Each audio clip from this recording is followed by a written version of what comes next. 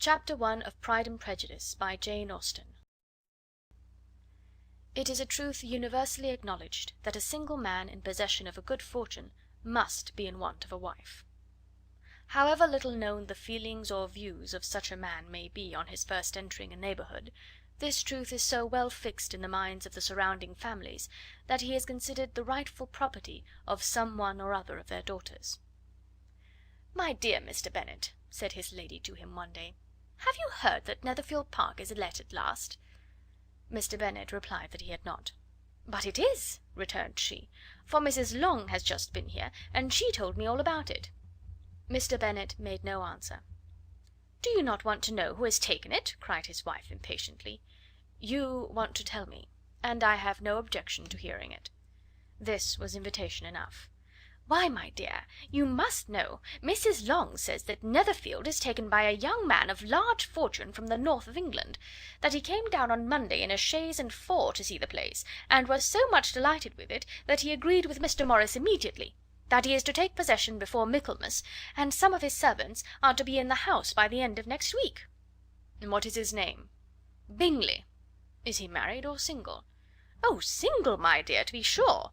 A single man of large fortune, 4,000 or 5,000 a year. What a fine thing for our girls!" "How so? How can it affect them?" "My dear Mr. Bennet," replied his wife, "how can you be so tiresome? You must know that I am thinking of his marrying one of them." "Is that his design in settling here?" "Design? Nonsense! How can you talk so? But it is very likely that he may fall in love with one of them, and therefore you must visit him as soon as he comes." "I see no occasion for that.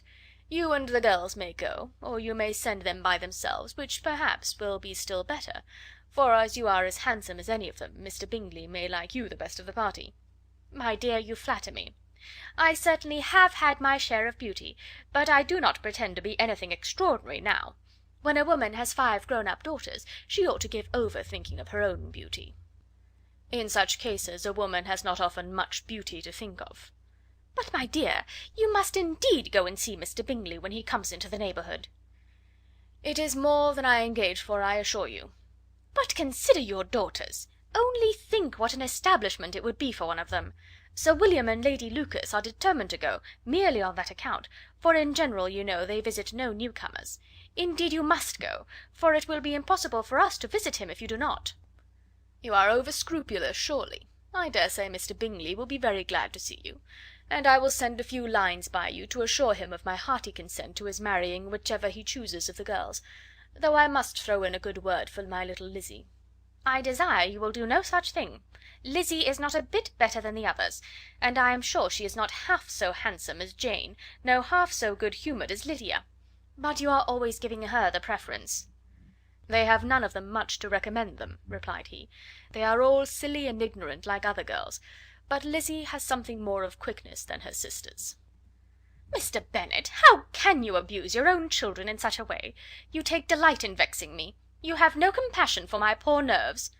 "You mistake me, my dear. I have a high respect for your nerves. They are my old friends. I have heard you mention them with consideration these last 20 years at least." "Ah, you do not know what I suffer." "But I hope you will get over it, and live to see many young men of 4,000 a year come into the neighbourhood." "It will be no use to us if 20 such should come, since you will not visit them."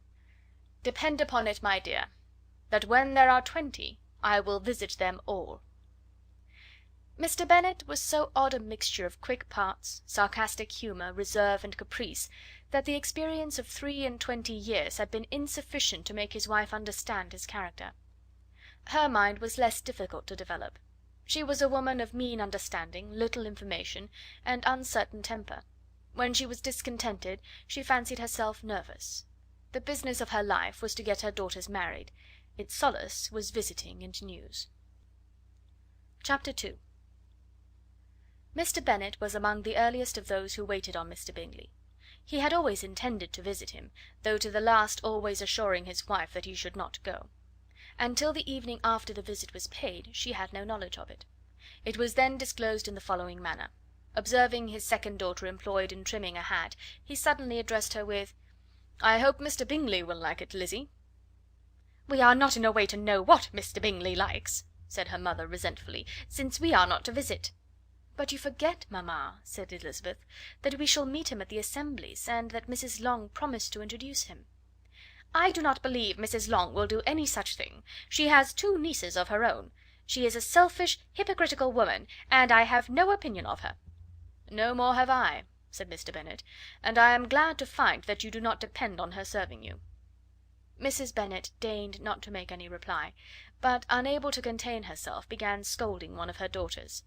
"Don't keep coughing so, Kitty, for heaven's sake! Have a little compassion on my nerves, you tear them to pieces." "Kitty has no discretion in her coughs," said her father; "she times them ill."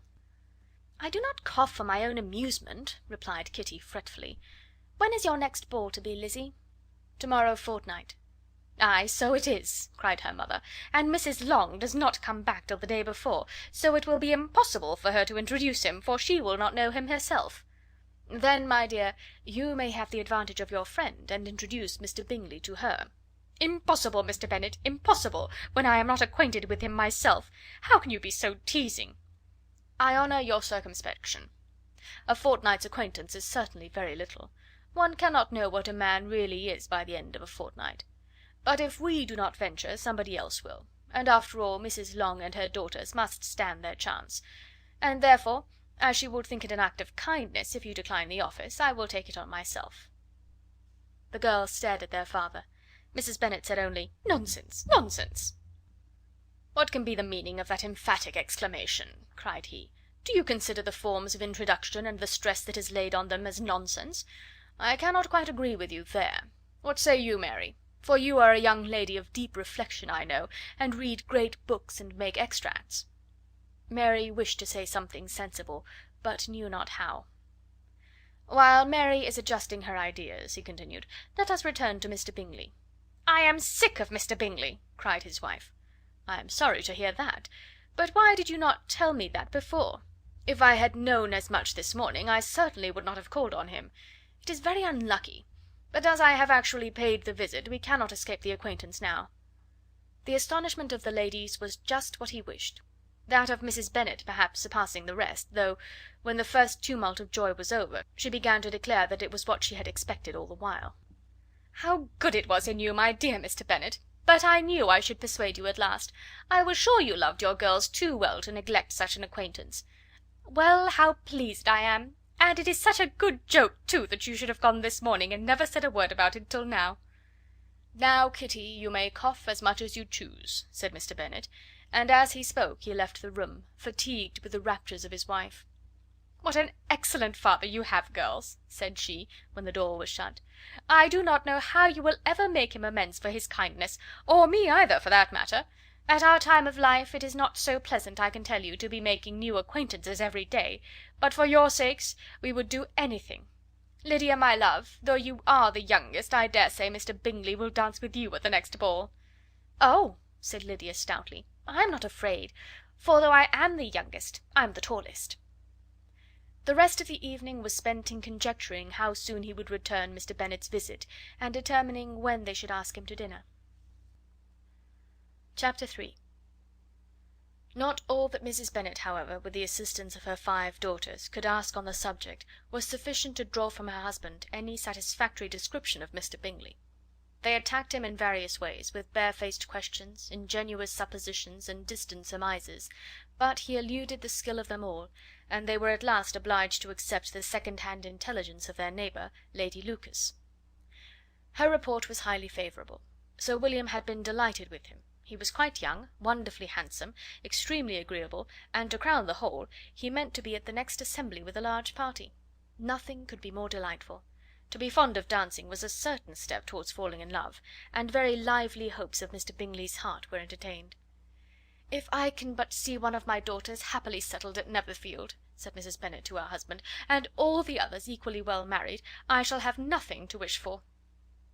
In a few days Mr. Bingley returned Mr. Bennet's visit, and sat about 10 minutes with him in his library. He had entertained hopes of being admitted to a sight of the young ladies, of whose beauty he had heard much, but he saw only the father. The ladies were somewhat more fortunate, for they had the advantage of ascertaining from an upper window that he wore a blue coat and rode a black horse. An invitation to dinner was soon afterwards dispatched, and already had Mrs. Bennet planned the courses that were to do credit to her housekeeping, when an answer arrived which deferred it all. Mr. Bingley was obliged to be in town the following day, and consequently unable to accept the honour of their invitation, etc. Mrs. Bennet was quite disconcerted. She could not imagine what business he could have in town so soon after his arrival in Hertfordshire, and she began to fear that he might be always flying about from one place to another, and never settled at Netherfield as he ought to be. Lady Lucas quieted her fears a little by stating the idea of his being gone to London only to get a large party for the ball, and a report soon followed that Mr. Bingley was to bring 12 ladies and 7 gentlemen with him to the assembly. The girls grieved over such a number of ladies, but were comforted the day before the ball by hearing that, instead of 12, he brought only 6 with him from London, his 5 sisters and a cousin; and when the party entered the assembly room it consisted only of 5 altogether: Mr. Bingley, his 2 sisters, the husband of the eldest, and another young man. Mr. Bingley was good looking and gentlemanlike. He had a pleasant countenance and easy unaffected manners. His sisters were fine women, with an air of decided fashion. His brother-in-law, Mr. Hurst, merely looked the gentleman, but his friend Mr. Darcy soon drew the attention of the room by his fine tall person, handsome features, noble mien, and the report which was in general circulation within 5 minutes after his entrance, of his having 10,000 a year. The gentlemen pronounced him to be a fine figure of a man, the ladies declared he was much handsomer than Mr. Bingley, and he was looked at with great admiration for about half the evening, till his manners gave a disgust which turned the tide of his popularity, for he was discovered to be proud, to be above his company, and above being pleased, and not all his large estate in Derbyshire could then save him from having a most forbidding, disagreeable countenance, and being unworthy to be compared with his friend. Mr. Bingley had soon made himself acquainted with all the principal people in the room. He was lively and unreserved, danced every dance, was angry that the ball closed so early, and talked of giving one himself at Netherfield. Such amiable qualities must speak for themselves. What a contrast between him and his friend! Mr. Darcy danced only once with Mrs. Hurst, and once with Miss Bingley, declined being introduced to any other lady, and spent the rest of the evening in walking about the room, speaking occasionally to one of his own party. His character was decided. He was the proudest, most disagreeable man in the world, and everybody hoped that he would never come there again. Amongst the most violent against him was Mrs. Bennet, whose dislike of his general behaviour was sharpened into particular resentment by his having slighted one of her daughters. Elizabeth Bennet had been obliged, by the scarcity of gentlemen, to sit down for 2 dances, and during part of that time Mr. Darcy had been standing near enough for her to hear a conversation between him and Mr. Bingley, who came from the dance for a few minutes to press his friend to join it. "Come, Darcy," said he, "I must have you dance. I hate to see you standing about by yourself in this stupid manner. You had much better dance." "I certainly shall not. You know how I detest it, unless I am particularly acquainted with my partner. At such an assembly as this it would be insupportable. Your sisters are engaged, and there is not another woman in the room whom it would not be a punishment to me to stand up with." "I would not be so fastidious as you are," cried Mr. Bingley, "for a kingdom. Upon my honour, I never met with so many pleasant girls in my life as I have this evening, and there are several of them, you see, uncommonly pretty." "You are dancing with the only handsome girl in the room," said Mr. Darcy, looking at the eldest Miss Bennet. "Oh, she is the most beautiful creature I ever beheld. But there is one of her sisters sitting down just behind you, who is very pretty, and I dare say very agreeable. Do let me ask my partner to introduce you." "Which do you mean?" And turning round, he looked for a moment at Elizabeth, till catching her eye, he withdrew his own and coldly said, "She is tolerable, but not handsome enough to tempt me. I am in no humour at present to give consequence to young ladies who are slighted by other men. You had better return to your partner and enjoy her smiles, for you are wasting your time with me." Mr. Bingley followed his advice. Mr. Darcy walked off, and Elizabeth remained with no very cordial feelings toward him. She told the story, however, with great spirit among her friends, for she had a lively, playful disposition, which delighted in anything ridiculous. The evening altogether passed off pleasantly to the whole family. Mrs. Bennet had seen her eldest daughter much admired by the Netherfield party. Mr. Bingley had danced with her twice, and she had been distinguished by his sisters. Jane was as much gratified by this as her mother could be, though in a quieter way. Elizabeth felt Jane's pleasure. Mary had heard herself mentioned to Miss Bingley as the most accomplished girl in the neighbourhood, and Catherine and Lydia had been fortunate enough never to be without partners, which was all that they had yet learnt to care for at a ball. They returned therefore in good spirits to Longbourn, the village where they lived, and of which they were the principal inhabitants. They found Mr. Bennet still up. With a book he was regardless of time, and on the present occasion he had a good deal of curiosity as to the events of an evening which had raised such splendid expectations. He had rather hoped that his wife's views on the stranger would be disappointed, but he soon found out that he had a different story to hear. "Oh, my dear Mr. Bennet," as she entered the room, "we have had a most delightful evening, a most excellent ball. I wish you had been there. Jane was so admired, nothing could be like it. Everybody said how well she looked, and Mr. Bingley thought her quite beautiful, and danced with her twice. Only think of that, my dear! He actually danced with her twice, and she was the only creature in the room that he asked a second time. First of all he asked Miss Lucas. I was so vexed to see him stand up with her. But, however, he did not admire her at all. Indeed, nobody can, you know, and he seemed quite struck with Jane as she was going down the dance. So he inquired who she was, and got introduced, and asked her for the 2 next. Then the 2 third he danced with Miss King, and the 2 fourth with Maria Lucas, and the 2 fifth with Jane again, and the 2 sixth with Lizzie, and the boulanger. If he had had any compassion for me," cried her husband impatiently, "he would not have danced half so much. For God's sake, say no more of his partners. Oh, that he had sprained his ankle in the first place!" "Oh, my dear, I am quite delighted with him. He is so excessively handsome, and his sisters are charming women. I never in my life saw anything more elegant than their dresses. I dare say the lace upon Mrs. Hurst's gown—" Here she was interrupted again. Mr. Bennet protested against any description of finery. She was therefore obliged to seek another branch of the subject, and related, with much bitterness of spirit and some exaggeration, the shocking rudeness of Mr. Darcy. "But I can assure you," she added, "that Lizzie does not lose much by not suiting his fancy, for he is a most disagreeable, horrid man, not at all worth pleasing. So high and so conceited that there was no enduring him. He walked here and he walked there, fancying himself so very great. Not handsome enough to dance with. I wish you had been there, my dear, to have given him one of your set-downs. I quite detest the man." Chapter 4. When Jane and Elizabeth were alone, the former, who had been cautious in her praise of Mr. Bingley before, expressed to her sister just how very much she admired him. "He is just what a young man ought to be," said she, "sensible, good-humoured, lively, and I never saw such happy manners. So much ease, with such perfect good breeding." "He is also handsome," replied Elizabeth, "which a young man ought likewise to be, if he possibly can. His character is thereby complete." "I was very much flattered by his asking me to dance a second time. I did not expect such a compliment." "Did not you? I did for you. But that is one great difference between us. Compliments always take you by surprise, and me never. What could be more natural than his asking you again? He could not help seeing that you were about 5 times as pretty as every other woman in the room. No thanks to his gallantry for that. Well, he certainly is very agreeable, and I give you leave to like him. You have liked many a stupider person." "Dear Lizzie!" "Oh, you are a great deal too apt, you know, to like people in general. You never see a fault in anybody. All the world are good and agreeable in your eyes. I never heard you speak ill of a human being in your life." "I would not wish to be hasty in censuring anyone, but I always speak what I think." "I know you do, and it is that which makes the wonder. With your good sense, to be so honestly blind to the follies and nonsense of others. Affectation of candour is common enough, one meets with it everywhere, but to be candid without ostentation or design, to take the good of everybody's character and make it still better, and say nothing of the bad, belongs to you alone. And so you like this man's sisters too, do you? Their manners are not equal to his." "Certainly not, at first, but they are very pleasing women when you converse with them.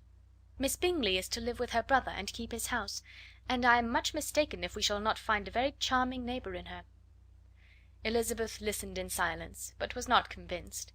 Their behaviour at the assembly had not been calculated to please in general, and with more quickness of observation and less pliancy of temper than her sister, and with a judgment too unassailed by any attention to herself, she was very little disposed to approve of them. They were, in fact, very fine ladies, not deficient in good humour when they were pleased, nor in the power of making themselves agreeable when they chose it, but proud and conceited.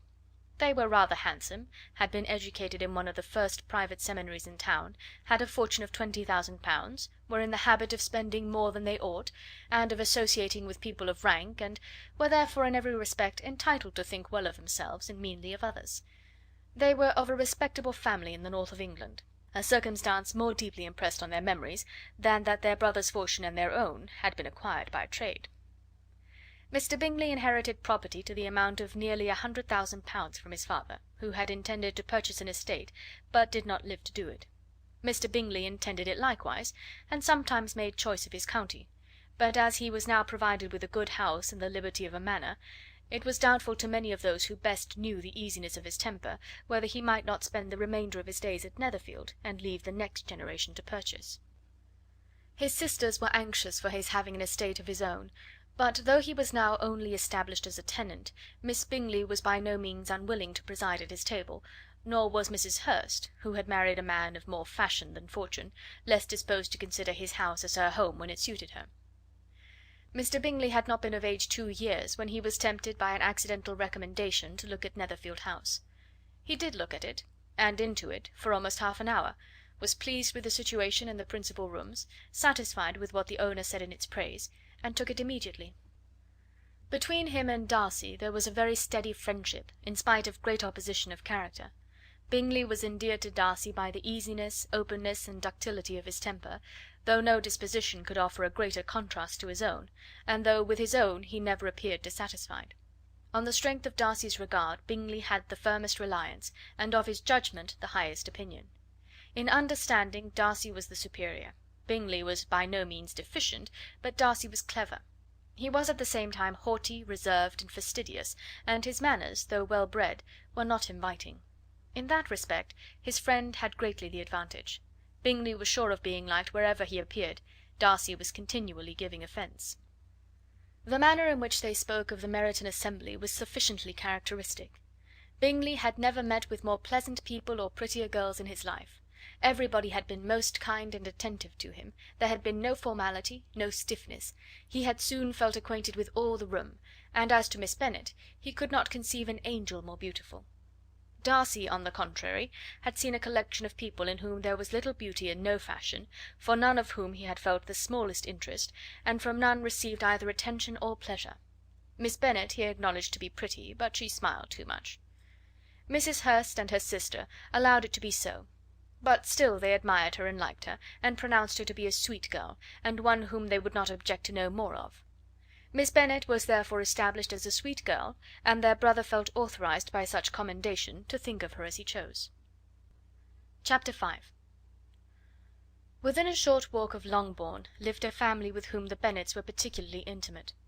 Sir William Lucas had been formerly in trade in Meryton, where he had made a tolerable fortune, and risen to the honour of knighthood by an address to the king during his mayoralty.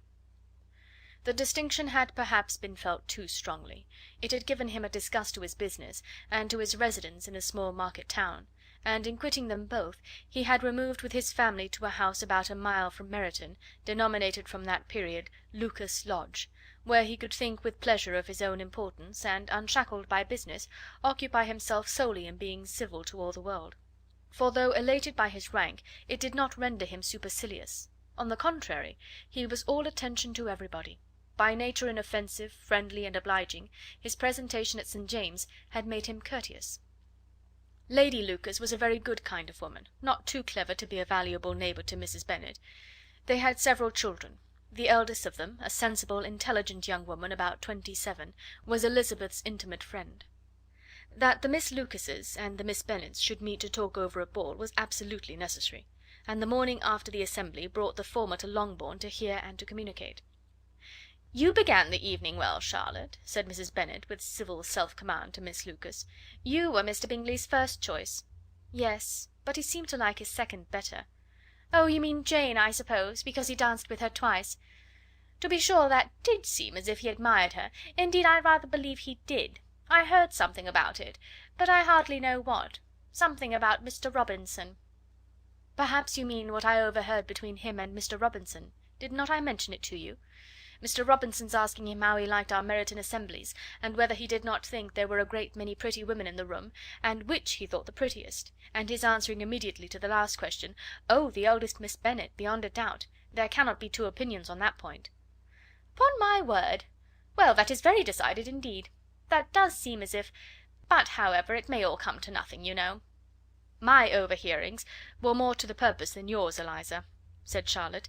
"Mr. Darcy is not so well worth listening to as his friend, is he? Poor Eliza! To be only just tolerable! I beg you would not put it into Lizzie's head to be vexed by his ill treatment, for he is such a disagreeable man, that it would be quite a misfortune to be liked by him. Mrs. Long told me last night that he sat close to her for half an hour without once opening his lips." "Are you quite sure, ma'am? Is there not a little mistake?" said Jane. "I certainly saw Mr. Darcy speaking to her." "Ay, because she asked him at last how he liked Netherfield, and he could not help answering her. But she said he seemed quite angry at being spoke to." "Miss Bingley told me," said Jane, "that he never speaks much, unless among his intimate acquaintances. With them he is remarkably agreeable." "I do not believe a word of that, my dear. If he had been so very agreeable, he would have talked to Mrs. Long. But I can guess how it was. Everybody says that he is eat up with pride, and I dare say he had heard somehow that Mrs. Long does not keep a carriage, and had come to the ball in a hack chaise." "I do not mind his not talking to Mrs. Long," said Miss Lucas, "but I wish he had danced with Eliza." "Another time, Lizzie," said her mother, "I would not dance with him, if I were you." "I believe, ma'am, I may safely promise you never to dance with him." "His pride," said Miss Lucas, "does not offend me so much as pride often does, because there is an excuse for it. One cannot wonder that so very fine a young man, with family, fortune, everything in his favour, should think highly of himself. If I may so express it, he has a right to be proud." "That is very true," replied Elizabeth, "that I could easily forgive his pride if he had not mortified mine." "Pride," observed Mary, who piqued herself upon the solidity of her reflections, "is a very common failing, I believe. By all that I have ever read, I am convinced that it is very common indeed, that human nature is particularly prone to it, and that there are very few of us who do not cherish a feeling of self-complacency on the score of some quality or other, real or imaginary. Vanity and pride are different things, though the words are often used synonymously. A person may be proud without being vain. Pride relates more to our opinion of ourselves, vanity to what we would have others think of us." "If I were as rich as Mr. Darcy," cried a young Lucas, who came with his sisters, "I should not care how proud I was. I would keep a pack of foxhounds and drink a bottle of wine a day." "Then you would drink a great deal more than you ought," said Mrs. Bennet, "and if I were to see you at it, I should take away your bottle directly." The boy protested that she should not. She continued to declare that she would, and the argument ended only with the visit. Chapter 6. The ladies of Longbourn soon waited on those of Netherfield. The visit was soon returned in due form. Miss Bennet's pleasing manners grew on the goodwill of Mrs. Hurst and Miss Bingley, and though the mother was found to be intolerable, and the younger sisters not worth speaking to, a wish of being better acquainted with them was expressed towards the two eldest. By Jane this attention was received with the greatest pleasure, but Elizabeth still saw superciliousness in their treatment of everybody, hardly excepting even her sister, and could not like them; though their kindness to Jane, such as it was, had a value as arising in all probability from the influence of their brother's admiration. It was generally evident, whenever they met, that he did admire her, and to her it was equally evident that Jane was yielding to the preference which she had begun to entertain for him from the first, and was in a way to be very much in love; but she considered with pleasure that it was not likely to be discovered by the world in general, since Jane united, with great strength of feeling, a composure of temper and a uniform cheerfulness of manner, which would guard her from the suspicions of the impertinent. She mentioned this to her friend Miss Lucas. "It may perhaps be pleasant," replied Charlotte, "to be able to impose on the public in such a case, but it is sometimes a disadvantage to be so very guarded. If a woman conceals her affection with the same skill from the object of it, she may lose the opportunity of fixing him, and it will then be but poor consolation to believe the world equally in the dark. There is so much of gratitude or vanity in almost every attachment, that it is not safe to leave any to itself. We can all begin freely, a slight preference is natural enough, but there are very few of us who have heart enough to be really in love without encouragement, In 9 cases out of 10 a woman had better show more affection than she feels. Bingley likes your sister undoubtedly, but he may never do more than like her if she does not help him on." "But she does help him on, as much as her nature will allow. If I can perceive her regard for him, he must be a simpleton indeed not to discover it too. Remember, Eliza, that he does not know Jane's disposition as you do." "But if a woman is partial to a man, and does not endeavour to conceal it, he must find it out." "Perhaps he must, if he sees enough of her; but though Bingley and Jane meet tolerably often, it is never for many hours together, and as they always see each other in large mixed parties, it is impossible that every moment should be employed in conversing together. Jane should therefore make the most of every half hour in which she can command his attention. When she is secure of him, there will be more leisure for falling in love as much as she chooses." "Your plan is a good one," replied Elizabeth, "where nothing is in question but the desire of being well married, and if I were determined to get a rich husband, or any husband, I dare say I should adopt it. But these are not Jane's feelings. She is not acting by design. As yet she cannot even be certain of the degree of her own regard, nor of its reasonableness. She has known him only a fortnight. She danced 4 dances with him at Meryton, she saw him one morning at his own house, and has since dined with him in company 4 times. This is not quite enough to make her understand his character." "Not as you represent it. Had she merely dined with him, she might only have discovered whether he had a good appetite; but you must remember that 4 evenings have also been spent together, and 4 evenings may do a great deal." "Yes, these 4 evenings have enabled them to ascertain that they both like Vingt better than commerce, but with respect to any other leading characteristic, I do not imagine that much has been unfolded." "Well," said Charlotte, "I wish Jane success with all my heart, and if she were married to him to morrow, I should think she had as good a chance of happiness as if she were to be studying his character for a 12-month. Happiness in marriage is entirely a matter of chance. If the dispositions of the parties are ever so well known to each other, or ever so similar beforehand, it does not advance their felicity in the least. They always continue to grow sufficiently unlike afterwards to have their share of vexation, and it is better to know as little as possible of the defects of the person with whom you are to pass your life." "You make me laugh, Charlotte, but it is not sound. You know it is not sound, and that you would never act in this way yourself." Occupied in observing Mr. Bingley's attentions to her sister, Elizabeth was far from suspecting that she was herself becoming an object of some interest in the eyes of his friend. Mr. Darcy had at first scarcely allowed her to be pretty. He had looked at her without admiration at the ball, and when they next met he looked at her only to criticise. But no sooner had he made it clear to himself and his friends that she hardly had a good feature in her face, than he began to find it was rendered uncommonly intelligent by the beautiful expression of her dark eyes. To this discovery succeeded some others equally mortifying. Though he had detected with a critical eye more than one failure of perfect symmetry in her form, he was forced to acknowledge her figure to be light and pleasing, and in spite of his asserting that her manners were not those of the fashionable world, he was caught by their easy playfulness. Of this she was perfectly unaware. To her he was only the man who made himself agreeable nowhere, and who had not thought her handsome enough to dance with. He began to wish to know more of her, and as a step towards conversing with her himself, attended to her conversation with others. His doing so drew her notice. It was at Sir William Lucas's, where a large party were assembled. "What does Mr. Darcy mean," said she to Charlotte, "by listening to my conversation with Colonel Forster?" "That is a question which Mr. Darcy only can answer. But if he does it any more, I shall certainly let him know that I see what he is about. He has a very satirical eye, and if I do not begin by being impertinent myself, I shall soon grow afraid of him." On his approaching them soon afterwards, though without seeming to have any intention of speaking, Miss Lucas defied her friend to mention such a subject to him, which immediately provoking Elizabeth to do it, she turned to him and said, "Did you not think, Mr. Darcy, that I expressed myself uncommonly well just now, when I was teasing Colonel Forster to give us a ball at Meryton?" "With great energy, but it is always a subject which makes a lady energetic." "You are severe on us." "It will be her turn soon to be teased," said Miss Lucas. "I am going to open the instrument, Eliza, and you know what follows." "You are a very strange creature by way of a friend, always wanting me to play and sing before anybody and everybody.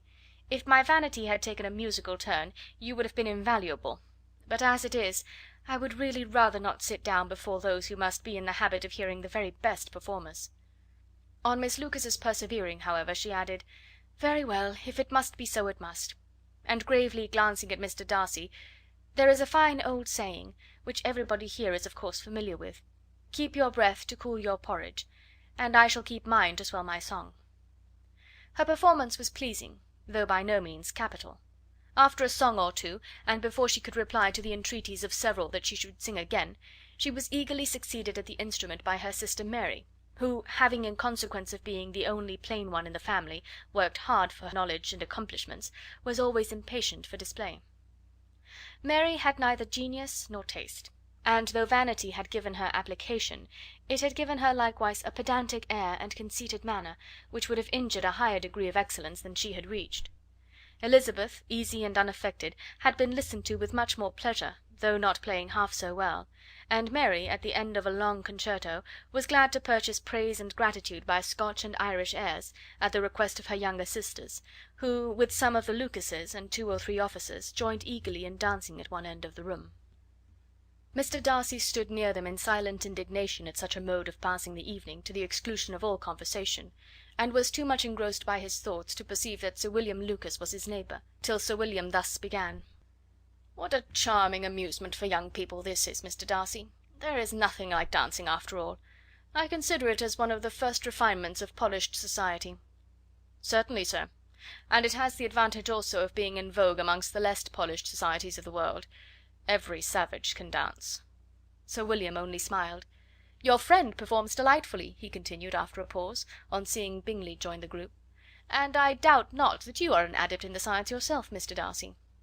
"You saw me dance at Meryton, I believe, sir?" "Yes, indeed, and received no inconsiderable pleasure from the sight. Do you often dance at St. James's?" "Never, sir." "Do you not think it would be a proper compliment to the place?" "It is a compliment which I never pay to any place, if I can avoid it." "You have a house in town, I conclude?" Mr. Darcy bowed. "I had once had some thought of fixing in town myself, for I am fond of superior society, but I did not feel quite certain that the air of London would agree with Lady Lucas." He paused in hopes of an answer, but his companion was not disposed to make any, and Elizabeth at that instant moving towards them, he was struck with the action of doing a very gallant thing, and called out to her: "My dear Miss Eliza, why are you not dancing? Mr. Darcy, you must allow me to present this young lady to you as a very desirable partner. You cannot refuse to dance, I am sure, when so much beauty is before you." And taking her hand, he would have given it to Mr. Darcy, who, though extremely surprised, was not unwilling to receive it, when she instantly drew back, and said with some discomposure to Sir William: "Indeed, sir, I have not the least intention of dancing. I entreat you not to suppose that I moved this way in order to beg for a partner." Mr. Darcy, with grave propriety, requested to be allowed the honour of her hand, but in vain. Elizabeth was determined, nor did Sir William at all shake her purpose by his attempt at persuasion. "You excel so much in the dance, Miss Eliza, that it is cruel to deny me the happiness of seeing you, and though this gentleman dislikes the amusement in general, he can have no objection, I am sure, to oblige us for 1/2 hour." "Mr. Darcy is all politeness," said Elizabeth, smiling. "He is indeed, but considering the inducement, my dear Miss Eliza, we cannot wonder at his complaisance, for who would object to such a partner?" Elizabeth looked archly, and turned away. Her resistance had not injured her with the gentleman, and he was thinking of her with some complacency, when thus accosted by Miss Bingley. "I can guess the subject of your reverie." "I should imagine not." "You are considering how insupportable it would be to pass many evenings in this matter in such society, and indeed I am quite sure of your opinion. I was never more annoyed. The insipidity, and yet the noise, the nothingness, and yet the self-importance of all these people. What would I give to hear your strictures on them?" "Your conjecture is totally wrong, I assure you. My mind was more agreeably engaged. I have been meditating on the very great pleasure which a pair of fine eyes in the face of a pretty woman can bestow." Miss Bingley immediately fixed her eyes on his face, and desired he would tell her what lady had the credit of inspiring such reflections. Mr. Darcy replied with great intrepidity: "Miss Elizabeth Bennet." "Miss Elizabeth Bennet?" repeated Miss Bingley. "I am all astonishment. How long has she been such a favourite? And pray, when am I to wish you joy?" "That is exactly the question which I expected you to ask. A lady's imagination is very rapid. It jumps from admiration to love, from love to matrimony, in a moment. I knew you would be wishing me joy." Nay, if you are serious about it, I shall consider the matter as absolutely settled. You will be having a charming mother-in-law indeed, and of course she will always be at Pemberley with you." He listened to her with perfect indifference while she chose to entertain herself in this matter, and as his composure convinced her that all was safe, her wit flowed long. Chapter 7.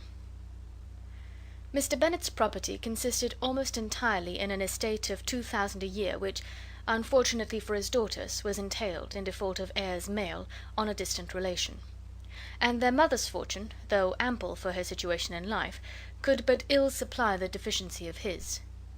Her father had been an attorney in Meryton, and had left her £4,000. She had a sister married to a Mr. Phillips, who had been a clerk to their father and succeeded him in the business, and a brother settled in London in a respectable line of trade. The village of Longbourn was only 1 mile from Meryton, a most convenient distance for the young ladies, who were usually tempted thither 3 or 4 times a week to pay their duty to their aunt and to a milliner's shop just over the way. The 2 youngest of the family, Catherine and Lydia, were particularly frequent in these attentions.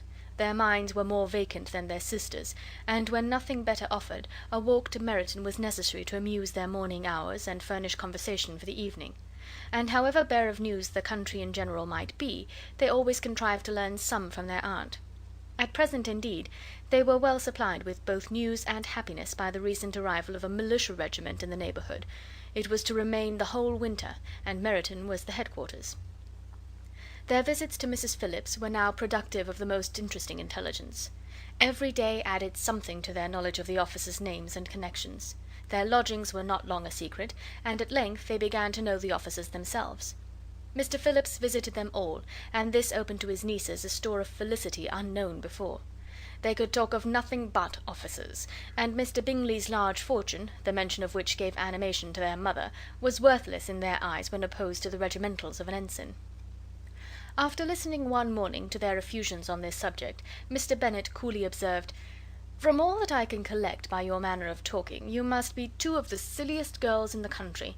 I have suspected it some time, but I am now convinced." Catherine was disconcerted and made no answer, but Lydia, with perfect indifference, continued to express her admiration of Captain Carter, and her hope of seeing him in the course of the day, as he was going the next morning to London. "I am astonished, my dear," said Mrs. Bennet, "that you should be so ready to think your own children silly. If I wished to think slightingly of anybody's children, it should not be my own, however. If my children are silly, I must hope to always be sensible of it." "Yes, but as it happens, they are all of them very clever." "This is the only point, I flatter myself, on which we do not agree. I had hoped that our sentiments coincided in every particular, but I must so far differ from you as to think our 2 youngest daughters uncommonly foolish." "My dear Mr. Bennet, you must not expect such girls to have the sense of their father and mother. When they get to our age, I dare say they will not think about officers any more than we do. I remember the time when I liked a red coat myself very well, and indeed so I do still at my heart; and if a smart young colonel, with 5 or 6,000 a year, should want one of my girls, I shall not say nay to him. And I thought Colonel Forster looked very becoming the other night at Sir William's in his regimentals." "Mamma," cried Lydia, "my aunt says that Colonel Forster and Captain Carter do not go so often to Miss Watson's as they did when they first came. She sees them now very often standing in Clark's library." Mrs. Bennet was prevented replying by the entrance of the footman with a note for Miss Bennet. It came from Netherfield, and the servant waited for an answer. Mrs. Bennet's eyes sparkled with pleasure, and she was eagerly calling out, while her daughter read, "Well, Jane, who is it from? What is it about? What does he say? Well, Jane, make haste and tell us. Make haste, my love." "It is from Miss Bingley," said Jane, and then read it aloud. "My dear friend, if you are not so compassionate as to dine to-day with Louisa and me, we shall be in danger of hating each other for the rest of our lives, for a whole day's tete-a-tete between 2 women can never end without a quarrel. Come as soon as you can on receipt of this. My brother and the gentlemen are to dine with the officers. Yours ever, Caroline Bingley." "With the officers!" cried Lydia. "I wonder my aunt did not tell us of that." "Dining out," said Mrs. Bennet. "That is very unlucky." "Can I have the carriage?" said Jane. "No, my dear, you had better go on horseback, because it seems likely to rain, and then you must stay all night." "That would be a good scheme," said Elizabeth, "if you were sure that they would not offer to send her home." "Oh, but the gentlemen will have Mr. Bingley's chaise to go to Meryton, and the Hursts have no horses to theirs." "I had much rather go in the coach." "But, my dear, your father cannot spare the horses, I am sure. They are wanted in the farm, Mr. Bennet, are they not?" "They are wanted in the farm much oftener than I can get them." "But if you have got them to-day," said Elizabeth, "my mother's purpose will be answered." She did at last extort from her father an acknowledgment that the horses were engaged. Jane was therefore obliged to go on horseback, and her mother attended her to the door with many cheerful prognostics of a bad day. Her hopes were answered. Jane had not been gone long before it rained hard. Her sisters were uneasy for her, but her mother was delighted. The rain continued the whole evening without intermission. Jane certainly could not come back. "This was a lucky idea of mine, indeed," said Mrs. Bennet more than once, as if the credit of making it rain were all her own. Till the next morning, however, she was not aware of all the felicity of her contrivance. Breakfast was scarcely over when a servant from Netherfield brought the following note for Elizabeth. "My dearest Lizzie, I find myself very unwell this morning, which I suppose is to be imputed to my getting wet through yesterday. My kind friends will not hear of my returning till I am better. They insist also on my seeing Mr. Jones, therefore do not be alarmed if you should hear of his having been to me, and, excepting a sore throat and headache, there is not much the matter with me. Yours, etc." "Well, my dear," said Mr. Bennet, when Elizabeth had read the note aloud, "if your daughter should have a dangerous fit of illness, if she should die, it would be a comfort to know that it was all in pursuit of Mr. Bingley and under your orders." "Oh, I am not afraid of her dying. People do not die of little trifling colds. She will be taken good care of. As long as she stays there, it is all very well. I would go and see her if I could have the carriage." Elizabeth, feeling really anxious, was determined to go to her, though the carriage was not to be had, and as she was no horsewoman, walking was her only alternative. She declared her resolution. "How can you be so silly," cried her mother, "as to think of such a thing, in all this dirt? You will not be fit to be seen when you get there." "I shall be very fit to see Jane, which is all I want." "Is this a hint to me, Lizzie," said her father, "to send for the horses?" "No, indeed. I do not wish to avoid the walk. The distance is nothing when one has a motive. Only 3 miles. I shall be back by dinner." "I admire the activity of your benevolence," observed Mary, "but every impulse of feeling should be guided by reason, and, in my opinion, exertion should always be in proportion to what is required." "We will go as far as Meryton with you," said Catherine and Lydia. Elizabeth accepted their company, and the 3 young ladies set off together. "If we make haste," said Lydia as they walked along, "perhaps we may see something of Captain Carter before he goes." In Meryton they parted, the 2 youngest repaired to the lodgings of the officers' wives, and Elizabeth continued her walk alone, crossing field after field at a quick pace, jumping over stiles and springing over puddles with impatient activity, and finding herself at last within view of the house, with weary ankles, dirty stockings, and a face glowing with the warmth of exercise. She was shown into the breakfast parlour, where all but Jane were assembled, and where her appearance created a great deal of surprise.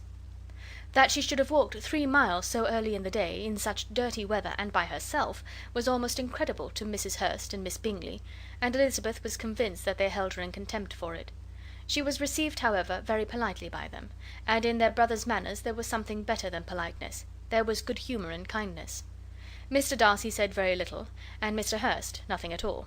The former was divided between admiration of the brilliancy which exercise had given to her complexion, and doubt as to the occasions justifying her coming so far alone. The latter was thinking only of his breakfast. Her inquiries after his sister were not very favourably answered. Miss Bennet had slept ill, and though up, was very feverish, and not well enough to leave her room. Elizabeth was glad to be taken to her immediately, and Jane, who had only been withheld by the fear of giving alarm or inconvenience from expressing in her note how much she longed for such a visit, was delighted at her entrance. She was not equal, however, to much conversation, and when Miss Bingley left them together, could attempt little beside expressions of gratitude for the extraordinary kindness she was treated with. Elizabeth silently attended her.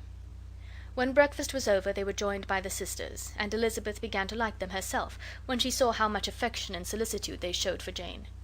The apothecary came, and having examined his patient, said, as might be supposed, that she had caught a violent cold, and that they must endeavour to get the better of it, advised her to return to bed, and promised her some draughts. The advice was followed readily, for the feverish symptoms increased, and her head ached acutely. Elizabeth did not quit her room for a moment, nor were the other ladies often absent. The gentlemen being out, they had, in fact, nothing to do elsewhere. When the clock struck 3, Elizabeth felt that she must go, and very unwillingly said so. Miss Bingley offered her the carriage, and she only wanted a little pressing to accept it, when Jane testified such concern in parting with her, that Miss Bingley was obliged to convert the offer of the chaise to an invitation to remain at Netherfield for the present.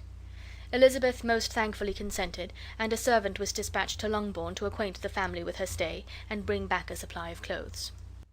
Chapter 8. At 5 o'clock the two ladies retired to dress, and at 6:30 Elizabeth was summoned to dinner. To the civil inquiries which then poured in, and amongst which she had the pleasure of distinguishing the much superior solicitude of Mr. Bingley's, she could not make a very favourable answer. Jane was by no means better. The sisters, on hearing this, repeated 3 or 4 times how much they were grieved, how shocking it was to have a bad cold, and how excessively they disliked being ill themselves; and then thought no more of the matter, and their indifference towards Jane, when not immediately before them, restored Elizabeth to the enjoyment of all her former dislike. Their brother, indeed, was the only one of the party whom she could regard with any complacency. His anxiety for Jane was evident, and his attentions to herself most pleasing, and they prevented her feeling herself so much an intruder as she believed she was considered by the others. She had very little notice from any but him. Miss Bingley was engrossed by Mr. Darcy, her sister scarcely less so, and as for Mr. Hurst, by whom Elizabeth sat, he was an indolent man, who lived only to eat, drink, and play at cards, who, when he found her to prefer a plain dish to a ragout, had nothing to say to her. When dinner was over, she returned directly to Jane, and Miss Bingley began abusing her as soon as she was out of the room. Her manners were pronounced to be very bad indeed, a mixture of pride and impertinence. She had no conversation, no style, no beauty. Mrs. Hurst thought the same, and added, "She has nothing, in short, to recommend her, but being an excellent walker. I shall never forget her appearance this morning. She really looked almost wild."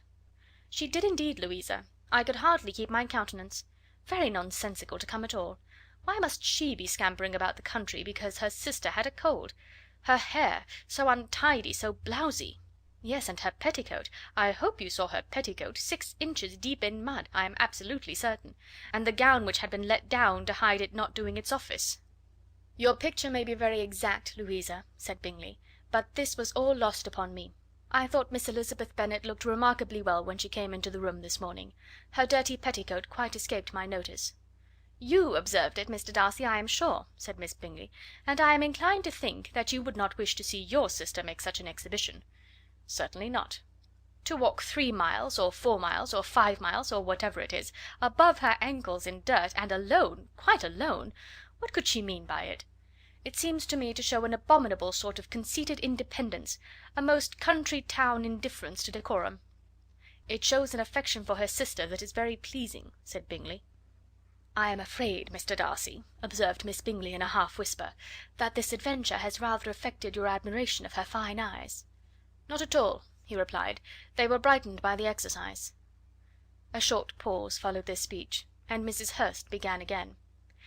"I have an excessive regard for Miss Jane Bennet. She is really a very sweet girl, and I wish with all my heart she were well settled; but with such a father and mother, and such low connections, I am afraid there is no chance of it."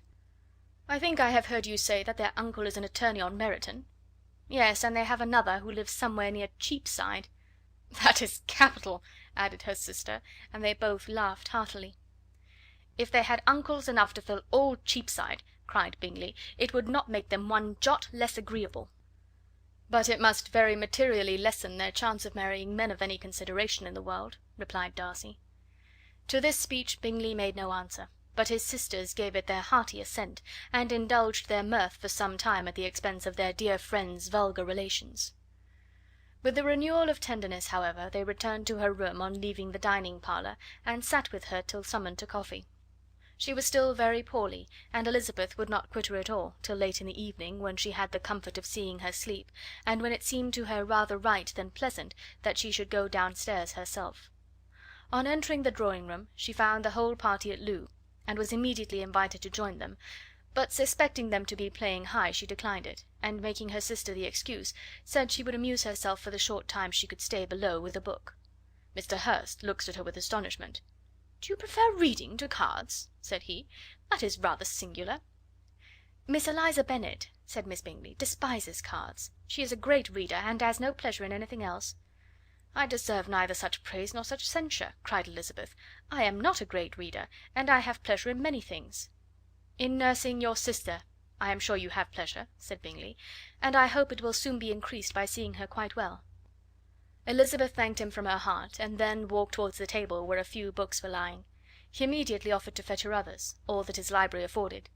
"And I wish my collection were larger for your benefit and my own credit, but I am an idle fellow, and though I have not many, I have more than I have ever looked into." Elizabeth assured him that she could suit herself perfectly with those in the room. "I am astonished," said Miss Bingley, "that my father should have left so small a collection of books. What a delightful library you have at Pemberley, Mr. Darcy!" "It ought to be good," he replied. "It has been the work of many generations." "And then you have added so many to it yourself. You are always buying books." "I cannot comprehend the neglect of a family library in such days as these." "Neglect? I am sure you neglect nothing that can add to the beauties of that noble place.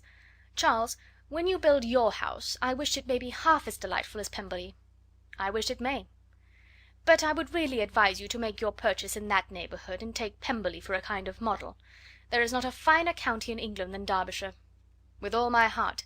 I will buy Pemberley itself if Darcy will sell it." "I am talking of possibilities, Charles." "Upon my word, Caroline, I should think it more possible to get Pemberley by purchase than by imitation."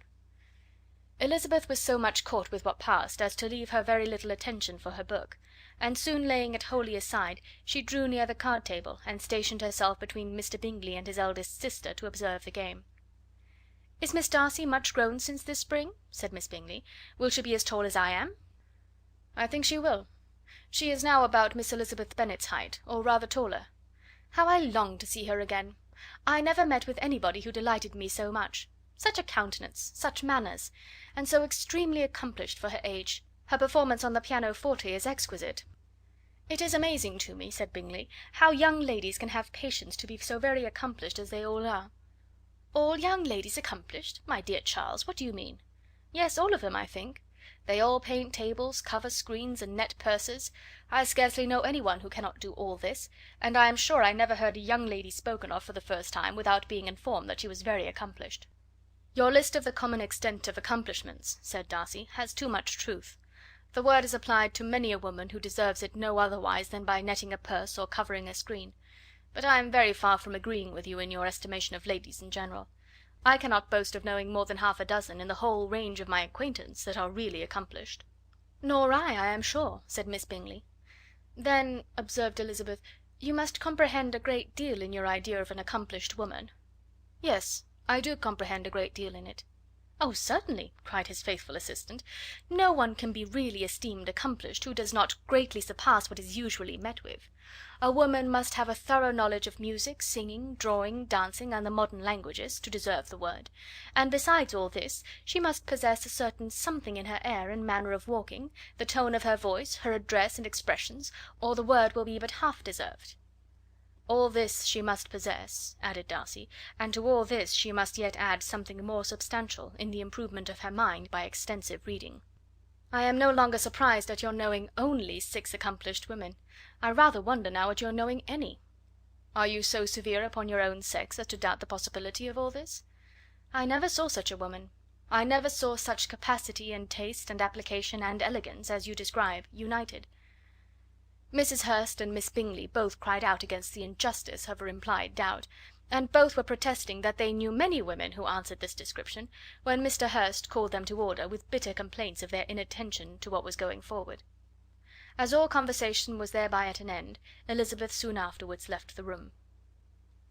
"Elizabeth Bennet," said Miss Bingley, when the door was closed on her, "is one of those young ladies who seek to recommend themselves to the other sex by undervaluing their own, and with many men, I dare say, it succeeds; but, in my opinion, it is a paltry device, a very mean art." "Undoubtedly," replied Darcy, to whom this remark was chiefly addressed, "there is a meanness in all the arts which ladies sometimes condescend to employ for captivation. Whatever bears affinity to cunning is despicable." Miss Bingley was not so entirely satisfied with this reply as to continue the subject.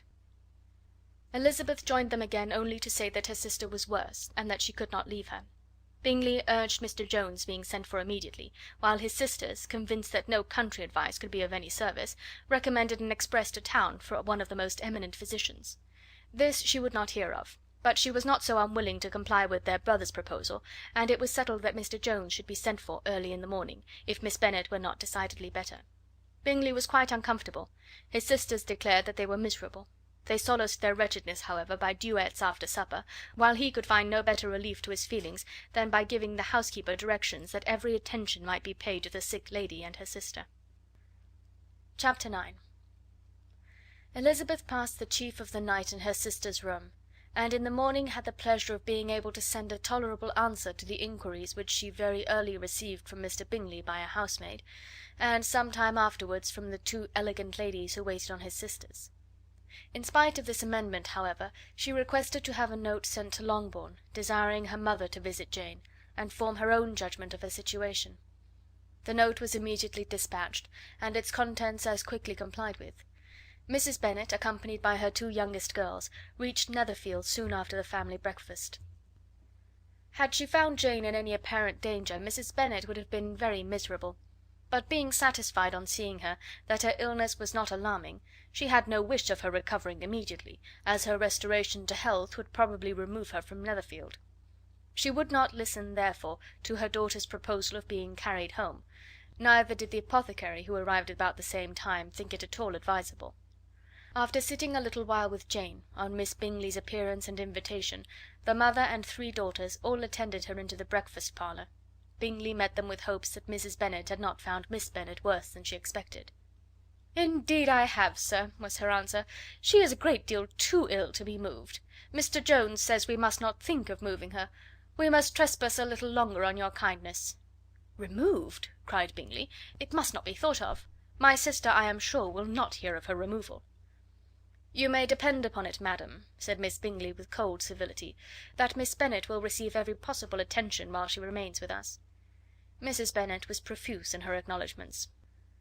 "I am sure," she added, "if it was not for such good friends, I do not know what would become of her, for she is very ill indeed, and suffers a vast deal, though with the greatest patience in the world, which is always the way with her, for she has, without exception, the sweetest temper I have ever met with. I often tell my other girls that they are nothing to her. You have a sweet room here, Mr. Bingley, and a charming prospect over the gravel walk. I do not know a place in the country that is equal to Netherfield. You will not think of quitting it in a hurry, I hope, though you have but a short lease." "Whatever I do is done in a hurry," replied he, "and therefore, if I should resolve to quit Netherfield, I should probably be off in 5 minutes. At present, however, I consider myself as quite fixed here." "That is exactly what I should have supposed of you," said Elizabeth. "You begin to comprehend me, do you?" cried he, turning towards her. "Oh, yes, I understand you perfectly." "I wish I might take this for a compliment, but to be so easily seen through I am afraid is pitiful." "That is as it happens. It does not follow that a deep, intricate character is more or less estimable than such a one as yours." "Lizzy!" cried her mother, "remember where you are, and do not run on in the wild manner that you are suffered to do at home." "I did not know before," continued Bingley immediately, "that you were a studier of character. It must be an amusing study." "Yes, but the intricate characters are the most amusing. They have at least that advantage." "The country," said Darcy, "can in general supply but a few subjects for such a study. In a country neighbourhood you move in a very confined and unvarying society." "But people themselves alter so much that there is something new to be observed in them for ever." "Yes, indeed!" cried Mrs. Bennet, offended by his manner of mentioning a country neighbourhood. "I assure you there is quite as much of that going on in the country as in town." Everybody was surprised, and Darcy, after looking at her for a moment, turned silently away. Mrs. Bennet, who fancied she had gained a complete victory over him, continued her triumph. "I cannot see that London has any great advantage over the country, for my part, except the shops and public places. The country is a vast deal pleasanter, is it not, Mr. Bingley?"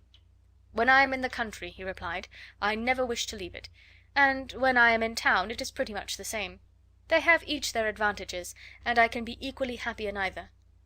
"Ay, that is because you have the right disposition, but that gentleman," looking at Darcy, "seemed to think the country was nothing at all." "Indeed, mamma, you are mistaken," said Elizabeth, blushing for her mother. "You quite mistook Mr. Darcy. He only meant that there was not such a variety of people to be met with in the country as in the town, which you must acknowledge to be true." "Certainly, my dear, nobody said there were. But as to not meeting with many people in this neighbourhood, I believe there are few neighbourhoods larger. I know we dine with 24 families."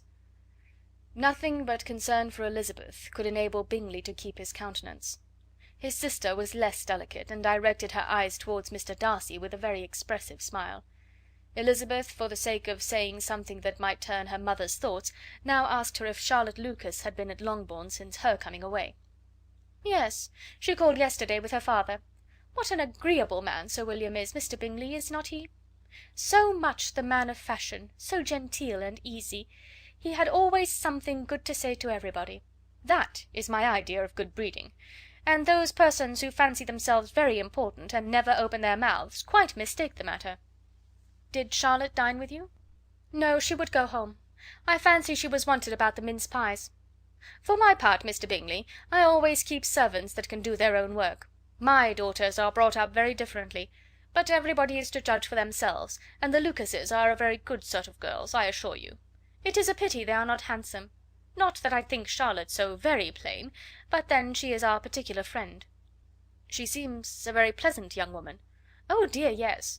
But you must own she is very plain.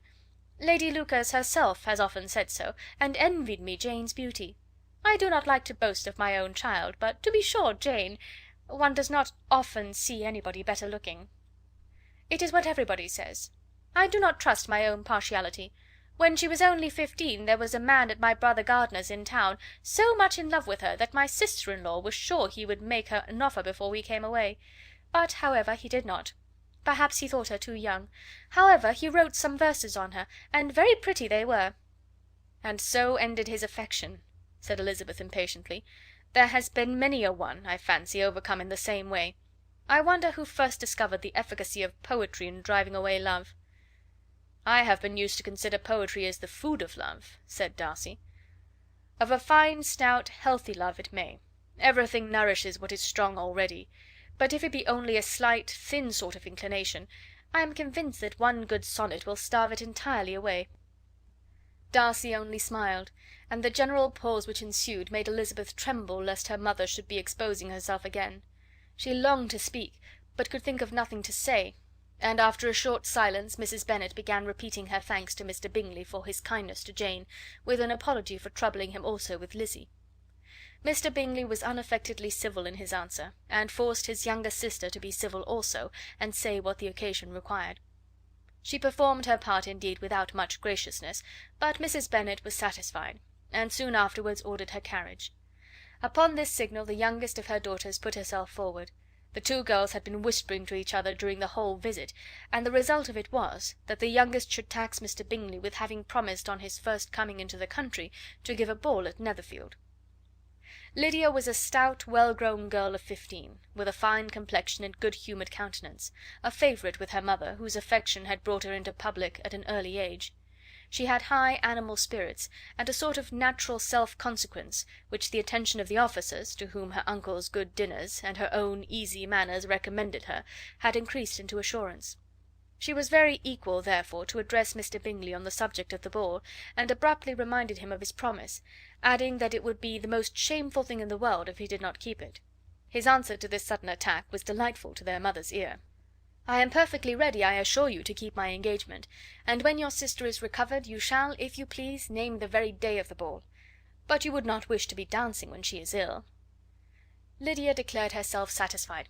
"Oh, yes! It would be much better to wait till Jane was well, and by that time most likely Captain Carter would be at Meryton again. And when you have given your ball," she added, "I shall insist on their giving one also. I shall tell Colonel Forster that it will be quite a shame if he does not." Mrs. Bennet and her daughters then departed, and Elizabeth returned instantly to Jane, leaving her own and her relations' behaviour to the remarks of the two ladies and Mr. Darcy, the latter of whom, however, could not be prevailed on to join in their censure of her, in spite of all Miss Bingley's witticisms on fine eyes. Chapter 10. The day passed much as the day before had done. Mrs. Hurst and Miss Bingley had spent some hours of the morning with the invalid, who continued, though slowly, to mend, and in the evening Elizabeth joined their party in the drawing-room. The loo table, however, did not appear. Mr. Darcy was writing, and Miss Bingley, seated near him, was watching the progress of his letter, and repeatedly calling off his attention by messages to his sister. Mr. Hurst and Mr. Bingley were at piquet, and Mrs. Hurst was observing their game. Elizabeth took up some needlework, and was sufficiently amused in attending to what passed between Darcy and his companion. The perpetual commendations of the lady, either on his handwriting, or on the evenness of his lines, or on the length of his letter, with the perfect unconcern with which her praises were received, formed a curious dialogue, and was exactly in union with her opinion of each. "How delighted Miss Darcy will be to receive such a letter!" He made no answer. "You write uncommonly fast." "You are mistaken, I write rather slowly." "How many letters you must have occasion to write in the course of a year! Letters of business, too. How odious I should think them!" "It is fortunate, then, that they fall to my lot instead of yours." "Pray tell your sister that I long to see her." "I have already told her so once, by your desire." "I am afraid you do not like your pen. Let me mend it for you. I mend pens remarkably well." "Thank you, but I always mend my own." "How can you contrive to write so even?" He was silent. "Tell your sister I am delighted to hear of her improvement on the harp, and pray let her know that I am quite in raptures with her beautiful little design for a table, and I think it infinitely superior to Miss Grantley's." "Will you give me leave to defer your raptures till I write again? At present I have not room to do them justice." "Oh, it is of no consequence. I shall see her in January. But do you always write such charming long letters to her, Mr. Darcy?" "They are generally long, but whether always charming it is not for me to determine." "It is a rule with me, that a person who can write a long letter with ease cannot write ill." "That will not do for a compliment to Darcy, Caroline," cried her brother, "because he does not write with ease. He studies too much for words of 4 syllables. Do not you, Darcy?" "My style of writing is very different from yours." "Oh!" cried Miss Bingley, "Charles writes in the most careless way imaginable. He leaves out half his words and blots the rest." "My ideas flow so rapidly that I have not time to express them, by which means my letters sometimes convey no ideas at all to my correspondents." "Your humility, Mr. Bingley," said Elizabeth, "must disarm reproof." "Nothing is more deceitful," said Darcy, "than the appearance of humility. It is often only carelessness of opinion, and sometimes an indirect boast." "And which of the two do you call my little recent piece of modesty?" "The indirect boast. For you are really proud of your defects in writing, because you consider them as proceeding from a rapidity of thought and carelessness of execution, which, if not estimable, you think at least highly interesting. The power of doing anything with quickness is always prized much by the possessor, and often without any attention to the imperfection of the performance. When you told Mrs. Bennet this morning that if you ever resolved upon quitting Netherfield you should be gone in 5 minutes, you meant it to be a sort of panegyric, of compliment to yourself. And yet what is there so very laudable in the precipitance which must leave very necessary business undone, and can be of no real advantage to yourself or any one else?" "Nay," cried Bingley, "this is too much, to remember at night all the foolish things that were said in the morning. And yet, upon my honour, I believe what I said of myself to be true, and I believe it at this moment.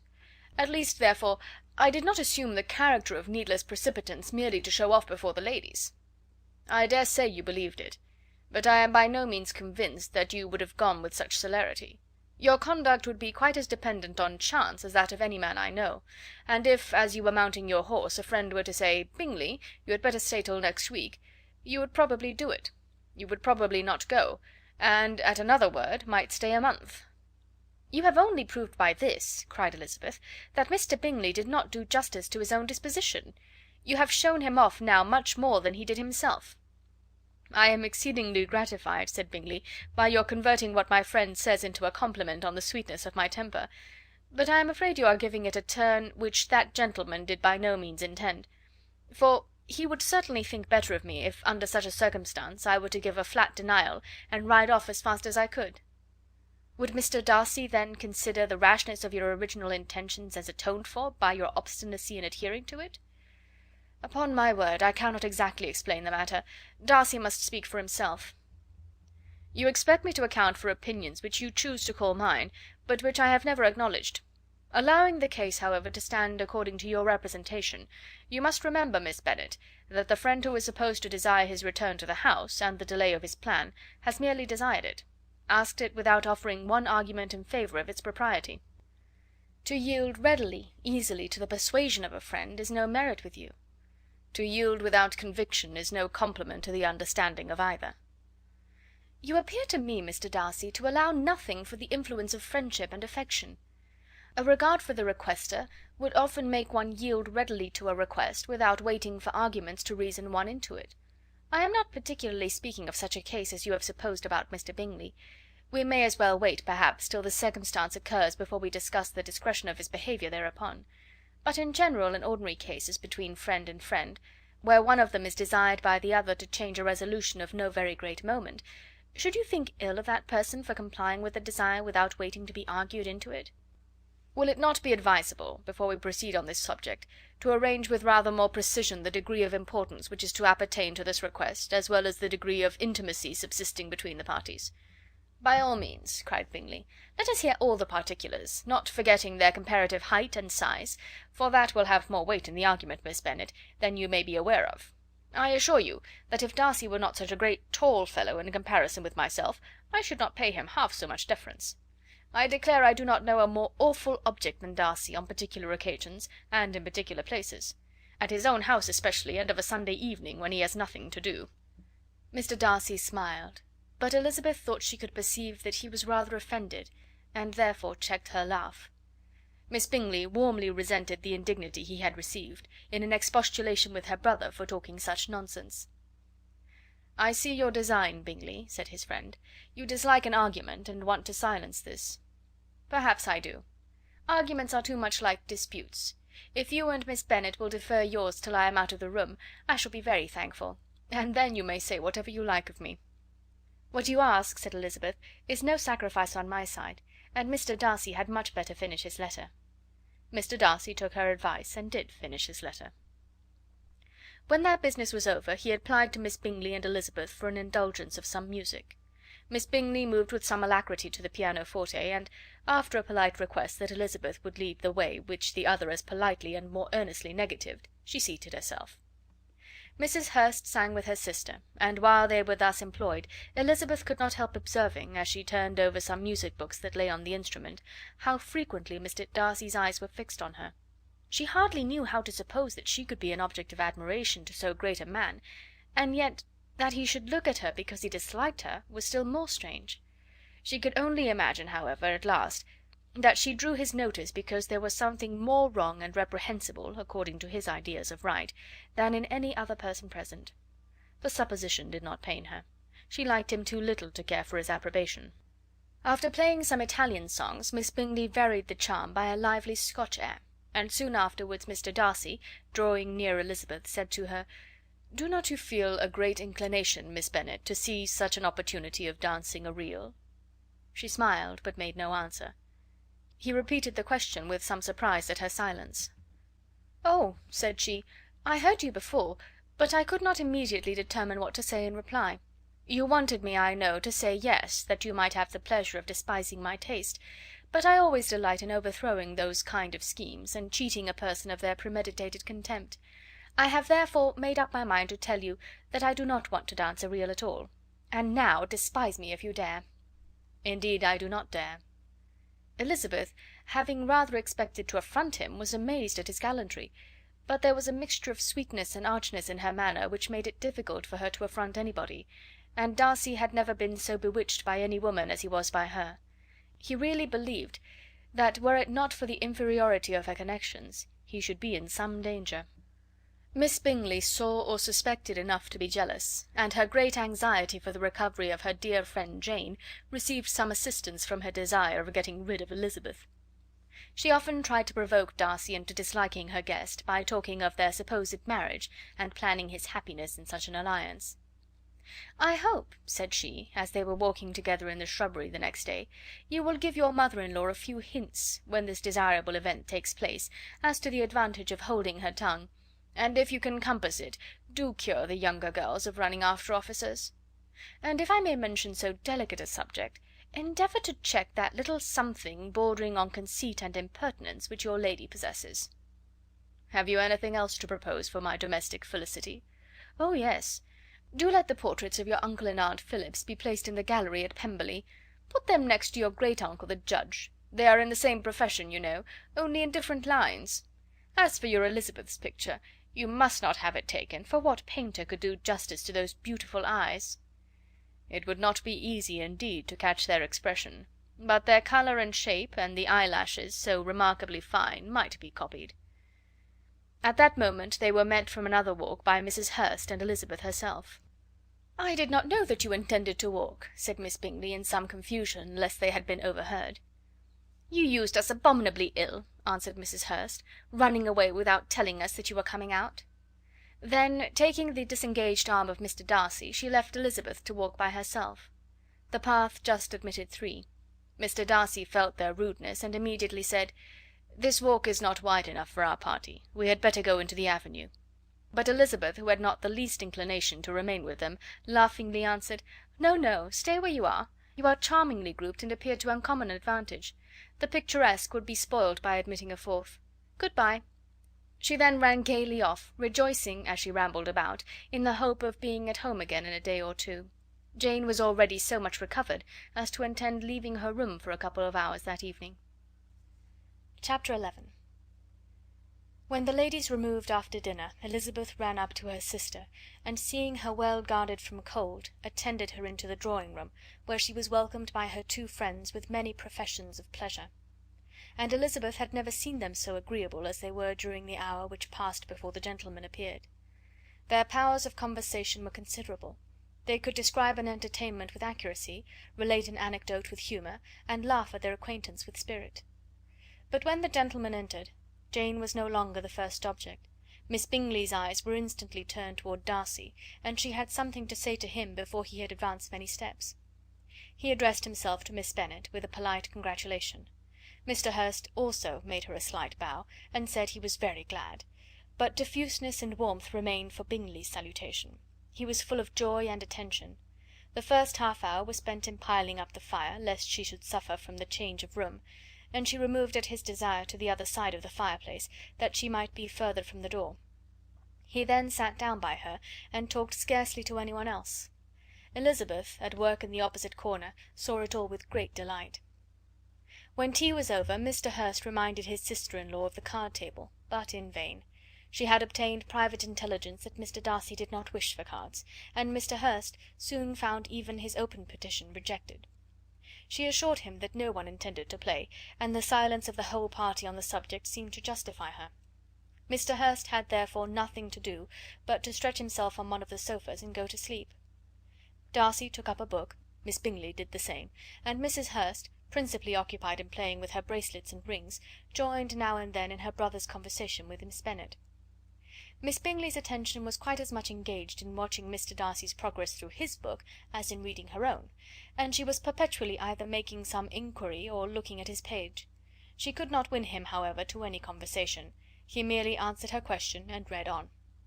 At length, quite exhausted by the attempt to be amused with her own book, which she had only chosen because it was the second volume of his, she gave a great yawn and said, "How pleasant it is to spend an evening in this way! I declare, after all, there is no enjoyment like reading. How much sooner one tires of anything than of a book! When I have a house of my own, I shall be miserable if I have not an excellent library." No one made any reply. She then yawned again, threw aside her book, and cast her eyes round the room in quest for some amusement, when, hearing her brother mentioning a ball to Miss Bennet, she turned suddenly towards him and said, "By the by, Charles, are you really serious in meditating a dance at Netherfield?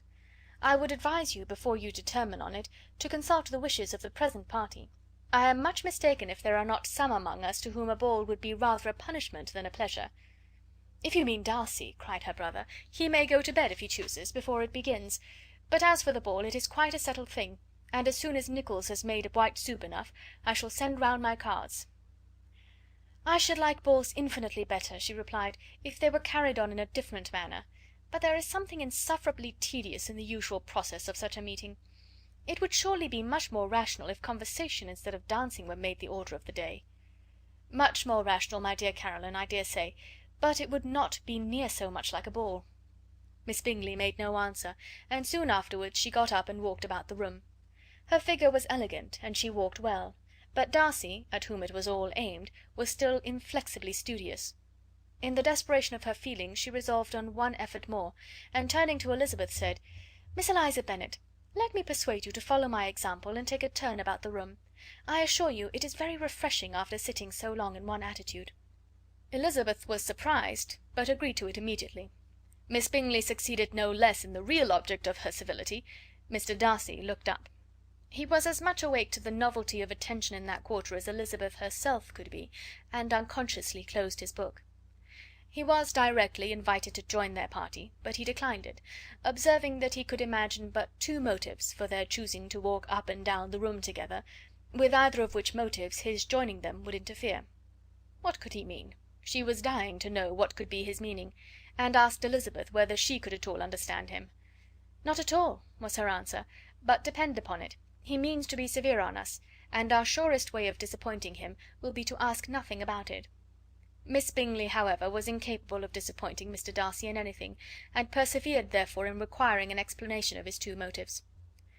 "I have not the smallest objection to explaining them," said he, as soon as she allowed him to speak. "You either choose this method of passing the evening because you are in each other's confidence, and have secret affairs to discuss, or because you are conscious that your figures appear to the greatest advantage in walking.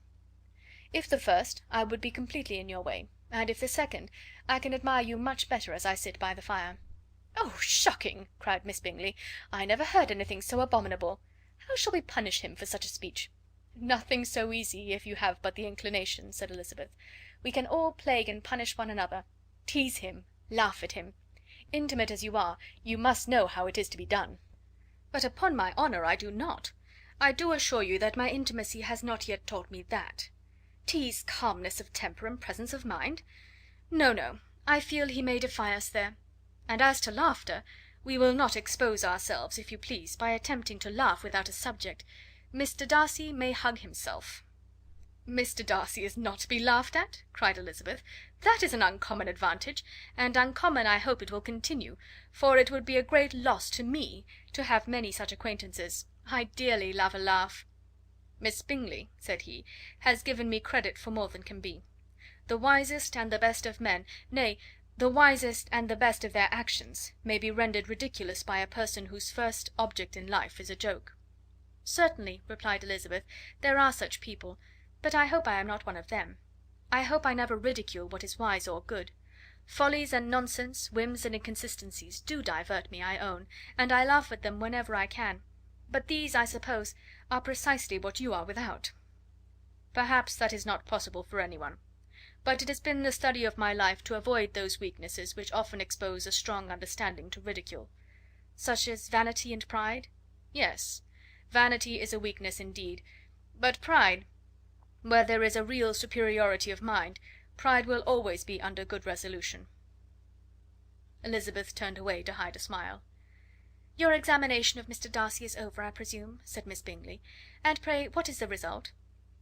"I am perfectly convinced by it that Mr. Darcy has no defect. He owns it to himself without disguise." "No," said Darcy, "I have made no such pretension. I have faults enough, but they are not, I hope, of understanding. My temper I dare not vouch for. It is, I believe, too little yielding, certainly too little for the convenience of the world. I cannot forget the follies and vices of others so soon as I ought, nor their offences against myself. My feelings are not puffed about with every attempt to move them. My temper would perhaps be called resentful. My good opinion, once lost, is lost for ever." "That is a failing indeed," cried Elizabeth. "Implacable resentment is a shade in a character. But you have chosen your fault well. I really cannot laugh at it. You are safe from me." "There is, I believe, in every disposition a tendency to some particular evil, a natural defect which not even the best education can overcome." "And your defect is a propensity to hate everybody." "And yours," he replied with a smile, "is wilfully to misunderstand them." "Do let us have a little music," cried Miss Bingley, tired of a conversation in which she had no share. "Louisa, you will not mind my waking Mr. Hurst?"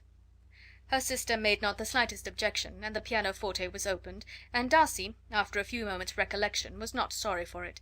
He began to feel the danger of paying Elizabeth too much attention. Chapter 12. In consequence of an agreement between the sisters, Elizabeth wrote the next morning to her mother to beg that the carriage might be sent for them in the course of the day. But Mrs. Bennet, who had calculated on her daughter's remaining at Netherfield till the following Tuesday, which would exactly finish Jane's week, could not bring herself to receive them with pleasure before. Her answer, therefore, was not propitious, at least not to Elizabeth's wishes, for she was impatient to get home. Mrs. Bennet sent them word that they could not possibly have the carriage before Tuesday, and in her postscript it was added that if Mr. Bingley and his sister pressed them to stay longer, she could spare them very well. Against staying longer, however, Elizabeth was positively resolved, nor did she much expect it would be asked, and fearful, on the contrary, as being considered as intruding themselves needlessly long, she urged Jane to borrow Mr. Bingley's carriage immediately, and at length it was settled that their original design of leaving Netherfield that morning should be mentioned, and the request made. The communication excited many professions of concern, and enough was said of wishing them to stay at least until the following day, to work on Jane. Until the morrow their going was deferred. Miss Bingley was then sorry that she had proposed the delay, for her jealousy and dislike of one sister much exceeded her affection for the other. The master of the house heard with real sorrow that they were to go so soon, and repeatedly tried to persuade Miss Bennet that it would not be safe for her, that she was not enough recovered, but Jane was firm where she felt herself to be right. To Mr. Darcy it was welcome intelligence. Elizabeth had been at Netherfield long enough. She attracted him more than he liked, and Miss Bingley was uncivil to her, and more teasing than usual to himself. He wisely resolved to be particularly careful that no sign of admiration should now escape him, nothing that could elevate her with the hope of influencing his felicity, sensible that, if such an idea had been suggested, his behaviour during the last day must have material weight in confirming or crushing it. Steady to his purpose, he scarcely spoke 10 words to her through the whole of Saturday, and though they were at one time left by themselves for half an hour, he adhered most conscientiously to his book, and would not even look at her. On Sunday, after morning service, the separation, so agreeable to almost all, took place. Miss Bingley's civility to Elizabeth increased at last very rapidly, as well as her affection for Jane, and when they parted, after assuring the latter of the pleasure it would give her to see her either at Longbourn or Netherfield, and embracing her most tenderly, she even shook hands with the former. Elizabeth took leave of the whole party in the liveliest spirits. They were not welcomed home very cordially by their mother. Mrs. Bennet wondered at their coming, and thought them very wrong to give so much trouble, and was sure Jane would have caught cold again. But their father, though very laconic in his expressions of pleasure, was really glad to see them. He had felt their importance in the family circle. The evening conversation, when they were all assembled, had lost much of its animation, and almost all its sense, by the absence of Jane and Elizabeth.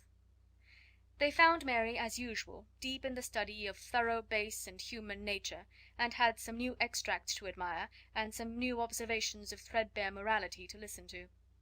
Catherine and Lydia had information for them of a different sort. Much had been done, and much had been said in the regiment since the preceding Wednesday. Several of the officers had dined lately with their uncle, a private had been flogged, and it had actually been hinted that Colonel Forster was going to be married. Chapter 13.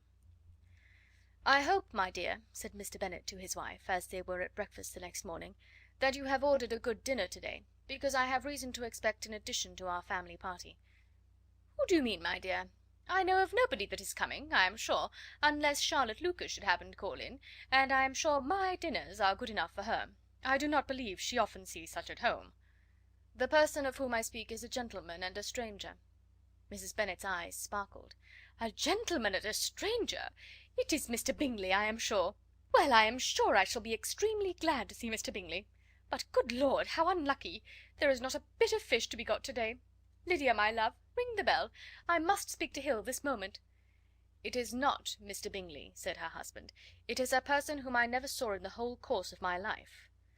This roused a general astonishment, and he had the pleasure of being eagerly questioned by his wife and his 5 daughters at once.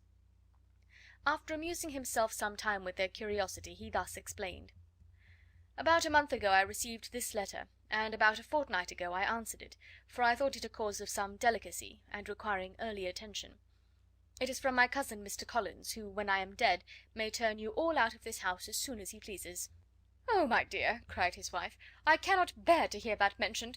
Pray do not talk of that odious man. I do think it is the hardest thing in the world that your estate should be entailed away from your own children.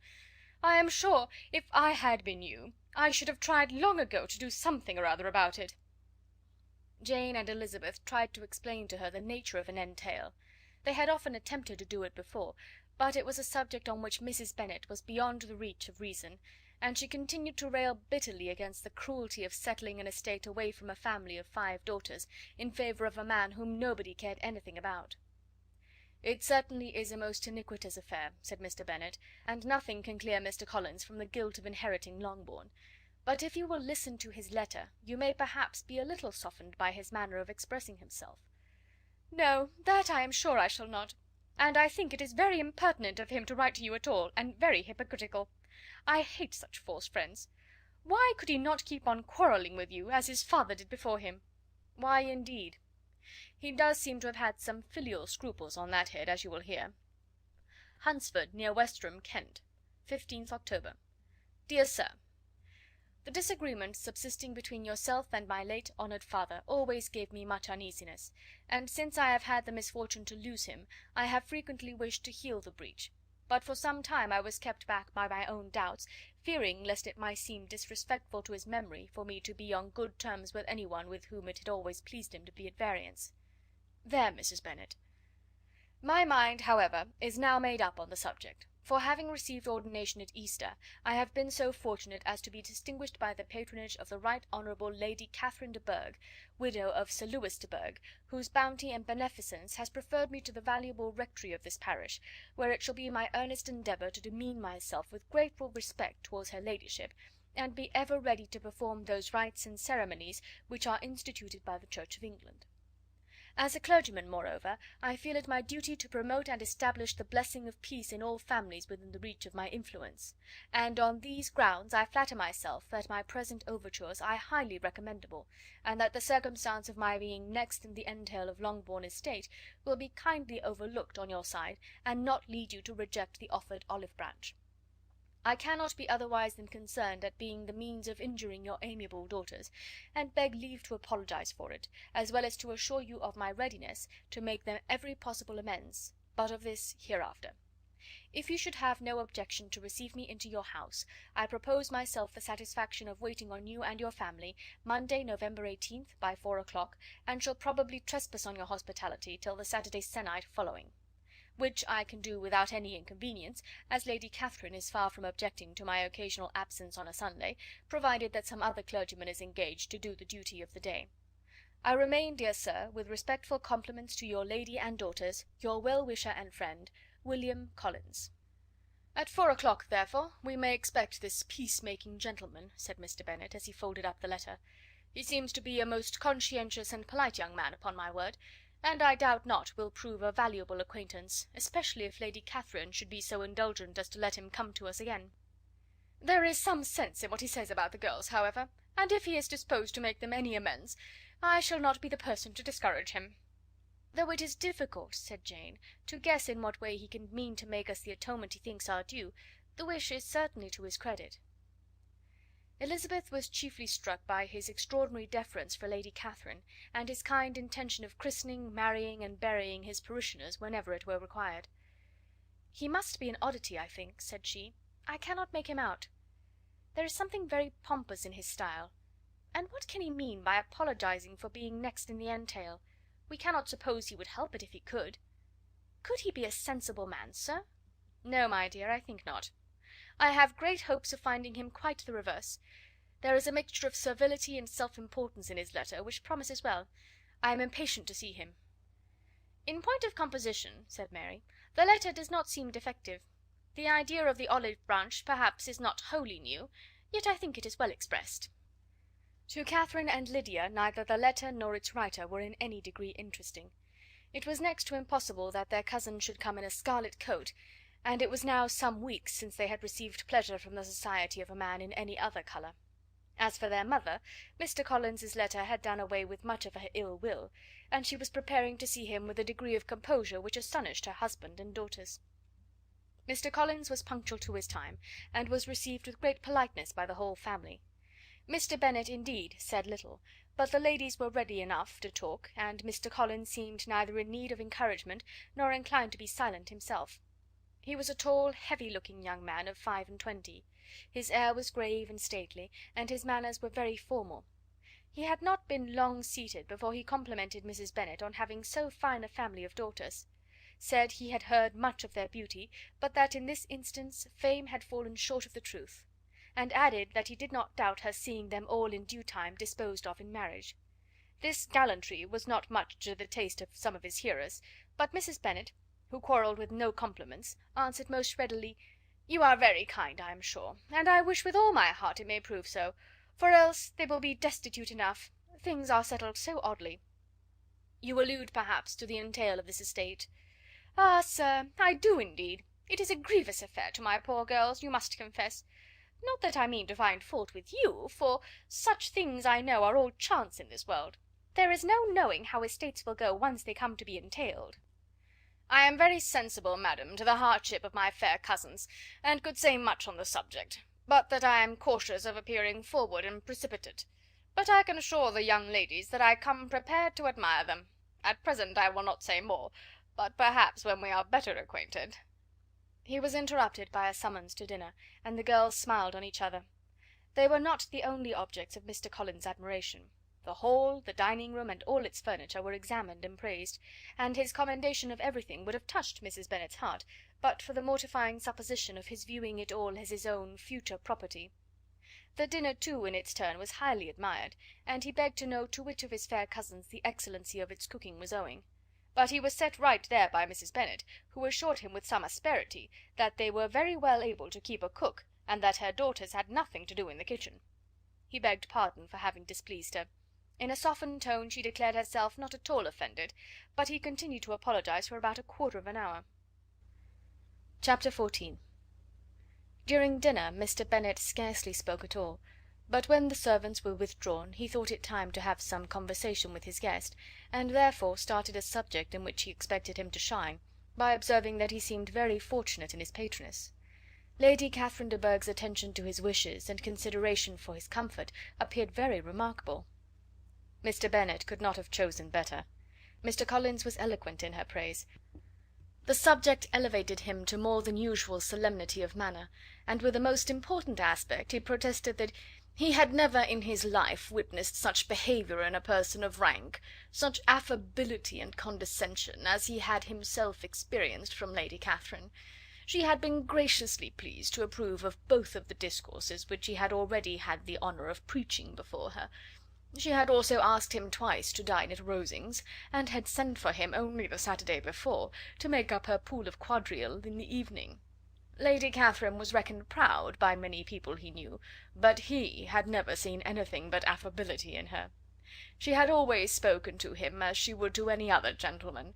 She made not the smallest objection to his joining in the society of the neighbourhood, nor to his leaving the parish occasionally for a week or two to visit his relations. She had even condescended to advise him to marry as soon as he could, provided he chose with discretion, and had once paid him a visit in his humble parsonage, where she had perfectly approved all the alterations he had been making, and had even vouchsafed to suggest some herself, some shelves in the closet upstairs. "That is all very proper and civil, I am sure," said Mrs. Bennet, "and I dare say she is a very agreeable woman. It is a pity that great ladies in general are not more like her. Does she live near you, sir?" "The garden in which stands my humble abode is separated only by a lane from Rosings Park, her ladyship's residence." "I think you said she was a widow, sir. Has she any family?" "She has only one daughter, the heiress of Rosings, and a very extensive property." "Ah," said Mrs. Bennet, shaking her head, "then she is better off than many girls. And what sort of young lady is she? Is she handsome?" "She is a most charming young lady indeed. Lady Catherine herself says that, in point of true beauty, Miss de Bourgh is far superior to the handsomest of her sex, because there is that in her features which marks the young lady of distinguished birth.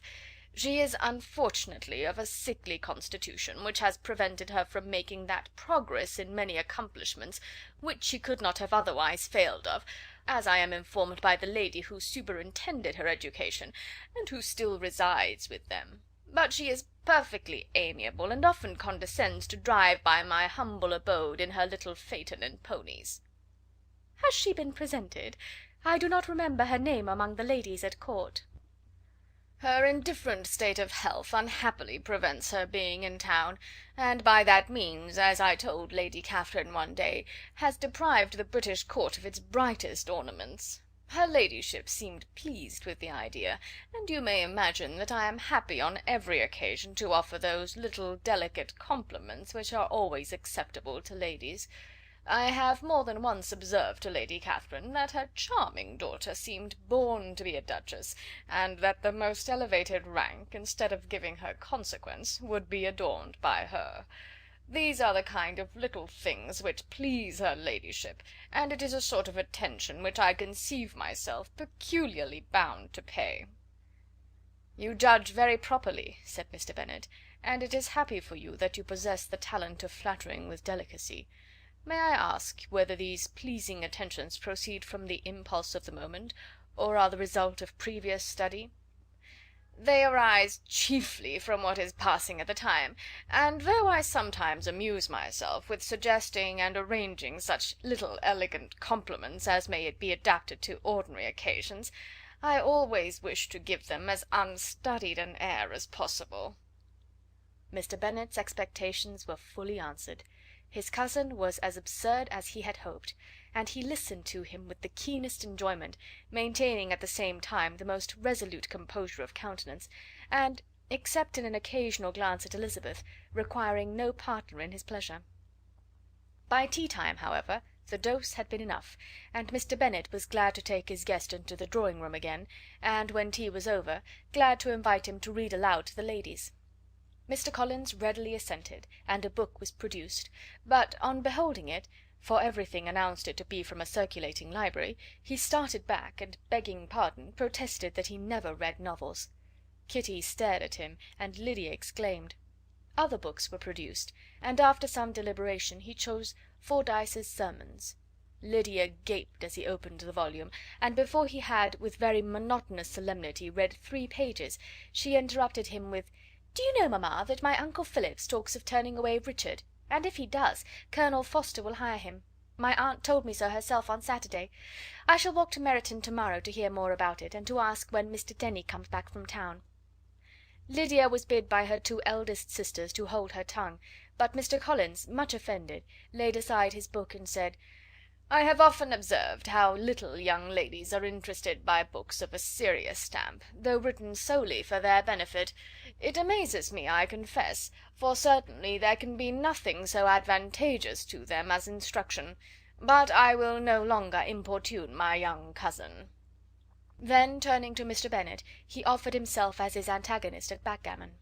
Mr. Bennet accepted the challenge, observing that he acted very wisely in leaving the girls to their own trifling amusements. Mrs. Bennet and her daughters apologized most civilly for Lydia's interruption, and promised that it should not occur again, if he would resume his book; but Mr. Collins, after assuring them that he bore his young cousin no ill will, and should never resent her behaviour as any affront, seated himself at another table with Mr. Bennet, and prepared for backgammon. Chapter 15.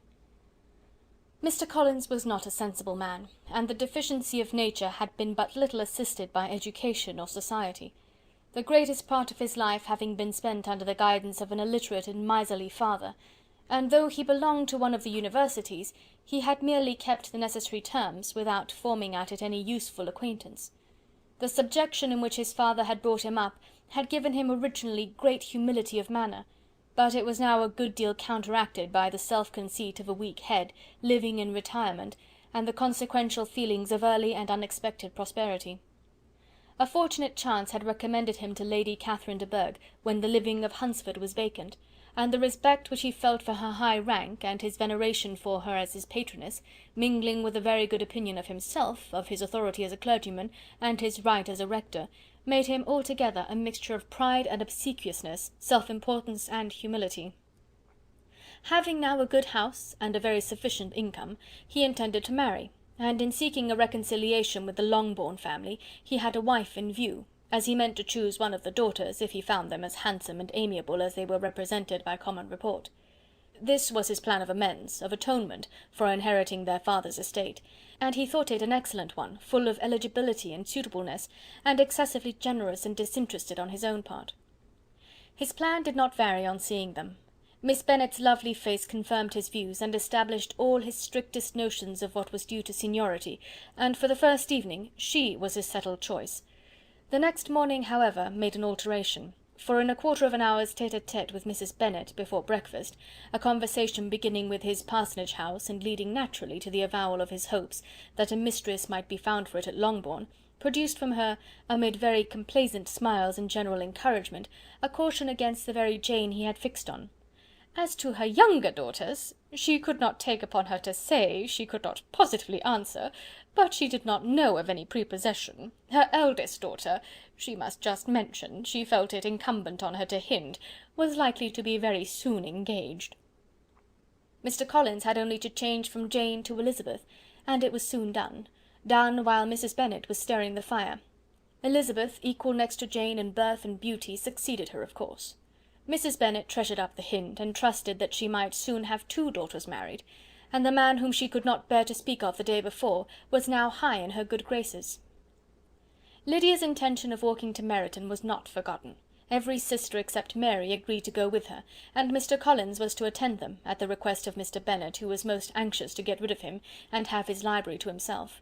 For thither Mr. Collins had followed him after breakfast, and there he would continue, nominally engaged with one of the largest folios in the collection, but really talking to Mr. Bennet, with little cessation, of his house and garden at Hunsford.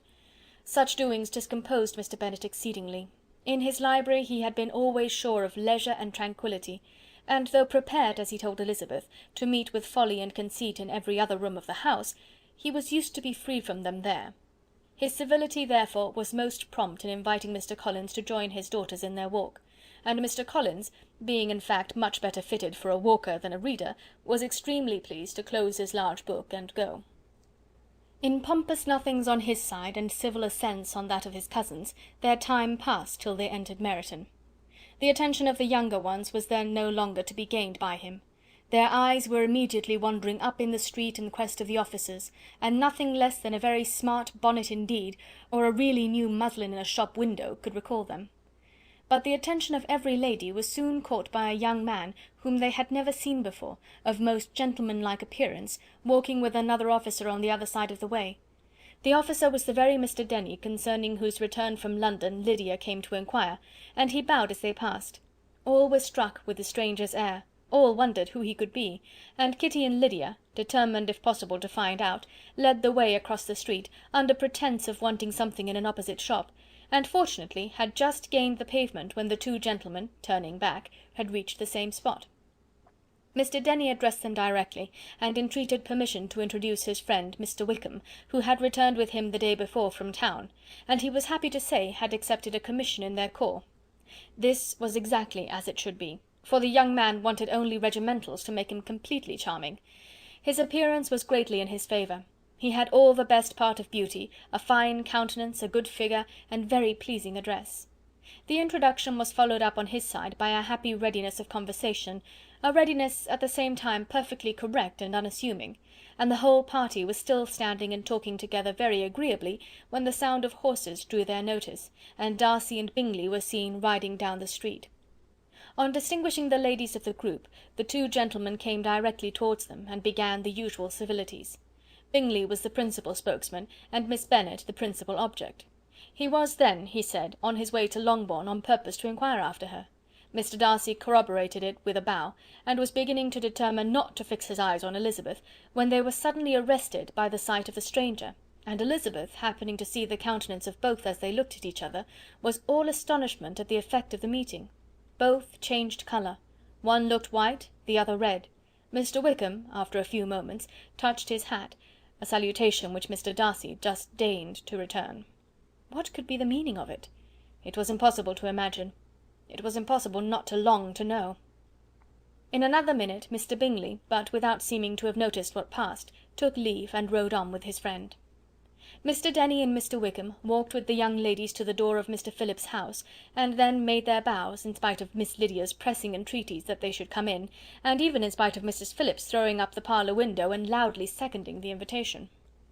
Mrs. Phillips was always glad to see her nieces, and the 2 eldest, from their recent absence, were particularly welcome, and she was eagerly expressing her surprise at their sudden return home, which, as their own carriage had not fetched them, she should have known nothing about, if she had not happened to see Mr. Jones' shop-boy in the street, who had told her that they were not to send any more draughts to Netherfield, because the Miss Bennets were come away, when her civility was claimed towards Mr. Collins by Jane's introduction of him.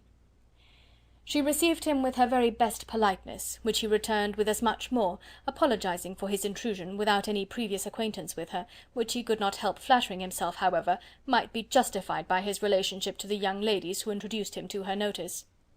Mrs. Phillips was quite awed by such an excess of good breeding, but her contemplation of one stranger was soon put to an end by exclamations and inquiries about the other, of whom, however, she could only tell her nieces what they already knew, that Mr. Denny had brought him from London, and that he was to have a lieutenant's commission in the shire.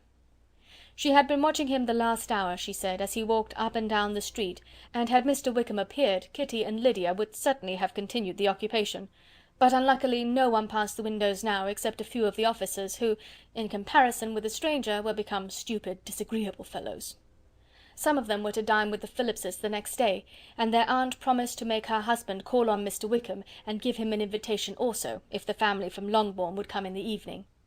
This was agreed to, and Mrs. Phillips protested that they would have a nice, comfortable, noisy game of lottery tickets, and a little bit of hot supper afterwards. The prospect of such delights was very cheering, and they parted in mutual good spirits. Mr. Collins repeated his apologies in quitting the room, and was assured with unwearying civility that they were perfectly needless.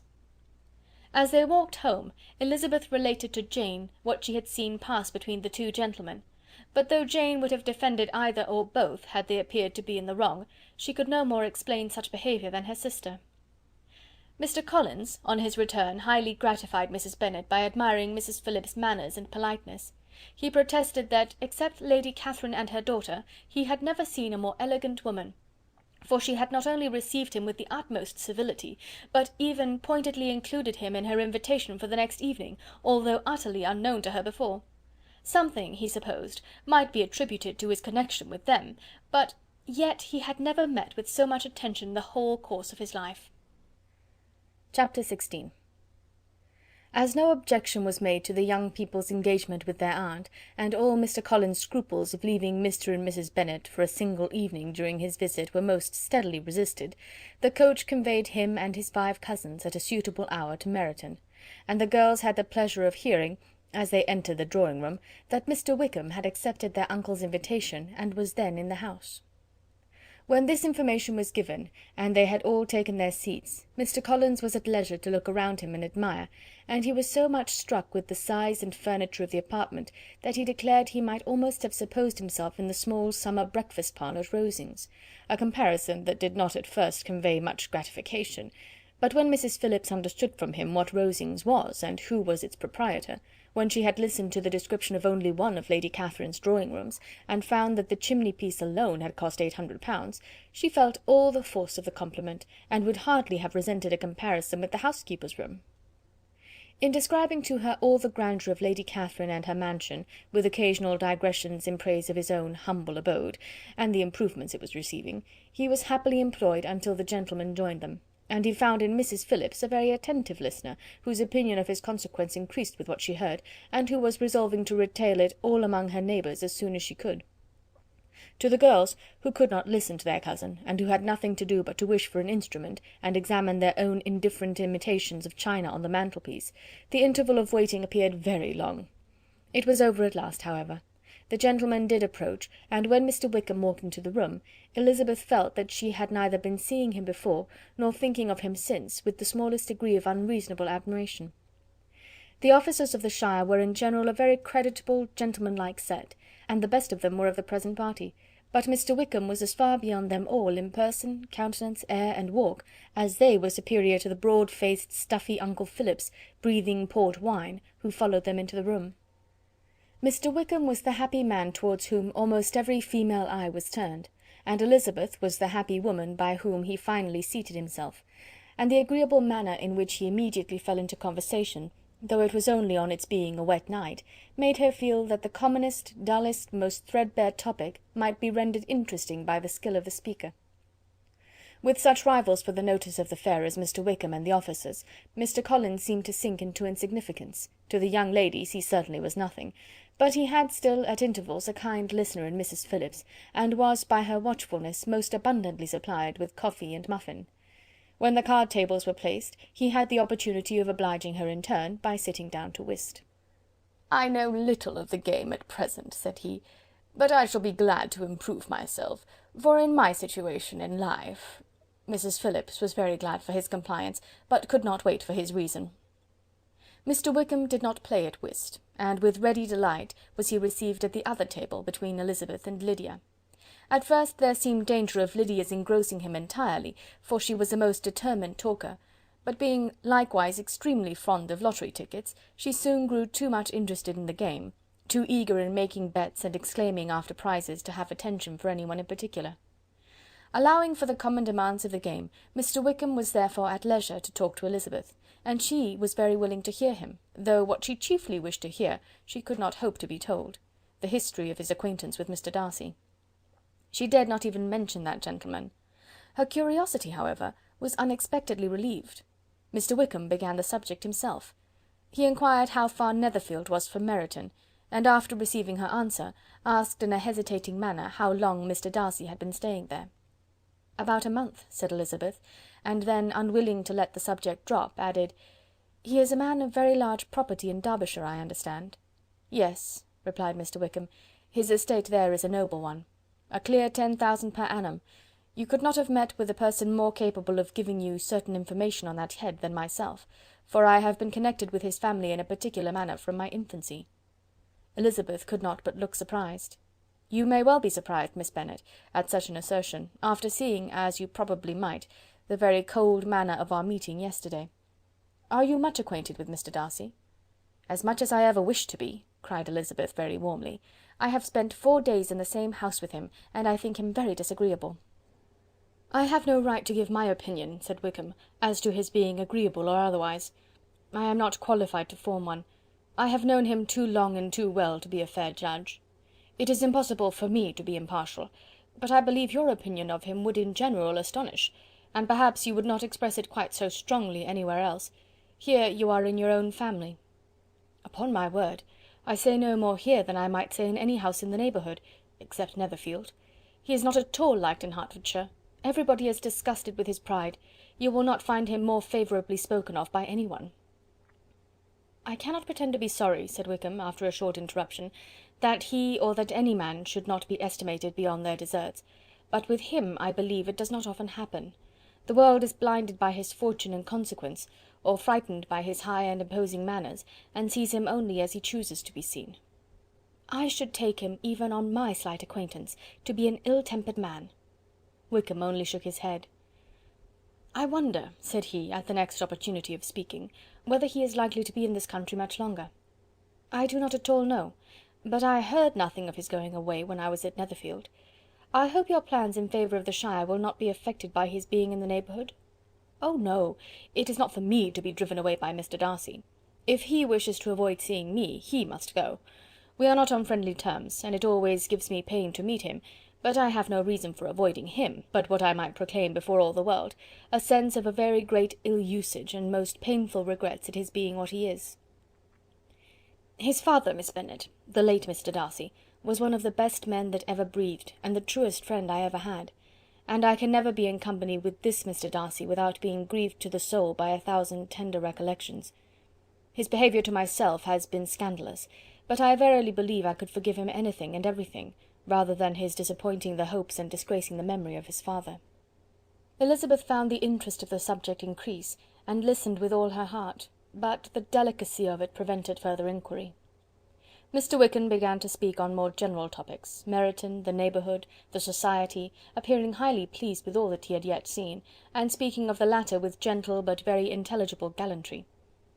"It was the prospect of constant society, and good society," he added, "which was my chief inducement to enter the shire. I knew it to be a most respectable, agreeable corps, and my friend Denny tempted me further by his account of their present quarters, and the very great attentions and excellent acquaintances Meryton had procured them. Society, I own, is necessary to me. I have been a disappointed man, and my spirits will not bear solitude. I must have employment and society. A military life is not what I was intended for, but circumstances have now made it eligible. The Church ought to have been my profession. I was brought up for the Church, and I should at this time have been in possession of a most valuable living, had it pleased the gentleman we were speaking of just now." "Indeed?" "Yes.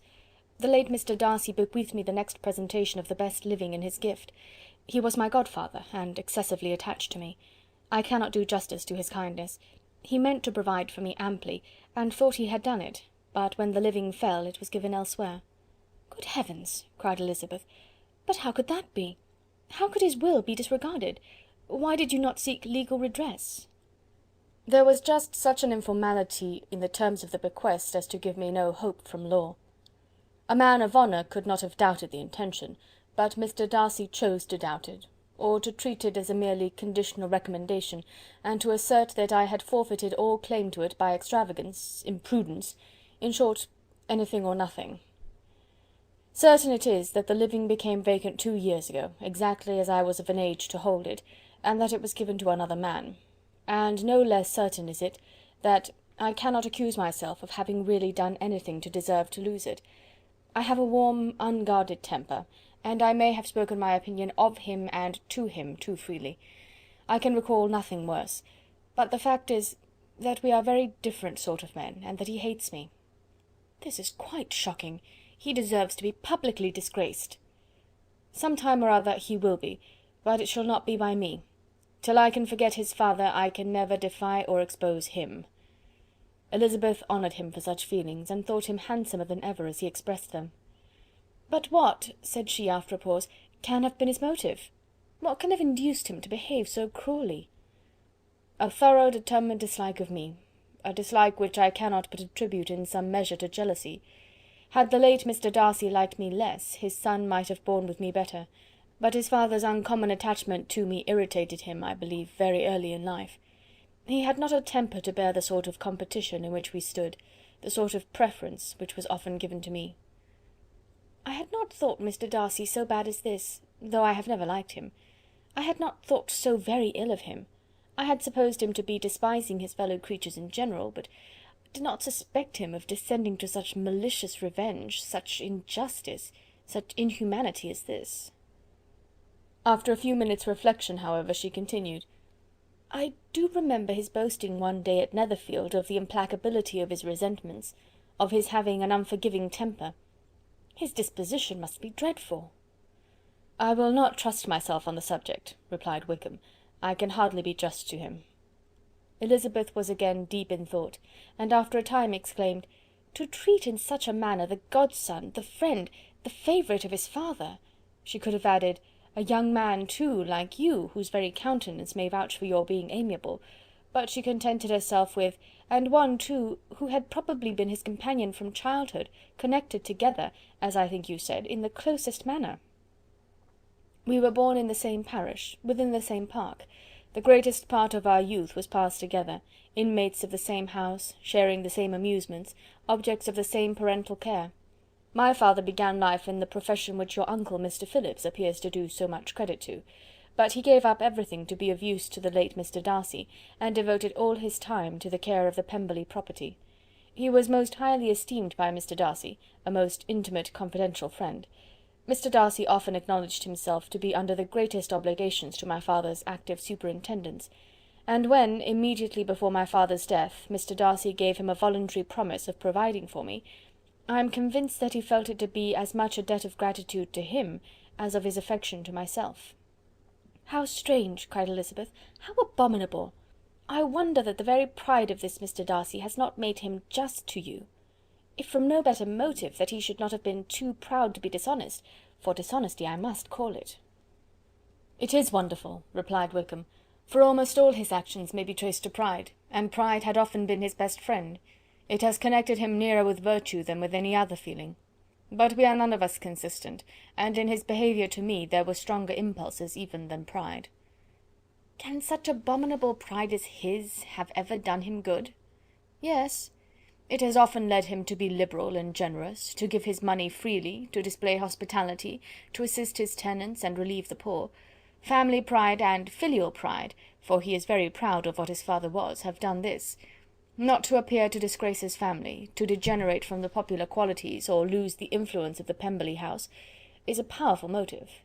He has also brotherly pride, which with some brotherly affection makes him a very kind and careful guardian of his sister, and you will hear him generally cried up as the most attentive and best of brothers. What sort of girl is Miss Darcy? He shook his head. I wish I could call her amiable. It gives me pain to speak ill of a Darcy, but she is too much like her brother, very, very proud. As a child she was affectionate and pleasing, and extremely fond of me, and I have devoted hours and hours to her amusement, but she is nothing to me now. She is a handsome girl, about 15 or 16, and I understand highly accomplished. Since her father's death her home has been London, where a lady lives with her, and superintends her education. After many pauses and many trials of other subjects, Elizabeth could not help reverting once more to the first, and saying, "I am astonished at his intimacy with Mr. Bingley. How can Mr. Bingley, who seems good humour itself, and is, I really believe, truly amiable, be in friendship with such a man? How can they suit each other? Do you know Mr. Bingley?" "Not at all." "He is a sweet-tempered, amiable, charming man. He cannot know what Mr. Darcy is." "Probably not. But Mr. Darcy can please where he chooses. He does not want abilities. He can be a conversable companion if he thinks it worth his while. Among those who are at all his equals in consequence, he is a very different man from what he is to the less prosperous. His pride never deserts him, but with the rich he is liberal-minded, just, sincere, rational, honourable, and perhaps agreeable, allowing something for fortune and figure." The whist party soon afterwards breaking up, the players gathered round the other table, and Mr. Collins took his station between his cousin Elizabeth and Mrs. Phillips. The usual inquiries as to his success were made by the latter. It had not been very great. He had lost every point, but when Mrs. Phillips began to express her concern thereupon, he assured her with much earnest gravity that it was not of the least importance, that he considered the money as a mere trifle, and begged that she would not make herself uneasy. "I know very well, madam," said he, "that when persons sit down to a card-table they must take their chances of these things, and happily I am not in such circumstances as to make 5 shillings any object. There are undoubtedly many who could not say the same, but thanks to Lady Catherine de Bourgh, I am removed far beyond the necessity of regarding little matters." Mr. Wickham's attention was caught, and after observing Mr. Collins for a few moments, he asked Elizabeth in a low voice whether her relation was very intimately acquainted with the family of de Bourgh. "Lady Catherine de Bourgh," she replied, "has very lately given him a living. I hardly know how Mr. Collins was first introduced to her notice, but he certainly has not known her long. You know, of course, that Lady Catherine de Bourgh and Lady Anne Darcy were sisters, consequently that she is aunt to the present Mr. Darcy." "No, indeed I did not. I knew nothing at all of Lady Catherine's connections. I never heard of her existence till the day before yesterday." "Her daughter, Miss de Bourgh, will have a very large fortune, and it is believed that she and her cousin will unite the 2 estates." This information made Elizabeth smile as she thought of poor Miss Bingley. Vain indeed must be all her attentions, vain and useless her affection for his sister and her praise of himself, if he were already self-destined for another. "Mr. Collins," said she, "speaks highly both of Lady Catherine and her daughter, but from some particulars that he has related of her ladyship, I suspect his gratitude misleads him, and that in spite of her being his patroness, she is an arrogant, conceited woman." "I believe her to be both in a great degree," replied Wickham. "I have not seen her for many years, but I very well remember that I never liked her, and that her manners were dictatorial and insolent. She has the reputation of being remarkably sensible and clever, but I rather believe she derives part of her abilities from her rank and fortune, part from her authoritative manner, and the rest from the pride for her nephew, who chooses that every one connected with him should have an understanding of the first class." Elizabeth allowed that he had given a very rational account of it, and they continued talking together with mutual satisfaction till supper put an end to cards, and gave the rest of the ladies their share of Mr. Wickham's attentions. There could be no conversation in the noise of Mrs. Phillips's supper party, but his manners recommended him to everybody. Whatever he said was said well, and whatever he did, done gracefully. Elizabeth went away with her head full of him. She could think of nothing but of Mr. Wickham, and of what he had told her, all the way home, but there was not time for her even to mention his name as they went, for neither Lydia nor Mr. Collins were once silent. Lydia talked incessantly of lottery tickets, of the fish she had lost and the fish she had won, and Mr. Collins, in describing the civility of Mr. and Mrs. Phillips, protesting that he did not in the least regard his losses at whist, enumerating all the dishes at supper, and repeatedly fearing that he crowded his cousins, had more to say than he could well manage before the carriage stopped at Longbourn House. Chapter 17. Elizabeth related to Jane the next day what had passed between Mr. Wickham and herself. Jane listened with astonishment and concern. She knew not how to believe that Mr. Darcy could be so unworthy of Mr. Bingley's regard, and yet it was not in her nature to question the veracity of a young man of such amiable appearance as Wickham. The possibility of his having endured such unkindness was enough to interest all her tender feelings, and nothing remained therefore to be done but to think well of them both, to defend the conduct of each, and throw into the account of accident or mistake whatever could not be otherwise explained. "They have both," said she, "been deceived, I dare say, in some way or other, of which we can form no idea. Interested people have perhaps misrepresented each to the other. It is, in short, impossible for us to conjecture the causes or circumstances which may have alienated them, without actual blame on either side." "Very true indeed. And now, my dear Jane, what have you got to say on behalf of the interested people who have probably been concerned in the business? Do clear them too, or we shall be obliged to think ill of somebody." "Laugh as much as you choose, but you will not laugh me out of my opinion. My dearest Lizzy, do but consider in what a disgraceful light it places Mr. Darcy, to be treating his father's favourite in such a manner, one whom his father had promised to provide for. It is impossible. No man of common humanity, no man who had any value for his character, could be capable of it. Can his most intimate friends be so excessively deceived in him? Oh no! I can much more easily believe Mr. Bingley's being imposed on, than that Mr. Wickham should invent such a history of himself as he gave me last night. Names, facts, everything mentioned without ceremony. If it be not so, let Mr. Darcy contradict it. Besides, there was truth in his looks. It is difficult indeed. It is distressing. One does not know what to think. I beg your pardon, one knows exactly what to think. But Jane could think with certainty on only one point, that Mr. Bingley, if he had been imposed on, would have much to suffer when the affair became public. The two young ladies were summoned from the shrubbery where this conversation passed, by the arrival of the very persons of whom they had been speaking.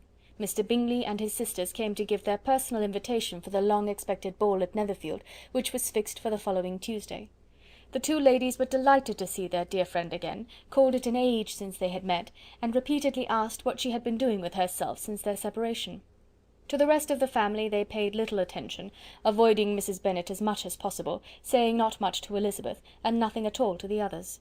They were soon gone again, rising from their seats with an activity which took their brother by surprise, and hurrying off as if eager to escape from Mrs. Bennet's civilities. The prospect of the Netherfield ball was extremely agreeable to every female of the family.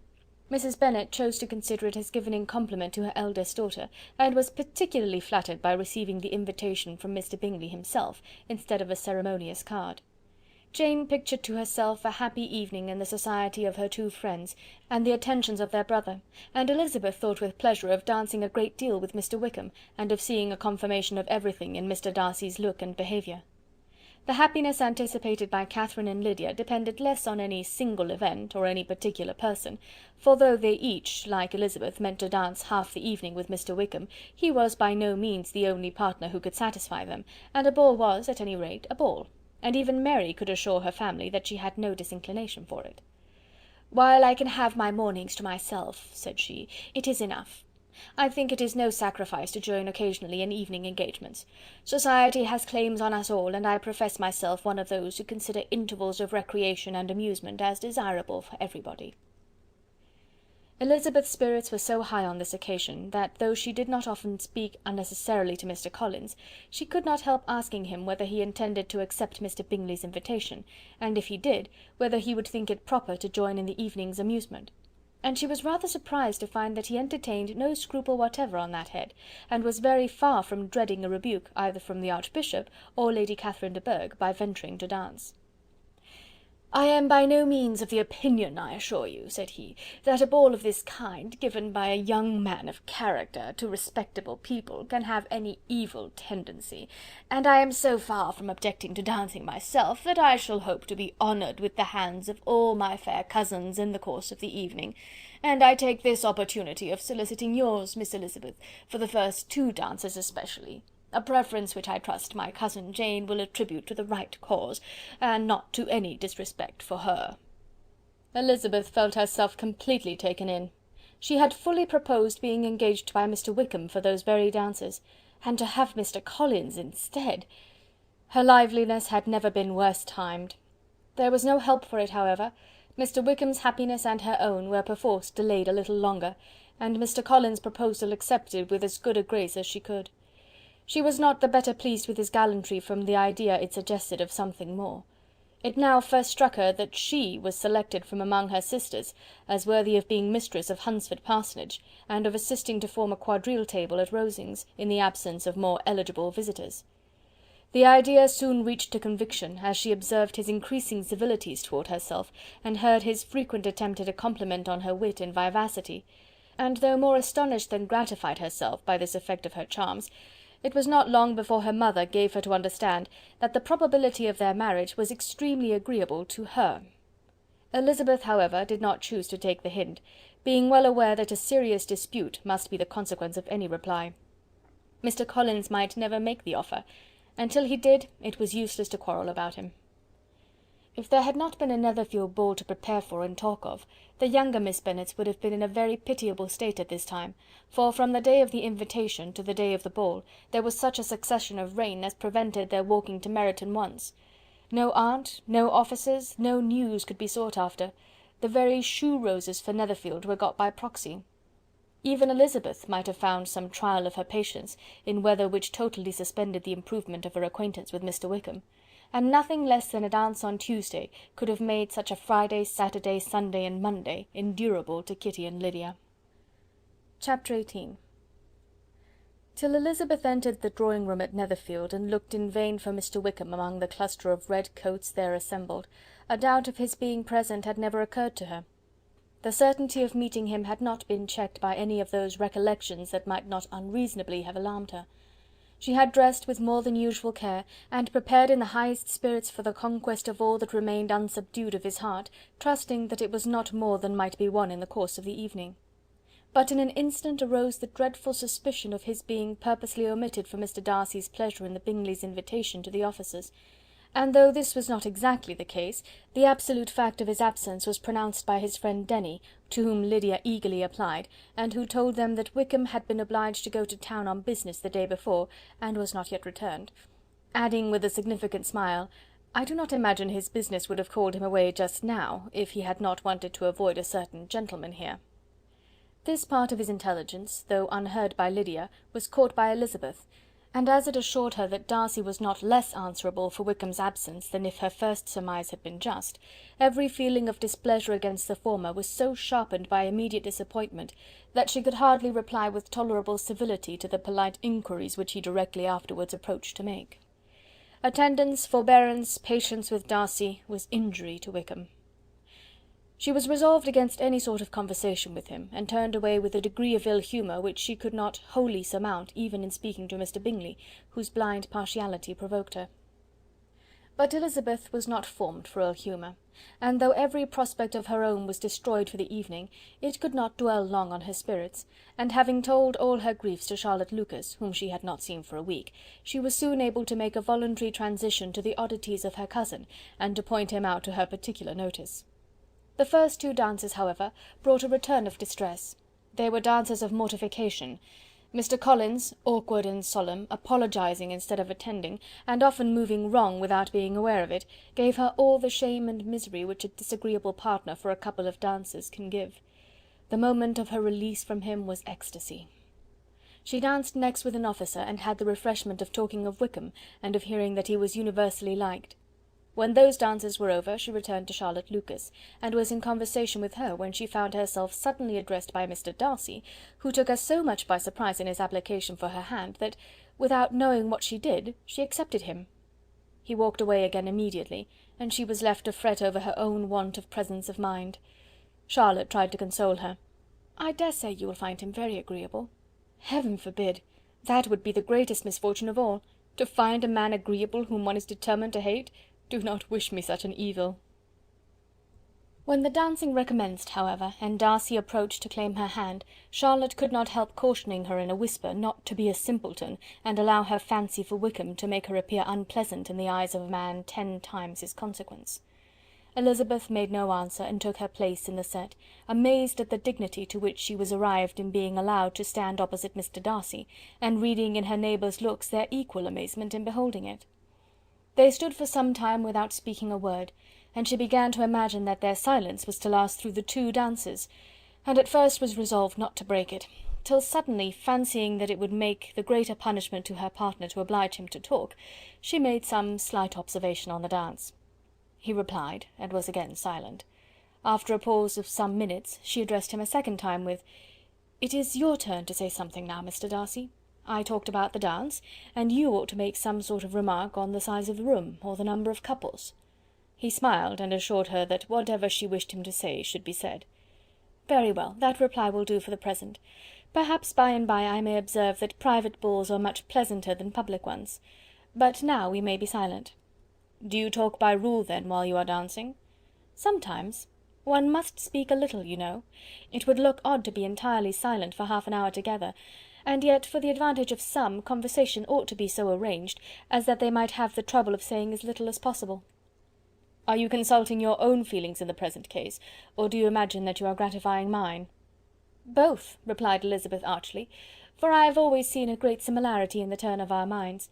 We are each of an unsocial, taciturn disposition, unwilling to speak unless we expect to say something that will amaze the whole room, and be handed down to posterity with all the eclat of a proverb." "This is no very striking resemblance of your own character, I am sure," said he. "How near it may be to mine, I cannot pretend to say. You think it a faithful portrait, undoubtedly." "I must not decide on my own performance." He made no answer, and they were again silent till they had gone down the dance, when he asked her if she and her sisters did not very often walk to Meryton. She answered in the affirmative, and, unable to resist the temptation, added: "When you met us there the other day, we had just been forming a new acquaintance." The effect was immediate. A deeper shade of hauteur overspread his features, but he said not a word, and Elizabeth, though blaming herself for her own weakness, could not go on. At length Darcy spoke, and in a constrained manner said: "Mr. Wickham is blessed with such happy manners as may ensure his making friends. Whether he may be equally capable of retaining them is less certain." "He has been so unlucky as to lose your friendship," replied Elizabeth with emphasis, "and in a manner which he is likely to suffer from all his life." Darcy made no answer, and seemed desirous of changing the subject. At that moment Sir William Lucas appeared close to them, meaning to pass through the set to the other side of the room, but on perceiving Mr. Darcy, he stopped with a bow of superior courtesy to compliment him on his dancing and his partner. "I have been most highly gratified indeed, my dear sir. Such very superior dancing is not often seen. It is evident that you belong to the first circles. Allow me to say, however, that your fair partner does not disgrace you, and that I must hope to have this pleasure often repeated, especially when a certain desirable event, my dear Eliza," glancing at her sister in Bingley, "shall take place. What congratulations will then flow in! I appeal to Mr. Darcy... But let me not interrupt you, sir. You will not thank me for detaining you from the bewitching converse of that young lady, whose bright eyes are also upbraiding me." The latter part of this address was scarcely heard by Darcy, but Sir William's allusion to his friend seemed to strike him forcibly, and his eyes were directed with a very serious expression towards Bingley and Jane, who were dancing together. Recovering himself, however, shortly, he turned to his partner and said: "Sir William's interruption has made me forget what we were talking of." "I do not think we were speaking at all. Sir William could not have interrupted 2 people in the room who had less to say for themselves. We have tried 2 or 3 subjects already without success, and what we are to talk of next I cannot imagine." "What think you of books?" said he, smiling. "Books? Oh no! I am sure we never read the same, or not with the same feelings." "I am sorry you think so, but if that be the case, there can at least be no want of subject. We may compare our different opinions." "No, I cannot talk of books in a ball-room. My head is always full of something else." "The present always occupies you in such scenes, does it?" said he, with a look of doubt. "Yes, always," she replied, without knowing what she said, for her thoughts had wandered far from the subject, as soon afterwards appeared by her suddenly exclaiming, "I remember hearing you once say, Mr. Darcy, that you hardly ever forgave, that your resentment once created was unappeasable. You are very cautious, I suppose, as to its being created?" "I am," said he, with a firm voice. "And never allow yourself to be blinded by prejudice?" "I hope not." "It is particularly incumbent on those who never change their opinion to be secure of judging properly at first." "May I ask to what these questions tend?" "Merely to the illustration of your character," said she, endeavouring to shake off her gravity. "I am trying to make it out." "And what is your success?" She shook her head. "I do not get on at all. I hear such different accounts of you as puzzle me exceedingly." "I can readily believe," answered he, gravely, "that reports may vary greatly with respect to me, and I could wish, Miss Bennet, that you were not to sketch my character at the present moment, as there is reason to fear that the performance would reflect no credit on either. But if I do not take your likeness now, I may never have another opportunity." "I would by no means suspend any pleasure of yours," he coldly replied. She said no more, and they went down the other dance and parted in silence, and on each side dissatisfied, though not to an equal degree, for in Darcy's breast there was a tolerable powerful feeling towards her, which soon procured her pardon, and directed all his anger against another. They had not long separated when Miss Bingley came towards her, and with an expression of civil disdain accosted her. "So, Miss Eliza, I hear you are quite delighted with George Wickham. Your sister has been talking to me about him, and asking me 1,000 questions, and I find that the young man quite forgot to tell you, among his other communication, that he was the son of old Wickham, the late Mr. Darcy's steward. Let me recommend you, however, as a friend, not to give implicit confidence to all his assertions, for as to Mr. Darcy's using him ill, it is perfectly false, for on the contrary, he has always been remarkably kind to him, though George Wickham has treated Mr. Darcy in a most infamous manner. I do not know the particulars, but I know very well that Mr. Darcy is not in the least to blame, that he cannot bear to hear George Wickham mentioned, and that though my brother thought he could not well avoid including him in his invitation to the officers, he was excessively glad to find that he had taken himself out of the way. His coming into the country at all is a most insolent thing indeed, and I wonder how he could presume to do it. I pity you, Miss Eliza, for this discovery of your favourite's guilt, but really, considering his descent, one could not expect much better." "His guilt and his descent appear by your account to be the same," said Elizabeth angrily, "for I have heard you accuse him of nothing worse than of being the son of Mr. Darcy's steward, and of that, I can assure you, he informed me himself." "I beg your pardon," replied Miss Bingley, turning away with a sneer. "Excuse my interference, it was kindly meant." "Insolent girl," said Elizabeth to herself, "you are much mistaken if you expect to influence me by such a paltry attack as this. I see nothing in it but your own wilful ignorance and the malice of Mr. Darcy." She then sought her eldest sister, who had undertaken to make inquiries on the same subject of Bingley.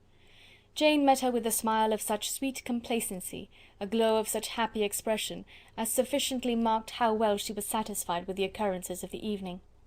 Elizabeth instantly read her feelings, and at that moment solicitude for Wickham, resentment against his enemies, and everything else, gave way before the hope of Jane's being in the fairest way for happiness.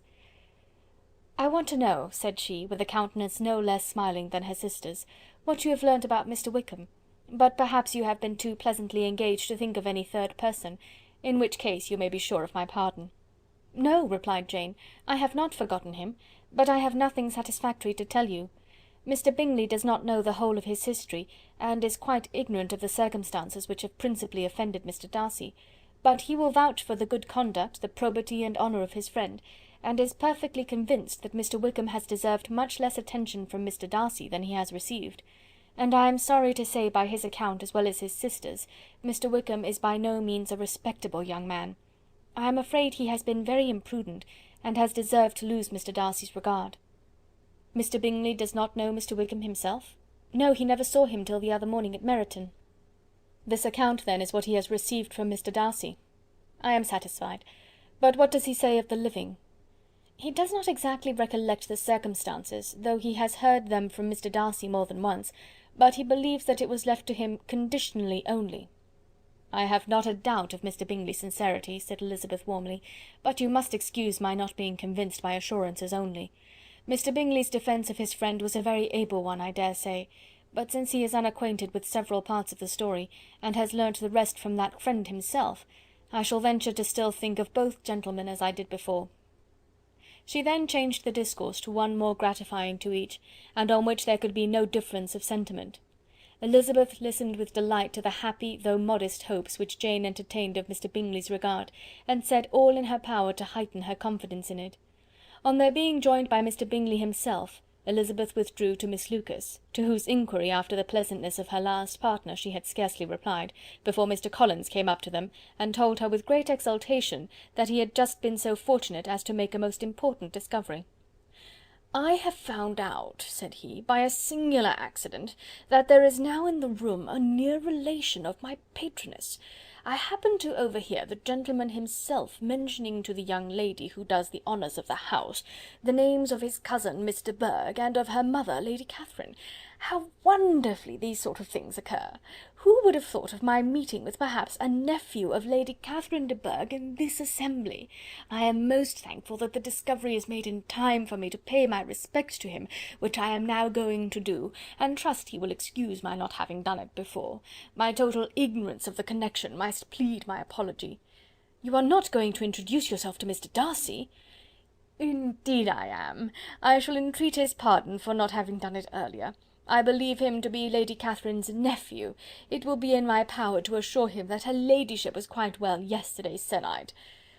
Elizabeth tried hard to dissuade him from such a scheme, assuring him that Mr. Darcy would consider his addressing him without introduction as an impertinent freedom, rather than a compliment to his aunt, that it was not in the least necessary there should be any notice on either side, and that if it were, it must belong to Mr. Darcy, the superior in consequence, to begin the acquaintance. Mr. Collins listened to her with a determined air of following his own inclination, and when she ceased speaking, replied thus: "My dear Miss Elizabeth, I have the highest opinion in the world in your excellent judgment in all matters within the scope of your understanding, but permit me to say that there must be a wide difference between the established forms of ceremony amongst the laity and those which regulate the clergy, for give me leave to observe that I consider the clerical office as equal in point of dignity with the highest rank in the kingdom, provided that a proper humility of behaviour is at the same time maintained.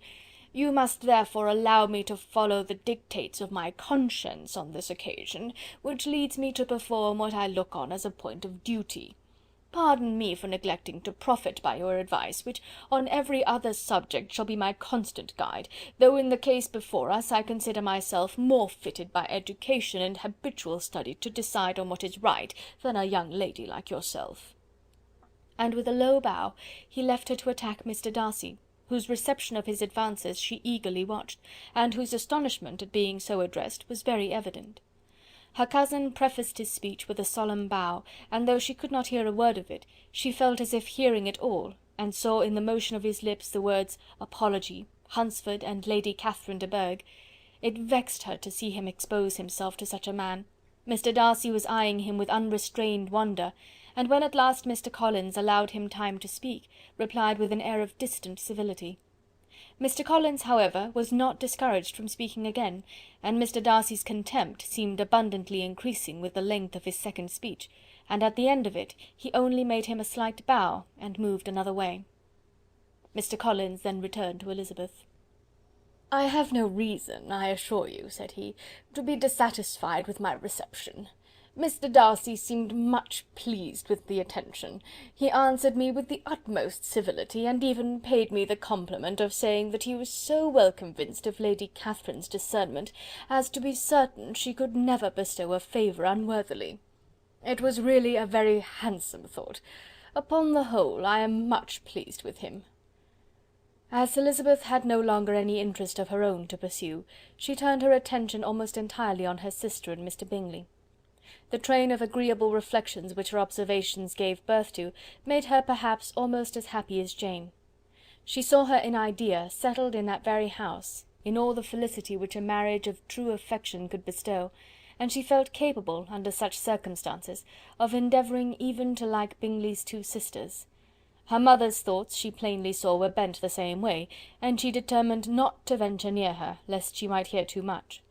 When they sat down to supper, therefore, she considered it a most unlucky perverseness which placed them within one of each other, and deeply was she vexed to find that her mother was talking to that one person, Lady Lucas, freely, openly, and of nothing else but her expectation that Jane would soon be married to Mr. Bingley.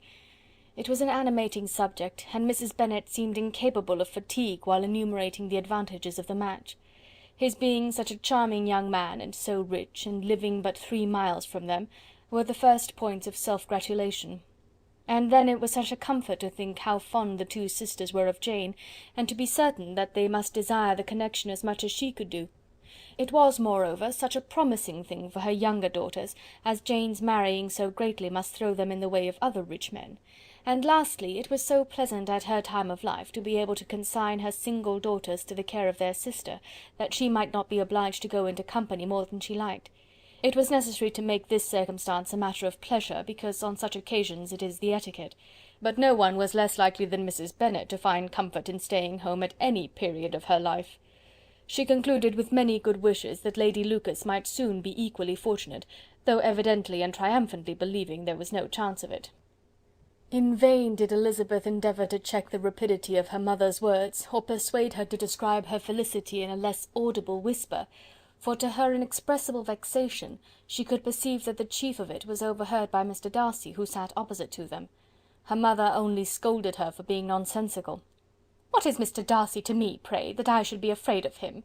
I am sure we owe him no such particular civility as to be obliged to say nothing he may not like to hear." "For heaven's sake, madam, speak lower. What advantage can it be for you to offend Mr. Darcy? You will never recommend yourself to his friend by so doing." Nothing that she could say, however, had any influence. Her mother would talk of her views in the same intelligible tone. Elizabeth blushed and blushed again with shame and vexation. She could not help frequently glancing her eye at Mr. Darcy, though every glance convinced her of what she dreaded, for though he was not always looking at her mother, she was convinced that his attention was invariably fixed by her. The expression of his face changed gradually from indignant contempt to a composed and steady gravity. At length, however, Mrs. Bennet had no more to say, and Lady Lucas, who had long been yawning at the repetition of delights which she saw no likelihood of sharing, was left to the comforts of cold ham and chicken. Elizabeth now began to revive. But not long was the interval of tranquillity, for when supper was over, singing was talked of, and she had the mortification of seeing Mary, after very little entreaty, preparing to oblige the company. By many significant looks and silent entreaties did she endeavour to prevent such a proof of complaisance, but in vain. Mary would not understand them. Such an opportunity of exhibiting was delightful to her, and she began her song. Elizabeth's eyes were fixed on her with most painful sensations, and she watched her progress through the several stanzas with an impatience which was very ill rewarded at their close, for Mary, on receiving amongst the thanks of the table the hint of a hope that she might be prevailed on to favour them again, after the pause of half a minute began another. Mary's powers were by no means fitted for such a display. Her voice was weak, and her manner affected. Elizabeth was in agonies. She looked at Jane to see how she bore it, but Jane was very composedly talking to Bingley. She looked at his 2 sisters, and saw them making signs of derision at each other, and at Darcy, who continued, however, imperturbably grave. She looked at her father to entreat his interference, lest Mary should be singing all night. He took the hint, and when Mary had finished her second song, said aloud, "That will do extremely well, child. You have delighted us long enough. Let the other young ladies have time to exhibit." Mary, though pretending not to hear, was somewhat disconcerted, and Elizabeth, sorry for her, and sorry for her father's speech, was afraid her anxiety had done no good. Others of the party were now applied to. "If I," said Mr. Collins, "were so fortunate as to be able to sing, I should have great pleasure, I am sure, in obliging the company with an air, for I consider music as a very innocent diversion, and perfectly compatible with the profession of a clergyman. I do not mean, however, to assert that we can be justified in devoting too much of our time to music, for there are certainly other things to be attended to. The rector of a parish has much to do. In the first place, he must make such an agreement for tithes as may be beneficial to himself, and not offensive to his patron. He must write his own sermons, and the time that remains will not be too much for his parish duties, and the care and improvement of his dwelling, which he cannot be excused from making as comfortable as possible.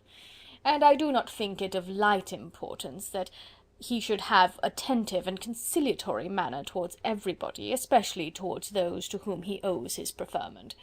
I cannot acquit him of that duty, nor could I think well of the man who should omit an occasion of testifying his respect towards anybody connected with the family."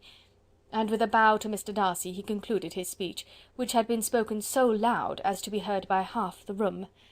Many stared, many smiled, but no one looked more amused than Mr. Bennet himself, while his wife seriously commended Mr. Collins for having spoken so sensibly, and observed in a half whisper to Lady Lucas that he was a remarkably clever, good kind of young man. To Elizabeth it appeared that, had her family made an agreement to expose themselves as much as they could during the evening, it would have been impossible for them to play their parts with more spirit or finer success, and happy did she think it for Bingley and her sister that some of the exhibition had escaped his notice, and that his feelings were not of a sort to be much distressed by the folly which he must have witnessed. That his two sisters and Mr. Darcy, however, should have such an opportunity of ridiculing her relations was bad enough, and she could not determine whether the silent contempt of the gentlemen or the insolent smiles of the ladies were more intolerable. The rest of the evening brought her little amusement. She was teased by Mr. Collins, who continued most perseveringly by her side, and though he could not prevail on her to dance with him again, put it out of her power to dance with others. In vain did she entreat him to stand up with somebody else, and offered to introduce him to any young lady in the room. He assured her that as to dancing he was perfectly indifferent to it, that his chief object was by delicate attentions to recommend himself to her, and that he should therefore make a point of remaining close to her the whole evening. There was no arguing upon such a project. She owed her greatest relief to her friend Miss Lucas, who often joined them, and good-naturedly engaged Mr. Collins' conversation to herself. She was at least free from the offence of Mr. Darcy's further notice. Though often standing within a very short distance of her, quite disengaged, he never came near enough to speak. She felt it to be the probable consequence of her allusions to Mr. Wickham, and rejoiced in it. The Longbourn party were the last of all the company to depart, and by a manoeuvre of Mrs. Bennet had to wait for their carriage a quarter of an hour after everybody else was gone, which gave them time to see how heartily they were wished away by some of the family. Mrs. Hurst and her sister scarcely opened their mouths, except to complain of fatigue, and were evidently impatient to have the house to themselves. They repulsed every attempt of Mrs. Bennet at conversation, and by so doing threw a languor over the whole party, which was very little relieved by the long speeches of Mr. Collins, who was complimenting Mr. Bingley and his sisters on the elegance of their entertainment, and the hospitality and politeness which had marked their behaviour to their guests. Darcy said nothing at all. Mr. Bennet, in equal silence, was enjoying the scene. Mr. Bingley and Jane were standing together, a little detached from the rest, and talked only to each other. Elizabeth preserved as steady a silence as either Mrs. Hurst or Miss Bingley, and even Lydia was too much fatigued to utter more than the occasional exclamation of "Lord, how tired I am!" accompanied by a violent yawn.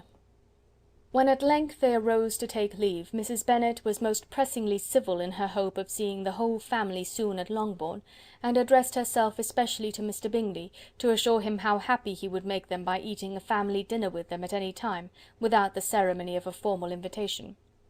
Bingley was all grateful pleasure, and he readily engaged for taking the earliest opportunity of waiting on her, after his return from London, whither he was obliged to go the next day for a short time. Mrs. Bennet was perfectly satisfied, and quitted the house under the delightful persuasion that, allowing for the necessary preparations of settlements, new carriages, and wedding clothes, she should undoubtedly see her daughter settled at Netherfield in the course of 3 or 4 months. Of having another daughter married to Mr. Collins, she thought with equal certainty, and with considerable though not equal pleasure. Elizabeth was the least dear to her of all her children, and though the man and the match were quite good enough for her, the worth of each was eclipsed by Mr. Bingley and Netherfield. Chapter 19. The next day opened a new scene at Longbourn. Mr. Collins made his declaration in form, having resolved to do it without loss of time, as his leave of absence extended only to the following Saturday, and having no feelings of diffidence to make it distressing to himself even at the moment, he set about it in a very orderly manner, with all the observances, which he supposed a regular part of the business. On finding Mrs. Bennet, Elizabeth, and one of the younger girls together, soon after breakfast, he addressed the mother in these words: "May I hope, madam, that for your interest with your fair daughter Elizabeth, when I solicit for the honour of a private audience with her in the course of this morning?" Before Elizabeth had time for anything but a blush of surprise, Mrs. Bennet answered instantly: "Oh dear, yes, certainly. I am sure Lizzy will be very happy. I am sure she can have no objection. Come, Kitty, I want you upstairs." And gathering her work together, she was hastening away, when Elizabeth called out: "Dear madam, do not go. I beg you will not go. Mr. Collins must excuse me. He can have nothing to say to me that anybody need not hear. I am going away myself." "No, no, nonsense, Lizzy. I desire you to stay where you are." And upon Elizabeth seeming really, with vexed and embarrassed looks, about to escape, she added: "Lizzy, I insist upon your staying and hearing Mr. Collins." Elizabeth would not oppose such an injunction, and a moment's consideration making her also sensible that it would be wisest to get it over as soon and as quietly as possible, she sat down again and tried to conceal by incessant employment the feelings which were divided between distress and diversion.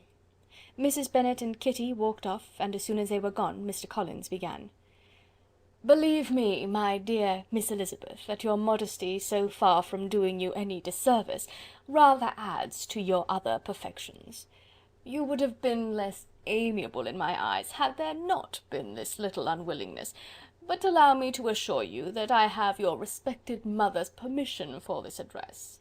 You can hardly doubt the purport of my discourse, however your natural delicacy may lead you to dissemble. My attentions have been too marked to be mistaken. Almost as soon as I entered the house, I singled you out as the companion of my future life. But before I am run away with by my feelings on this subject, perhaps it would be advisable for me to state my reasons for marrying, and moreover for coming into Hertfordshire with the design of selecting a wife, as I certainly did." The idea of Mr. Collins, with all his solemn composure, being run away with by his feelings, made Elizabeth so near laughing that she could not use the short pause he allowed in any attempt to stop him further, and he continued: "My reasons for marrying are, first, that I think it a right thing for every clergyman in easy circumstances, like myself, to set the example of matrimony in his parish. Secondly, that I am convinced that it will add very greatly to my happiness, and thirdly, which perhaps I ought to have mentioned earlier, that it is the particular advice and recommendation of the very noble lady whom I have the honour of calling patroness.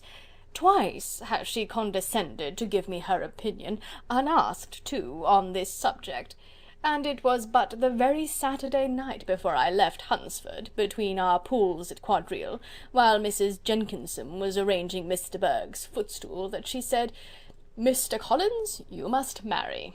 A clergyman like you must marry. Choose properly.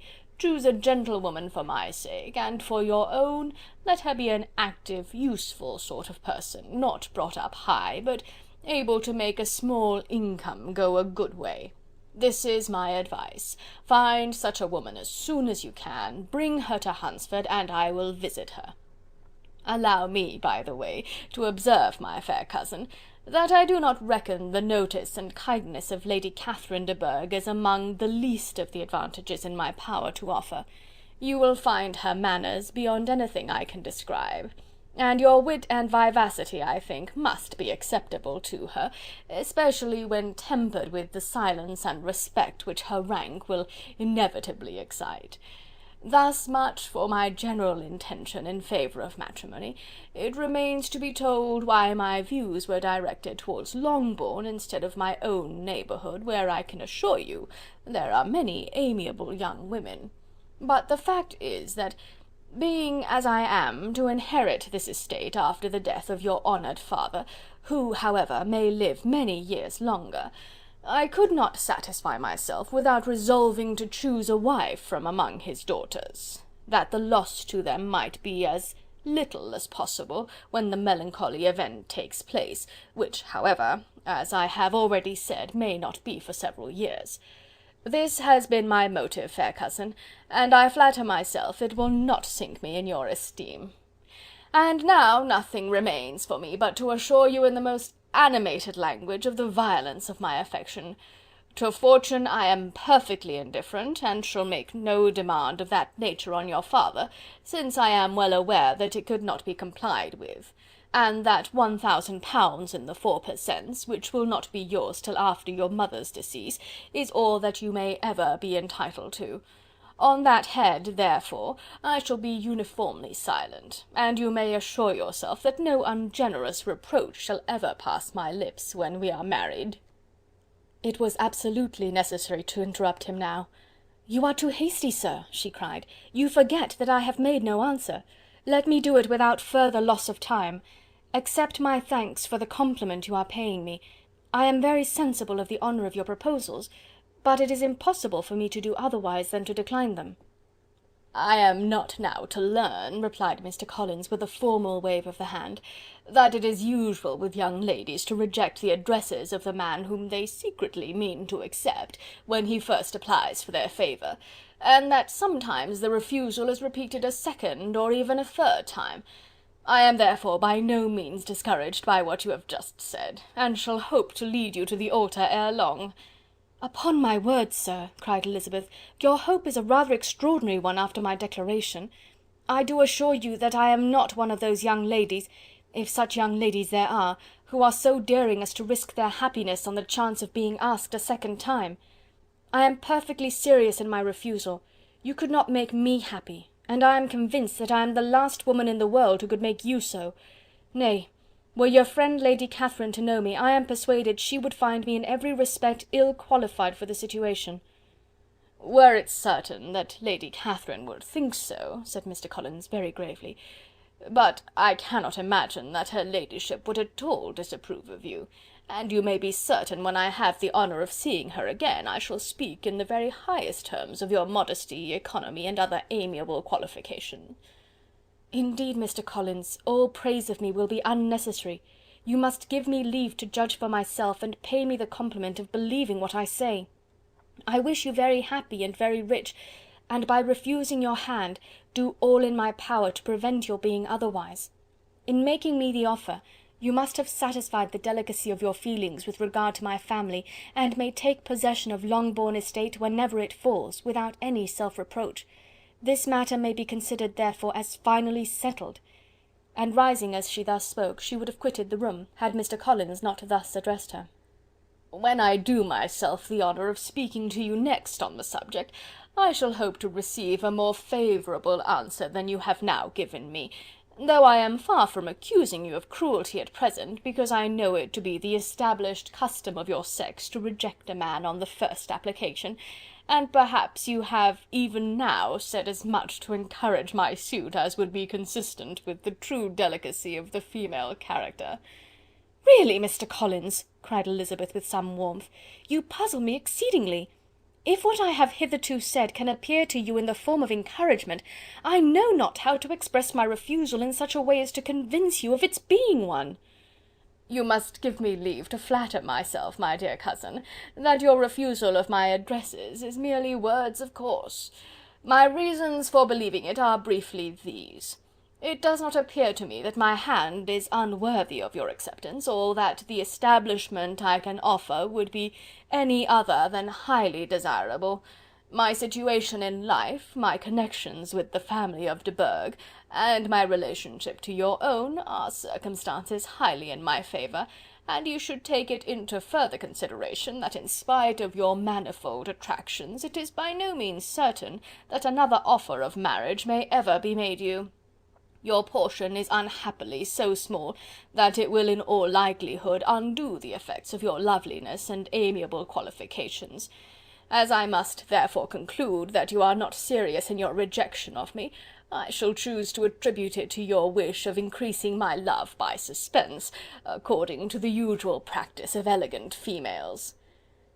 "I do assure you, sir, that I have no pretensions whatever to that kind of elegance which consists in tormenting a respectable man. I would rather be paid the compliment of being believed sincere. I thank you again and again for the honour you have done me in your proposals, but to accept them is absolutely impossible. My feelings in every respect forbid it. Can I speak plainer? Do not consider me now as an elegant female intending to plague you, but as a rational creature speaking the truth from her heart." "You are uniformly charming," cried he, with an air of awkward gallantry, "and I am persuaded that when sanctioned by the express authority of both your excellent parents, my proposals will not fail of being acceptable." To such perseverance in wilful self-deception Elizabeth would make no reply, and immediately and in silence withdrew, determined, if he persisted in considering her repeated refusals as flattering encouragement, to apply to her father, whose negative might be uttered in such a manner as to be decisive, and whose behaviour at least could not be mistaken for the affectation and coquetry of an elegant female. Chapter 20.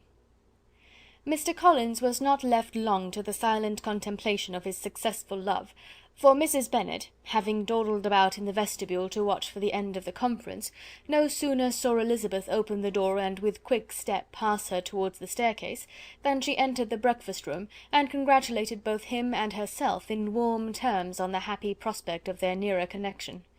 Mr. Collins received and returned these felicitations with equal pleasure, and then proceeded to relate the particulars of their interview, with the result of which he trusted he had every reason to be satisfied, since the refusal which his cousin had steadfastly given him would naturally flow from her bashful modesty and the genuine delicacy of her character. This information, however, startled Mrs. Bennet. She would have been glad to be equally satisfied that her daughter had meant to encourage him by protesting against his proposals, but she dared not believe it, and could not help saying so. "But depend upon it, Mr. Collins," she added, "that Lizzy shall be brought to reason. I will speak to her about it directly. She is a very headstrong, foolish girl, and does not know her own interest, but I will make her know it." "Pardon me for interrupting you, madam," cried Mr. Collins, "but if she is really headstrong and foolish, I know not whether she would altogether be a desirable wife to a man in my situation, who naturally looks for happiness in the marriage state. If therefore she actually persists in rejecting my suit, perhaps it were better not to force her into accepting me, because if liable to such defects of temper, she could not contribute much to my felicity." "Sir, you quite misunderstand me," said Mrs. Bennet, alarmed. "Lizzy is only headstrong in such matters as these. In everything else she is as good-natured a girl as ever lived. I will go directly to Mr. Bennet, and we shall very soon settle it with her, I am sure." She would not give him time to reply, but hurrying instantly to her husband, called out as she entered the library, "Oh, Mr. Bennet, you are wanted immediately. We are all in an uproar. You must come and make Lizzy marry Mr. Collins, for she vows she will not have him, and if you do not make haste, he will change his mind and not have her." Mr. Bennet raised his eyes from his book as she entered, and fixed them on her face with a calm unconcern which was not in the least altered by her communication. "I have not the pleasure of understanding you," said he, when she had finished her speech. "Of what are you talking?" "Of Mr. Collins and Lizzy. Lizzy declares she will not have Mr. Collins, and Mr. Collins begins to say that he will not have Lizzy." "And what am I to do on the occasion? It seems a hopeless business." "Speak to Lizzy about it yourself. Tell her that you insist upon her marrying him." "Let her be called down. She shall hear my opinion." Mrs. Bennet rang the bell, and Miss Elizabeth was summoned to the library. "Come here, child," cried her father as she appeared. "I have sent for you on an affair of importance. I understand that Mr. Collins has made you an offer of marriage. Is it true?" Elizabeth replied that it was. "Very well. And this offer of marriage you have refused?" "I have, sir." "Very well. We now come to the point. Your mother insists upon your accepting it. Is it not so, Mrs. Bennet?" "Yes, or I will never see her again." "An unhappy alternative is before you, Elizabeth. From this day you must be a stranger to one of your parents. Your mother will never see you again if you do not marry Mr. Collins, and I will never see you again if you do." Elizabeth could not but smile at such a conclusion of such a beginning, but Mrs. Bennet, who had persuaded herself that her husband regarded the affair as she wished, was excessively disappointed. "What do you mean, Mr. Bennet, in talking this way? You promised me to insist upon her marrying him." "My dear," replied her husband, "I have two small favours to request. First, that you will allow me the free use of my understanding on the present occasion, and secondly, of my room. I shall be glad to have the library to myself as soon as may be." Not yet, however, in spite of her disappointment in her husband, did Mrs. Bennet give up the point. She talked to Elizabeth again and again, coaxed and threatened her by turns. She endeavoured to secure Jane in her interest, but Jane, with all possible mildness, declined interfering, and Elizabeth, sometimes with real earnestness and sometimes with playful gaiety, replied to her attacks. Though her manner varied, however, her determination never did.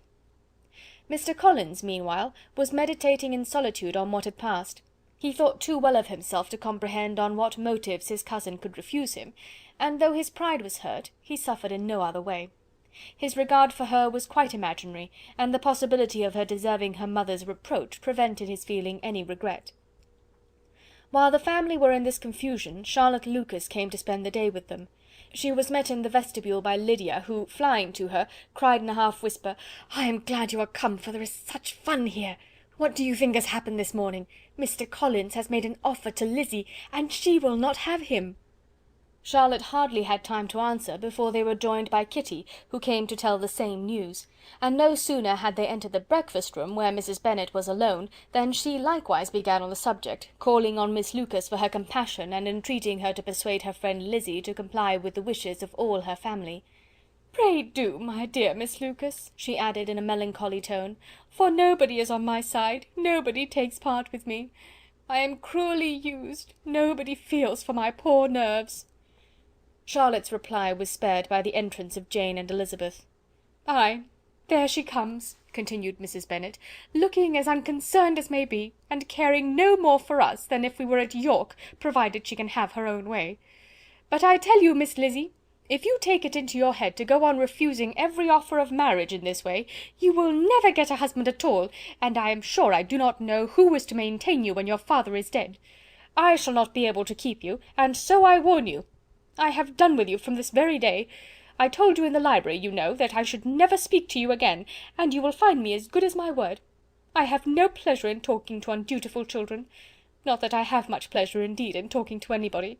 People who suffer as much as I do from nervous complaints can have no great inclination for talking. Nobody can tell what I suffer, but it is always so. Those who do not complain are never pitied." Her daughters listened in silence to this effusion, sensible that any attempt to reason with her or soothe her would only increase the irritation. She talked on, therefore, without interruption from any of them, till they were joined by Mr. Collins, who entered the room with an air more stately than usual, and on perceiving whom, she said to the girls, "Now I do insist upon it, that you, all of you, hold your tongues, and let me and Mr. Collins have a little conversation together." Elizabeth passed quietly out of the room. Jane and Kitty followed, but Lydia stood her ground, determined to hear all she could, and Charlotte, detained first by the civility of Mr. Collins, whose inquiries after herself and all her family were very minute, and then by a little curiosity, satisfied herself with walking to the window and pretending not to hear. In a doleful voice Mrs. Bennet began the projected conversation. "Oh, Mr. Collins!" "My dear madam," replied he, "let us be for ever silent on this point. Far be it from me," he presently continued, in a voice that marked his displeasure, "to resent the behaviour of your daughter. Resignation to inevitable evils is the evil duty of us all, the peculiar duty of a young man who has been so fortunate as I have been in early preferment, and I trust I am resigned. Perhaps not the less so from feeling a doubt of my positive happiness had my fair cousin honoured me with her hand, for I have often observed that resignation is never so perfect as when the blessing denied begins to lose somewhat of its value in our estimation. You will not, I hope, consider me as showing any disrespect to your family, my dear madam, by thus withdrawing my pretensions to your daughter's favour, without having paid yourself and Mr. Bennet the compliment of requesting you to interpose your authority in my behalf. My conduct may, I fear, be objectionable in having accepted my dismission from your daughter's lips instead of your own. But we are all liable to error. I have certainly meant well through the whole affair. My object has been to secure an amiable companion for myself, with due consideration for the advantage of all your family, and if my manner has been at all reprehensible, I here beg leave to apologize." Chapter 21. The discussion of Mr. Collins's offer was now nearly at an end, and Elizabeth had only to suffer from the uncomfortable feelings necessarily attending it, and occasionally from some peevish allusions of her mother. As for the gentleman himself, his feelings were chiefly expressed, not by embarrassment or dejection, or by trying to avoid her, but by stiffness of manner and resentful silence. He scarcely ever spoke to her, and the assiduous attentions which he had been so sensible of himself were transferred for the rest of the day to Miss Lucas, whose civility in listening to him was a seasonable relief to them all, and especially to her friend. The morrow produced no abatement to Mrs. Bennet's ill humour or ill health. Mr. Collins was also in the same state of angry pride. Elizabeth had hoped that his resentment might shorten his visit, but his plan did not appear in the least affected by it. He was always to have gone on Saturday, and to Saturday he meant to stay. After breakfast the girls walked to Meryton to inquire if Mr. Wickham were returned, and to lament over his absence from the Netherfield ball. He joined them on their entering the town, and attended them to their aunt's, where his regret and vexation, and the concern of everybody, was well talked over. To Elizabeth, however, he voluntarily acknowledged that the necessity of his absence had been self-imposed. "I found," said he, "as the time drew near, that I had better not meet Mr. Darcy, that to be in the same room, the same party with him for so many hours together, might be more than I could bear, and that scenes might arise unpleasant to more than myself." She highly approved his forbearance, and they had leisure for a full discussion of it, and for all the commendation which they civilly bestowed on each other, as Wickham and another officer walked back with them to Longbourn, and during the walk he particularly attended to her. His accompanying them was a double advantage. She felt all the compliment it offered to herself, and it was most acceptable as an occasion of introducing him to her father and mother. Soon after their return a letter was delivered to Miss Bennet. It came from Netherfield. The envelope contained a sheet of elegant, little, hot-pressed paper, well covered with the lady's fair flowing hand, and Elizabeth saw her sister's countenance change as she read it, and saw her dwelling intently on some particular passages. Jane recollected herself soon, and putting the letter away, tried to join with her usual cheerfulness in the general conversation, but Elizabeth felt an anxiety on the subject which drew off her attention even from Wickham, and no sooner had he and his companion taken leave, than a glance from Jane invited her to follow her upstairs. When they had gained their own room, Jane, taking out the letter, said, "This is from Caroline Bingley. What it contains has surprised me a good deal. The whole party have left Netherfield by this time, and are on their way back to town, and without any intention of coming back again. You shall hear what she says." She then read the first sentence aloud, which comprised the information of their having just resolved to follow their brother to town directly, and of their meaning to dine in Grosvenor Street, where Mr. Hurst had a house. The next was in these words: "I do not pretend to regret anything I shall leave in Hertfordshire, except your society, my dearest friend. But we will hope, at some future period, to enjoy many returns of that delightful intercourse we have known, and in the meanwhile may lessen the pain of separation by a very frequent and most unreserved correspondence. I depend on you for that." To these high-flown expressions Elizabeth listened with all the insensibility of distrust, and though the suddenness of their removal surprised her, she saw nothing in it really to lament. It was not to be supposed that their absence from Netherfield would prevent Mr. Bingley's being there, and as to the loss of their society, she was persuaded that Jane must cease to regard it in the enjoyment of his. "It is unlucky," said she, after a short pause, "that you should not be able to see your friends before they leave the country. But may we not hope that the period of future happiness to which Miss Bingley looks forward may arrive earlier than she is aware, and that the delightful intercourse you have known as friends will be renewed with yet greater satisfaction as sisters? Mr. Bingley will not be detained in London by them. Caroline decidedly says that none of the party will return into Hertfordshire this winter. I will read it to you. When my brother left us yesterday, he imagined that the business which took him to London might be concluded in 3 or 4 days, but as we are certain it cannot be so, and at the same time convinced that when Charles gets to town he will be in no hurry to leave it again, we have determined on following him thither, that he may not be obliged to spend his vacant hours in a comfortless hotel. Many of my acquaintances are already there for the winter. I wish that I could hear that you, my dearest friend, had any intention of making one of the crowd, but of that I despair. I sincerely hope your Christmas in Hertfordshire may abound in the gaieties which that season generally brings, and that your beaux will be so numerous as to prevent your feeling the loss of the 3 of whom we shall deprive you." It is evident by this," added Jane, "that he comes back no more this winter." "It is only evident that Miss Bingley does not mean that he should." "Why will you think so? It must be his own doing. He is his own master.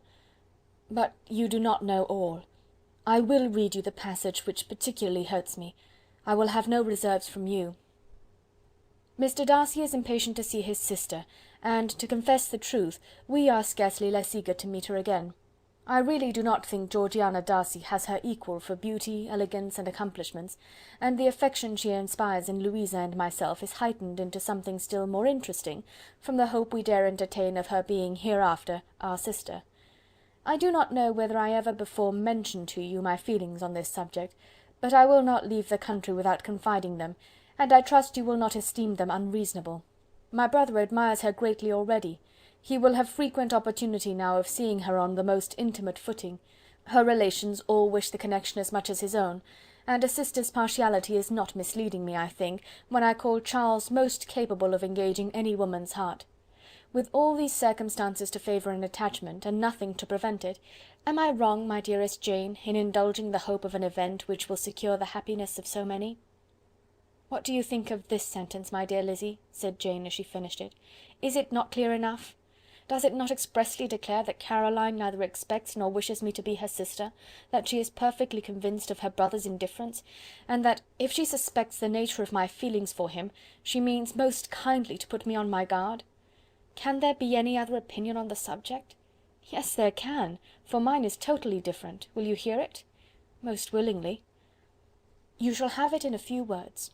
Miss Bingley sees that her brother is in love with you, and wants him to marry Miss Darcy. She follows him to town in hope of keeping him there, and tries to persuade you that he does not care about you." Jane shook her head.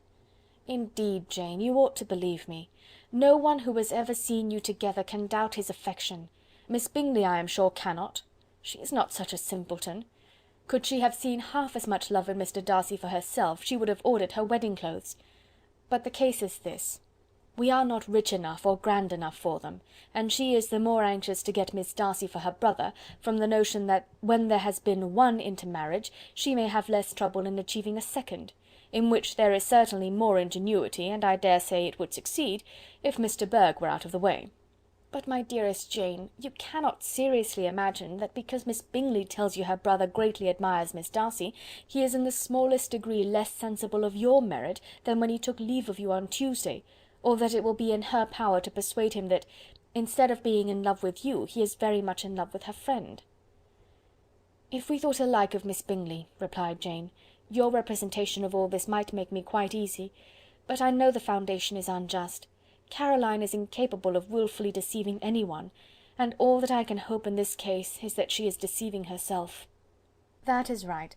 You could not have started a more happy idea, since you will not take comfort in mine. Believe her to be deceived by all means. You have now done your duty by her, and must fret no longer. But, my dear sister, can I be happy, even supposing the best, in accepting a man whose sisters and friends are all wishing him to marry elsewhere?" "You must decide for yourself," said Elizabeth, "and if, upon mature deliberation, you find that the misery of disobliging his two sisters is more than equivalent to the happiness of being his wife, I advise you by all means to refuse him." "How can you talk so?" said Jane, faintly smiling. "You must know that though I should be exceedingly grieved at their disapprobation, I could not hesitate." "I did not think you would, and that being the case, I cannot consider your situation with much compassion. But if he returns no more this winter, my choice will never be required. 1,000 things may arise in 6 months." The idea of his returning no more Elizabeth treated with the utmost contempt. It appeared to her merely the suggestion of Caroline's interested wishes, and she could not for a moment suppose that those wishes, however openly or artfully spoken, could influence a young man so totally independent of everyone. She represented to her sister as forcibly as possible what she felt on the subject, and had soon the pleasure of seeing its happy effect. Jane's temper was not desponding, and she was gradually led to hope, though the diffidence of affection sometimes overcame the hope, that Bingley would return to Netherfield and answer every wish of her heart. They agreed that Mrs. Bennet should only hear of the departure of the family, without being alarmed on the score of the gentleman's conduct, But even this partial communication gave her a great deal of concern, and she bewailed it as exceedingly unlucky that the ladies should happen to go away just as they were all getting so intimate together. After lamenting it, however, at some length, she had the consolation that Mr. Bingley would soon be down again, and soon dining at Longbourn, and the conclusion of all was the comfortable declaration that, though he had been invited only to a family dinner, she would take care to have 2 full courses. Chapter 22. The Bennets were engaged to dine with the Lucases, and again during the chief of the day was Miss Lucas so kind as to listen to Mr. Collins. Elizabeth took an opportunity of thanking her. "It keeps him in good humour," said she, "and I am more obliged to you than I can express." Charlotte assured her friend of her satisfaction in being useful, and that it amply repaid her for the little sacrifice of her time. This was very amiable, but Charlotte's kindness extended farther than Elizabeth had any conception of. Its object was nothing else than to secure her from any return of Mr. Collins's addresses, by engaging them towards herself. Such was Miss Lucas's scheme, and appearances were so favourable that when they parted at night she would have felt almost secure of success if he had not been to leave Hertfordshire so very soon. But here she did injustice to the fire and independence of his character, for it led him to escape out of Longbourn House the next morning with admirable slyness, and to hasten to Lucas Lodge to throw himself at her feet. He was anxious to avoid the notice of his cousins, from a conviction that if they saw him depart, they could not fail to conjecture his design, and he was not willing to have the attempt known till its success might be known likewise; for though feeling almost secure, and with reason, for Charlotte had been tolerably encouraging, he was Miss Lucas perceived him from an upper window as he walked towards the house, and instantly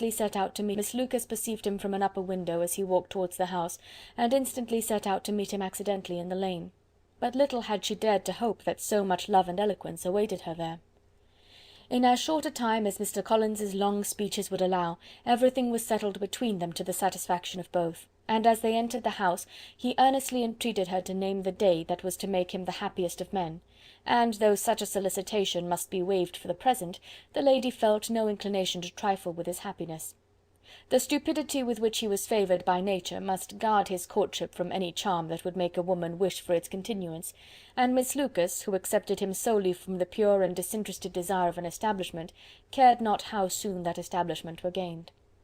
Sir William and Lady Lucas were speedily applied to for their consent, and it was bestowed with a most joyful alacrity.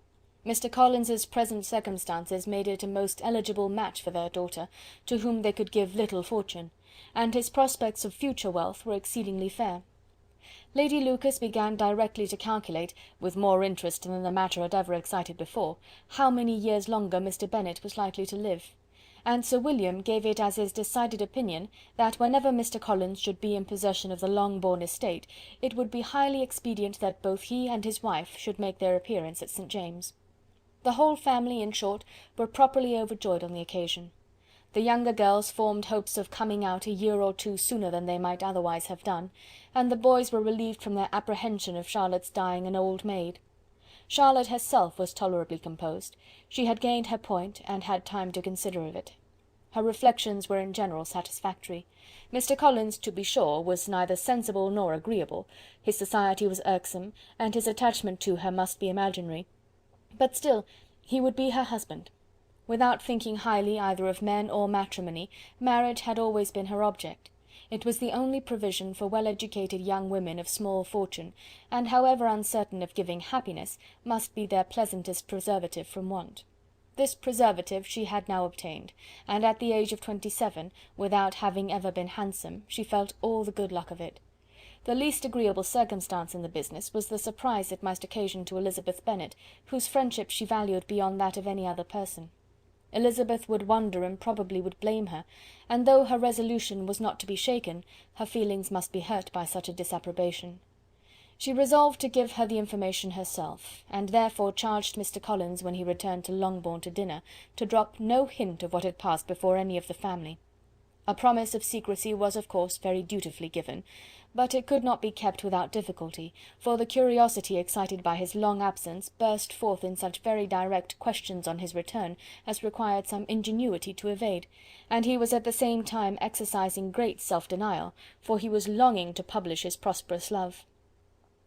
As he was to begin his journey too early on the morrow to see any of the family, the ceremony of leave-taking was performed when the ladies moved for the night, and Mrs. Bennet, with great politeness and cordiality, said how happy they should be to see him at Longbourn again, whenever his engagements might allow him to visit them.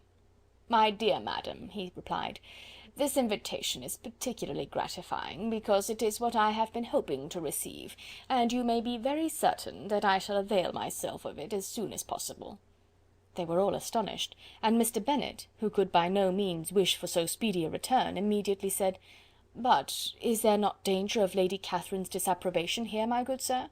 You had better neglect your relations than run the risk of offending your patroness." "My dear sir," replied Mr. Collins, "I am particularly obliged to you for this friendly caution, and you may depend upon my not taking so material a step without her ladyship's concurrence." "You cannot be too much upon your guard. Risk anything rather than her displeasure.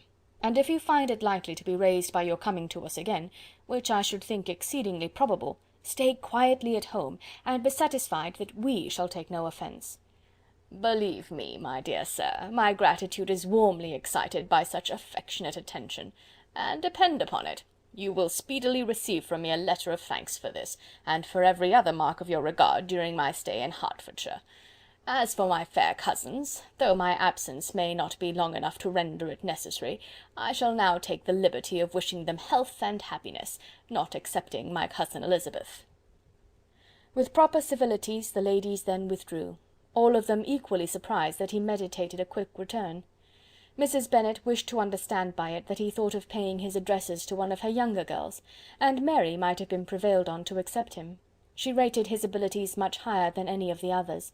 There was a solidity in his reflections which often struck her, and though by no means so clever as herself, she thought that if encouraged to read and improve himself by such an example as hers, he might become a very agreeable companion.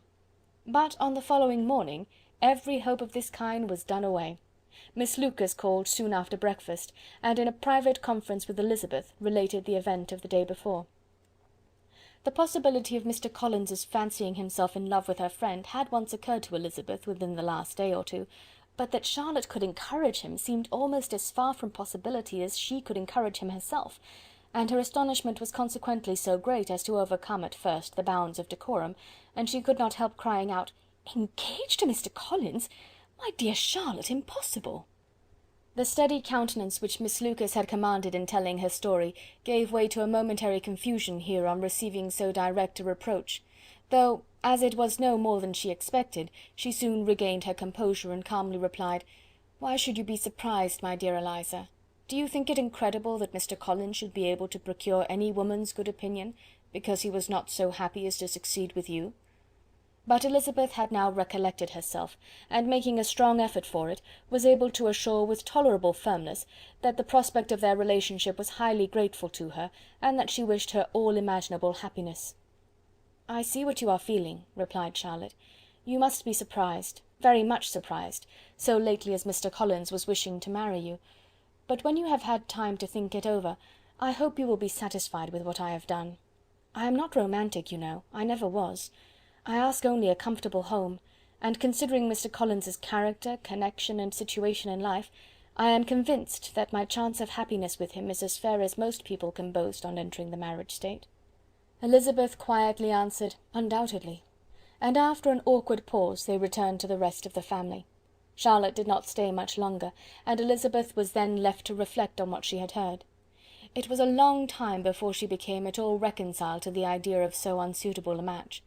The strangeness of Mr. Collins's making 2 offers of marriage within 3 days was nothing in comparison of his being now accepted. She had always felt that Charlotte's opinion of matrimony was not exactly like her own, but she had not supposed it to be possible that, when called into action, she would have sacrificed every better feeling to worldly advantage. Charlotte, the wife of Mr. Collins, was a most humiliating picture, and to the pang of a friend disgracing herself and sunk in her esteem, was added the distressing conviction that it was impossible for that friend to be tolerably happy in the lot she had chosen. Chapter 23. Elizabeth was sitting with her mother and sisters, reflecting on what she had heard, and doubting whether she was authorized to mention it, when Sir William Lucas himself appeared, sent by his daughter to announce her engagement to the family.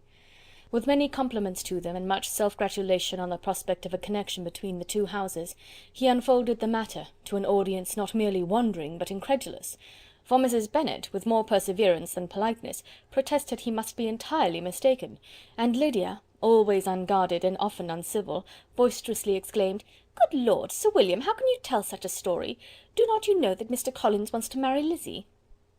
Nothing less than the complaisance of a courtier could have borne without anger such treatment, but Sir William's good breeding carried him through it all, and though he begged leave to be positive as to the truth of his information, he listened to all their impertinence with the most forbearing courtesy.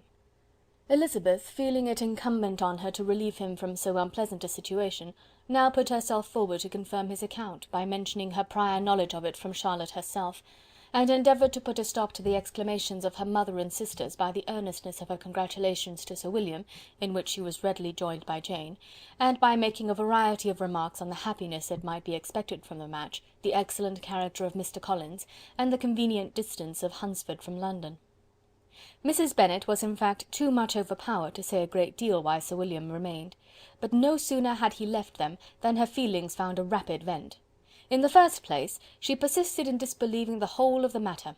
Secondly, she was very sure that Mr. Collins had been taken in. Thirdly, she trusted that they would never be happy together, and fourthly, that the match might be broken off. Two inferences, however, were plainly deduced from the whole. One, that Elizabeth was the real cause of the mischief, and the other, that she herself had been barbarously misused by them all, and on these two points she principally dwelt during the rest of the day. Nothing could console and nothing could appease her, nor did that day wear out her resentment. A week elapsed before she could see Elizabeth without scolding her, a month passed before she could speak to Sir William or Lady Lucas without being rude, and many months were gone before she could at all forgive their daughter. Mr. Bennet's emotions were much more tranquil on the occasion, and such as he did experience he pronounced to be of a most agreeable sort, for it gratified him, he said, to discover that Charlotte Lucas, whom he had used to think tolerably sensible, was as foolish as his wife, and more foolish than his daughter. Jane confessed herself a little surprised at the match, but she said less of her astonishment than of her earnest desire for their happiness, nor could Elizabeth persuade her to consider it as improbable. Kitty and Lydia were far from envying Miss Lucas, for Mr. Collins was only a clergyman, and it affected them in no other way than as a piece of news to spread at Meryton. Lady Lucas could not be insensible of triumph on being able to retort on Mrs. Bennet the comfort of having a daughter well married, and she called at Longbourn rather oftener than usual to say how happy she was, though Mrs. Bennet's sour looks and ill-natured remarks might have been enough to drive happiness away. Between Elizabeth and Charlotte there was a restraint which kept them mutually silent on the subject, and Elizabeth felt persuaded that no real confidence could ever subsist between them again. Her disappointment in Charlotte made her turn with fonder regard to her sister, of whose rectitude and delicacy she was sure her opinion could never be shaken, and for whose happiness she grew daily more anxious, as Bingley had now been gone a week, and nothing more was heard of his return. Jane had sent Caroline an early answer to her letter, and was counting the days till she might reasonably hope to hear again. The promised letter of thanks from Mr. Collins arrived on Tuesday, addressed to their father, and written with all the solemnity of gratitude which a 12-month's abode in the family might have prompted. After discharging his conscience on that head, he proceeded to inform them, with many rapturous expressions, of his happiness in having obtained the affection of their amiable neighbour Miss Lucas, and then explained that it was merely with the view of enjoying her society that he had been so ready to close with their kind wish of seeing him again at Longbourn, whither he hoped to be able to return on Monday fortnight, for Lady Catherine, he added, so heartily approved his marriage, that she wished it to take place as soon as possible, which he trusted would be an unanswerable argument with his amiable Charlotte to name an early day for making him the happiest of men. Mr. Collins' return to Hertfordshire was no longer a matter of pleasure to Mrs. Bennet. On the contrary, she was as much disposed to complain of it as her husband. It was very strange that he should come to Longbourn instead of to Lucas Lodge.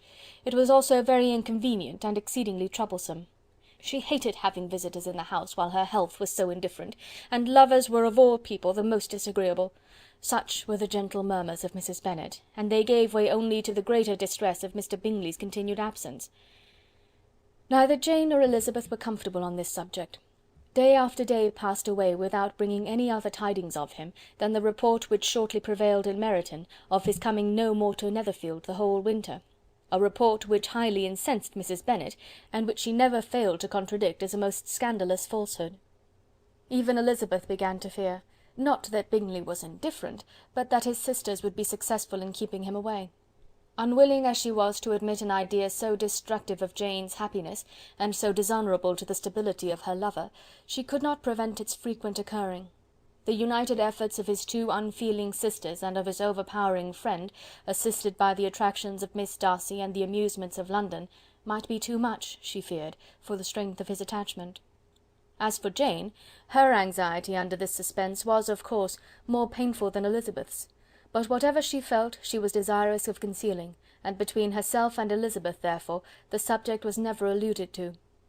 But as no such delicacy restrained her mother, an hour seldom passed in which she did not talk of Bingley, express her impatience for his arrival, or even require Jane to confess that if he did not come back she would think herself very ill-used. It needed all Jane's steady mildness to bear these attacks with tolerable tranquillity. Mr. Collins returned most punctually on Monday fortnight, but his reception at Longbourn was not quite so gracious as it had been on his first introduction. He was too happy, however, to need much attention, and luckily for the others, the business of love-making relieved them from a great deal of his company. The chief of every day was spent by him at Lucas Lodge, and he sometimes returned to Longbourn only in time to make an apology for his absence before the family went to bed. Mrs. Bennet was really in a most pitiable state. The very mention of anything concerning the match threw her into an agony of ill humour, and wherever she went she was sure of hearing it talked of. The sight of Miss Lucas was odious to her. As her successor in that house, she regarded her with jealous abhorrence. Whenever Charlotte came to see them, she concluded her to be anticipating the hour of possession, and whenever she spoke in a low voice to Mr. Collins, was convinced that they were talking of the Longbourn estate, and resolving to turn herself and her daughters out of the house as soon as Mr. Bennet were dead. She complained bitterly of all this to her husband. "Indeed, Mr. Bennet," said she, "it is very hard to think that Charlotte Lucas should ever be mistress of this house, that I should be forced to make way for her, and live to see her take her place in it." "My dear, do not give way to such gloomy thoughts. Let us hope for better things. Let us flatter ourselves that I may be the survivor." This was not very consoling to Mrs. Bennet, and therefore, instead of making any answer, she went on as before. "I cannot bear to think that they should have all this estate. If it was not for the entail, I should not mind it." "What should not you mind?" "I should not mind anything at all." "Let us be thankful that you are preserved from a state of such insensibility." "I never can be thankful, Mr. Bennet, for anything about the entail.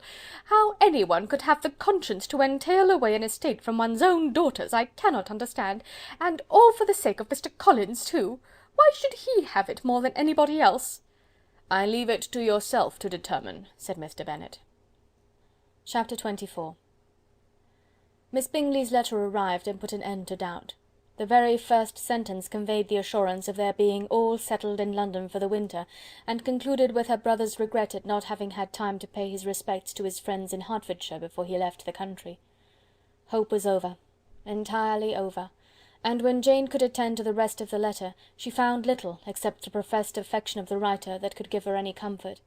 Miss Darcy's praise occupied the chief of it, her many attractions were again dwelt on, and Caroline boasted joyfully of their increasing intimacy, and ventured to predict the accomplishment of the wishes which had been unfolded in her former letter.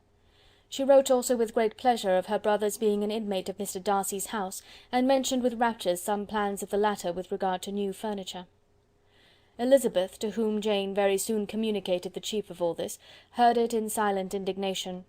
Her heart was divided between concern for her sister and resentment against all others.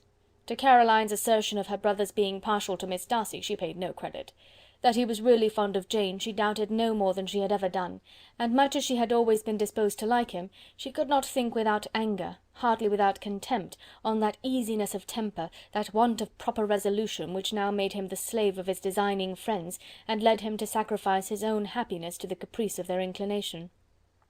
Had his own happiness, however, been the only sacrifice, he might have been allowed to sport with it in whatever manner he thought best, but her sister's was involved in it, as she thought he must be sensible himself.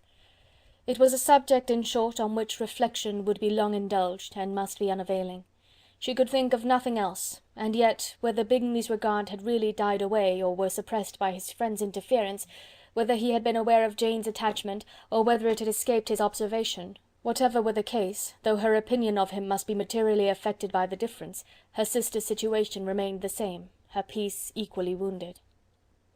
A day or two passed before Jane had the courage to speak of her feelings to Elizabeth, but at last, on Mrs. Bennet's leaving them together, after a longer irritation than usual about Netherfield and its master, she could not help saying, "Oh, that my dear mother had more command over herself!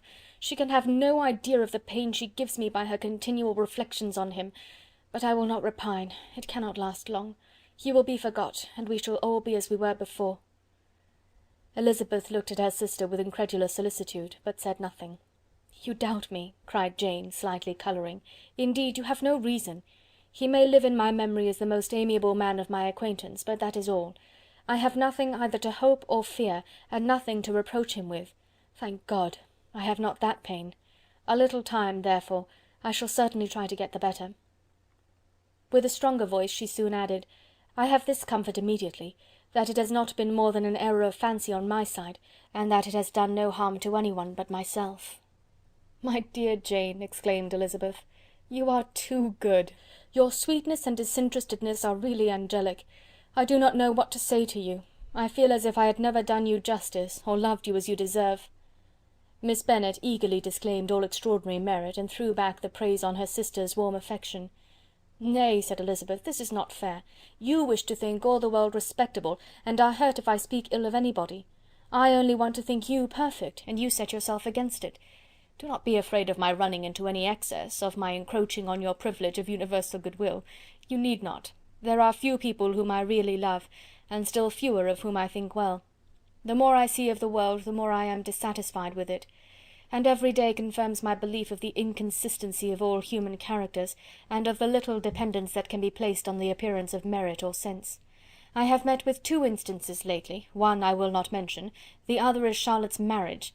It is unaccountable. In every view it is unaccountable. My dear Lizzy, do not give way to such feelings as these. They will ruin your happiness. You do not make allowance enough for difference of situation and temper. Consider Mr. Collins's respectability, and Charlotte's steady, prudent character. Remember that she is one of a large family, that as to fortune it is a most eligible match, and be ready to believe, for everybody's sake, that she may feel something like regard and esteem for our cousin. To oblige you, I would try to believe almost anything, but no one else could be benefited by such a belief as this, for were I persuaded that Charlotte had any regard for him, I should only think worse of her understanding than I do now of her heart. My dear Jane, Mr. Collins is a conceited, pompous, narrow-minded, silly man. You know he is, as well as I do, and you must feel as well as I do, that the woman who married him cannot have a proper way of thinking. You shall not defend her, though it is Charlotte Lucas. You shall not, for the sake of one individual, change the meaning of principle and integrity, nor endeavour to persuade yourself or me that selfishness is prudence, and insensibility of danger security for happiness." "I must think your language too strong in speaking of both," replied Jane, "and I hope you will be convinced of it by seeing them happy together. But enough of this. You alluded to something else. You mentioned 2 instances. I cannot misunderstand you, but I entreat you, dear Lizzy, not to pain me by thinking that person to blame, and saying your opinion of him is sunk. We must not be so ready to fancy ourselves intentionally injured. We must not expect a lively young man to be always so guarded and circumspect. It is very often nothing but our own vanity that deceives us. Women fancy admiration means more than it does. And men take care that they should. If it is designedly done, they cannot be justified, but I have no idea of there being so much design in the world as some persons imagine." "I fear I am far from attributing any part of Mr. Bingley's conduct to design," said Elizabeth, "but without scheming to do wrong, or to make others unhappy, there may be error, and there may be misery. Thoughtlessness, want of attention to other people's feelings, and want of resolution will do the business." "And do you impute it to either of those?" "Yes, to the last. But if I go on, I shall displease you by saying what I think of persons you esteem. Stop me whilst you can." "You persist, then, in supposing his sisters influence him?" "Yes, in conjunction with his friend." "I cannot believe it. Why should they try to influence him? They can only wish his happiness, and if he is attached to me, no other woman can secure it." "Your first position is false. They may wish many things besides his happiness. They may wish his increase of wealth and consequence. They may wish him to marry a girl who has all the importance of money, great connections, and pride." "Beyond a doubt they do wish him to choose Miss Darcy," replied Jane, "but this may be from better feelings than you are supposing. They have known her much longer than they have known me. No wonder if they love her better. But whatever may be their own wishes, it is very unlikely they should have opposed their brothers. What sister would think herself at liberty to do it, unless there was something very objectionable?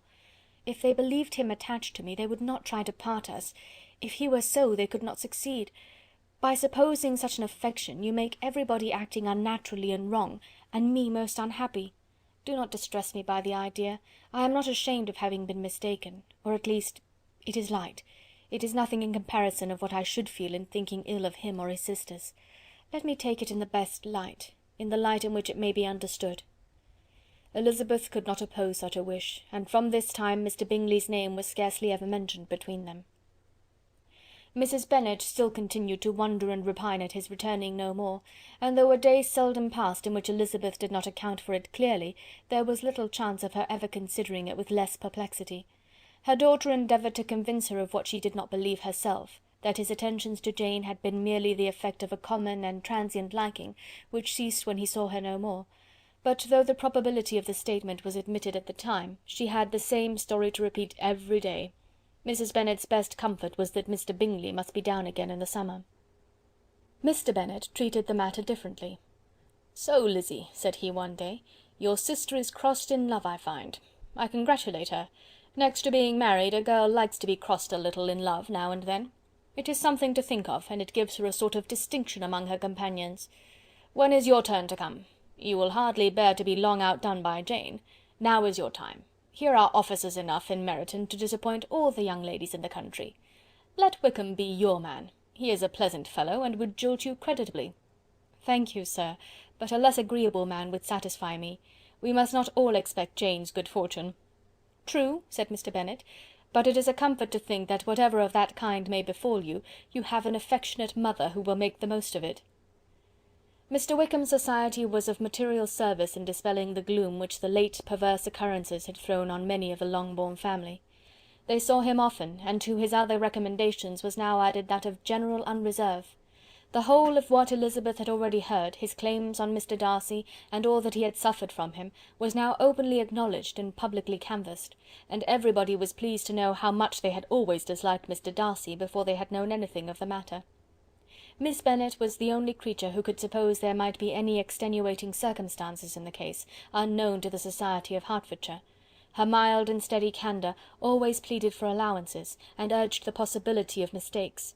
But by everybody else, Mr. Darcy was condemned as the worst of men. Chapter 25. After a week spent in professions of love and schemes of felicity, Mr. Collins was called from his amiable Charlotte by the arrival of Saturday. The pain of separation, however, might be alleviated on his side by preparations for the reception of his bride, as he had reason to hope that shortly after his return into Hertfordshire the day would be fixed that was to make him the happiest of men. He took leave of his relations at Longbourn with as much solemnity as before, wished his fair cousins health and happiness again, and promised their father another letter of thanks. On the following Monday Mrs. Bennet had the pleasure of receiving her brother and his wife, who came as usual to spend the Christmas at Longbourn. Mr. Gardiner was a sensible, gentlemanlike man, greatly superior to his sister, as well by nature as education. The Netherfield ladies would have had difficulty in believing that a man who lived by trade and within view of his own warehouses could have been so well bred and agreeable.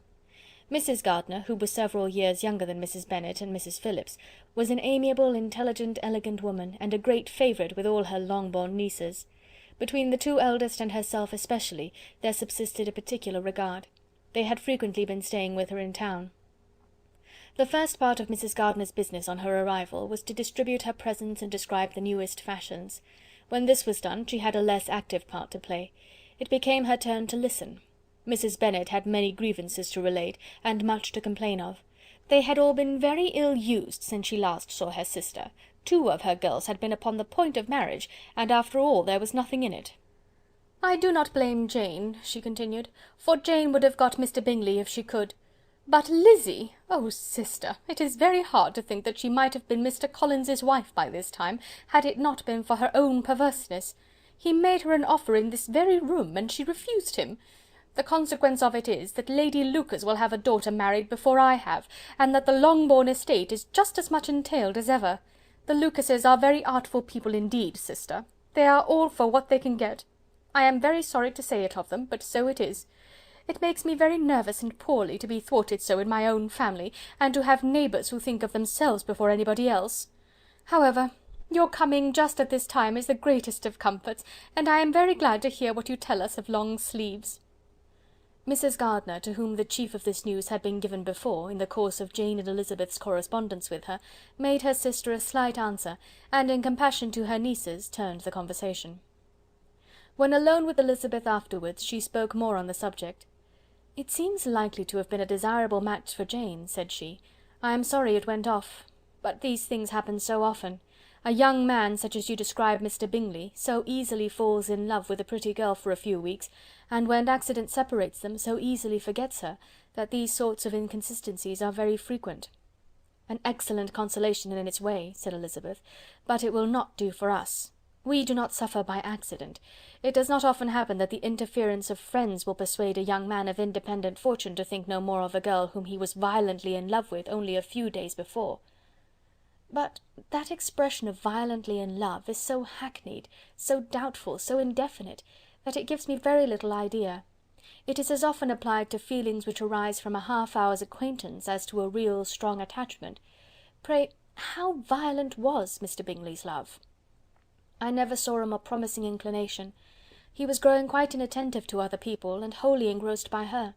Every time they met, it was more decided and remarkable. At his own ball he offended 2 or 3 young ladies by not asking them to dance, and I spoke to him twice myself without receiving an answer. Could there be finer symptoms? Is not general incivility the very essence of love?" "Oh yes, of that kind of love which I suppose him to have felt. Poor Jane! I am sorry for her, because, with her disposition, she may not get over it immediately. It had better have happened to you, Lizzy. You would have laughed yourself out of it sooner. But do you think she would be prevailed upon to go back with us? Change of scene might be of service, and perhaps a little relief from home may be as useful as anything." Elizabeth was exceedingly pleased with this proposal, and felt persuaded of her sister's ready acquiescence. "I hope," added Mrs. Gardiner, "that no consideration with regard to this young man will influence her.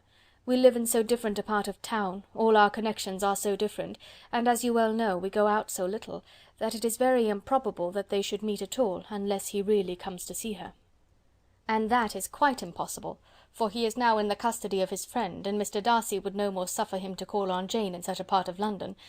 My dear aunt, how could you think of it? Mr. Darcy may perhaps have heard of such a place as Gracechurch Street, but he would hardly think a month's ablution enough to cleanse him from its impurities, were he once to enter it, and depend upon it, Mr. Bingley never stirs without him." "So much the better. I hope they will not meet at all. But does not Jane correspond with his sister? She will not be able to help calling." "She will drop the acquaintance entirely." But in spite of the certainty in which Elizabeth affected to place this point, as well as the still more interesting one of Bingley's being withheld from seeing Jane, she felt a solicitude on the subject which convinced her, on examination, that she did not consider it entirely hopeless. It was possible, and sometimes she thought it probable, that his affection might be reanimated, and the influence of his friends successfully combated by the more natural influence of Jane's attractions. Miss Bennet accepted her aunt's invitation with pleasure, and the Bingleys were no otherwise in her thoughts at the same time than as she hoped by Caroline's not living in the same house with her brother, she might occasionally spend a morning with her without any danger of seeing him. The Gardiners stayed a week at Longbourn, and what with the Phillipses, the Lucases, and the officers, there was not a day without its engagement. Mrs. Bennet had so carefully provided for the entertainment of her brother and sister, that they did not once sit down to a family dinner. When the engagement was for home, some of the officers always made part of it, of which officers Mr. Wickham was sure to be one, and on these occasions Mrs. Gardiner, rendered suspicious by Elizabeth's warm commendation, narrowly observed them both. Without supposing them, from what she saw, to be very seriously in love, their preference of each other was plain enough to make her a little uneasy, and she resolved to speak to Elizabeth on the subject before she left Hertfordshire, and represent to her the imprudence of encouraging such an attachment. To Mrs. Gardiner, Wickham had one means of affording pleasure, unconnected with his general powers. About 10 or a dozen years ago, before her marriage, she had spent a considerable time in that very part of Derbyshire to which he belonged. They had, therefore, many acquaintances in common, and though Wickham had been little there since the death of Darcy's father, it was yet in his power to give her fresher intelligence of her former friends than she had been in the way of procuring. Mrs. Gardiner had seen Pemberley, and known the late Mr. Darcy by character perfectly well. Here, consequently, was an inexhaustible subject of discourse, in comparing her recollection of Pemberley with the minute description which Wickham could give, and in bestowing her tribute of praise on the character of its late possessor, she was delighting both him and herself. On being made acquainted with the present Mr. Darcy's treatment of him, she tried to remember some of that gentleman's reputed disposition when quite a lad, which might agree with it, and was confident at last that she recollected having heard Mr. Fitzwilliam Darcy formerly spoken of as a very proud, ill-natured boy. Chapter 26. Mrs. Gardiner's caution to Elizabeth was punctually and kindly given on the first favourable opportunity of speaking to her alone. After honestly telling her what she thought, she thus went on. "You are too sensible a girl, Lizzy, to fall in love merely because you are warned against it, and therefore I am not afraid of speaking openly. Seriously, I would have you be on your guard. Do not involve yourself, or endeavour to involve him in an affection which the want of fortune would make so very imprudent. I have nothing to say against him. He is a most interesting young man, and if he had the fortune he ought to have, I should think you could not do better. But as it is, you must not let your fancy run away with you. You have sense, and we all expect you to use it. Your father would depend on your resolution and good conduct, I am sure. You must not disappoint your father." "My dear aunt, this is being serious indeed." "Yes, and I hope to engage you to be serious likewise." "Well then, you need not be under any alarm.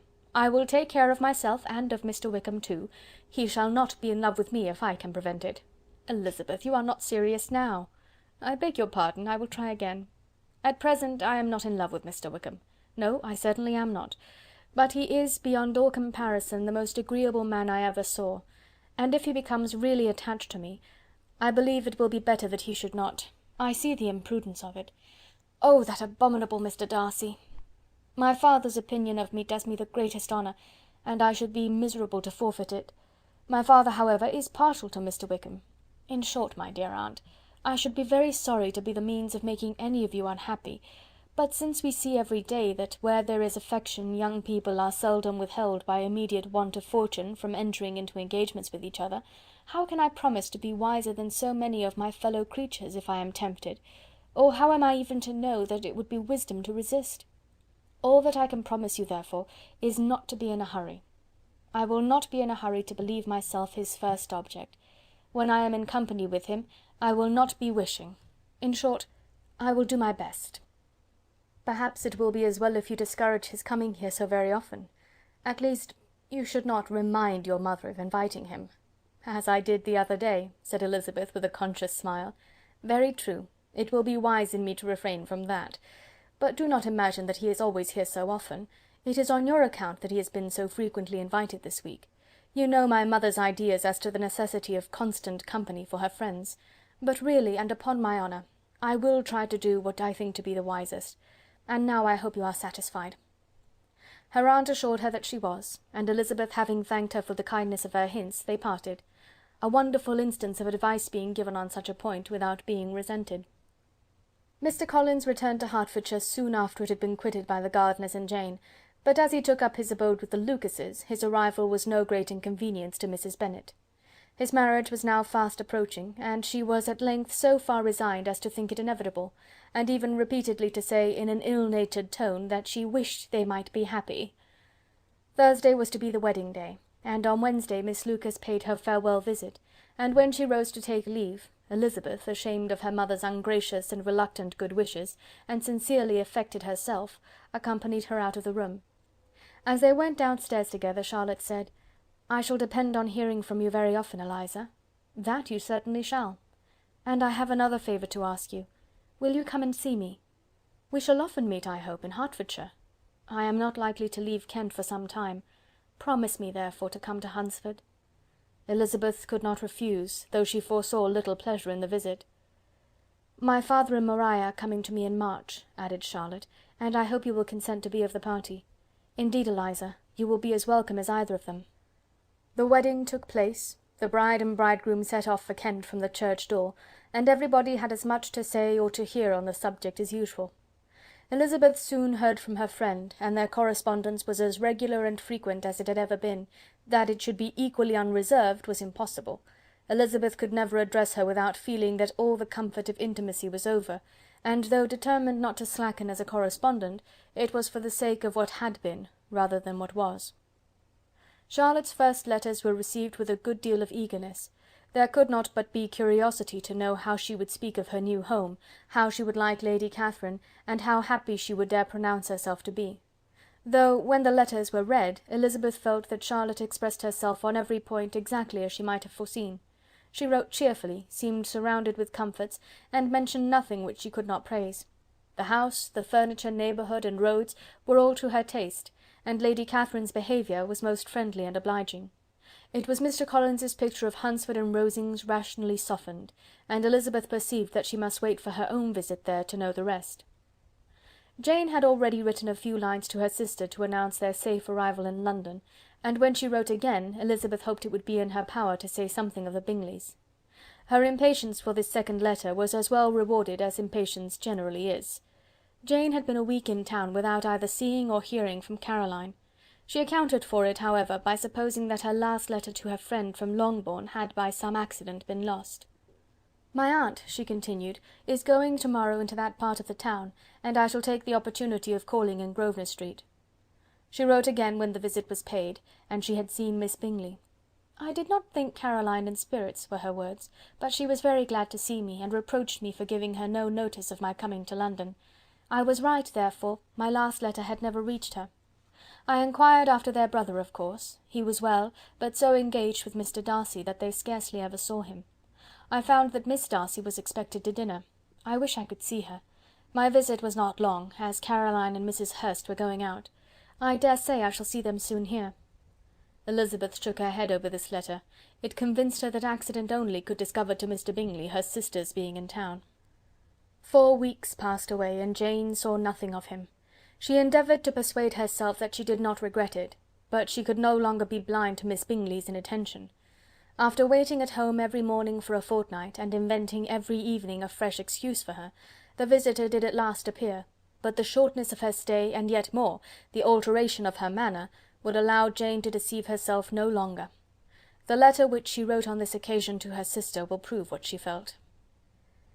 "My dearest Lizzy will, I am sure, be incapable of triumphing in her better judgment at my expense, when I confess myself to have been entirely deceived in Miss Bingley's regard for me.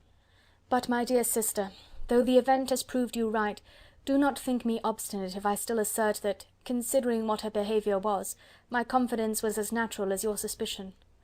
I do not at all comprehend her reason for wishing to be intimate with me, but if the same circumstances were to happen again, I am sure I should be deceived again. Caroline did not return my visit till yesterday, and not a note, not a line did I receive in the meantime. When she did come, it was very evident that she had no pleasure in it. She made a slight, formal apology for not calling before, said not a word of wishing to see me again, and was in every respect so altered a creature, that when she went away I was perfectly resolved to continue the acquaintance no longer. I pity, though I cannot help blaming her. She was very wrong in singling me out as she did. I can safely say that every advance to intimacy began on her side, but I pity her because she must feel that she has been acting wrong, and because I am very sure that anxiety for her brother is the cause of it. I need not explain myself farther, though we know this anxiety to be quite needless, yet if she feels it, it will easily account for her behaviour to me, and so deservedly dear as he is to his sister, whatever anxiety she must feel on his behalf is natural and amiable. I cannot but wonder, however, at her having any such fears now, because, if he had at all cared about me, we must have met long ago. He knows of my being in town, I am certain, from something she said herself, and yet it would seem, by her manner of talking, as if she wanted to persuade herself that he is really partial to Miss Darcy. I cannot understand it. If I were not afraid of judging harshly, I should be almost tempted to say that there is a strong appearance of duplicity in all this, but I will endeavour to banish every painful thought, and think only of what will make me happy, your affection, and the invariable kindness of my dear uncle and aunt. Let me hear from you very soon. Miss Bingley said something of his never returning to Netherfield again, of giving up the house, but not with any certainty. We had better not mention it. I am extremely glad that you have such pleasant accounts from our friends at Hunsford. Pray go to see them with Sir William and Maria. I am sure you will be very comfortable there. Yours, etc. This letter gave Elizabeth some pain, but her spirits returned as she considered that Jane would no longer be duped, by the sister at least.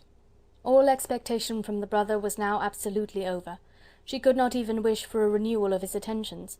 His character sunk on every review of it, and as a punishment for him, as well as a possible advantage to Jane, she seriously hoped that he might really soon marry Mr. Darcy's sister, as, by Wickham's account, she would make him abundantly regret what he had thrown away.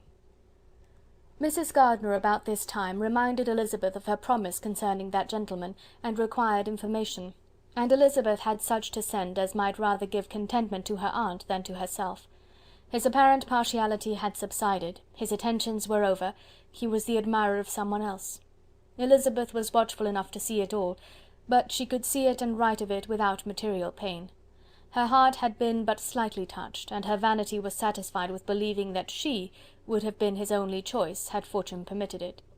The sudden acquisition of £10,000 was the most remarkable charm of the young lady to whom he was now rendering himself agreeable, but Elizabeth, less clear-sighted perhaps in this case than in Charlotte's, did not quarrel with him for his wish of independence. Nothing, on the contrary, could be more natural, and while able to suppose that it cost him a few struggles to relinquish her, she was ready to allow it a wise and desirable measure for both, and could very sincerely wish him happy. All this was acknowledged to Mrs. Gardiner, and after relating the circumstances, she thus went on. "I am now convinced, my dear aunt, that I have never been much in love, for had I really experienced that pure and elevating passion, I should at present detest his very name, and wish him all manner of evil. But my feelings are not only cordial towards him, they are even impartial towards Miss King. I cannot find out that I hate her at all, or that I am in the least unwilling to think her a very good sort of girl. There can be no love in all this. My watchfulness has been effectual, and though I certainly should be a more interesting object to all my acquaintances were I distractedly in love with him, I cannot say that I regret my comparative insignificance. Importance may sometimes be purchased too dearly. Kitty and Lydia take his defection much more to heart than I do. They are young in the ways of the world, and not yet open to the mortifying conviction that handsome young men must have something to live on as well as the plain." Chapter 27. With no greater events than these in the Longbourn family, and otherwise diversified by little beyond the walks to Meryton, sometimes dirty and sometimes cold, did January and February pass away. March was to take Elizabeth to Hunsford. She had not at first thought very seriously of going thither, but Charlotte, she soon found, was depending on the plan, and she gradually learned to consider it herself with greater pleasure as well as greater certainty. Absence had increased her desire of seeing Charlotte again, and weakened her disgust of Mr. Collins. There was novelty in the scheme, and as with such a mother and such uncompanionable sisters, home could not be faultless, a little change was not unwelcome for its own sake. The journey would, moreover, give her a peep at Jane, and in short, as the time drew near, she would have been very sorry for any delay. Everything, however, went on smoothly, and was finally settled according to Charlotte's first sketch. She was to accompany Sir William and his second daughter. The improvement of spending a night in London was added in time, and the plan became as perfect as plan could be. The only pain was in leaving her father, who would certainly miss her, and who, when it came to the point, so little liked her going, that he told her to write to him, and almost promised to answer her letter. The farewell between herself and Mr. Wickham was perfectly friendly, on his side even more. His present pursuit could not make him forget that Elizabeth had been the first to excite and to deserve his attention, the first to listen and to pity, the first to be admired; and in his manner of bidding her adieu, wishing her every enjoyment, reminding her of what she was to expect in Lady Catherine de Bourgh, and trusting their opinion of her, their opinion of everybody, would always coincide, there was a solicitude, an interest, which she felt must ever attach her to him with a most sincere regard; and she parted from him convinced that, whether married or single, he must always be her model of the amiable and pleasing. Her fellow travellers the next day were not of a kind to make her think him less agreeable. Sir William Lucas and his daughter Maria, a good-humoured girl, but as empty-headed as himself, had nothing to say that could be worth hearing, and were listened to with about as much delight as the rattle of the chaise. Elizabeth loved absurdities, but she had known Sir William's too long. He could tell her nothing new of the wonders of his presentation and knighthood, and his civilities were worn out, like his information. It was a journey of only 24 miles, and they began it so early as to be in Gracechurch Street by noon. As they drove to Mr. Gardiner's door, Jane was at a drawing-room window watching their arrival. When they entered the passage she was there to welcome them, and Elizabeth, looking earnestly in her face, was pleased to see it healthful and lovely as ever. On the stairs were a troop of little boys and girls, whose eagerness for their cousin's appearance would not allow them to wait in the drawing-room, and whose shyness, as they had not seen her for a twelvemonth, prevented their coming lower. All was joy and kindness. The day passed most pleasantly away, the morning in bustle and shopping, and the evening at one of the theatres. Elizabeth then contrived to sit by her aunt. Their first object was her sister, and she was more grieved than astonished to hear, in reply to her minute inquiries, that though Jane always struggled to support her spirits, there were periods of dejection. It was reasonable, however, to hope that they would not continue long. Mrs. Gardiner gave her the particulars also of Miss Bingley's visit in Gracechurch Street, and repeated conversations occurring at different times between Jane and herself, which proved that the former had, from her heart, given up the acquaintance. Mrs. Gardiner then rallied her niece on Wickham's desertion, and complimented her on bearing it so well. "But, my dear Elizabeth," she added, "what sort of girl is Miss King? I should be sorry to think our friend mercenary." "Pray, my dear aunt, what is the difference in matrimonial affairs between the mercenary and the prudent motive? Where does discretion end and avarice begin? Last Christmas you were afraid of his marrying me because it would be imprudent, and now, because he is trying to get a girl with only 10,000 pounds, you want to find out that he is mercenary. If you will only tell me what sort of girl Miss King is, I shall know what to think. She is a very good kind of girl, I believe. I know no harm of her. But he paid her not the smallest attention till her grandfather's death made her mistress of this fortune. No, what should he? If it were not allowable for him to gain my affections because I had no money, what occasion could there be for making love to a girl whom he did not care about, and who was equally poor? But there seems an indelicacy in directing his attentions toward her so soon after this event.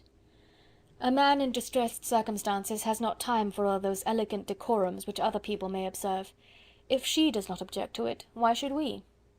Her not objecting to it does not justify him. It only shows her being deficient in something herself, sense or feeling. "Well," cried Elizabeth, "have it as you choose. He shall be mercenary and she shall be foolish." "No, Lizzy, that is what I do not choose. I should be sorry, you know, to think ill of a young man who has lived so long in Derbyshire." "Oh, if that is all! I have a very poor opinion of young men who live in Derbyshire, and their intimate friends who live in Hertfordshire are not much better. I am sick of them all. Thank heaven, I am going to-morrow, where I shall find a man who has not one agreeable quality, who has neither manner nor sense to recommend him. Stupid men are the only ones worth knowing after all." "Take care, Lizzy. That speech savours strongly of disappointment."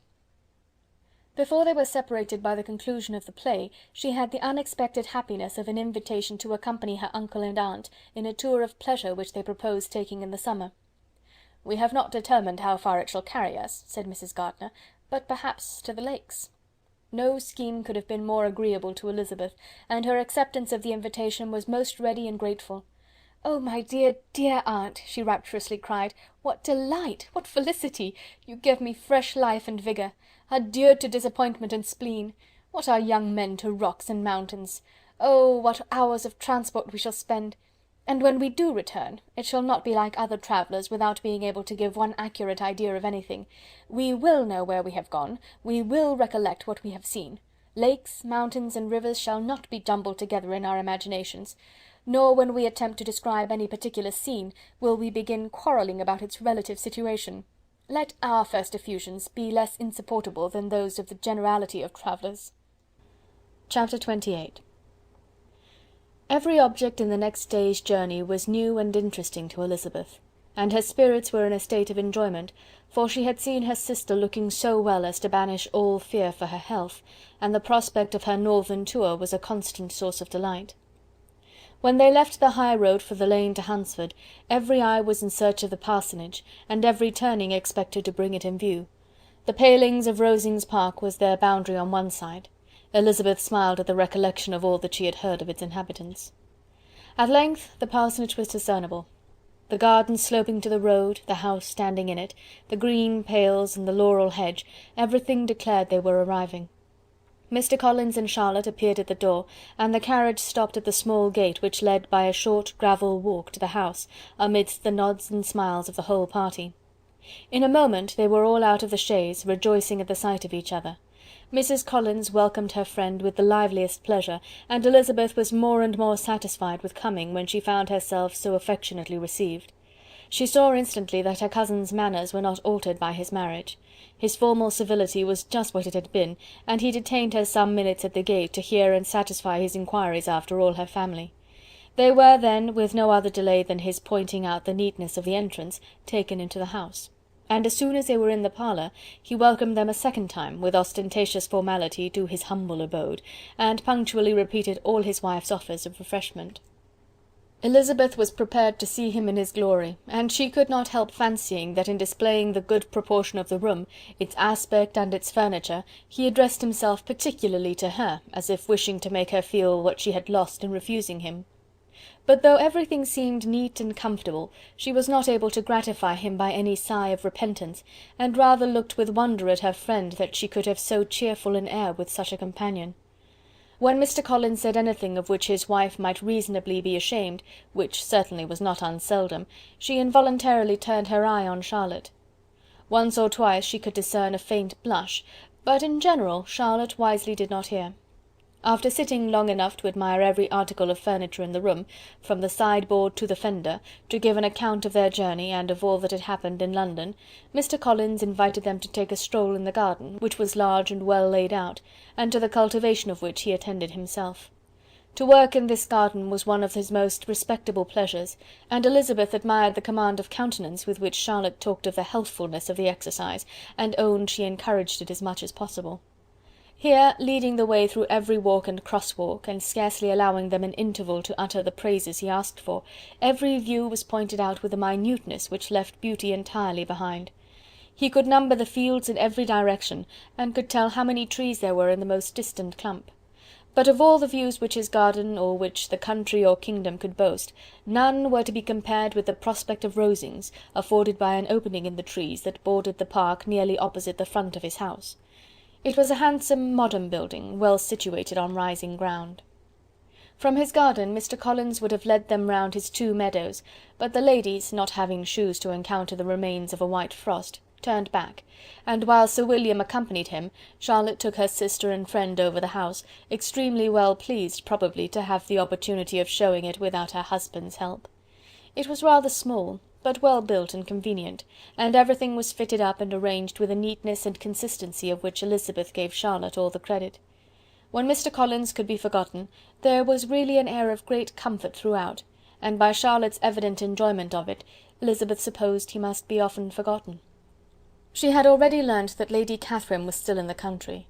It was spoken of again while they were at dinner, when Mr. Collins, joining in, observed: "Yes, Miss Elizabeth, you will have the honour of seeing Lady Catherine de Bourgh on the ensuing Sunday at church, and I need not say you will be delighted with her. She is all affability and condescension, and I doubt not but you will be honoured with some portion of her notice when service is over. I have scarcely any hesitation in saying she will include you and my sister Maria in every invitation with which she honours us during your stay here. Her behaviour to my dear Charlotte is charming. We dine at Rosings twice every week, and are never allowed to walk home. Her ladyship's carriage is regularly ordered for us. I should say one of her ladyship's carriages, for she has several."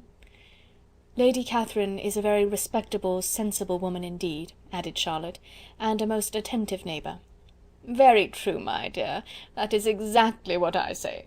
She is the sort of woman whom one cannot regard with too much deference." The evening was spent chiefly in talking over Hertfordshire news, and telling again what had already been written, and when it closed, Elizabeth, in the solitude of her chamber, had to meditate upon Charlotte's degree of contentment, to understand her address in guiding, and composure in bearing with, her husband, and to acknowledge that it was all done very well. She also had to anticipate how her visit would pass: the quiet tenor of their usual employments, the vexatious interruptions of Mr. Collins, and the gaieties of their intercourse with Rosings. A lively imagination soon settled it all. About the middle of the next day, as she was in her room getting ready for a walk, a sudden noise below seemed to speak the whole house in confusion, and after listening a moment, she heard somebody running upstairs in a violent hurry, and calling loudly after her. She opened the door and met Maria in the landing-place, who, breathless with agitation, cried out, "Oh, my dear Eliza, pray make haste and come into the dining-room, for there is such a sight to be seen, I will not tell you what it is. Make haste and come down this moment." Elizabeth asked questions in vain. Maria would tell her nothing more, and down they ran into the dining-room, which fronted the lane, in quest of this wonder. It was two ladies stopping in a low phaeton in the garden gate. "And is this all?" cried Elizabeth. "I expected at least that the pigs were got into the garden, and here is nothing but Lady Catherine and her daughter."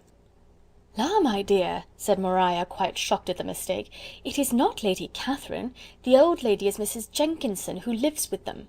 The other is Miss de Bourgh. Only look at her! She is quite a little creature. Who would have thought that she could be so thin and small? She is abominably rude to keep Charlotte out of doors in all this wind. Why does she not come in?" "Oh, Charlotte says she hardly ever does. It is the greatest of favours when Mr. Bourgh comes in." "I like her appearance," said Elizabeth, struck with other ideas. "She looks sickly and cross. Yes, she will do for him very well. She will make him a very proper wife." Mr. Collins and Charlotte were both standing at the gate in conversation with the ladies, and Sir William, to Elizabeth's high diversion, was stationed in the doorway, in earnest contemplation of the greatness before him, and constantly bowing whenever Mr. Bourgh looked that way. At length there was nothing more to be said. The ladies drove on, and the others returned into the house. Mr. Collins no sooner saw the two girls than he began to congratulate them on their good fortune, which Charlotte explained by letting them know that the whole party was asked to dine at Rosings the next day. Chapter 29. Mr. Collins's triumph, in consequence of this invitation, was complete. The power of displaying the grandeur of his patroness to his wandering visitors, and of letting them see her civility towards himself and his wife, was exactly what he had wished for, and that an opportunity of doing it should be given so soon, was such an instance of Lady Catherine's condescension as he knew not how to admire enough. "I confess," said he, "that I should not have been at all surprised by her ladyship's asking us on Sunday to drink tea and spend the evening at Rosings. I rather expected, from my knowledge of her affability, that it would happen. But who could have foreseen such an attention as this? Who could have imagined that we should receive an invitation to dine there, an invitation, moreover, including the whole party, so immediately after your arrival?" "I am the less surprised at what has happened," replied Sir William, "from that knowledge of what the manners of the great really are, which my situation in life has allowed me to acquire. About the court such instances of elegant breeding are not uncommon." Scarcely anything was talked of the whole day or next morning but their visit to Rosings. Mr. Collins was carefully instructing them in what they were to expect, that the sight of such rooms, so many servants, and so splendid a dinner might not wholly overpower them. When the ladies were separating for the toilette, he said to Elizabeth, "Do not make yourself uneasy, my dear cousin, about your apparel. Lady Catherine is far from requiring that elegance of dress in us which becomes herself and her daughter. I would advise you merely to put on whatever of your clothes is superior to the rest. There is no occasion for anything more. Lady Catherine will not think the worse of you for being simply dressed. She likes to have the distinction of rank preserved." While they were dressing, he came 2 or 3 times to their different doors, to recommend their being quick, as Lady Catherine very much objected to be kept waiting for her dinner. Such formidable accounts of her ladyship, and her manner of living, quite frightened Maria Lucas, who had been little used to company, and she looked forward to her introduction at Rosings with as much apprehension as her father had done to his presentation at St. James'. As the weather was fine, they had a pleasant walk of about half a mile across the park. Every park has its beauty and its prospects, and Elizabeth saw much to be pleased with, though she could not be in such raptures as Mr. Collins expected the scene to inspire, and was but slightly affected by his enumeration of the windows in front of the house, and his relation of what the glazing altogether had originally cost Sir Louis de Bourgh. When they ascended the steps to the hall, Maria's alarm was every moment increasing, and even Sir William did not look perfectly calm. Elizabeth's courage did not fail her.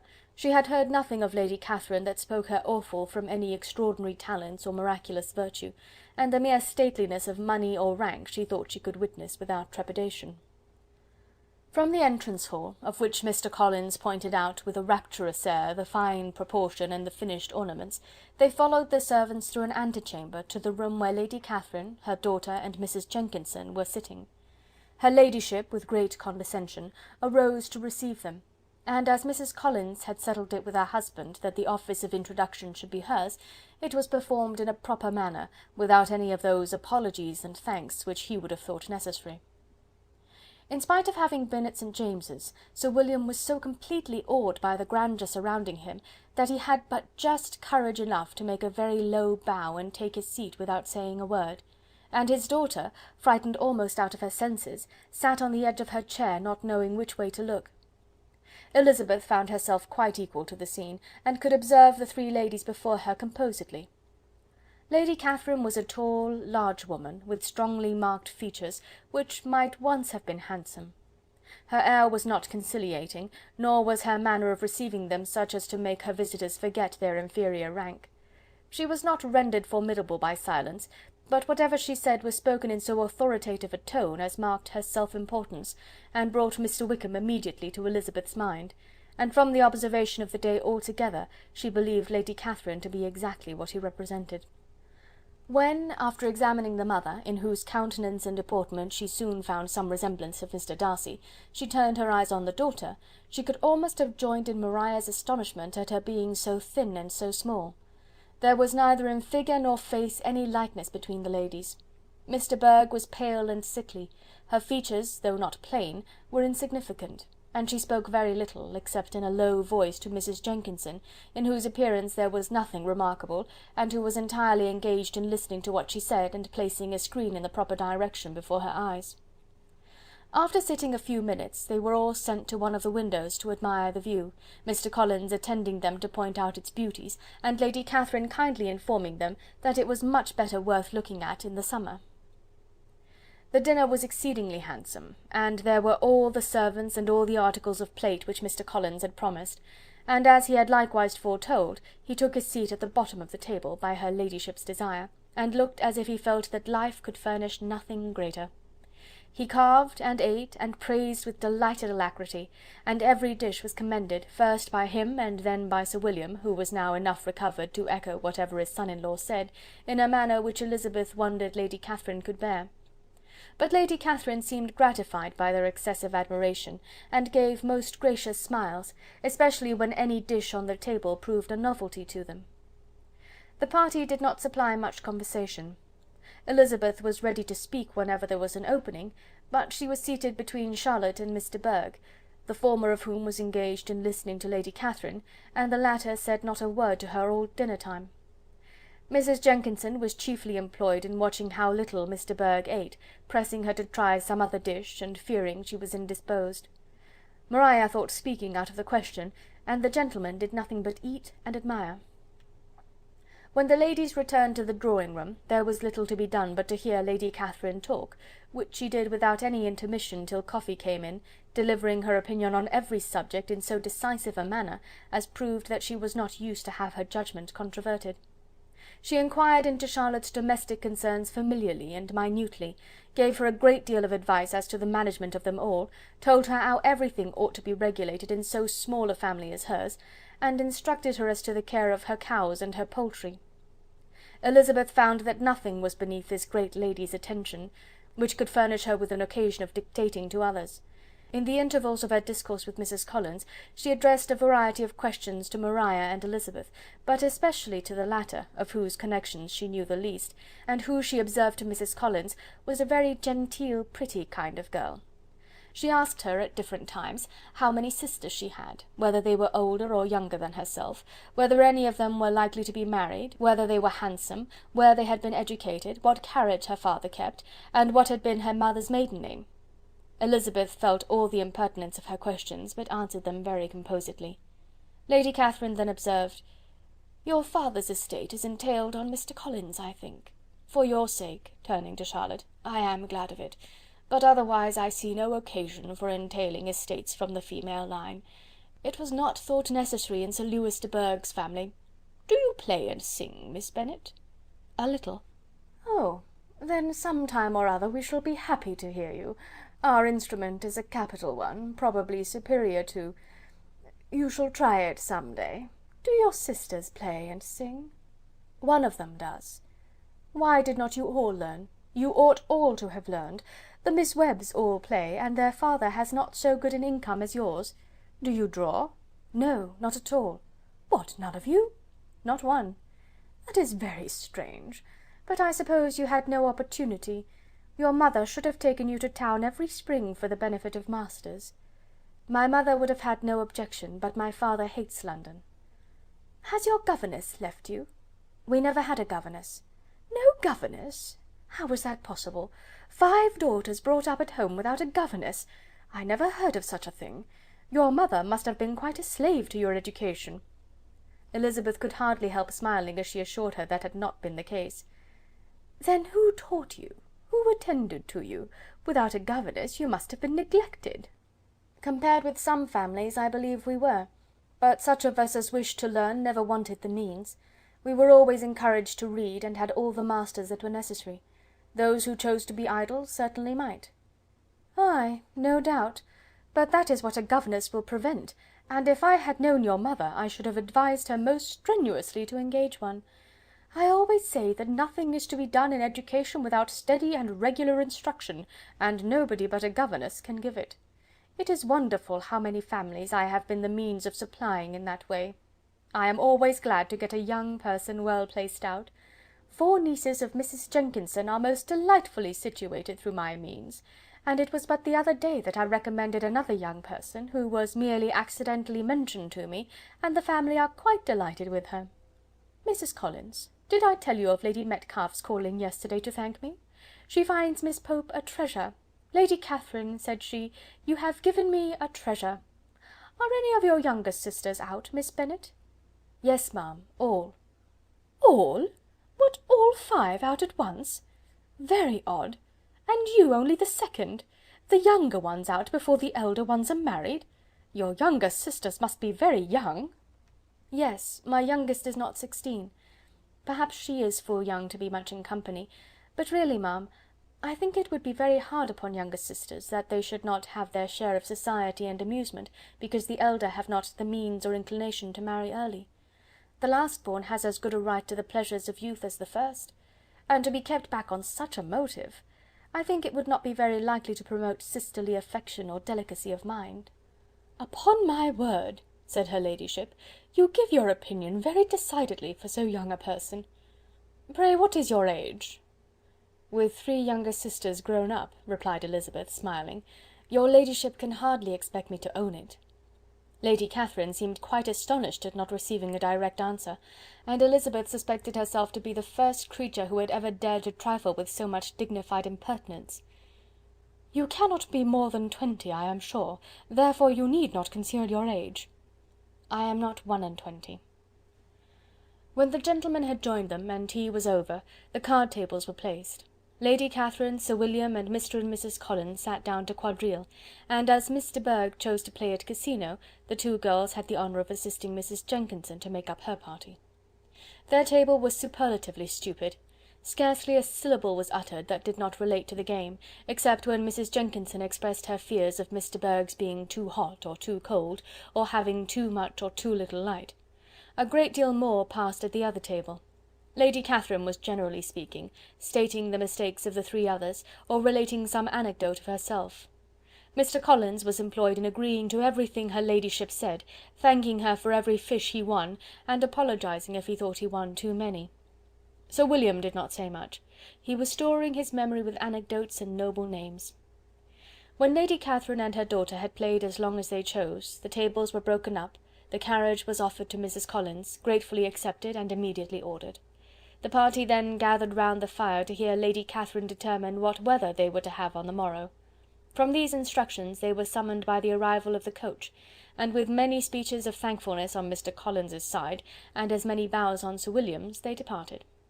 As soon as they had driven from the door, Elizabeth was called on by her cousin to give her opinion of all that she had seen at Rosings, which, for Charlotte's sake, she made more favourable than it really was.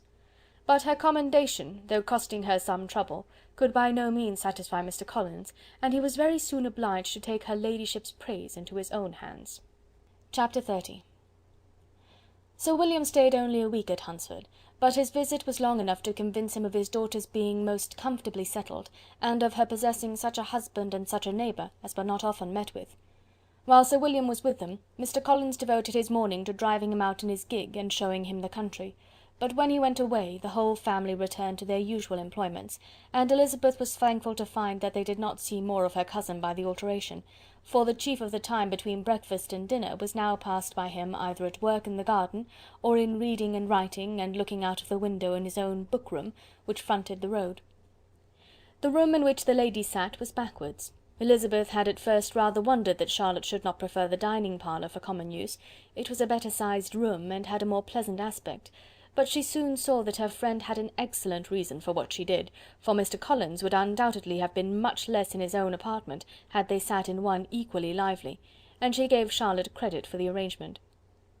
From the drawing-room they could distinguish nothing in the lane, and were indebted to Mr. Collins for the knowledge of what carriages went along, and how often especially Mr. Burge drove by in her phaeton, which he never failed coming to inform them of, though it happened almost every day.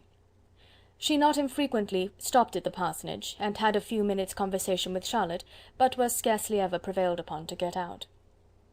Very few days passed in which Mr. Collins did not walk to Rosings, and not many in which his wife did not think it necessary to go likewise, and till Elizabeth recollected that there might be other family livings to be disposed of, she could not understand the sacrifice of so many hours. Now and then they were honoured with a call from her ladyship, and nothing escaped her observation that was passing in the room during these visits. She examined into their employments, looked at their work, and advised them to do it differently, found fault with the arrangement of the furniture, or detected the housemaid in negligence, and if she accepted any refreshment, seemed to do it only for the sake of finding out that Mrs. Collins's joints of meat were too large for her family. Elizabeth soon perceived that though this great lady was not in commission of the peace of the county, she was a most active magistrate in her own parish, the minutest concerns of which were carried to her by Mr. Collins, and whenever any of the cottagers were disposed to be quarrelsome, discontented, or too poor, she sallied forth into the village to settle their differences, silence their complaints, and scold them into harmony and plenty. The entertainment of dining at Rosings was repeated about twice a week, and allowing for the loss of Sir William and there being only one card-table in the evening, every such entertainment was the counterpart of the first. Their other engagements were few, as the style of living in the neighbourhood in general was beyond Mr. Collins's reach. This, however, was no evil to Elizabeth, and upon the whole she spent her time comfortably enough. There were half-hours of pleasant conversation with Charlotte, and the weather was so fine for the time of year that she had often great enjoyment out of doors. Her favourite walk, and where she frequently went while the others were calling on Lady Catherine, was along the open grove which edged that side of the park, where there was a nice sheltered path, which no one seemed to value but herself, and where she felt beyond the reach of Lady Catherine's curiosity. In this quiet way the first fortnight of her visit soon passed away. Easter was approaching, and the week preceding it was to bring an addition to the family at Rosings, which in so small a circle must be important. Elizabeth had heard soon after her arrival that Mr. Darcy was expected there in the course of a few weeks, and though there were not many of her acquaintances whom she did not prefer, his coming would furnish one comparatively new to look at in their Rosings parties, and she might be amused in seeing how hopeless Miss Bingley's designs on him were by his behaviour to his cousin, for whom he was evidently destined by Lady Catherine, who talked of his coming with the greatest satisfaction, spoke of him in terms of the highest admiration, and seemed almost angry to find that he had already been frequently seen by Miss Lucas and herself. His arrival was soon known at the parsonage, for Mr. Collins was walking the whole morning within view of the lodges opening into Hunsford Lane, in order to have the earliest assurance of it, and after making his bow as the carriage turned into the park, hurried home with the great intelligence. On the following morning he hastened to Rosings to pay his respects. There were two nephews of Lady Catherine to require them, for Mr. Darcy had brought with him a Colonel Fitzwilliam, the younger son of his uncle Lord, and to the great surprise of all the party, when Mr. Collins returned, the gentleman accompanied him. Charlotte had seen them from her husband's room, crossing the road, and immediately running into the other, told the girls what an honour they might expect, adding, "I may thank you, Eliza, for this piece of civility. Mr. Darcy would never have come so soon to wait upon me." Elizabeth had scarcely time to disclaim all right to the compliment, before their approach was announced by the door-bell, and shortly afterwards the three gentlemen entered the room. Colonel Fitzwilliam, who led the way, was about 30, not handsome, but in person and address most truly the gentleman. Mr. Darcy looked just as he had been used to look in Hertfordshire, paid his compliments with his usual reserve to Mrs. Collins, and whatever might be his feelings toward her friend, met her with every appearance of composure. Elizabeth merely curtsied to him without saying a word. Colonel Fitzwilliam entered into conversation directly with the readiness and ease of a well-bred man, and talked very pleasantly, but his cousin, after having addressed a slight observation on the house and garden to Mrs. Collins, sat for some time without speaking to anybody. At length, however, his civility was so far awakened as to inquire of Elizabeth after the health of her family. She answered him in the usual way, and after a moment's pause added, "My eldest sister has been in town these 3 months. Have you never happened to see her there?" She was perfectly sensible that he never had, but she wished to see whether he would betray any consciousness of what had passed between the Bingleys and Jane, and she thought he looked a little confused as he answered that he had never been so fortunate as to meet Miss Bennet. The subject was pursued no farther, and the gentleman soon afterwards went away. Chapter 31. Colonel Fitzwilliam's manners were very much admired at the parsonage, and the ladies all felt that he must add considerably to the pleasures of their engagements at Rosings. It was some days, however, before they received any invitation thither, for while there were visitors in the house they could not be necessary, and it was not till Easter Day, almost a week after the gentleman's arrival, that they were honoured by such an attention, and then they were merely asked on leaving church to come there in the evening. For the last week they had seen very little of Lady Catherine or her daughter. Colonel Fitzwilliam had called at the parsonage more than once during the time, but Mr. Darcy they had seen only at church. The invitation was accepted, of course, and at a proper hour they joined the party in Lady Catherine's drawing-room. Her ladyship received them civilly, but it was plain that their company was by no means so acceptable as when she could get nobody else, and she was, in fact, almost engrossed by her nephews, speaking to them, especially to Darcy, much more than any other person in the room. Colonel Fitzwilliam seemed really glad to see them. Anything was a welcome relief to him at Rosings, and Mrs. Collins's pretty friend had moreover caught his fancy very much.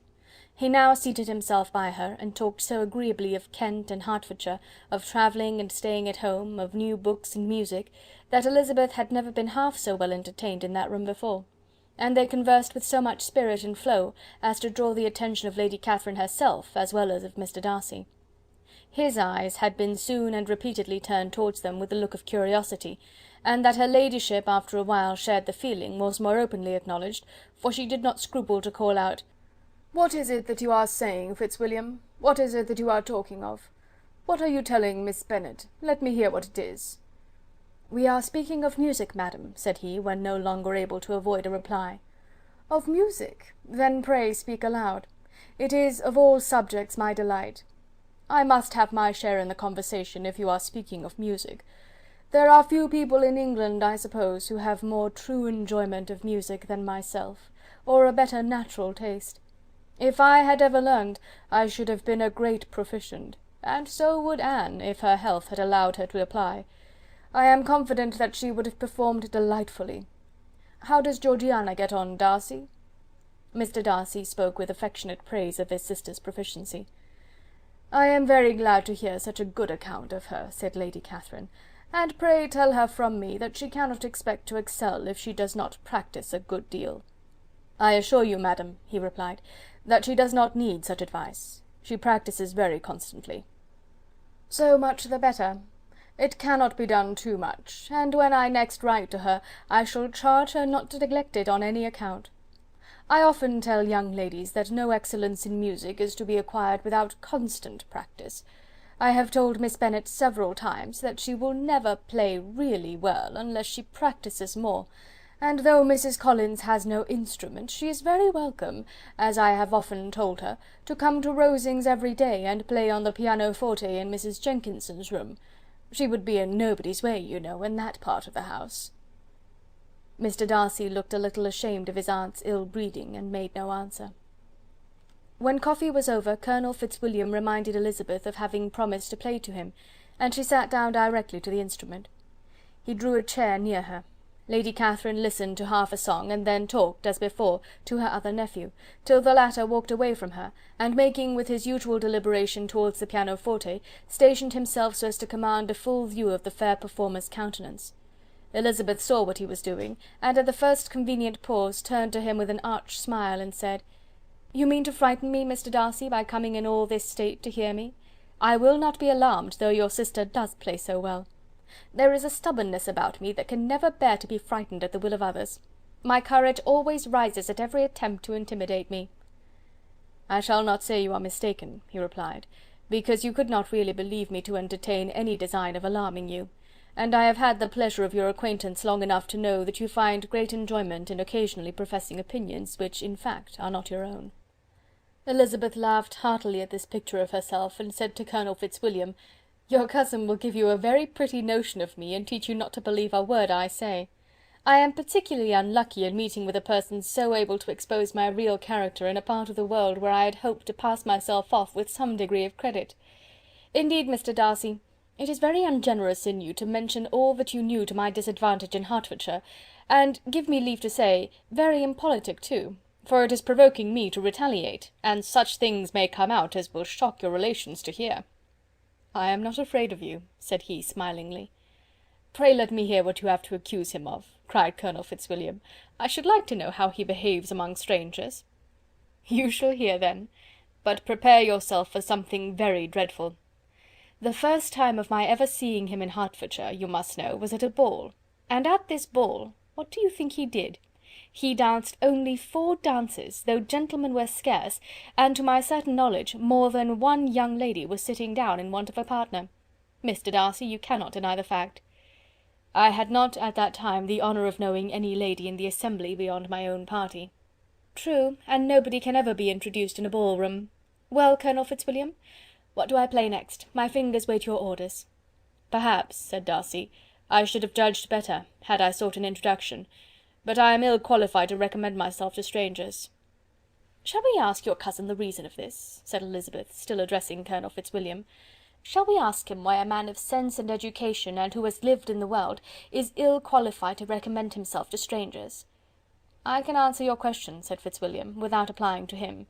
"It is because he will not give himself the trouble."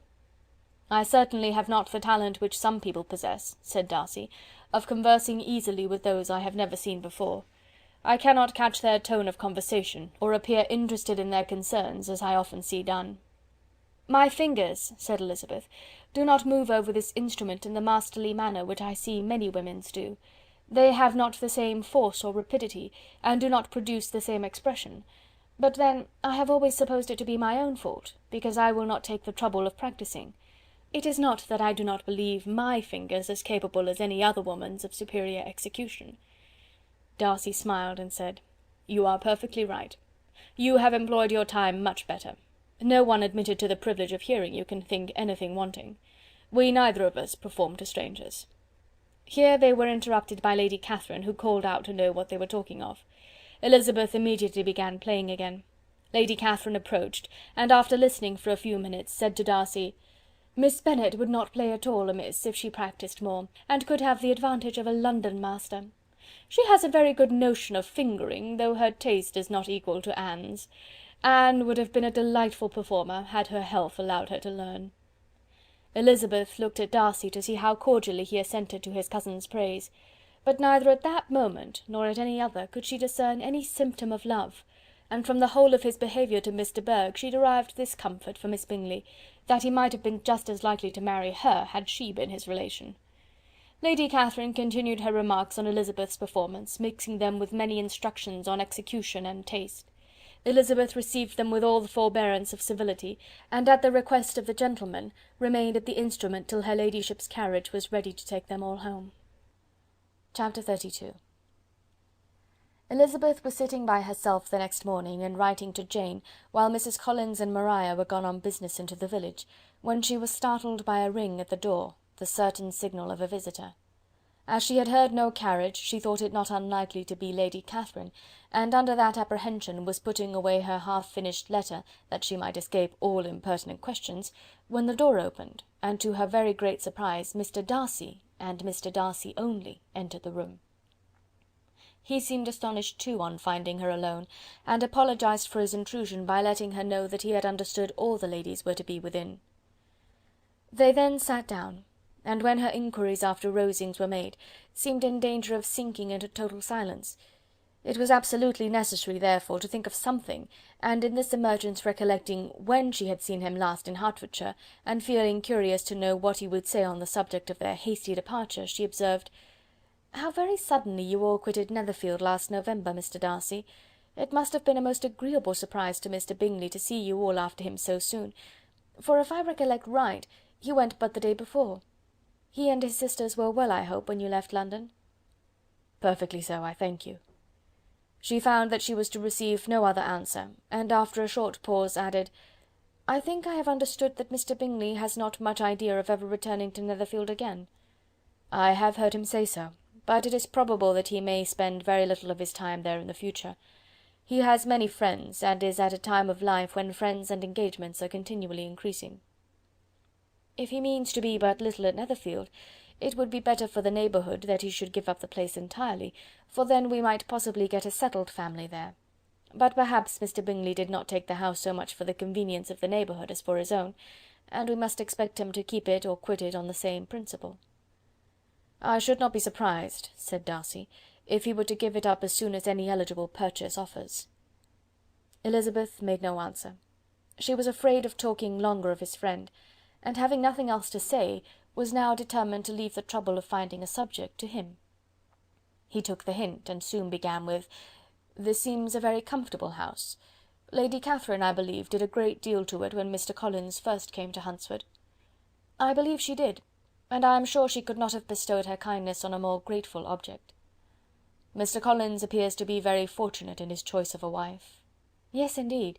His friends may well rejoice in his having met with one of the very few sensible women who would have accepted him, or have made him happy if they had. My friend has an excellent understanding, though I am not certain that I consider her marrying Mr. Collins as the wisest thing she ever did. She seems perfectly happy, however, and in a prudential light it is certainly a very good match for her." "It must be very agreeable for her to be settled within so easy a distance of her own family and friends." "An easy distance, do you call it? It is nearly 50 miles." "And what is 50 miles of good road? Little more than half a day's journey. Yes, I call it a very easy distance." "I should never have considered the distance as one of the advantages of the match," cried Elizabeth. "I should never have said Mrs. Collins was settled near her family." "It is a proof of your own attachment to Hertfordshire. Anything beyond the neighbourhood of Longbourn, I suppose, would appear far." As he spoke, there was a sort of smile which Elizabeth fancied she understood. He must be supposing her to be thinking of Jane and Netherfield, and she blushed as she answered, "I do not mean to say that a woman may not be settled too near her family. The far and the near must be relative, and depend on many varying circumstances. Where there is fortune to make the expenses of travelling unimportant, distance becomes no evil. But that is not the case here. Mr. and Mrs. Collins have a comfortable income, but not such a one as will allow of frequent journeys, and I am persuaded my friend would not call herself near her family under less than half the present distance." Mr. Darcy drew his chair a little towards her, and said, "You cannot have a right to such very strong local attachment. You cannot have been always at Longbourn." Elizabeth looked surprised. The gentleman experienced some change of feeling. He drew back his chair, took a newspaper from the table, and glancing over it, said in a colder voice, "Are you pleased with Kent?" A short dialogue on the subject of the country ensued, on either side calm and concise, and soon put an end to by the entrance of Charlotte and her sister, just returned from her walk. The tete-a-tete surprised them. Mr. Darcy related the mistake which had occasioned his intruding on Miss Bennet, and after sitting a few minutes longer without saying much to anybody, went away. "What can be the meaning of this?" said Charlotte as soon as he was gone. "My dear Eliza, he must be in love with you, or he would never have called on us in this familiar way." But when Elizabeth told of his silence, it did not seem very likely, even to Charlotte's wishes, to be the case, and after various conjectures they could at last only suppose his visit to proceed from the difficulty of finding anything to do, which was the more probable from the time of year. All field sports were over. Within doors there was Lady Catherine, books, and a billiard table, but gentlemen cannot always be within doors, and in the nearness of the parsonage, or the pleasantness of the walk to it, or of the people who lived in it, the two cousins found a temptation from this period of walking thither almost every day. They called at various times of the morning, sometimes separately, sometimes together, and now and then accompanied by their aunt. It was plain to them all that Colonel Fitzwilliam came because he had pleasure in their society, a persuasion which of course recommended him still more, and Elizabeth was reminded by her own satisfaction in being with him, as well as by his evident admiration of her former favourite, George Wickham, and though, in comparing them, she saw there was less captivating softness in Colonel Fitzwilliam's manners, she believed he might have the best informed mind. But why Mr. Darcy came so often to the parsonage, it was more difficult to understand. It could not be for society, as he frequently sat there 10 minutes together without opening his lips, and when he did speak, it seemed the effect of necessity rather than of choice, a sacrifice to propriety, not a pleasure to himself. He seldom appeared really animated. Mrs. Collins knew not what to make of him. Colonel Fitzwilliam's occasionally laughing at his stupidity proved that he was generally different, which her own knowledge of him could not have told her, and as she would like to have believed this change the effect of love, and the object of that love her friend Eliza, she set herself seriously to work to find it out. She watched him whenever they were at Rosings, and whenever he came to Hunsford, but without much success. He certainly looked at her friend a great deal, but the expression of that look was disputable. It was an earnest, steadfast gaze, but she often doubted whether there were much admiration in it, and sometimes it seemed nothing but absence of mind.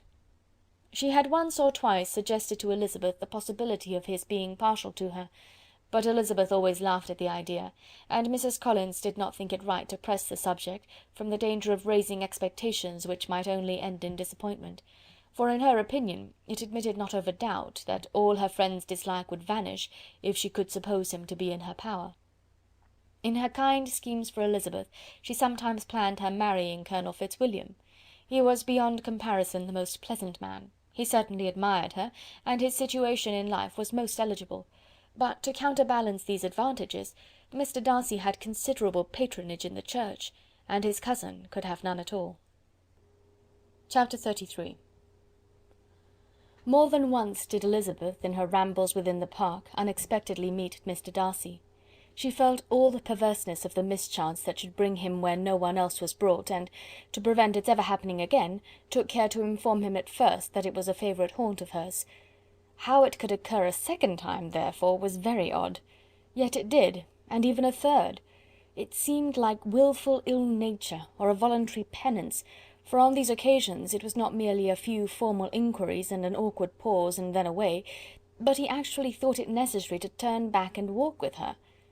He never said a great deal, nor did she give herself the trouble of talking or of listening much, but it struck her in the course of their third rencontre that he was asking some odd, unconnected questions about her pleasure in being at Hunsford, her love of solitary walks, and her opinion of Mr. and Mrs. Collins's happiness, and that in speaking of Rosings and her not perfectly understanding the house, he seemed to expect that whenever she came into Kent again she would be staying there too.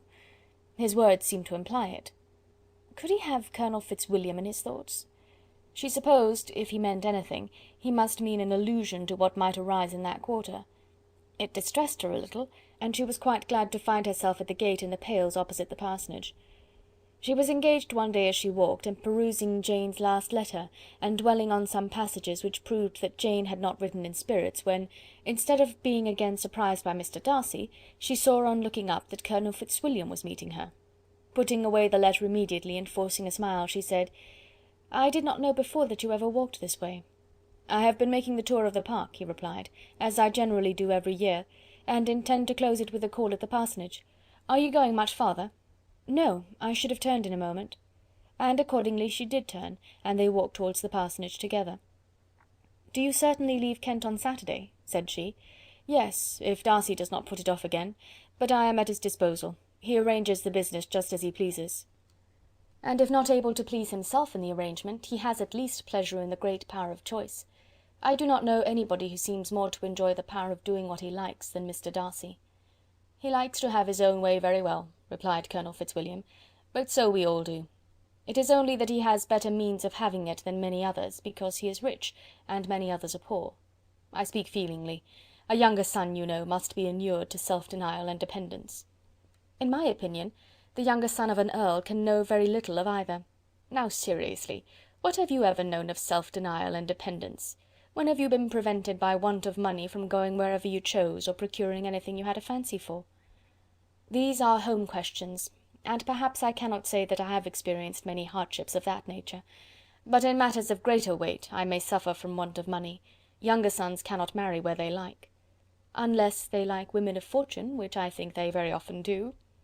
Our habits of expense make us too dependent, and there are not many in my rank of life who can afford to marry without some attention to money.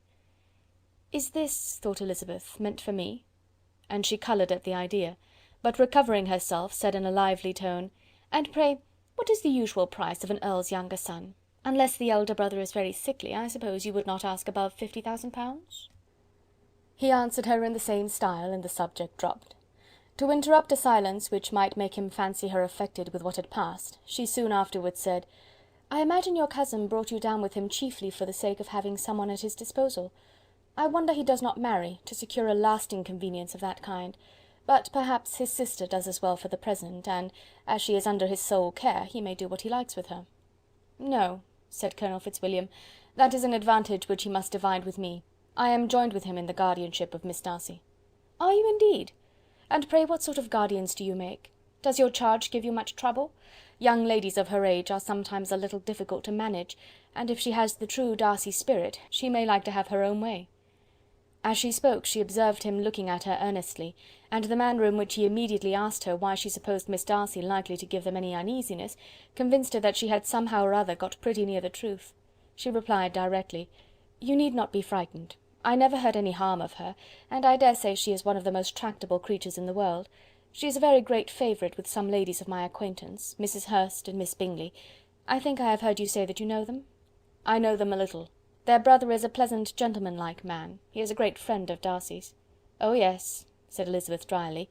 "Mr. Darcy is uncommonly kind to Mr. Bingley, and takes a prodigious deal of care of him." "Care of him?" "Yes, I really believe Darcy does take care of him in those points where he most wants care. From something that he told me in our journey hither, I have reason to think Bingley very much indebted to him. But I ought to beg his pardon, for I have no right to suppose that Bingley was the person meant. It was all conjecture." "What is it you mean?"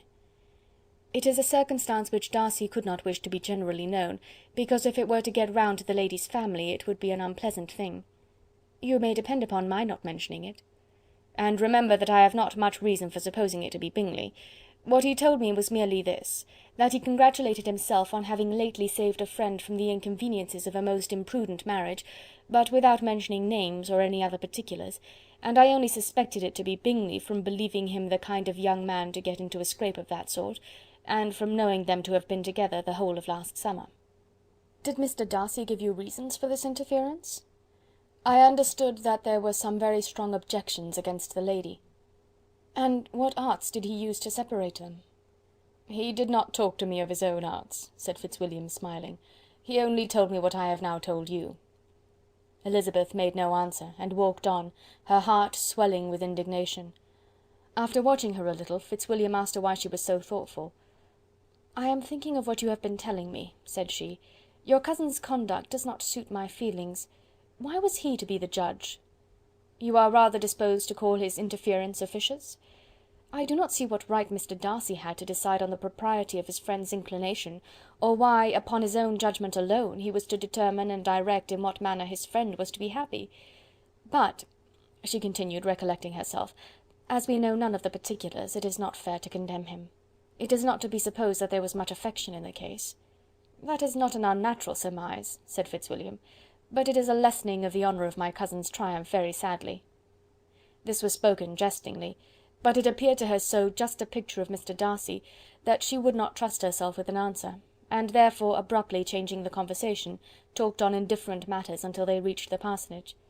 There, shut into her own room, as soon as their visitor left them, she could think without interruption of all that she had heard. It was not to be supposed that any other people could be meant than those with whom she was connected. There could not exist in the world two men over whom Mr. Darcy could have such boundless influence. That he had been concerned in the measures taken to separate Bingley and Jane she had never doubted, but she had always attributed to Miss Bingley the principal design and arrangement of them. If his own vanity, however, did not mislead him, he was the cause, his pride and caprice were the cause, of all that Jane had suffered and still continued to suffer. He had ruined for a while every hope of happiness for the most affectionate, generous heart in the world, and no one could say how lasting an evil he might have inflicted. There were some very strong objections against the lady, were Colonel Fitzwilliam's words, and those strong objections probably were her having one uncle who was a country attorney, and another who was in business in London. To Jane herself, she exclaimed, there could be no possibility of objection. All loveliness and goodness as she is, her understanding excellent, her mind improved, and her manners captivating. Neither could anything be urged against my father, who, though with some peculiarities, has abilities Mr. Darcy himself need not disdain, and respectability which he will probably never reach. When she thought of her mother, her confidence gave way a little, but she would not allow that any objections there had material weight with Mr. Darcy, whose pride, she was convinced, would receive a deeper wound from the want of importance in his friends' connections, than from their want of sense, and she was quite decided at last, that he had been partly governed by this worst kind of pride, and partly by the wish of retaining Mr. Bingley for his sister. The agitation and tears which the subject occasioned brought on a headache, and it grew so much worse towards the evening that, added to her unwillingness to see Mr. Darcy, it determined her not to attend her cousins to Rosings, where they were engaged to drink tea. Mrs. Collins, seeing that she was really unwell, did not press her to go, and as much as possible prevented her husband from pressing her, but Mr. Collins could not conceal his apprehension of Lady Catherine's being rather displeased by her staying at home. Chapter 34. When they were gone, Elizabeth, as if intending to exasperate herself as much as possible against Mr. Darcy, chose for her employment the examination of all the letters which Jane had written to her since her being in Kent. They contained no actual complaint, nor was there any revival of past occurrences, or any communication of present suffering. But in all, and in almost every line of each, there was a want of that cheerfulness which had been used to characterize her style, and which, proceeding from the serenity of a mind at ease with itself and kindly disposed towards everyone, had been scarcely ever clouded. Elizabeth noticed every sentence conveying the idea of uneasiness with an attention which it had hardly received on the first perusal. Mr. Darcy's shameful boast of what misery he had been able to inflict gave her a keener sense of her sister's sufferings. It was some consolation to think that his visit to Rosings was to end on the day after the next, and a still greater, that in less than a fortnight she should herself be with Jane again, and enabled to contribute to the recovery of her spirits by all that affection could do. She could not think of Darcy's leaving Kent without remembering that his cousin was to go with him, but Colonel Fitzwilliam had made it clear that he had no intentions at all, and, agreeable as he was, she did not mean to be unhappy about him. While settling this point, she was suddenly roused by the sound of the door-bell, and her spirits were a little fluttered by the idea of its being Colonel Fitzwilliam himself, who had once before called late in the evening, and might now come to inquire particularly after her. But this idea was soon banished, and her spirits were very differently affected, when, to her utter amazement, she saw Mr. Darcy walk into the room. In an hurried manner he immediately began an inquiry after her health, imputing his visit to a wish of hearing that she were better. She answered him with cold civility. He sat down for a few moments, and then, getting up, walked about the room. Elizabeth was surprised, but said not a word. After a silence of several minutes he came towards her in an agitated manner, and thus began: "In vain I have struggled. It will not do.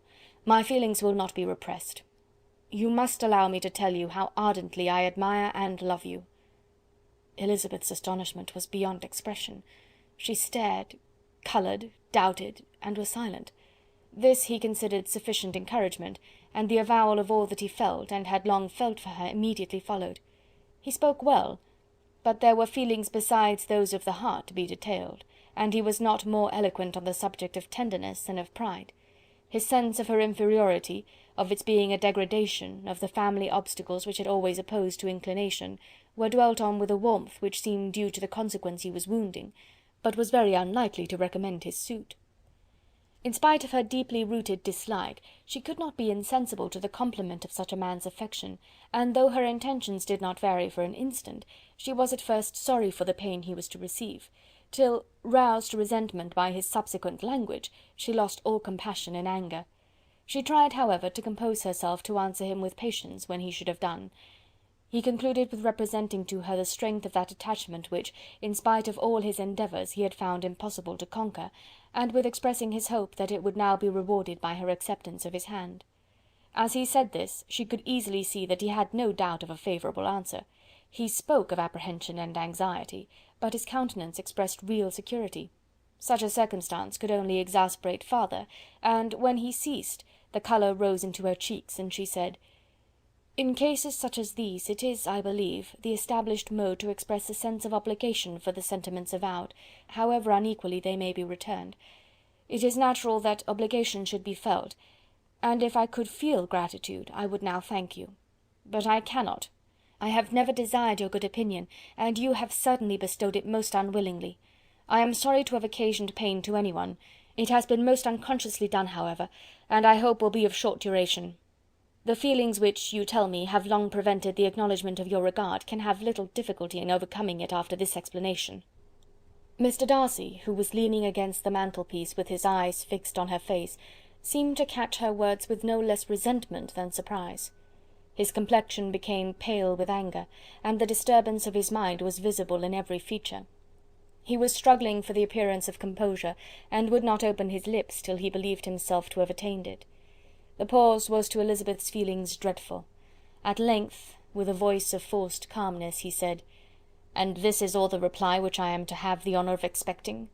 I might, perhaps, wish to be informed why, with so little endeavour at civility, I am thus rejected, but it is of small importance."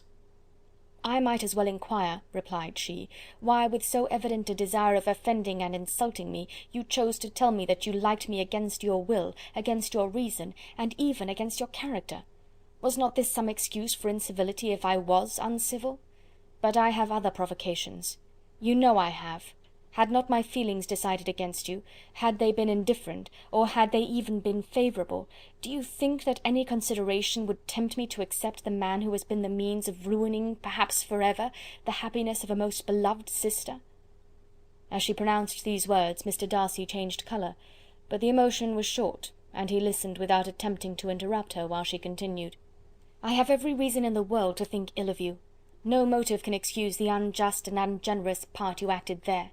You dare not, you cannot deny, that you have been the principal, if not the only means of dividing them from each other, of exposing one to the censure of the world for caprice and instability, and the other to its derision for disappointed hopes, and involving them both in misery of the acutest kind."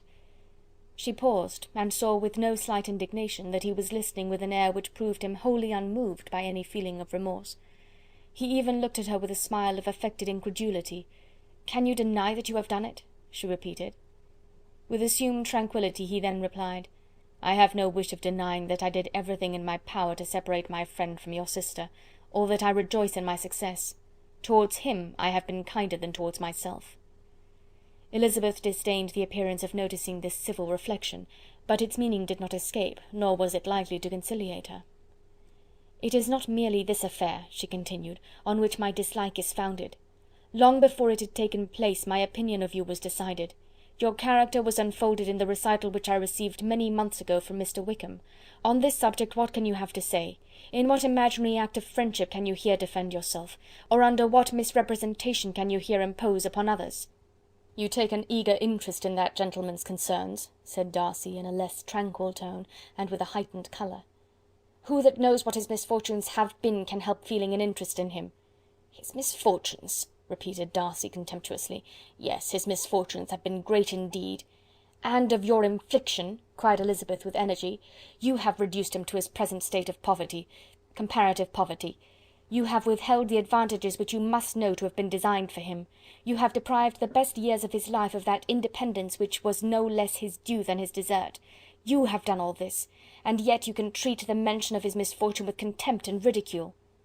"And this," cried Darcy, as he walked with quick steps across the room, "is your opinion of me? This is the estimation in which you hold me? I thank you for explaining it so fully. My faults, according to this calculation, are heavy indeed. But perhaps," added he, stopping in his walk and turning towards her, "these offences might have been overlooked, had not your pride been hurt by my honest confession of the scruples that had long prevented my forming any serious design. These bitter accusations might have been suppressed, had I, with greater policy, concealed my struggles, and flattered you into the belief of my being impelled by unqualified, unalloyed inclination. By reason, by reflection, by everything.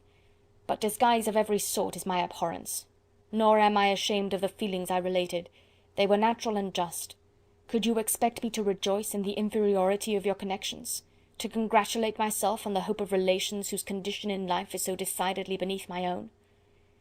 Elizabeth felt herself growing more angry every moment, yet she tried to the utmost to speak with composure when she said, "You are mistaken, Mr. Darcy, if you suppose that the mode of your declaration affected me in any other way than as it spared the concern which I might have felt in refusing you, had you behaved in a more gentlemanlike manner." She saw him start at this, but he said nothing, and she continued, "You could not have made the offer of your hand in any possible way that would have tempted me to accept it." Again his astonishment was obvious, and he looked at her with an expression of mingled incredulity and mortification. She went on, "From the very beginning, from the first moment, I may almost say, of my acquaintance with you, your manners, impressing me with the fullest belief of your arrogance, your conceit, and your selfish disdain of the feelings of others, were such as to form the groundwork of disapprobation on which succeeding events have built so immovable a dislike. And I had not known you a month before I felt that you were the last man in the world whom I could ever be prevailed on to marry." "You have said quite enough, madam. I perfectly comprehend your feelings, and have now only to be ashamed of what my own have been. Forgive me for having taken up so much of your time, and accept my best wishes for your health and happiness." And with these words he hastily left the room, and Elizabeth heard him the next moment open the front door and quit the house. The tumult of her mind was now painfully great. She knew not how to support herself, and from actual weakness sat down and cried for half an hour. Her astonishment, as she reflected on what had passed, was increased by every review of it. That she should receive an offer of marriage from Mr. Darcy! That he should have been in love with her for so many months! So much in love as to wish to marry her in spite of all the objections which had made him prevent his friends marrying her sister, and which must appear at least with equal force in his own case, was almost incredible. It was gratifying to have inspired unconsciously so strong an affection, but his pride, his abominable pride, his shameless avowal of what he had done with respect to Jane, his unpardonable assurance in acknowledging, though he could not justify it, and the unfeeling manner in which he had mentioned Mr. Wickham, his cruelty towards whom he had not attempted to deny, soon overcame the pity which the consideration of his attachment had for a moment excited. She continued in very agitated reflections till the sound of Lady Catherine's carriage made her feel how unequal she was to encounter Charlotte's observation, and hurried her away to her room. Chapter 35. Elizabeth awoke the next morning to the same thoughts and meditations which had at length closed her eyes. She could not yet recover from the surprise of what had happened. It was impossible to think of anything else, and totally indisposed for employment, she resolved, soon after breakfast, to indulge herself in air and exercise. She was proceeding directly to her favourite walk, when the recollection of Mr. Darcy's sometimes coming there stopped her, and instead of entering the park, she turned up the lane which led farther from the turnpike road. The park paling was still the boundary on one side, and she soon passed one of the gates into the ground. After walking 2 or 3 times along that part of the lane, she was tempted by the pleasantness of the morning to stop at the gates and look into the park. The 5 weeks which she had now passed in Kent had made a great difference in the country, and every day was adding to the verdure of the early trees. She was on the point of continuing her walk, when she caught a glimpse of a gentleman within the sort of grove which edged the park. He was moving that way, and fearful of its being Mr. Darcy, she was directly retreating. But the person who advanced was now near enough to see her, and stepping forward with eagerness, pronounced her name. She had turned away, but on hearing herself called, though in a voice which proved it to be Mr. Darcy, she moved again towards the gate. He had by that time reached it also, and holding out a letter, which she instinctively took, said, with a look of haughty composure, "I have been walking in the grove some time in the hope of meeting you. Will you do me the honour of reading that letter?" And then, with a slight bow, turned again into the plantation, and was soon out of sight. With no expectation of pleasure, but with the strongest curiosity, Elizabeth opened the letter, and to her still increasing wonder, perceived an envelope containing 2 sheets of letter paper, written quite through in a very close hand. The envelope itself was likewise full. Pursuing her way along the lane, she then began it. It was dated from Rosings at 8 o'clock in the morning, and was as follows: "Be not alarmed, madam, on receiving this letter, by the apprehension of its containing any repetitions of those sentiments or renewal of those offers which were last night so disgusting to you. I write without any intention of paining you, or humbling myself, by dwelling on wishes which, for the happiness of both, cannot be too soon forgotten, and the effort which the formation and the perusal of this letter must occasion should have been spared had not my character required it to be written and read. You must therefore pardon the freedom with which I demand your attention. Your feelings I know will bestow it unwillingly, but I demand it of your justice. Two offences of a very different nature, and by no means of equal magnitude, you laid last night to my charge. The first mentioned was that, regardless of the sentiments of either, I had detached Mr. Bingley from your sister, and the other, that I had, in defiance of various claims, in defiance of honour and humanity, ruined the immediate prosperity and blasted the prospects of Mr. Wickham. Wilfully and wantonly to have thrown off the companion of my youth, the acknowledged favourite of my father, a young man who had scarcely any other dependence than on our patronage, and who had been brought up to expect its exertion, would be a depravity to which the separation of two young persons, whose affection could be the growth of only a few weeks, could bear no comparison. But from the severity of that blame which was last night so liberally bestowed, respecting each circumstance, I shall hope to be in the future secured, when the following account of my actions and their motives has been read. If, in the explanation of them, which is due to myself, I am under the necessity of relating feelings which may be offensive to yours, I can only say that I am sorry. The necessity must be obeyed, and further apology would be absurd.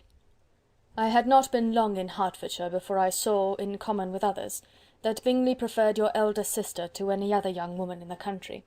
But it was not till the evening of the dance at Netherfield that I had any apprehension of his feeling a serious attachment. I had often seen him in love before. At that ball, while I had the honour of dancing with you, I was first made acquainted, by Sir William Lucas's accidental information, that Bingley's attentions to your sister had given rise to a general expectation of their marriage. He spoke of it as a certain event, of which the time alone could be undecided. From that moment I observed my friend's behaviour attentively, and I could then perceive that his partiality for Miss Bennet was beyond what I had ever witnessed in him. Your sister I also watched. Her look and manners were open, cheerful, and engaging as ever, but without any symptom of peculiar regard, and I remained convinced, from the evening's scrutiny, that though she received his attentions with pleasure, she did not invite them by any participation of sentiment. If you have not been mistaken here, I must have been in error. Your superior knowledge of your sister must make the latter probable. If it be so, if I have been misled by such error to inflict pain on her, your resentment has not been unreasonable.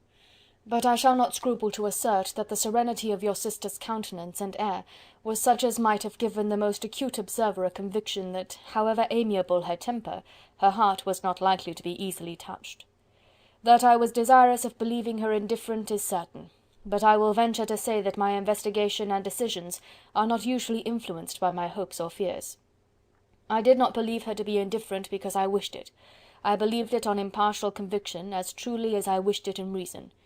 My objections to the marriage were not merely those which I last night acknowledged to have the utmost force of passion to put aside, in my own case. The want of connection could not be so great an evil to my friend as to me.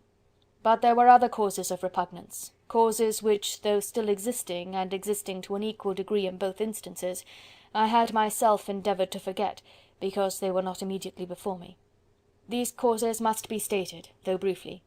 The situation of your mother's family, though objectionable, was nothing in comparison to that total want of propriety so frequently, so almost uniformly betrayed by herself, by your 3 younger sisters, and occasionally even by your father. Pardon me, it pains me to offend you, but amidst your concern for the defects of your nearest relations, and your displeasure at this representation of them, let it give you consolation to consider that to have conducted yourselves so as to avoid any share of the like censure is praise no less generally bestowed on you and your elder sister than it is honourable to the sense and disposition of both. I will only say farther, that from what passed that evening, my opinion of all parties was confirmed, and every inducement heightened which could have led me before to preserve my friend from what I esteemed a most unhappy connection. He left Netherfield for London on the day following, as you, I am certain, remember, with the design of soon returning.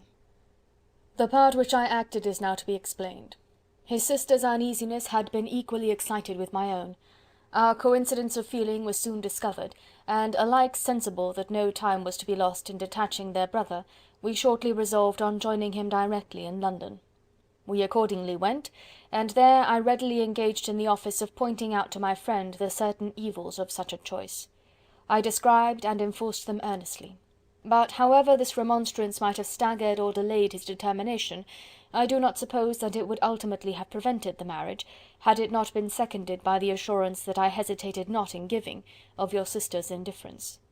He had before believed her to return his affection with sincere, if not with equal regard. But Bingley has great natural modesty, with a stronger dependence on my judgment than on his own. To convince him, therefore, that he had deceived himself was no very difficult point.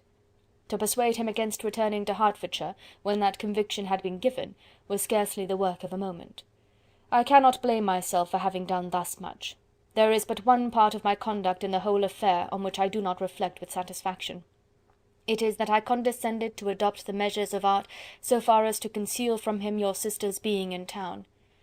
I knew it myself, as it was known to Miss Bingley, but her brother is even yet ignorant of it.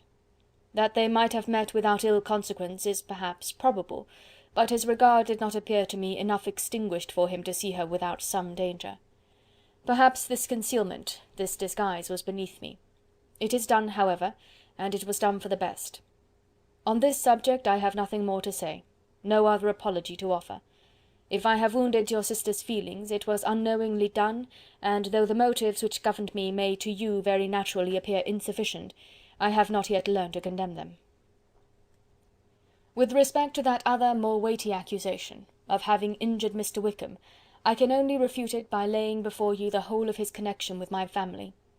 Of what he has particularly accused me I am ignorant, but of the truth of what I shall relate I can summon more than one witness of undoubted veracity.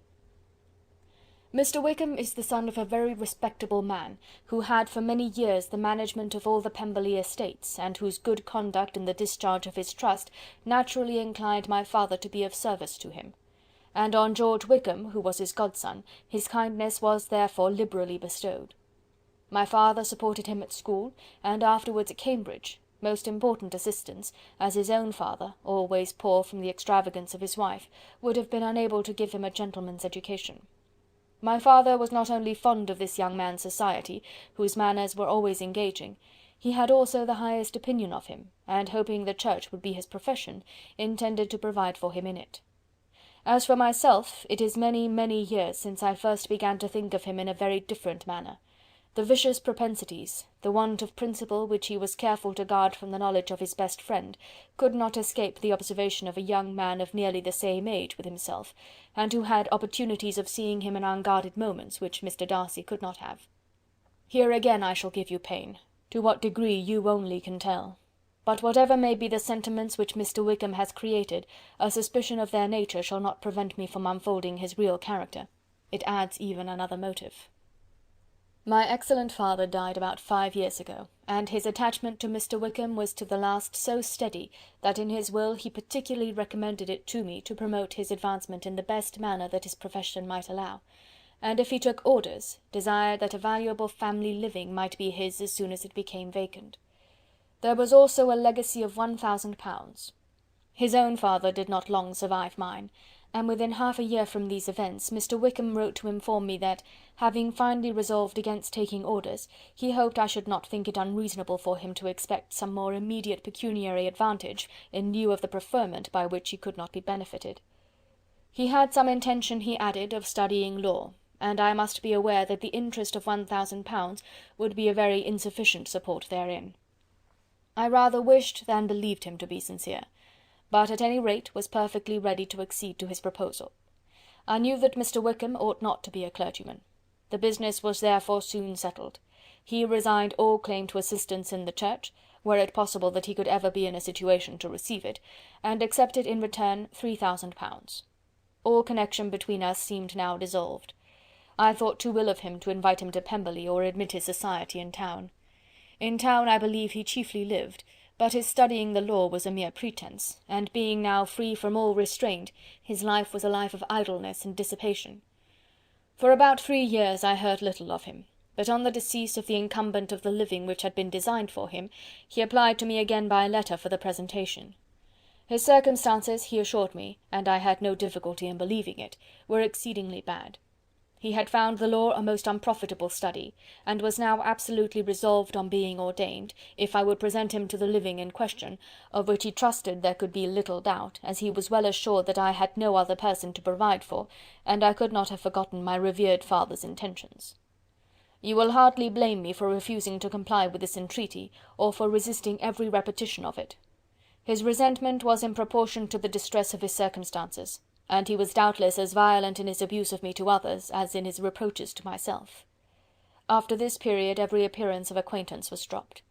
How he lived I know not. But last summer he was again most painfully obtruded on my notice. I must now mention a circumstance which I would wish to forget myself, and which no obligation less than the present should induce me to unfold to any human being. Having said thus much, I feel no doubt of your secrecy. My sister, who is more than 10 years my junior, was left to the guardianship of my mother's nephew, Colonel Fitzwilliam, and myself.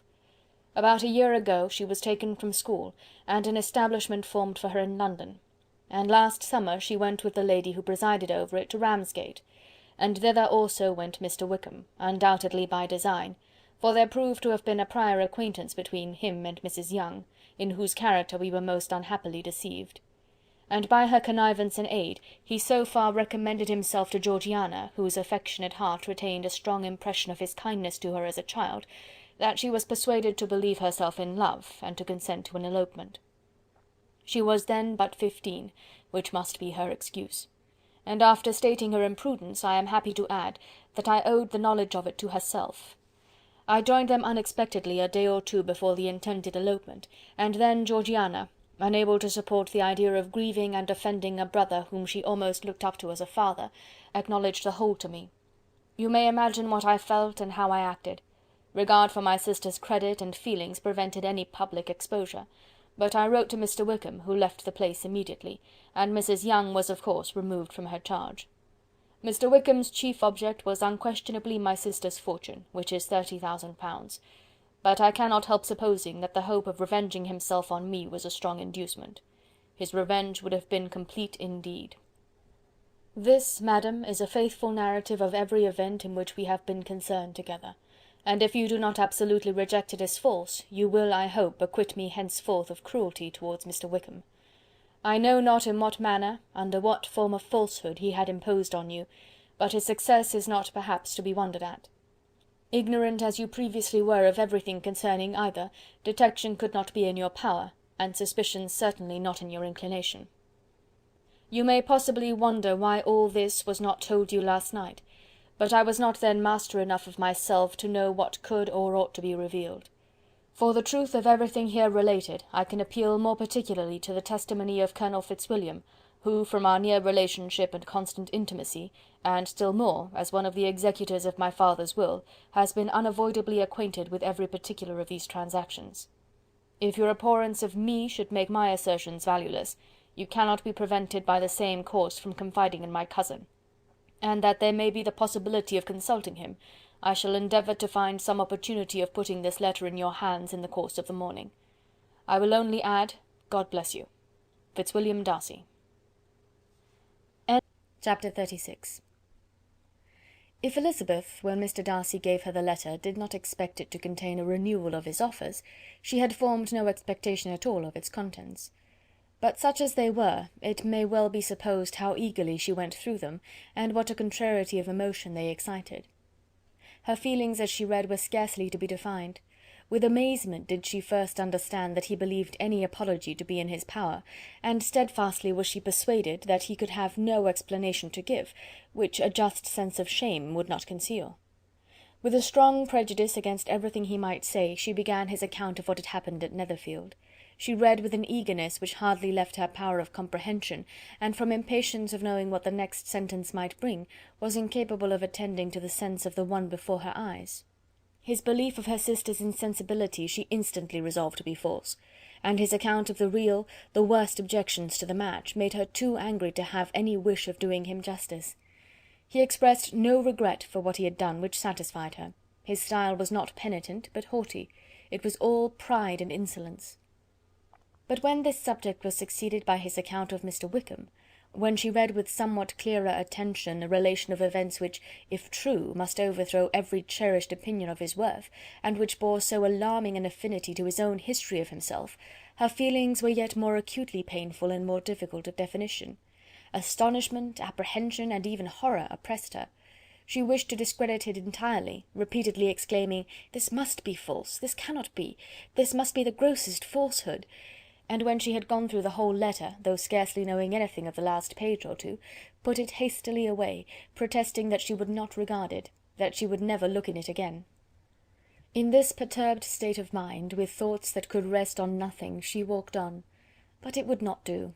In half a minute the letter was unfolded again, and collecting herself as well as she could, she again began the mortifying perusal of all that related to Wickham, and commanded herself so far as to examine the meaning of every sentence.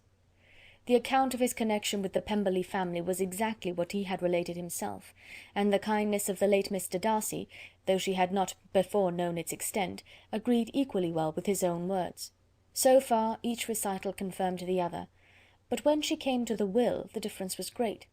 What Wickham had said of the living was fresh in her memory, and as she recalled his very words, it was impossible not to feel that there was gross duplicity on one side or the other, and for a few moments she flattered herself that her wishes did not err. But when she read and re-read with the closest attention the particulars immediately following, of Wickham's resigning all pretensions to the living, of his receiving in lieu so considerable a sum as £3000, again she was forced to hesitate. She put down the letter, weighed every circumstance with what she meant to be impartiality, deliberated on the probability of each statement, but with little success. On both sides it was only assertion. Again she read on, but every line proved more clearly that the affair, which she had believed it impossible that any contrivance could so represent as to render Mr. Darcy's conduct in it less than infamous, was capable of a turn which must make him entirely blameless throughout the whole. The extravagance and general profligacy which he scrupled not to lay at Mr. Wickham's charge exceedingly shocked her, the more so as she could bring no proof of its injustice. She had never heard of him before his entrance into the shire militia, in which he had engaged at the persuasion of the young man who, on meeting him accidentally in town, had there renewed a slight acquaintance. Of his former way of life nothing had been known in Hertfordshire but what he told himself. As to his real character, had information been in her power, she had never felt a wish of inquiring. His countenance, voice, and manner had established him at once in the possession of every virtue. She tried to recollect some instance of goodness, some distinguished trait of integrity or benevolence that might rescue him from the attacks of Mr. Darcy, or at least by the predominance of virtue atone for those charitable errors under which she would endeavour to class what Mr. Darcy had described as the idleness and vice of many years' continuance. But no such recollection befriended her. She could see him instantly before her, in every charm of air and address, but she could remember no more substantial good than the general approbation of the neighbourhood, and the regard which his social powers had gained him in the mess. After pausing on this point a considerable while, she once more continued to read. But alas! the story which followed of his designs on Miss Darcy received some confirmation from what had passed between Colonel Fitzwilliam and herself only the morning before, and at last she was referred for the truth of every particular to Colonel Fitzwilliam himself, from whom she had previously received the information of his near concern in all his cousin's affairs, and whose character she had no reason to question. At one time she had almost resolved on applying to him, but the idea was checked by the awkwardness of the application, and at length wholly banished by the conviction that Mr. Darcy would never have hazarded such a proposal if he had not been well assured of his cousin's corroboration. She perfectly remembered everything that had passed in conversation between Wickham and herself in their first evening at Mr. Phillips's. Many of his expressions were still fresh in her memory. She was now struck with the impropriety of such communications to a stranger, and wondered it had escaped her before. She saw the indelicacy of putting himself forward as he had done, and the inconsistency of his professions with his conduct. She remembered that he had boasted of having no fear of seeing Mr. Darcy, that Mr. Darcy might leave the country, but that he should stand his ground, yet he had avoided the Netherfield ball the very next week. She remembered also that, till the Netherfield family had quitted the country, he had told his story to no one but herself, but that after their removal it had been everywhere discussed, that he had then no reserves, no scruples in sinking Mr. Darcy's character, though he had assured her that respect for the father would always prevent his exposing the son. How differently did everything now appear in which he was concerned! His attentions to Miss King were now the consequence of views solely and hatefully mercenary, and the mediocrity of her fortune proved no longer the moderation of his wishes, but his eagerness to grasp at anything. His behaviour to herself could now have had no tolerable motive. He had either been deceived with regard to her fortune, or had been gratifying his vanity by encouraging the preference which she believed she had most incautiously shown. Every lingering struggle in his favour grew fainter and fainter, and in farther justification of Mr. Darcy, she could not but allow Mr. Bingley, when questioned by Jane, had long ago asserted his blamelessness in the affair.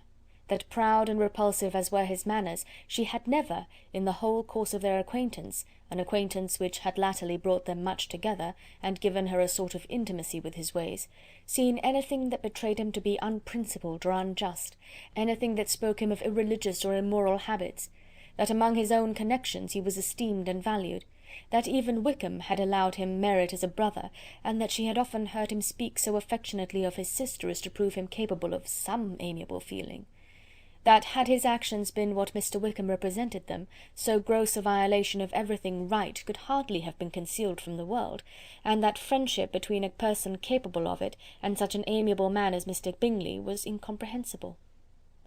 She grew absolutely ashamed of herself. Of neither Darcy nor Wickham could she think without feeling she had been blind, partial, prejudiced, absurd. "How despicably I have acted!" she cried.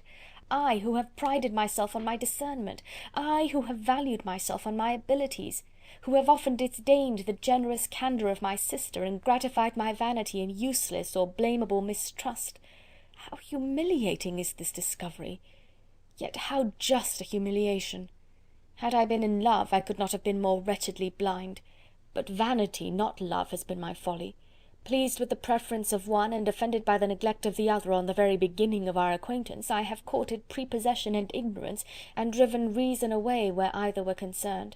Till this moment I never knew myself." From herself to Jane, from Jane to Bingley, her thoughts were in a line which soon brought to her recollection that Mr. Darcy's explanation there had appeared very insufficient, and she read it again.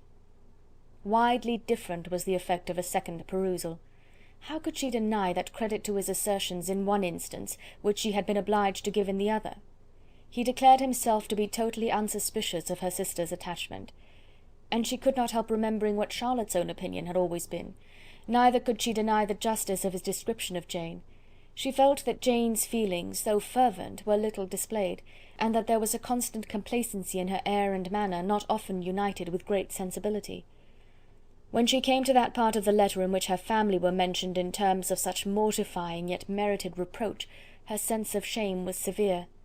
The justice of the charge struck her too forcibly for denial, and the circumstances to which he particularly alluded as having passed at the Netherfield ball, and as confirming all his first disapprobation, could not have made a stronger impression on his mind than on hers.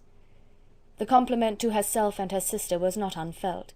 It soothed, but it could not console her for the contempt which had thus been self-attracted by the rest of her family, and as she considered that Jane's disappointment had in fact been the work of her nearest relations, and reflected how materially the credit of both must be hurt by such impropriety of conduct, she felt depressed beyond anything she had ever known before. After wandering along the lane for 2 hours, giving way to every variety of thought, reconsidering events, determining probabilities, and reconciling herself as well as she could to a change so sudden and so important, fatigue and a recollection of her long absence made her at length return home, and she entered the house with the wish of appearing cheerful as usual, and the resolution of repressing such reflections as must make her unfit for conversation. She was immediately told that the 2 gentlemen from Rosings had each called during her absence, Mr. Darcy only for a few minutes to take leave, but that Colonel Fitzwilliam had been sitting with them at least an hour, hoping for her return, and almost resolving to walk after her till she could be found.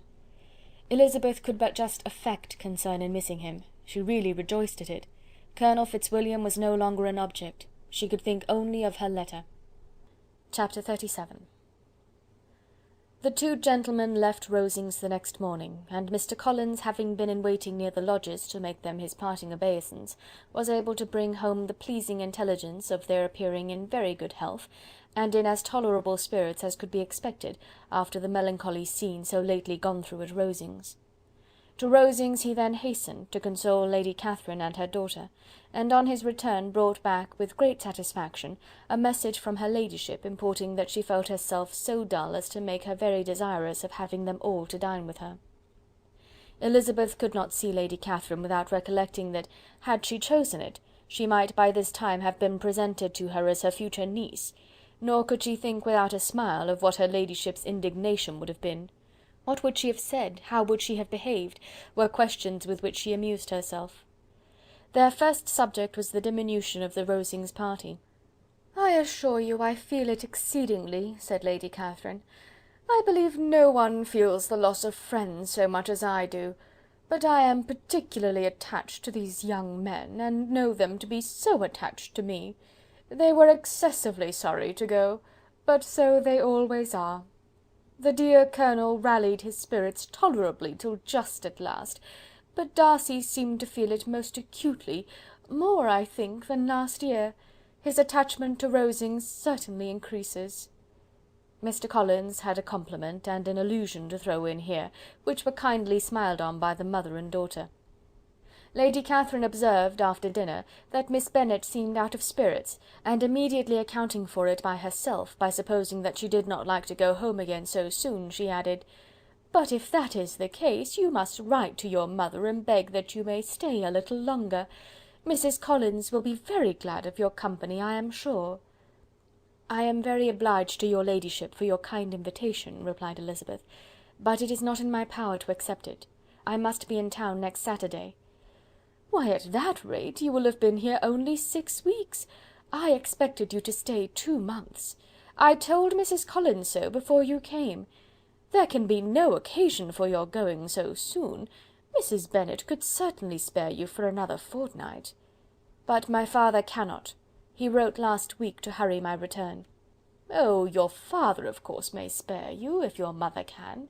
Daughters are never of so much consequence to a father, and if you will stay another month complete, it will be in my power to take one of you as far as London, for I am going there early in June for a week, and as Dawson does not object to the barouche box, there will be very good room for one of you, and indeed, if the weather should happen to be cool, I should not object to taking you both, as you are neither of you large." "You are all kindness, madam, but I believe we must abide by our original plan." Lady Catherine seemed resigned. "Mrs. Collins, you must send a servant with them. You know I always speak my mind, and I cannot bear the idea of 2 young women travelling post by themselves. It is highly improper. You must contrive to send somebody. I have the greatest dislike in the world to that sort of thing. Young women should always be properly guarded and attended, according to their situation in life. When my niece Georgiana went to Ramsgate last summer, I made a point of her having 2 men-servants go with her. Miss Darcy, the daughter of Mr. Darcy of Pemberley, and Lady Anne, could not have appeared with propriety in a different manner. I am excessively attentive to all those things. You must send John with the young ladies, Mrs. Collins. I am glad it occurred to me to mention it, for it would really be discreditable to you to let them go alone." "My uncle is to send a servant for us." "Oh, your uncle! He keeps a manservant, does he? I am very glad you have somebody who thinks of these things. Where shall you change horses? Oh, Bromley, of course. If you mention my name at the bell, you will be attended to." Lady Catherine had many other questions to ask respecting their journey, and as she did not answer them all herself, attention was necessary, which Elizabeth believed to be lucky for her, or with a mind so occupied, she might have forgotten where she was. Reflection must be reserved for solitary hours. Whenever she was alone, she gave way to it as the greatest relief, and not a day went by without a solitary walk, in which she might indulge in all the delight of unpleasant recollections. Mr. Darcy's letter she was in a fair way of soon knowing by heart. She studied every sentence, and her feelings towards its writer were at times widely different. When she remembered the style of his address, she was still full of indignation, but when she considered how unjustly she had condemned and upbraided him, her anger was turned against herself. and his disappointed feelings became the object of compassion. His attachment excited gratitude, his general character respect, but she could not approve him, nor could she for a moment repent her refusal or feel the slightest inclination ever to see him again. In her own past behaviour there was a constant source of vexation and regret, and in the unhappy defects of her family a subject of yet heavier chagrin. They were hopeless of remedy. Her father, contented with laughing at them, would never exert himself to restrain the wild giddiness of his youngest daughters, and her mother, with manners so far from right herself, was entirely insensible of the evil. Elizabeth had frequently united with Jane in an endeavour to check the imprudence of Catherine and Lydia, but while they were supported by their mother's indulgence, what chance could there be of improvement? Catherine, weak-spirited, irritable, and completely under Lydia's guidance, had always been affronted by their advice, and Lydia, self-willed and careless, would scarcely give them a hearing. They were ignorant, idle, and vain. While there was an officer in Meryton, they would flirt with him, and while Meryton was within a walk of Longbourn, they would be going there for ever. Anxiety on Jane's behalf was another prevailing concern, and Mr. Darcy's explanation, by restoring Bingley to all her former good opinion, heightened the sense of what Jane had lost. His affection was proved to have been sincere, and his conduct cleared of all blame, unless any could attach to the implicitness of his confidence in his friend. How grievous, then, was the thought that, of a situation so desirable in every respect, so replete with advantage, so promising for happiness, Jane had been deprived by the folly and indecorum of her own family. When to these recollections was added the development of Wickham's character, it may be easily believed that the happy spirits which had seldom been depressed before were now so much affected as to make it almost impossible for her to appear tolerably cheerful. Their engagements at Rosings were as frequent during the last week of her stay as they had been at first. The very last evening was spent there, and her ladyship again inquired minutely into the particulars of their journey, gave them directions as to the best method of packing, and was so urgent on the necessity of placing gowns in the only right way, that Maria thought herself obliged, on her return, to undo all the work of the morning, and pack her trunk afresh. When they parted, Lady Catherine, with great condescension, wished them a good journey, and invited them to come to Hunsford again next year, and Miss de Bourgh exerted herself so far as to curtsy and hold out her hand to both. Chapter 38.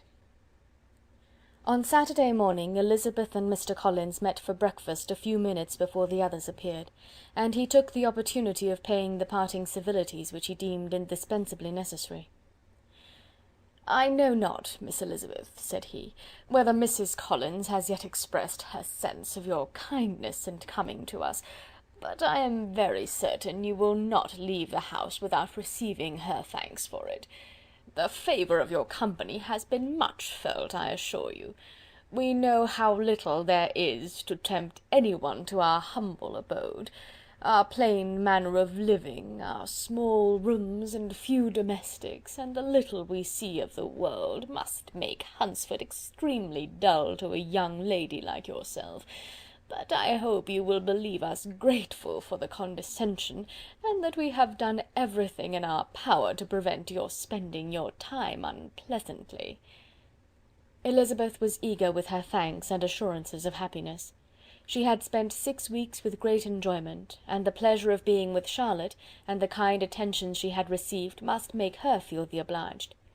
Mr. Collins was gratified, and with a more smiling solemnity replied, "It gives me great pleasure to hear that you have passed your time not disagreeably. We have certainly done our best, and most fortunately having it in our power to introduce you to very superior society, and from our connection with Rosings, the frequent means of varying the humble home scene, I think we may flatter ourselves that your Hunsford visit cannot have been entirely irksome. Our situation with regard to Lady Catherine's family is indeed the sort of extraordinary advantage and blessing which few can boast. You see on what a footing we are. You see how continually we are engaged there. In truth, I must acknowledge that, with all the disadvantages of this humble parsonage, I should not think any one abiding in it an object of compassion, while they are the sharers of our intimacy at Rosings." Words were insufficient for the elevation of his feelings, and he was obliged to walk about the room, while Elizabeth tried to unite civility and truth in a few short sentences. "You may, in fact, carry a very favourable report of us into Hertfordshire, my dear cousin. I flatter myself, at least, that you will be able to do so. Lady Catherine's great attentions to Mrs. Collins have been a daily witness of, and altogether, I trust, it does not appear that your friend has drawn an unfortunate... but on this point it will be as well to be silent. Only let me assure you, my dear Miss Elizabeth, that I can from my heart most cordially wish you equal felicity in marriage. My dear Charlotte and I have but one mind and one way of thinking. There is in everything a most remarkable resemblance of character and ideas between us. We seem to have been designed for each other." Elizabeth could safely say that it was a great happiness where that was the case, and with equal sincerity could add, that she firmly believed and rejoiced in his domestic comforts. She was not sorry, however, to have the recital of them interrupted by the lady from whom they sprang. Poor Charlotte! It was melancholy to leave her to such society, but she had chosen it with her eyes open, and though evidently regretting that her visitors were to go, she did not seem to ask for compassion. Her home and her housekeeping, her parish and her poultry, and all their dependent concerns, had not yet lost their charms.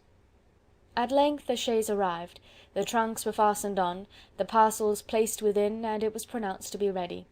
After an affectionate parting between the friends, Elizabeth was attended to the carriage by Mr. Collins, and as they walked down the garden he was commissioning her with his best respects to all her family, not forgetting his thanks for the kindness he had received at Longbourn in the winter, and his compliments to Mr. and Mrs. Gardiner, though unknown. He then handed her in, Maria followed, and the door was on the point of being closed, when he suddenly reminded them, with some consternation, that they had hitherto forgotten to leave any message for the ladies at Rosings.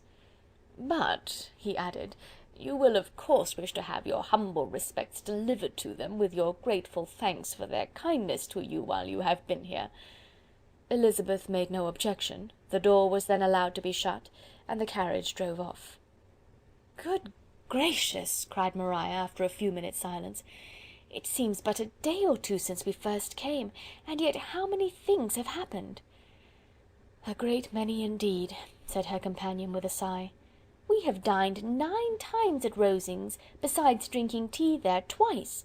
How much I shall have to tell!" Elizabeth added privately, "and how much I shall have to conceal."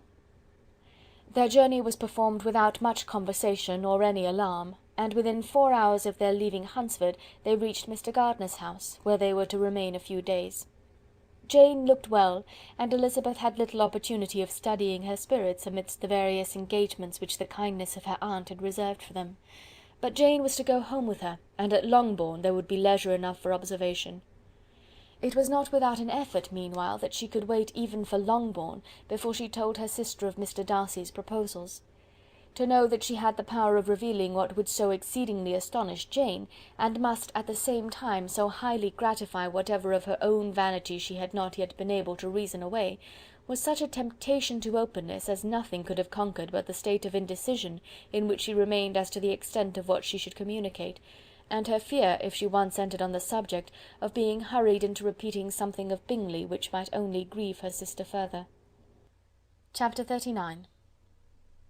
It was the second week in May in which the 3 young ladies set out together from Gracechurch Street for the town of in Hertfordshire, and as they drew near the appointed inn where Mr. Bennet's carriage was to meet them, they quickly perceived, in token of the coachman's punctuality, both Kitty and Lydia looking out of a dining-room upstairs. These 2 girls had been above an hour in the place, happily employed in visiting an opposite milliner, watching the sentinel on guard, and dressing a salad and cucumber. After welcoming their sisters, they triumphantly displayed a table set out with such cold meat as an inn larder usually affords, exclaiming, "Is not this nice? Is not this an agreeable surprise?" "And we mean to treat you all," added Lydia, "but you must lend us the money, for we have just spent ours at the shop out there." Then, showing her purchases, "Look here, I have bought this bonnet." I do not think it is very pretty, but I thought I might as well buy it as not. I shall pull it to pieces as soon as I get home, and see if I can make it up any better." And when her sisters abused it as ugly, she added, with perfect unconcern, "Oh, but there were 2 or 3 much uglier in the shop, and when I have bought some prettier coloured satin to trim it with fresh, I think it will be very tolerable. Besides, it will not much signify what one wears this summer, after the Shire have left Meryton, and they are going in a fortnight." "Are they indeed?" cried Elizabeth, with the greatest satisfaction. "They are going to be encamped near Brighton, and I do so want papa to take us all there for the summer. It would be such a delicious scheme, and I dare say would hardly cost anything at all. Mamma would like to go too, of all things. Only think what a miserable summer else we shall have." "Yes," thought Elizabeth, "that would be a delightful scheme indeed, and completely do for us at once. Good heaven! Brighton and a whole campful of soldiers to us, who have been overset already by one poor regiment of militia and the monthly balls of Meryton." "Now I have got some news for you," said Lydia, as they sat down at table. "What do you think? It is excellent news, capital news, and about a certain person we all like." Jane and Elizabeth looked at each other, and the waiter was told he need not stay. Lydia laughed and said, "Ay, that is just like your formality and discretion. You thought the waiter must not hear, as if he cared. I dare say he often hears worse things said than I am going to say, but he is an ugly fellow. I am glad he is gone. I never saw such a long chin in my life. Well, but now for my news. It is about dear Wickham, too good for the waiter, is it not? There is no danger of Wickham's marrying Mary King. That's for you. She is gone down to her uncle at Liverpool, gone to stay. Wickham is safe." "And Mary King is safe," added Elizabeth, "safe from a connection imprudent as to fortune." "She's a great fool for going away if she liked him." "But I hope there is no strong attachment on either side," said Jane. "I'm sure there is not on his. I will answer for it, he never cared 3 straws about her. Who could about such a nasty little freckled thing?" Elizabeth was shocked to think that, however incapable of such coarseness of expression herself, the coarseness of the sentiment was little other than her own breast had harboured and fancied liberal. As soon as all had ate and the elder ones paid, the carriage was ordered, and after some contrivance, the whole party, with all their boxes, work-bags and parcels, and the unwelcome addition of Kitty's and Lydia's purchases, were seated in it. "How nicely we are all crammed in," cried Lydia. "I am glad I bought my bonnet, if it is only for the fun of having another bandbox. Well, now let us be quite comfortable and snug, and talk and laugh all the way home. And in the first place, let us hear what has happened to you all since you went away. Have you seen any pleasant men? Have you had any flirting? I was in great hopes that one of you would have got a husband before you came back. Jane will be quite an old maid soon, I declare. She is almost 23. Lord, how ashamed I should be of not being married before 23. My Aunt Phillips wants you so to get husbands, you can't think. She says Lizzie had better have taken Mr. Collins, but I do not think there would have been any fun in it. Lord, how I should like to be married before any of you, and then I would chaperone you about to all the balls. Dear me, we had such a good piece of fun the other day at Colonel Forster's. Kitty and me were to spend the day there, and Mrs. Forster promised to have a little dance in the evening. By the by, Mrs. Forster and me are such friends, and so she asked the 2 Harringtons to come, but Harriet was ill, and so Pen was forced to come by herself. And then, what do you think we did? We dressed up Chamberlain in women's clothes, on purpose to pass for a lady. Only think what fun! Not a soul knew of it but Colonel and Mrs. Forster and Kitty and me, except my aunt, for we were forced to borrow one of her gowns, and you cannot imagine how well he looked. When Denny and Wickham and Pratt and 2 or 3 more of the men came in, they did not know him in the least. Lord, how I laughed, and so did Mrs. Forster. I thought I should have died, and that made the men suspect something, and they soon found out what was the matter." With such kinds of histories of their parties and good jokes did Lydia, assisted by Kitty's hints and additions, endeavour to amuse her companions all the way to Longbourn. Elizabeth listened as little as she could, but there was no escaping the frequent mention of Wickham's name. Their reception at home was most kind. Mrs. Bennet rejoiced to see Jane in undiminished beauty, and more than once during dinner did Mr. Bennet say voluntarily to Elizabeth, "I am glad you are come back, Lizzie." Their party in the dining-room was large, for almost all the Lucases came to meet Maria and hear the news, and various were the subjects that occupied them. Lady Lucas was inquiring of Maria after the welfare and poultry of her eldest daughter. Mrs. Bennet was doubly engaged, on one hand collecting an account of the present fashions from Jane, who sat some way below her, and on the other retailing them to all the younger Lucases, and Lydia, in a voice rather louder than any other person's, was enumerating the various pleasures of the morning to anybody who would hear her. "Oh, Mary," said she, "I wish you had gone with us, for we had such fun. As we went along, Kitty and I drew up the blinds and pretended there was nobody in the coach, and I should have gone so all the way if Kitty had not been sick. And when we got to the George, I do think we behaved very handsomely, for we treated the other three with the nicest cold luncheon in the world, and if you had gone we would have treated you too. And then when we came away it was such fun. I thought we should never have got into the coach. I was ready to die of laughter, and then we were so merry all the way home. We talked and laughed so loud that anybody might have heard us 10 miles off." To this Mary gravely replied, "Far be it from me, my dear sister, to depreciate such pleasures. They would doubtless be congenial with the generality of female minds, but I confess they would have no charms for me. I should infinitely prefer a book." But of this answer Lydia heard not a word. She seldom listened to anybody for more than half a minute, and never attended to Mary at all. In the afternoon Lydia was urgent with the rest of the girls to walk to Meryton, and to see how everybody went on, but Elizabeth steadily opposed the scheme. It should not be said that the Miss Bennets could not be at home half a day before they were in pursuit of the officers. There was another reason, too, for her opposition. She dreaded seeing Mr. Wickham again, and was resolved to avoid it as long as possible.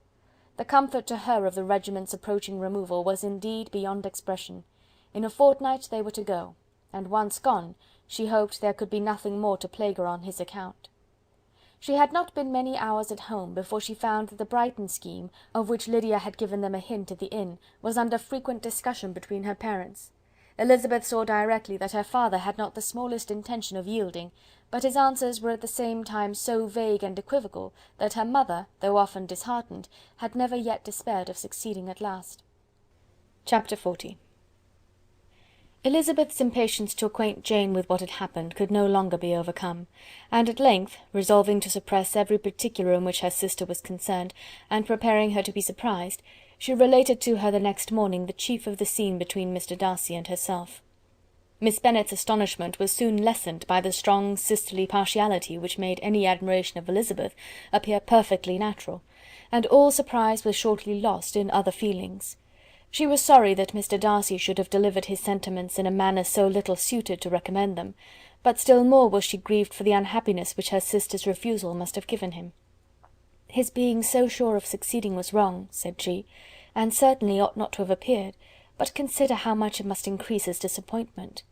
"Indeed," replied Elizabeth, "I am heartily sorry for him, but he has other feelings, which will probably soon drive away his regard for me. You do not blame me, however, for refusing him?" "Blame you? Oh, no." "But you blame me for having spoken so warmly of Wickham?" "No, I do not know that you are wrong in saying what you did." "But you will know it when I tell you what happened the very next day." She then spoke of the letter, repeating the whole of its contents as far as they concerned George Wickham. What a stroke was this for poor Jane, who would willingly have gone through the world without believing that so much wickedness existed in the whole race of mankind as were here collected in one individual. Nor was Darcy's vindication, though grateful to her feelings, capable of consoling her for such discovery. Most earnestly did she labour to prove the probability of error, and seek to clear the one without involving the other. "This will not do," said Elizabeth. "You will never be able to make both of them good for anything. Take your choice, but you must be satisfied with only one. There is but such a quantity of merit between them, just enough to make one good sort of man, and of late it has been shifting about pretty much. For my part, I am inclined to believe it all Darcy's, but you shall do as you choose." It was some time, however, before a smile could be extorted from Jane. "I do not know when I have been more shocked," said she. "Wickham so very bad? It is almost past belief.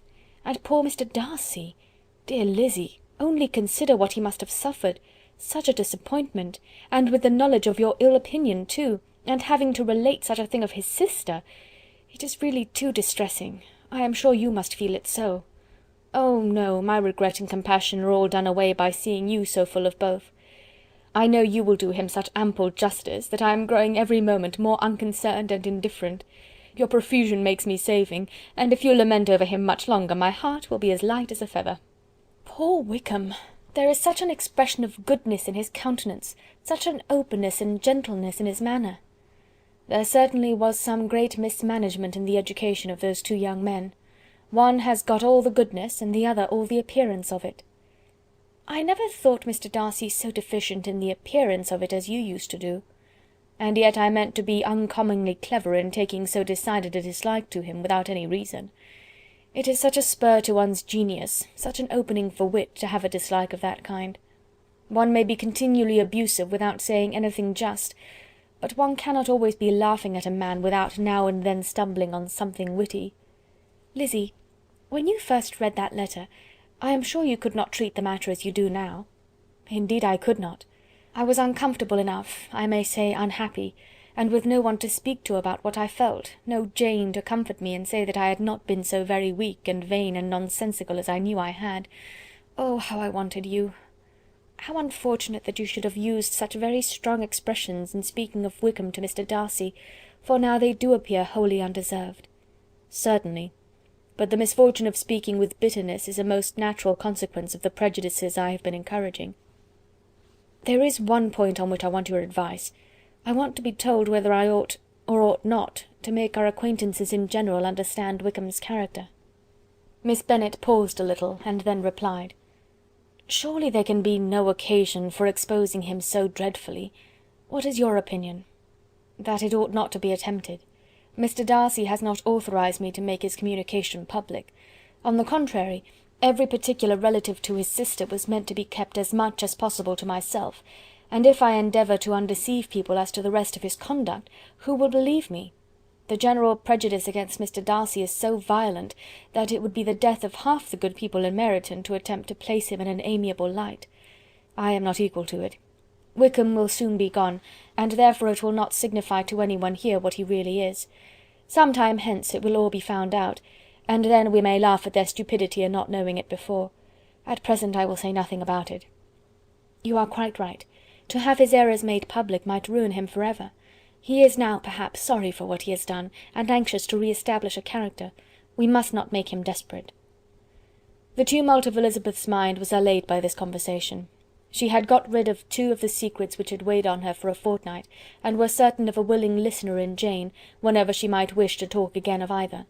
But there was still something lurking behind, of which prudence forbade the disclosure. She dared not relate the other half of Mr. Darcy's letter, nor explain to her sister how sincerely she had been valued by her friend. Here was knowledge in which no one could partake, and she was sensible that nothing less than a perfect understanding between the parties could justify her in throwing off this last encumbrance of mystery. "And then," said she, "if that very improbable event should ever take place, I shall merely be able to tell what Bingley may tell in a much more agreeable manner himself. The liberty of communication cannot be mine till it has lost all its value." She was now, on being settled at home, at leisure to observe the real state of her sister's spirits. Jane was not happy. She still cherished a very tender affection for Bingley. Having never even fancied herself in love before, her regard had all the warmth of first attachment, and from her age and disposition, greater steadiness than most first attachments often boast. And so fervently did she value his remembrance, and prefer him to every other man, that all her good sense and all her attention to the feelings of her friends were requisite to check the indulgence of those regrets which must have been injurious to her own health and their tranquillity. "Well, Lizzy," said Mrs. Bennet one day, "what is your opinion now of this sad business of Jane's? For my part, I am determined never to speak of it again to anybody. I told my sister Philip so the other day. But I cannot find out that Jane saw anything of him in London. Well, he is a very undeserving young man, and I do not suppose there's the least chance in the world of her ever getting him now. There is no talk of his coming to Netherfield again in the summer, and I have inquired of everybody, too, who is likely to know." "I do not believe he will ever live at Netherfield any more." "Oh, well, it is just as he chooses. Nobody wants him to come, though I shall always say he used my daughter extremely ill, and if I was her, I would not have put up with it. Well, my comfort is, I am sure Jane will die of a broken heart, and then he will be sorry for what he has done." But as Elizabeth should not receive comfort from any such expectation, she made no answer. "Well, Lizzy," continued her mother soon afterwards, "and so the Collinses live very comfortable, do they? Well, well, I only hope it will last. And what sort of table do they keep? Charlotte is an excellent manager, I dare say. If she is half as sharp as her mother, she is saving enough. There is nothing extravagant in their housekeeping, I dare say." "No, nothing at all." "A great deal of good management, depend upon it. Yes, yes. They will take care not to outrun their income. They will never be distressed for money. Well, much good may it do them. And so I suppose they often talk of having Longbourn when your father is dead. They look upon it as quite their own, I dare say, whenever that happens." "It was a subject which they could not mention before me." "No, it would have been strange if they had. But I make no doubt they often talk of it between themselves. Well, if they can be easy with an estate that is not lawfully their own, so much the better. I should be ashamed of having one that was only entailed on me." Chapter 41. The first week of their return was soon gone. The second began. It was the last of the regiment's stay at Meryton, and all the young ladies in the neighbourhood were drooping apace. The dejection was almost universal. The elder Miss Bennets alone were still able to eat, drink, and sleep, and pursue the usual course of their employments. Very frequently they were reproached for this insensibility by Kitty and Lydia, whose own misery was extreme, and who could not comprehend such hard-heartedness in any of the family. "Good heaven! What is to become of us? What are we to do?" they would often exclaim in the bitterness of woe. "How can you be smiling so, Lizzy?" Their affectionate mother shared all of their grief. She remembered what she had herself endured on a similar occasion 25 years ago. "I am sure," said she, "I cried for 2 days together when Colonel Miller's regiment went away. I thought I should have broken my heart." "I am sure I shall break mine," said Lydia. "If one could but go to Brighton," observed Mrs. Bennet. "Oh yes, if one could but go to Brighton, but papa is so disagreeable. A little sea bathing would set me up for ever." "And my Aunt Phillips is sure it would do me a great deal of good," added Kitty. Such were the kind of lamentations resounding perpetually through Longbourn House. Elizabeth tried to be diverted by them, but all sense of pleasure was lost in shame. She felt anew the justice of Mr. Darcy's objections, and never had she been so much disposed to pardon his interference in the views of his friend. But the gloom of Lydia's prospect was shortly cleared away, for she received an invitation from Mrs. Forster, the wife of the colonel of the regiment, to accompany her to Brighton. This invaluable friend was a very young woman, and very lately married. A resemblance in good humour and good spirits had recommended her and Lydia to each other, and out of their 3 months' acquaintance they had been intimate too. The rapture of Lydia on this occasion, her adoration of Mrs. Forster, the delight of Mrs. Bennet, and the mortification of Kitty, are scarcely to be described. Wholly inattentive to her sister's feelings, Lydia flew about the house in restless ecstasy, calling for everyone's congratulations, and laughing and talking with more violence than ever, whilst the luckless Kitty continued in the parlour, repined at her fate in terms as unreasonable as her accent was peevish. "I cannot see why Mrs. Forster should not ask me as well as Lydia," said she, "though I am not her particular friend. I have just as much right to be asked as she has, and more too, for I am 2 years older." In vain did Elizabeth attempt to make her reasonable, and Jane to make her resigned. As for Elizabeth herself, this invitation was so far from exciting in her the same feelings as in her mother and Lydia, that she considered it as the death warrant of all possibility of common sense for the latter; and detestable as such a step must make her if it were known, she could not help secretly advising her father not to let her go. She represented to him all the improprieties of Lydia's general behaviour, the little advantage she could derive from the friendship of such a woman as Mrs. Forster, and the probability of her being yet more imprudent with such a companion at Brighton, where the temptations must be greater than at home. He heard her attentively, and then said, "Lydia will never be easy until she has exposed herself in some public place or other, and we can never expect her to do it with so little expense or inconvenience to her family as under the present circumstances." "If you were aware," said Elizabeth, "of the very great disadvantage to us all which must arise from the public notice of Lydia's unguarded and imprudent manner, nay, which has already arisen from it, I am sure you would judge differently in the affair." "Already arisen?" repeated Mr. Bennet. "What, has she frightened away some of your lovers? Poor little Lizzy! But do not be cast down. Such squeamish youths as cannot bear to be connected with a little absurdity are not worth a regret. Come, let me see the list of pitiful fellows who have been kept aloof by Lydia's folly." "Indeed you are mistaken. I have no such injuries to resent. It is not of particular, but of general evils which I am now complaining. Our importance, our respectability in the world must be affected by the wild volatility, the assurance and disdain of all restraint which mark Lydia's character. Excuse me, for I must speak plainly. If you, my dear father, will not take the trouble of checking her exuberant spirits, and of teaching her that her present pursuits are not to be the business of her life, she will soon be beyond the reach of amendment. Her character will be fixed, and she will, at 16, be the most determined flirt that ever made herself or her family ridiculous.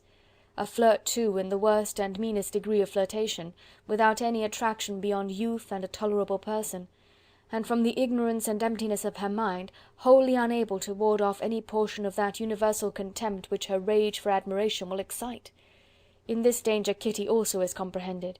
She will follow wherever Lydia leads. Vain, ignorant, idle, and absolutely uncontrolled. Oh, my dear father, can you suppose it possible that they will not be censured and despised wherever they are known, and that their sisters will not be often involved in the disgrace? Mr. Bennet saw that her whole heart was in the subject, and affectionately taking her hand, said in reply, "Do not make yourself uneasy, my love.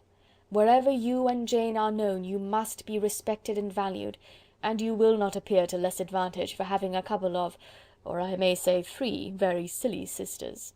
We shall have no peace at Longbourn if Lydia does not go to Brighton. Let her go then. Colonel Forster is a sensible man, and will keep her out of any real mischief.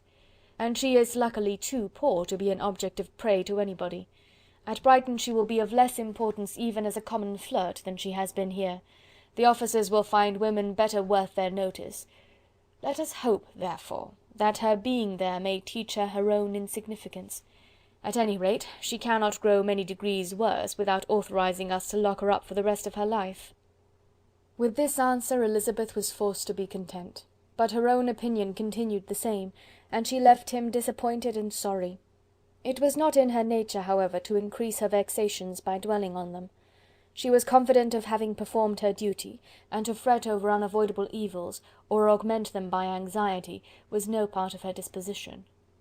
Had Lydia and her mother known the substance of her conference with her father, their indignation would hardly have found expression in their united volubility. In Lydia's imagination a visit to Brighton comprised every possibility of earthly happiness. She saw, with the creative eye of fancy, the streets of that gay bathing-place covered with officers. She saw herself the object of attention to tens and to scores of them at present unknown. She saw all the glories of the camp, its tents stretched forth in beauteous uniformity of lines, crowded with the young and the gay, and dazzling with scarlet. And to complete the view, she saw herself seated beneath a tent, tenderly flirting with at least 6 officers at once. Had she known her sister sought to tear her from such prospects and such realities as these, what would have been her sensations? They could have been understood only by her mother, who might have felt nearly the same. Lydia's going to Brighton was all that consoled her for her melancholy conviction of her husband's never intending to go there himself. But they were entirely ignorant of what had passed, and their raptures continued with little intermission to the very day of Lydia's leaving home. Elizabeth was now to see Mr. Wickham for the last time. Having been frequently in company with him since her return, agitation was pretty well over, the agitations of formal partiality entirely so. She had even learnt to detect, in the very gentleness which had at first delighted her, an affectation and a sameness to disgust and weary.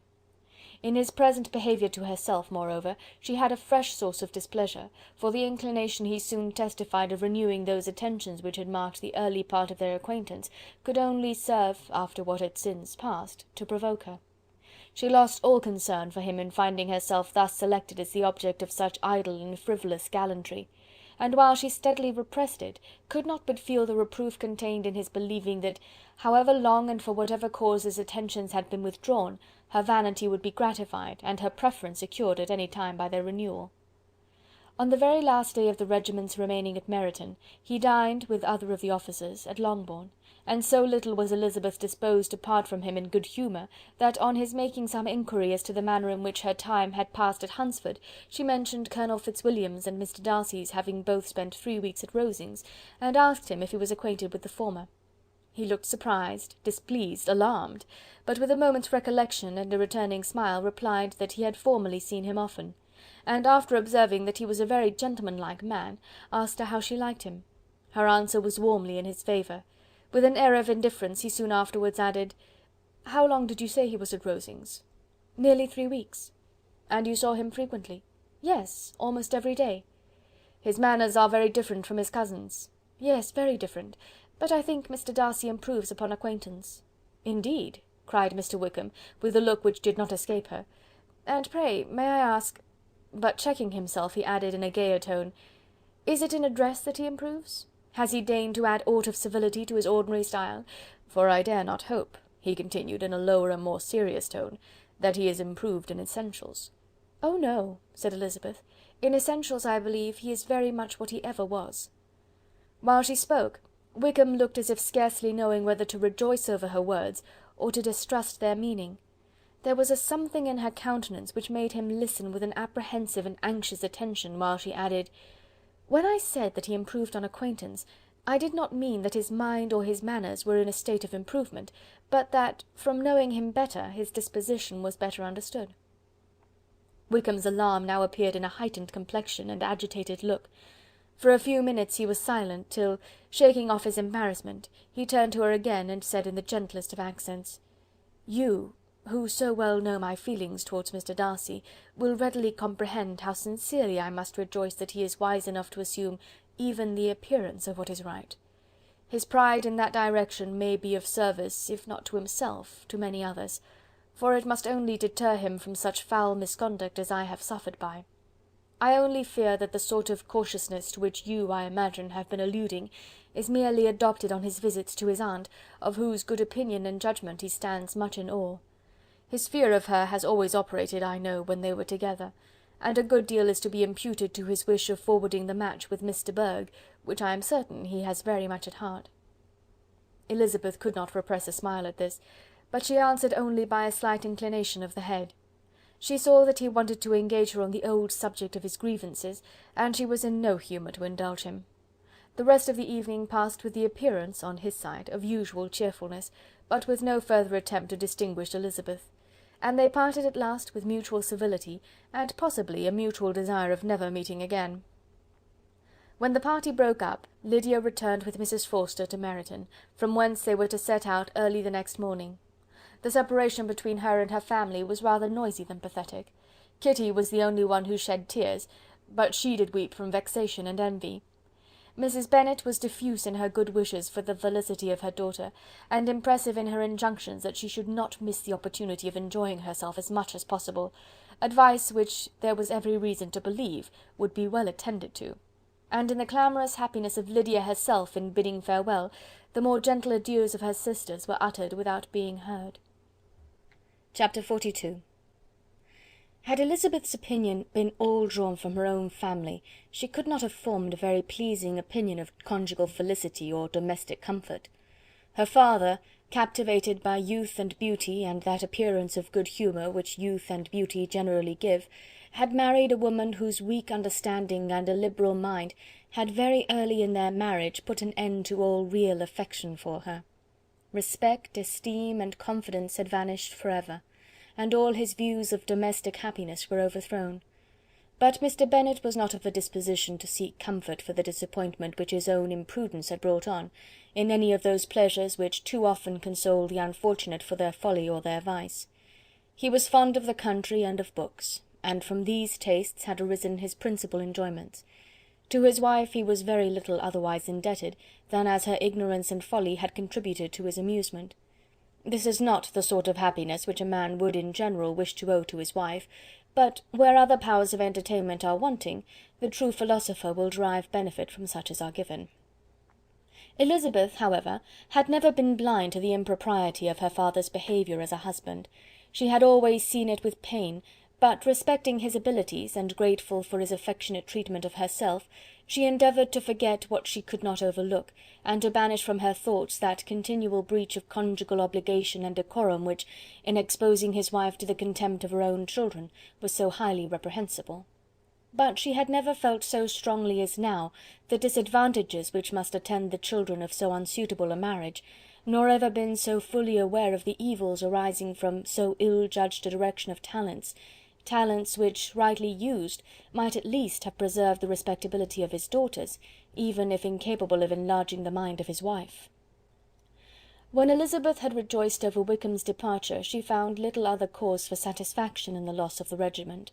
Their parties abroad were less varied than before, and at home she had a mother and sister whose constant repinings at the dullness of everything around them threw a real gloom over their domestic circle.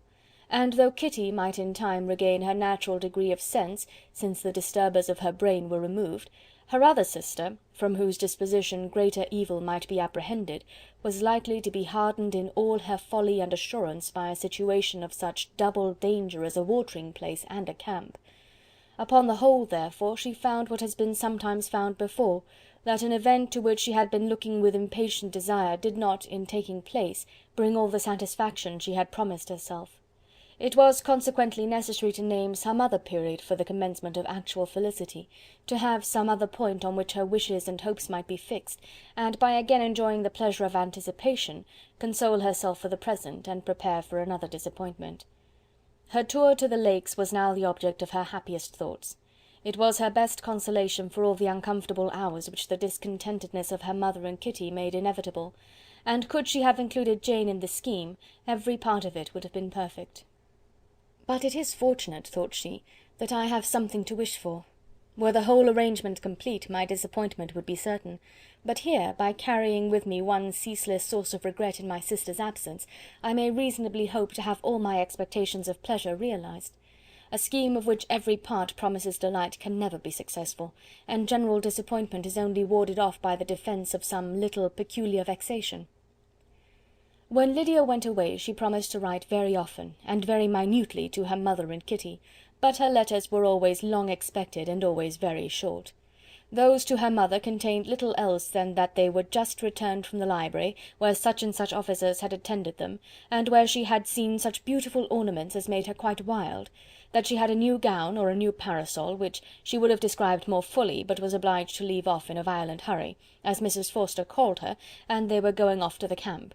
And from her correspondence with her sister, there was still less to be learnt, for her letters to Kitty, though rather longer, were much too full of lines under the words to be made public.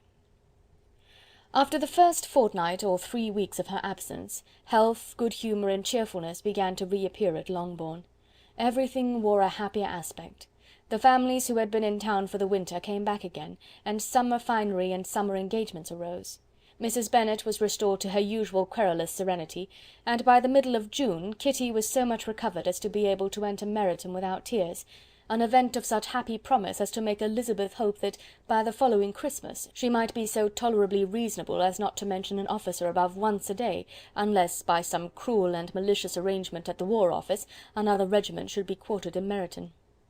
The time fixed for the beginning of their northern tour was now fast approaching, and a fortnight only was wanting of it, when a letter arrived from Mrs. Gardiner, which at once delayed its commencement, and curtailed its extent. Mr. Gardiner would be prevented by business from setting out till a fortnight later in July, and must be in London again within a month, and as that left too short a period for them to go so far and see so much as they had proposed, or at least to see it with the leisure and comfort they had built on, they were obliged to give up the Lakes, and substitute a more contracted tour, and according to the present plan, were to go no farther northwards than Derbyshire. In that county there was enough to be seen to occupy the chief of their 3 weeks, and to Mrs. Gardiner it had a peculiarly strong attraction. The town where she had formerly passed some years of her life, and where they were now to spend a few days, was probably as great an object of her curiosity as all the celebrated beauties of Matlock, Chatsworth, Dovedale, or the Peak. Elizabeth was excessively disappointed. She had set her heart on seeing the Lakes, and still thought there might have been time enough, but it was her business to be satisfied, and certainly her temper to be happy, and all was soon right again. With the mention of Derbyshire there were many ideas connected. It was impossible for her to see the word without thinking of Pemberley and its owner. "But surely," said she, "I may enter his county without impunity, and rob it of a few petrified spars without his perceiving me." The period of expectation was now doubled. 4 weeks were to pass away before her uncle and aunt's arrival. But they did pass away, and Mr. and Mrs. Gardiner, with their 4 children, did at length appear at Longbourn. The children, 2 girls of 6 and 8 years old, and 2 younger boys, were to be left under the particular care of their cousin Jane, who was the general favourite, and whose steady sense and sweetness of temper exactly adapted her for attending to them in every way, teaching them, playing with them, and loving them. The Gardiners stayed only 1 night at Longbourn, and set off the next morning with Elizabeth in pursuit of novelty and amusement. One enjoyment was certain: that of suitableness of companions, a suitableness which comprehended health and temper to bear inconveniences, cheerfulness to enhance every pleasure, and affection and intelligence, which might supply it among themselves if there were disappointments abroad. It is not the object of this work to give a description of Derbyshire, nor of any of the remarkable places through which their route thither lay. Oxford, Blenheim, Warwick, Kenilworth, Birmingham, etc., are sufficiently known. A small part of Derbyshire is all the present concern. To the little town of Lambton, the scene of Mrs. Gardiner's former residence, and where she had lately learned some acquaintance still remained, they bent their steps, after having seen all the principal wonders of the country, and within 5 miles of Lambton, Elizabeth found from her aunt that Pemberley was situated. It was not in their direct road, nor more than a mile or 2 out of it. In talking over their route the evening before, Mrs. Gardiner expressed an inclination to see the place again. Mr. Gardiner declared his willingness, and Elizabeth was applied to for her approbation. "My love, should you not like to see a place of which you have heard so much?" said her aunt. "A place, too, with which so many of your acquaintances are connected. Wickham passed all his youth there, you know." Elizabeth was distressed. She felt that she had no business at Pemberley, and was obliged to assume a disinclination for seeing it. She must own that she was tired of seeing great houses. After going over so many, she really had no pleasure in fine carpets or satin curtains. Mrs. Gardiner abused her stupidity. "If it were merely a fine house, richly furnished," said she, "I should not care about it myself, but the grounds are delightful. They have some of the finest woods in the country." Elizabeth said no more, but her mind could not acquiesce. The possibility of meeting Mr. Darcy while viewing the place instantly occurred. It would be dreadful. She blushed at the very idea, and thought it would be better to speak openly to her aunt than to run such a risk. But against this there were objections, and she finally resolved that it could be the last resource if her private inquiries to the absence of the family were unfavourably answered. Accordingly, when she retired at night, she asked the chambermaid whether Pemberley were not a very fine place. What was the name of its proprietor? And, with no little alarm, whether the family were down for the summer. A most welcome negative followed the last question, and her alarms now being removed, she was at leisure to feel a great deal of curiosity to see the house herself, and when the subject was revived the next morning, and she was again applied to, could readily answer, and with a proper air of indifference, that she had not really any dislike to the scheme. To Pemberley, therefore, they were to go. Chapter 43. Elizabeth, as they drove along, watched for the first appearance of Pemberley Woods with some perturbation, and when at length they turned in at the lodge, her spirits were in a high flutter. The park was very large, and contained great variety of ground. They entered it in one of its lowest points, and drove for some time through a beautiful wood, stretching over a wide extent. Elizabeth's mind was too full for conversation, but she saw and admired every remarkable spot and point of view. They gradually ascended for half a mile, and then found themselves at the top of a considerable eminence, where the wood ceased, and the eye was instantly caught by Pemberley House, situated on the opposite side of a valley, into which the road with some abruptness wound. It was a large, handsome stone building, standing well on rising ground, and backed by a ridge of high woody hills, and in front a stream of some natural importance was swelled into greater, but without any artificial appearance. Its banks were neither formal nor falsely adorned. Elizabeth was delighted. She had never seen a place for which nature had done more, or where natural beauty had been so little counteracted by an awkward taste. They were all of them warm in their admiration, and at that moment she felt that to be mistress of Pemberley might be something. They descended the hill, crossed the bridge, and drove to the door, and while examining the nearer aspect of the house, all her apprehension of meeting its owner returned. She dreaded lest the chambermaid had been mistaken. On applying to see the place, they were admitted into the hall, and Elizabeth, as they waited for the housekeeper, had leisure to wonder at her being where she was. The housekeeper came, a respectable-looking elderly woman, much less fine and more civil than she had any notion of finding her.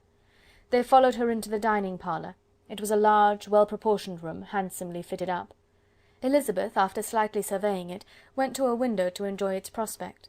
The hill, crowned with wood, which they had descended, receiving increased abruptness from the distance, was a beautiful object. Every disposition of the ground was good, and she looked on the whole scene, the river, the trees scattered on its banks, and the winding of the valley, as far as she could trace it, with delight. As they passed into other rooms, these objects were taking different positions, but from every window there were beauties to be seen. The rooms were lofty and handsome, and their furniture suitable to the fortune of its proprietor. But Elizabeth saw, with admiration of his taste, that it was neither gaudy nor uselessly fine, with less splendour and more real elegance than the furniture of Rosings. "And of this place," thought she, "I might have been mistress. With these rooms I might now have been familiarly acquainted. Instead of viewing them as a stranger, I might have rejoiced in them as my own, and welcomed to them as visitors my uncle and aunt. But no," recollecting herself, "that could never be. My uncle and aunt would have been lost to me. I should not have been allowed to invite them." This was a lucky recollection. It saved her from something very like regret. She longed to inquire of the housekeeper whether her master was really absent, but had not the courage for it. At length, however, the question was asked by her uncle, and she turned away with alarm, while Mrs. Reynolds replied that he was, adding, "But we expect him to-morrow, with a large party of friends." How rejoiced was Elizabeth that their own journey had not by any circumstance been delayed a day! Her aunt now called her to look at a picture. She approached and saw the likeness of Mr. Wickham, suspended amongst several other miniatures, over the mantelpiece. Her aunt asked her smilingly how she liked it. The housekeeper came forward and told them it was a picture of a young gentleman, the son of her late master's steward, who had been brought up by him at his own expense. "He is now gone into the army," she added, "but I am afraid he has turned out very wild." Mrs. Gardiner looked at her niece with a smile, but Elizabeth could not return it. "And that," said Mrs. Reynolds, pointing to another of the miniatures, "is my master, and very like him. It was drawn at the same time as the other, about 8 years ago." "I have heard much of your master's fine person," said Mrs. Gardiner, looking at the picture. "It is a handsome face. But, Lizzy, you can tell us whether it is like or not." Mrs. Reynolds' respect for Elizabeth seemed to increase on this intimation of her knowing her master. "Does that young lady know Mr. Darcy?" Elizabeth coloured, and said, "A little." "And do not you think him a very handsome gentleman, ma'am?" "Yes, very handsome." "I am sure I know none so handsome. But in the gallery upstairs you will see a finer, larger picture of him than this. This room was my late master's favourite room, and these miniatures are just as they used to be then. He was very fond of them." This accounted to Elizabeth for Mr. Wickham's being among them. Mrs. Reynolds then directed their attention to one of Miss Darcy, drawn when she was only 8 years old. "And is Miss Darcy as handsome as her brother?" said Mrs. Gardiner. "Oh, yes, the handsomest young lady that ever was seen, and so accomplished. She plays and sings all day long. In the next room is a new instrument just come down for her, a present from my master. She comes here to-morrow with him." Mr. Gardiner, whose manners were very easy and pleasant, encouraged her communicativeness by his questions and remarks. Mrs. Reynolds, either by pride or attachment, had evidently great pleasure in talking of her master and his sister. "Is your master much at Pemberley in the course of the year?" "Not so much as I could wish, sir, but I dare say he may spend half his time here, and Miss Darcy is always down for the summer months." "Except," thought Elizabeth, "when she goes to Ramsgate." "If your master would marry, you might see more of him." "Yes, sir, but I do not know when that will be. I do not know who is good enough for him." Mr. and Mrs. Gardiner smiled. Elizabeth could not help saying, "It is very much to his credit, I am sure, that you should think so." "I say no more than the truth, and everybody will say that knows him," replied the other. Elizabeth thought this was going pretty far, and she listened with increasing astonishment as the housekeeper added, "I have never known a cross word from him in my life, and I have known him ever since he was 4 years old." This was praise, of all others most extraordinary, most opposite to her ideas. That he was not a good-tempered man had been her firmest opinion. Her keenest attention was awakened. She longed to hear more, and was grateful to her uncle for saying, "There are several people of whom so much can be said. You are lucky in having such a master." "Yes, sir, I know I am. If I were to go through the world, I could not meet with a better. But I have always observed that they who are good-natured when children are good-natured when they grow up, and he was always the sweetest-tempered, most generous-hearted boy in the world." Elizabeth almost stared at her. "Can this be Mr. Darcy?" thought she. "His father was an excellent man," said Mrs. Gardiner. "Yes, ma'am, that he was indeed, and his son will be just like him, just as affable to the poor." Elizabeth listened, wondered, doubted, and was impatient for more. Mrs. Reynolds could interest her on no other point. She related the subjects of the pictures, the dimensions of the rooms, and the price of the furniture in vain. Mr. Gardiner, highly amused by the kind of family prejudice to which he attributed her excessive commendation of her master, soon led again to the subject, and she dwelt with energy on his many merits as they proceeded together up the great staircase. "He is the best landlord and the best master," said she, "that ever lived. Not like the wild young men nowadays, who think of nothing but themselves. There is not one of his tenants or servants but will give him a good name. Some people call him proud, but I am sure I never saw anything of it. To my fancy, it is only because he does not rattle away like other young men." "In what an amiable light does this place him!" thought Elizabeth. "This fine account of him," whispered her aunt as they walked, "is not quite consistent with his behaviour to our poor friend. Perhaps we might be deceived. That is not very likely, our authority was too good." On reaching the spacious lobby above, they were shown into a very pretty sitting room, lately fitted up with greater elegance and lightness than the apartments below, and were informed that it was but just done to give pleasure to Miss Darcy, who had taken a liking to the room when last at Pemberley. "He is certainly a good brother," said Elizabeth, as they walked towards one of the windows. Mrs. Reynolds anticipated Miss Darcy's delight when she should enter the room. "And this is always the way with him," she added. "Whatever can give his sister any pleasure is sure to be done in a moment. There is nothing he would not do for her." The picture gallery and 2 or 3 of the principal bedrooms were all that remained to be shown. In the former were many good paintings, but Elizabeth knew nothing of the art, and from such as had already been visible below, she had willingly turned to look at some drawings of Miss Darcy's, in crayons, whose subjects were usually more interesting and also more intelligible. In the gallery there were many family portraits, but they could have little to fix the attention of a stranger. Elizabeth walked in quest of the only face whose features would be known to her.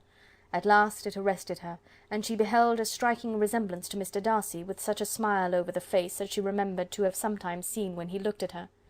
She stood several minutes before the picture, in earnest contemplation, and returned to it again before they quitted the gallery.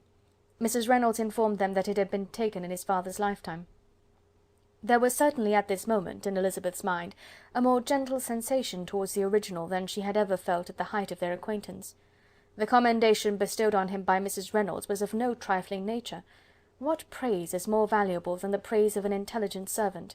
As a brother, a landlord, a master, she considered how many people's happiness were in his guardianship. How much of pleasure or pain was it in his power to bestow? How much of good or evil must be done by him?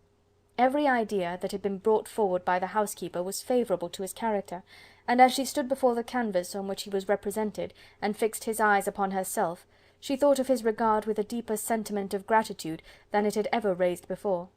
She remembered its warmth, and softened its impropriety of expression. When all of the house that was open to general inspection had been seen, they returned downstairs, and taking leave of the housekeeper, were consigned over to the gardener, who met them at the hall door. As they walked across the hall towards the river, Elizabeth turned back to look again.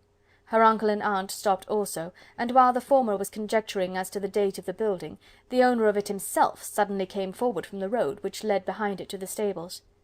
They were within 20 yards of each other, and so abrupt was his appearance that it was impossible to avoid his sight. Their eyes instantly met, and the cheeks of both were overspread with the deepest blush.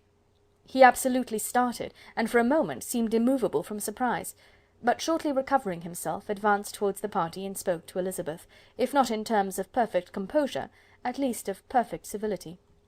She had instinctively turned away, but stopping on his approach, received his compliments with an embarrassment impossible to be overcome. Had his first appearance, or his resemblance to the picture they had just been examining, been insufficient to assure the other two that they now saw Mr. Darcy, the gardener's expression of surprise, on beholding his master, must immediately have told it. They stood a little aloof while he was talking to their niece, who, astonished and confused, scarcely dared lift her eyes to his face, and knew not what answer she returned to his civil inquiries after her family. Amazed at the alteration of his manner since they last parted, every sentence that he uttered was increasing her embarrassment, and every idea of the impropriety of her being found there recurring to her mind, the few minutes in which they continued were some of the most uncomfortable in her life. Nor did he seem much more at ease. When he spoke, his accent had none of its usual sedateness, and he repeated his inquiries as to the time of her having left Longbourn, and of her having stayed in Derbyshire so often, and in so hurried a way, as plainly spoke the distraction of his thoughts. At length every idea seemed to fail him, and after standing a few moments without saying a word, he suddenly recollected himself, and took leave. The others then joined her, and expressed admiration of his figure, but Elizabeth heard not a word, and wholly engrossed by her own feelings, followed them in silence. She was overpowered by shame and vexation. Her coming there was the most unfortunate, the most ill-judged thing in the world. How strange it must appear to him! In what a disgraceful light might it not strike so vain a man! It might seem as if she had purposely thrown herself in his way again. Oh, why did she come? Or why did he thus come a day before he was expected?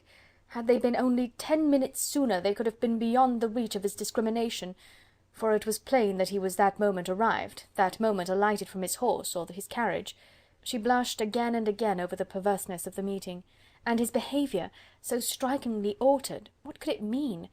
That he should even speak to her was amazing, but to speak with such civility, to inquire after her family— never in her life had she seen his manners so little dignified, never had he spoken with such gentleness as on this unexpected meeting. What a contrast did it offer to his last address in Rosings Park, when he put his letter into her hand! She knew not what to think, or how to account for it. They had now entered a beautiful walk by the side of the water, and every step was bringing forward a nobler fall of ground, or a finer reach of the woods to which they were approaching. But it was some time before Elizabeth was sensible of any of it, and though she answered mechanically to the repeated appeals of her uncle and aunt, and seemed to direct her eyes to such objects as they pointed out, she distinguished no part of the scene. Her thoughts were all fixed on that one spot of Pemberley House, whichever it might be, where Mr. Darcy then was. She longed to know what at the moment was passing in his mind, in what manner he thought of her, and whether, in defiance of everything, she was still dear to him. Perhaps he had been civil only because he felt himself at ease, yet there had been that in his voice which was not like ease. Whether he had felt more of pain or of pleasure in seeing her she could not tell, but he certainly had not seen her with composure. At length, however, the remarks of her companions on her absence of mind aroused her, and she felt the necessity of appearing more like herself. They entered the woods, and bidding adieu to the river for a while, ascended some of the higher grounds, when in spots where the opening of the trees gave the eye power to wander, were many charming views of the valley, the opposite hills with the long range of woods overspreading many, and occasionally part of the stream.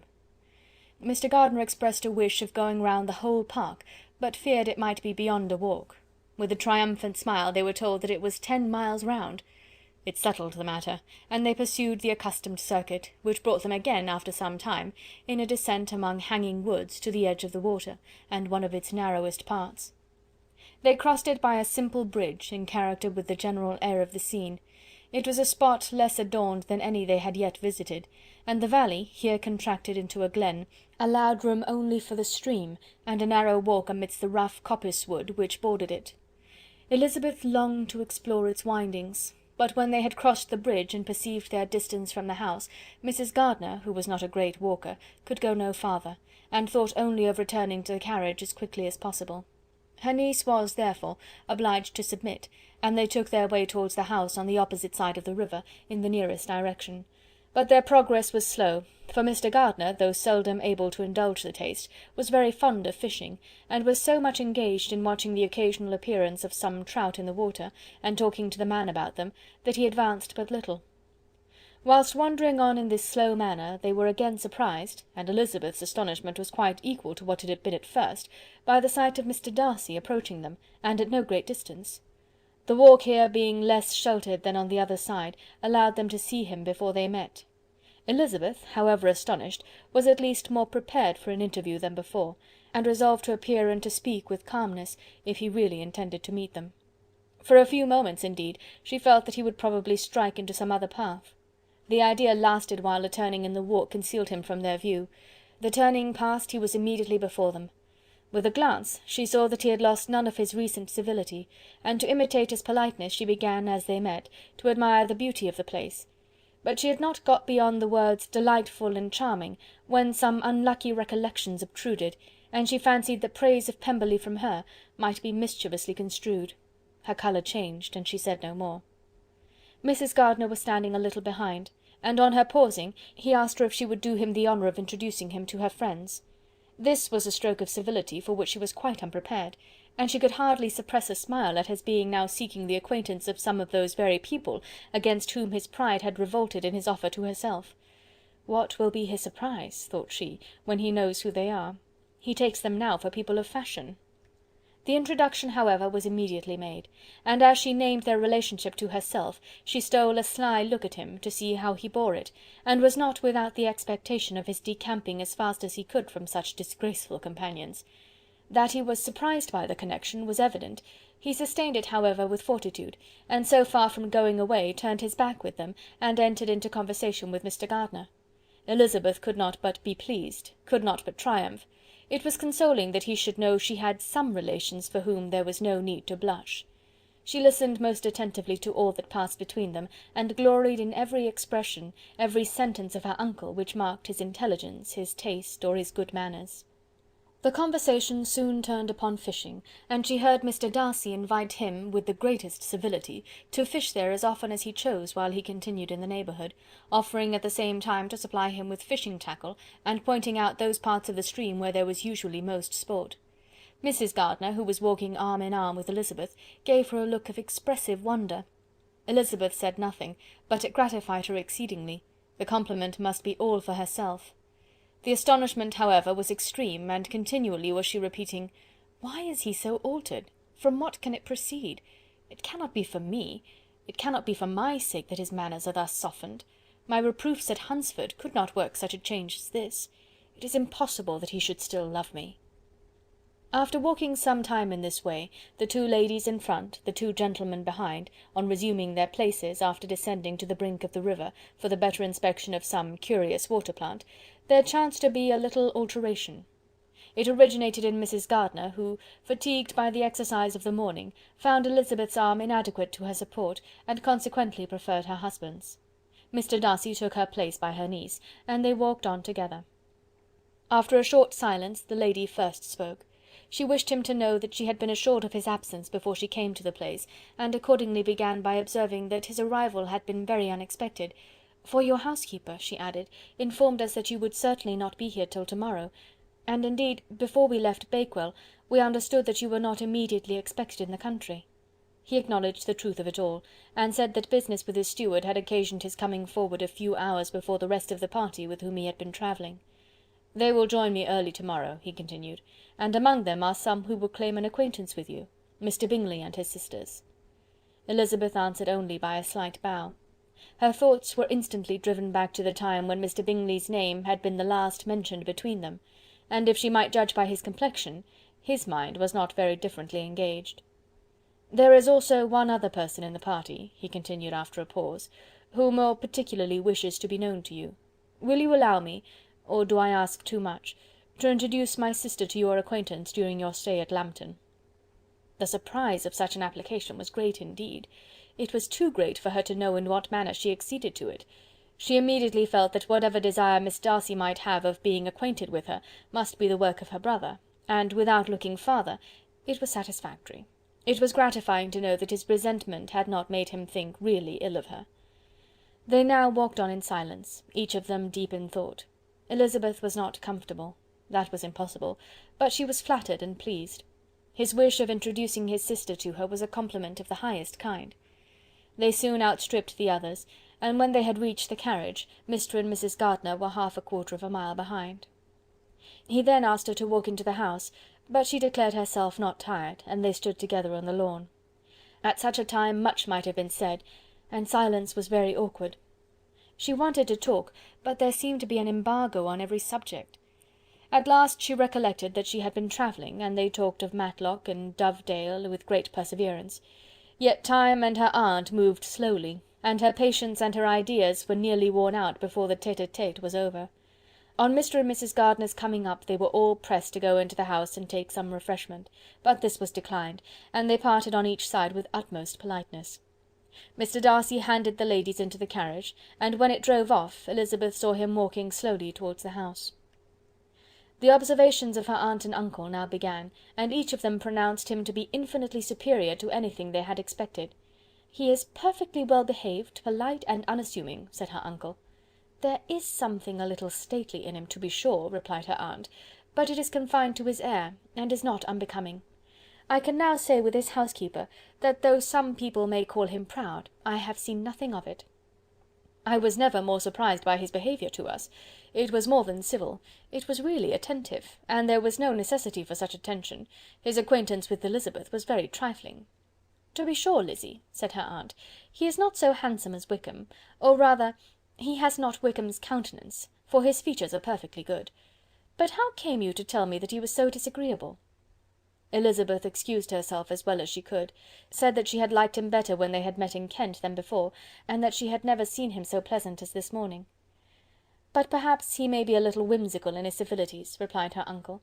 "Your great men often are, and therefore I shall not take him at his word, as he might change his mind another day and warn me off his grounds." Elizabeth felt that they had entirely misunderstood his character, but said nothing. "From what we have seen of him," continued Mrs. Gardiner, "I really should not have thought that he could have behaved in so cruel a way by anybody as he has done by poor Wickham. He has not an ill-natured look.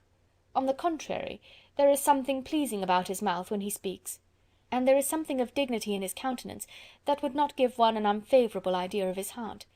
But, to be sure, the good lady who showed us his house did give him a most flaming character. I could hardly help laughing aloud sometimes. But he is a liberal master, I suppose, and that, in the eye of a servant, comprehends every virtue." Elizabeth here felt herself called on to say something in vindication of his behaviour to Wickham, and therefore gave them to understand, in as guarded a manner as she could, that, by what she had heard from his relations in Kent, his actions were capable of a very different construction, and that his character was by no means so faulty, nor Wickham's so amiable, as they had been considered in Hertfordshire. In confirmation of this, she related the particulars of all the pecuniary transactions in which they had been connected, without actually naming her authority, but stating it to be such as might be relied on. Mrs. Gardiner was surprised and concerned, but as they were now approaching the scene of her former pleasures, every idea gave way to the charm of recollection, and she was too much engaged in pointing out to her husband all the interesting spots in its environs to think of anything else.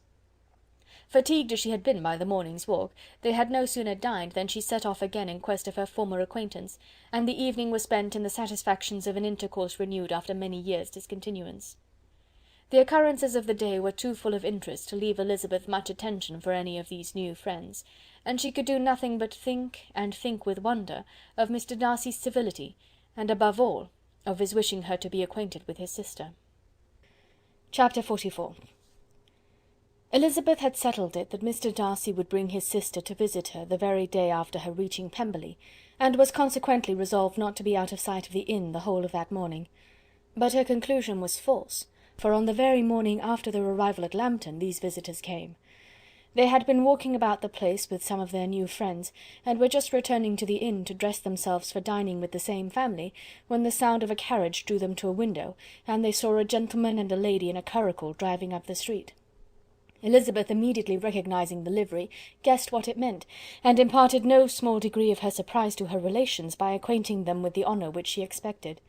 Her uncle and aunt were all amazement, and the embarrassment of her manner as she spoke, joined to the circumstance itself and many of the circumstances of the preceding day, opened to them a new idea on the business. Nothing had ever suggested it before, but they felt that there was no other way of accounting for such attentions from such a quarter than by supposing a partiality for their niece. While these newly born notions were passing in their heads, the perturbation of Elizabeth's feelings was at every moment increasing. She was quite amazed at her own discomposure, but amongst other causes of disquiet, she dreaded lest the partiality of the brother should have said too much in her favour, and more than commonly anxious to please, she naturally suspected that every power of pleasing would fail her. She retreated from the window, fearful of being seen, and as she walked up and down the room, endeavouring to compose herself, saw such looks of inquiring surprise in her uncle and aunt as made everything worse. Miss Darcy and her brother appeared, and this formidable introduction took place. With astonishment did Elizabeth see that her new acquaintance was at least as much embarrassed as herself. Since her being at Lambton, she had heard that Miss Darcy was exceedingly proud, but the observation of a very few minutes convinced her that she was only exceedingly shy. She found it difficult to obtain even a word from her beyond a monosyllable. Miss Darcy was tall, and on a larger scale than Elizabeth, and, though little more than 16, her figure was formed, and her appearance womanly and graceful.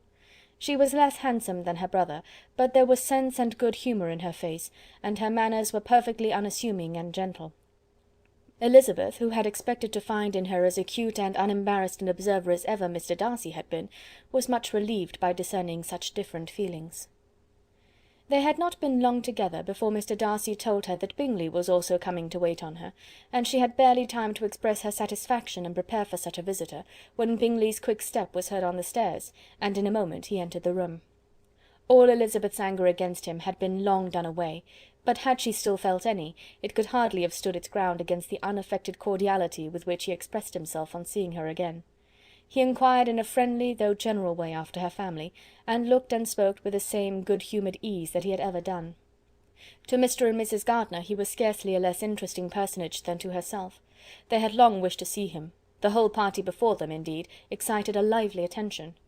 The suspicions which had just arisen of Mr. Darcy and their niece directed their observation towards each with an earnest though guarded inquiry, and they soon drew from those inquiries the full conviction that one of them at least knew what it was to love.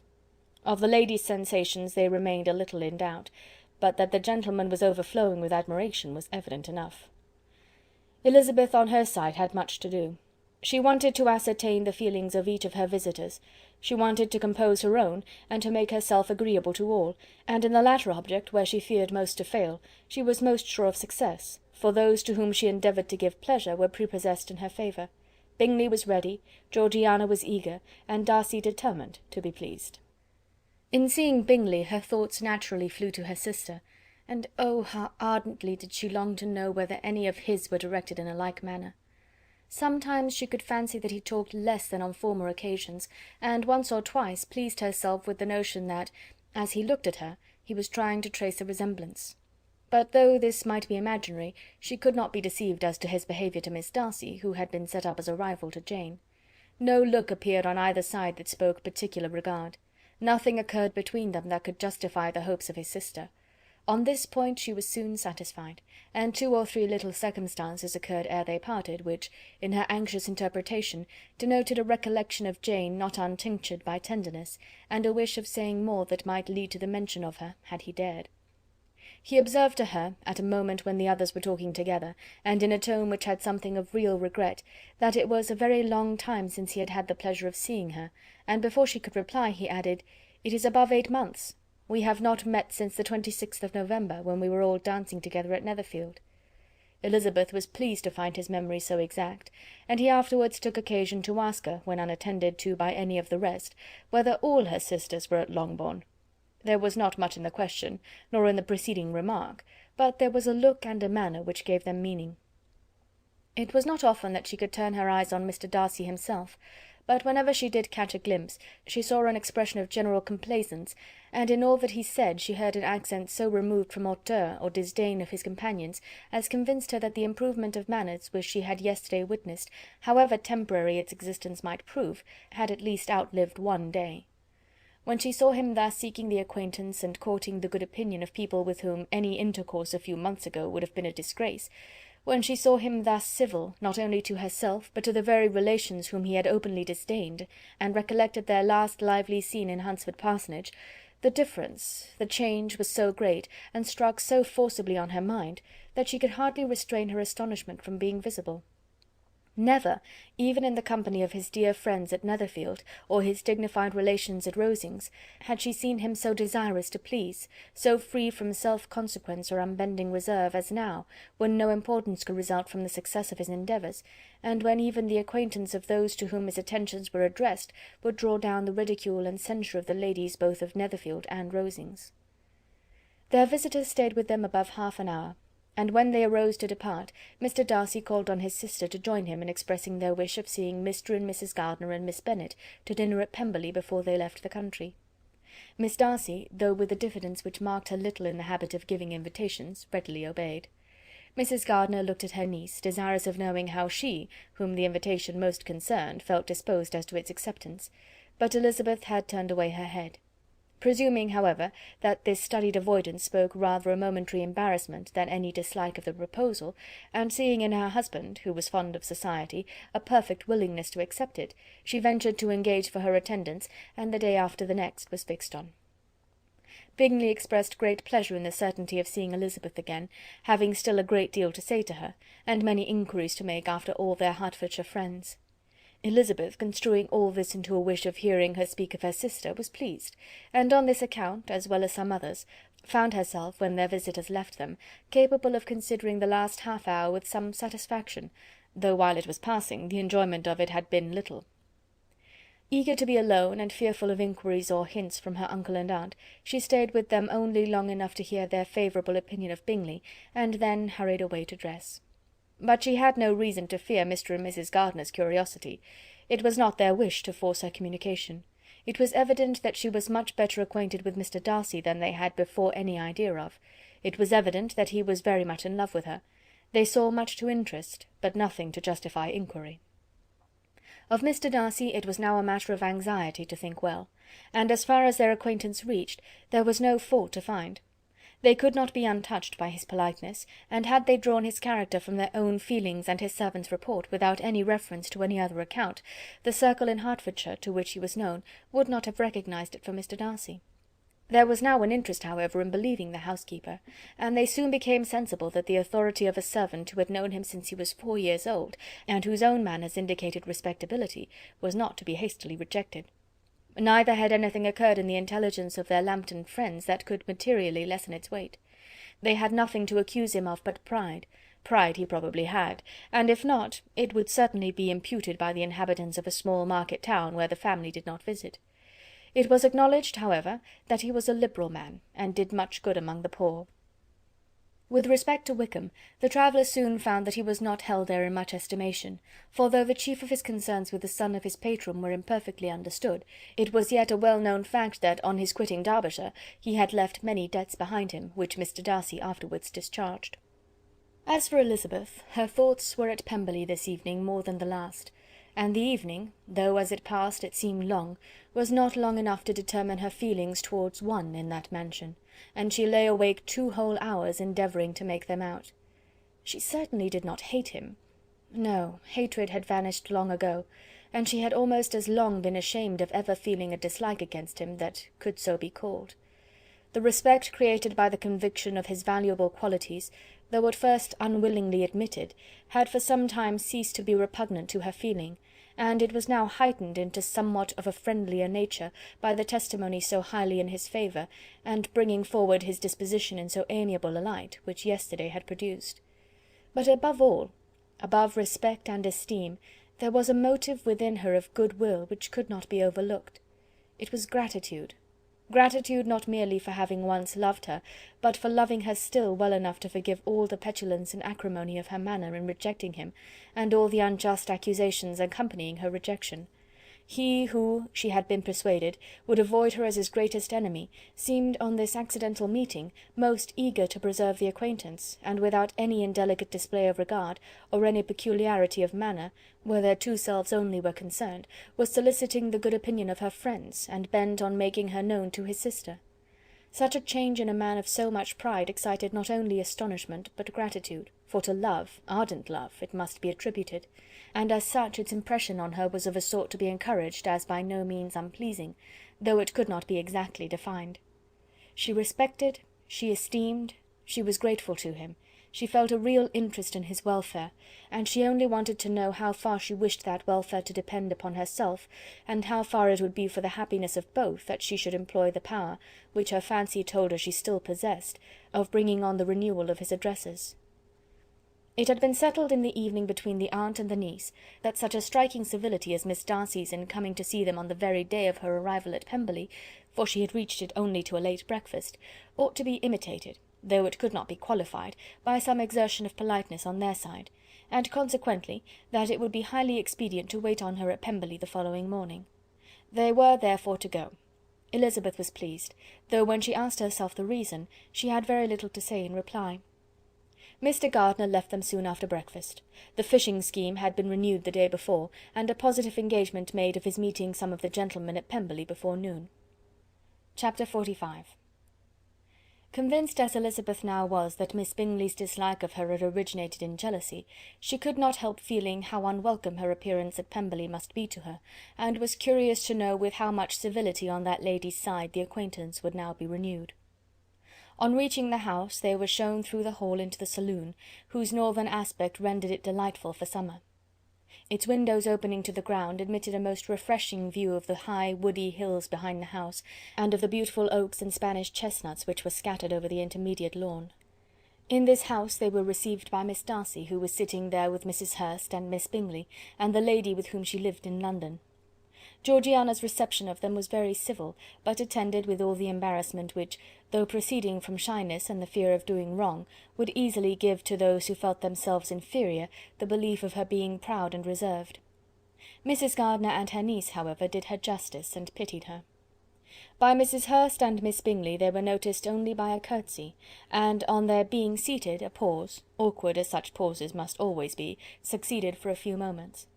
It was first broken by Mrs. Annesley, a genteel, agreeable-looking woman, whose endeavour to introduce some kind of discourse proved her to be more truly well-bred than either of the others, and between her and Mrs. Gardiner, with occasional help from Elizabeth, the conversation was carried on. Miss Darcy looked as if she wished for courage enough to join in it, and sometimes did venture a short sentence when there was least danger of its being heard. Elizabeth soon saw that she was herself closely watched by Miss Bingley, and that she could not speak a word, especially to Miss Darcy, without calling her attention.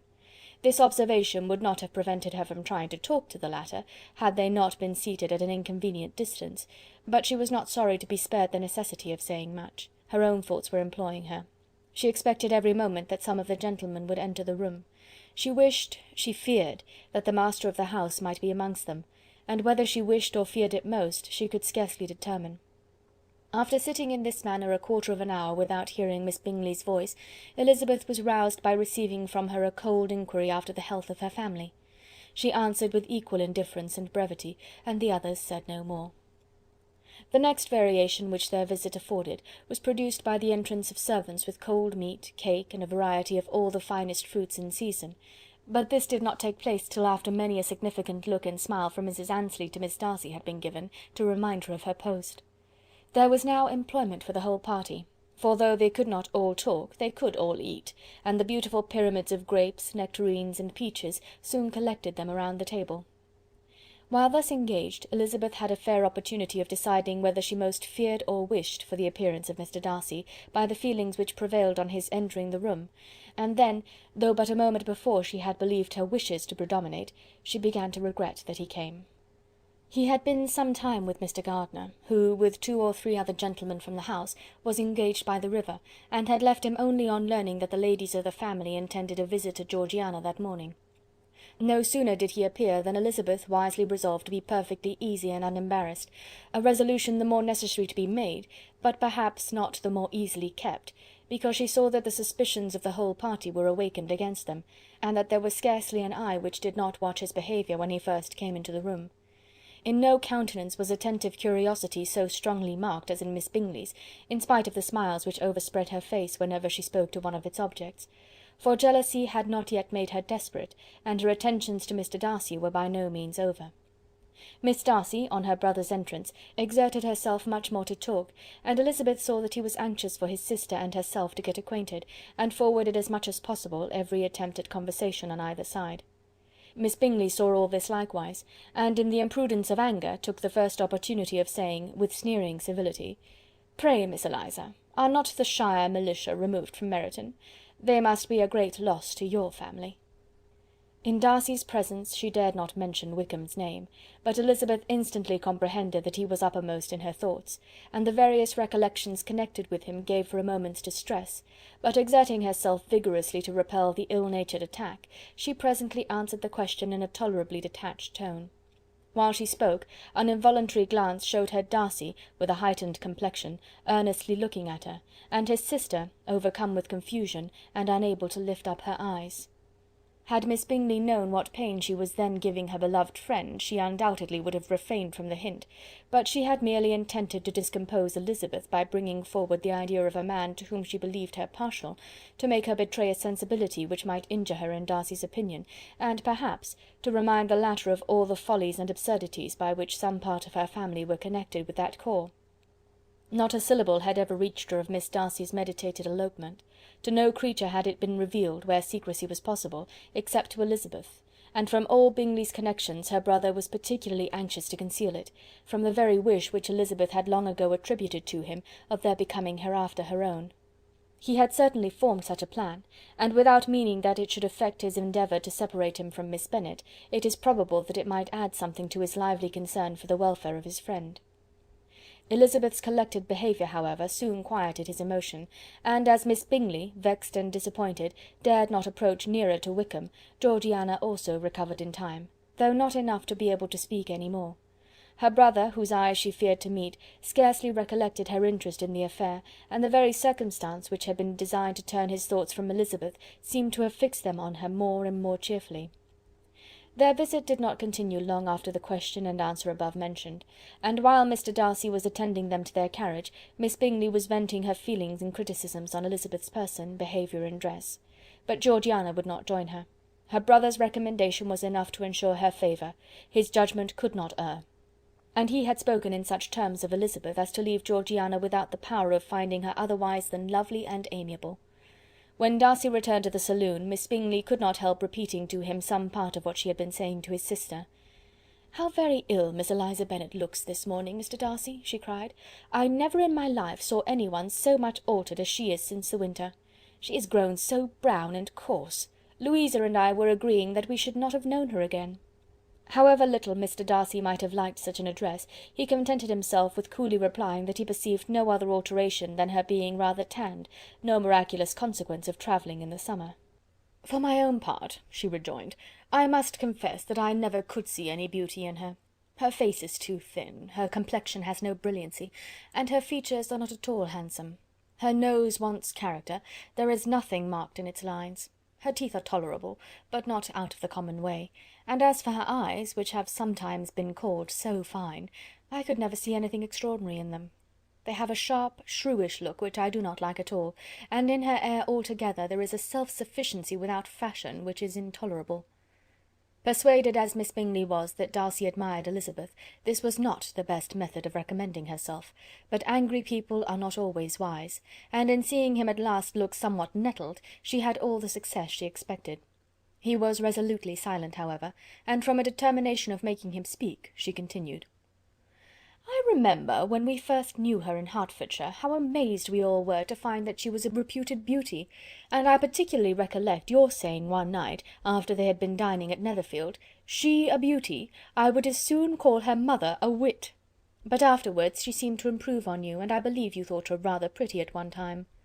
"Yes," replied Darcy, who could contain himself no longer, "but that was only when I first saw her, for it is many months since I have considered her as one of the handsomest women of my acquaintance."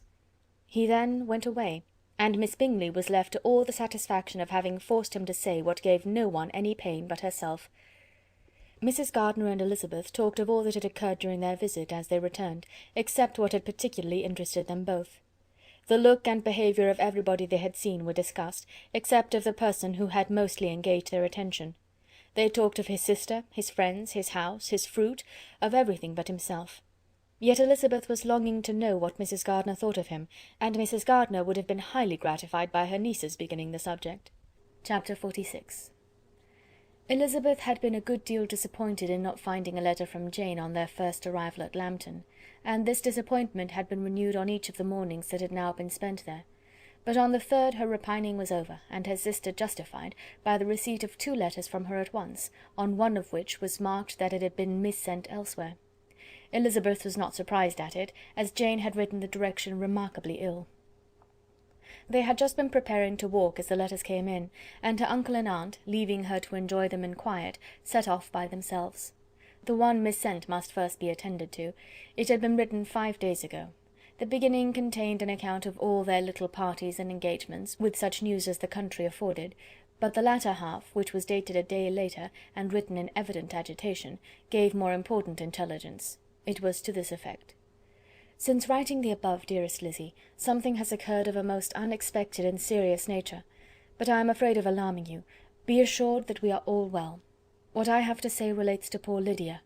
An express came at 12 last night, just as we were all gone to bed, from Colonel Forster, to inform us that she was gone off to Scotland with one of his officers. To own the truth, with Wickham. Imagine our surprise. To Kitty, however, it does not seem so wholly unexpected. I am very, very sorry. So imprudent a match on both sides. But I am willing to hope the best, and that his character has been misunderstood. Thoughtless and indiscreet, I can easily believe him, but this step, and let us rejoice over it, marks nothing bad at heart. His choice is disinterested at least, for he must know my father can give her nothing. Our poor mother is sadly grieved. My father bears it better. How thankful am I that we never let them know what has been said against him. We must forget it ourselves. They were off Saturday night about 12, as is conjectured, but were not missed till yesterday morning at 8. The express was sent off directly. My dear Lizzie, they must have passed within 10 miles of us. Colonel Forster gives us reason to expect him here soon. Lydia left a few lines for his wife, informing her of their intention. I must conclude, for I cannot be long from my poor mother. I am afraid you will not be able to make it out, but I hardly know what I have written."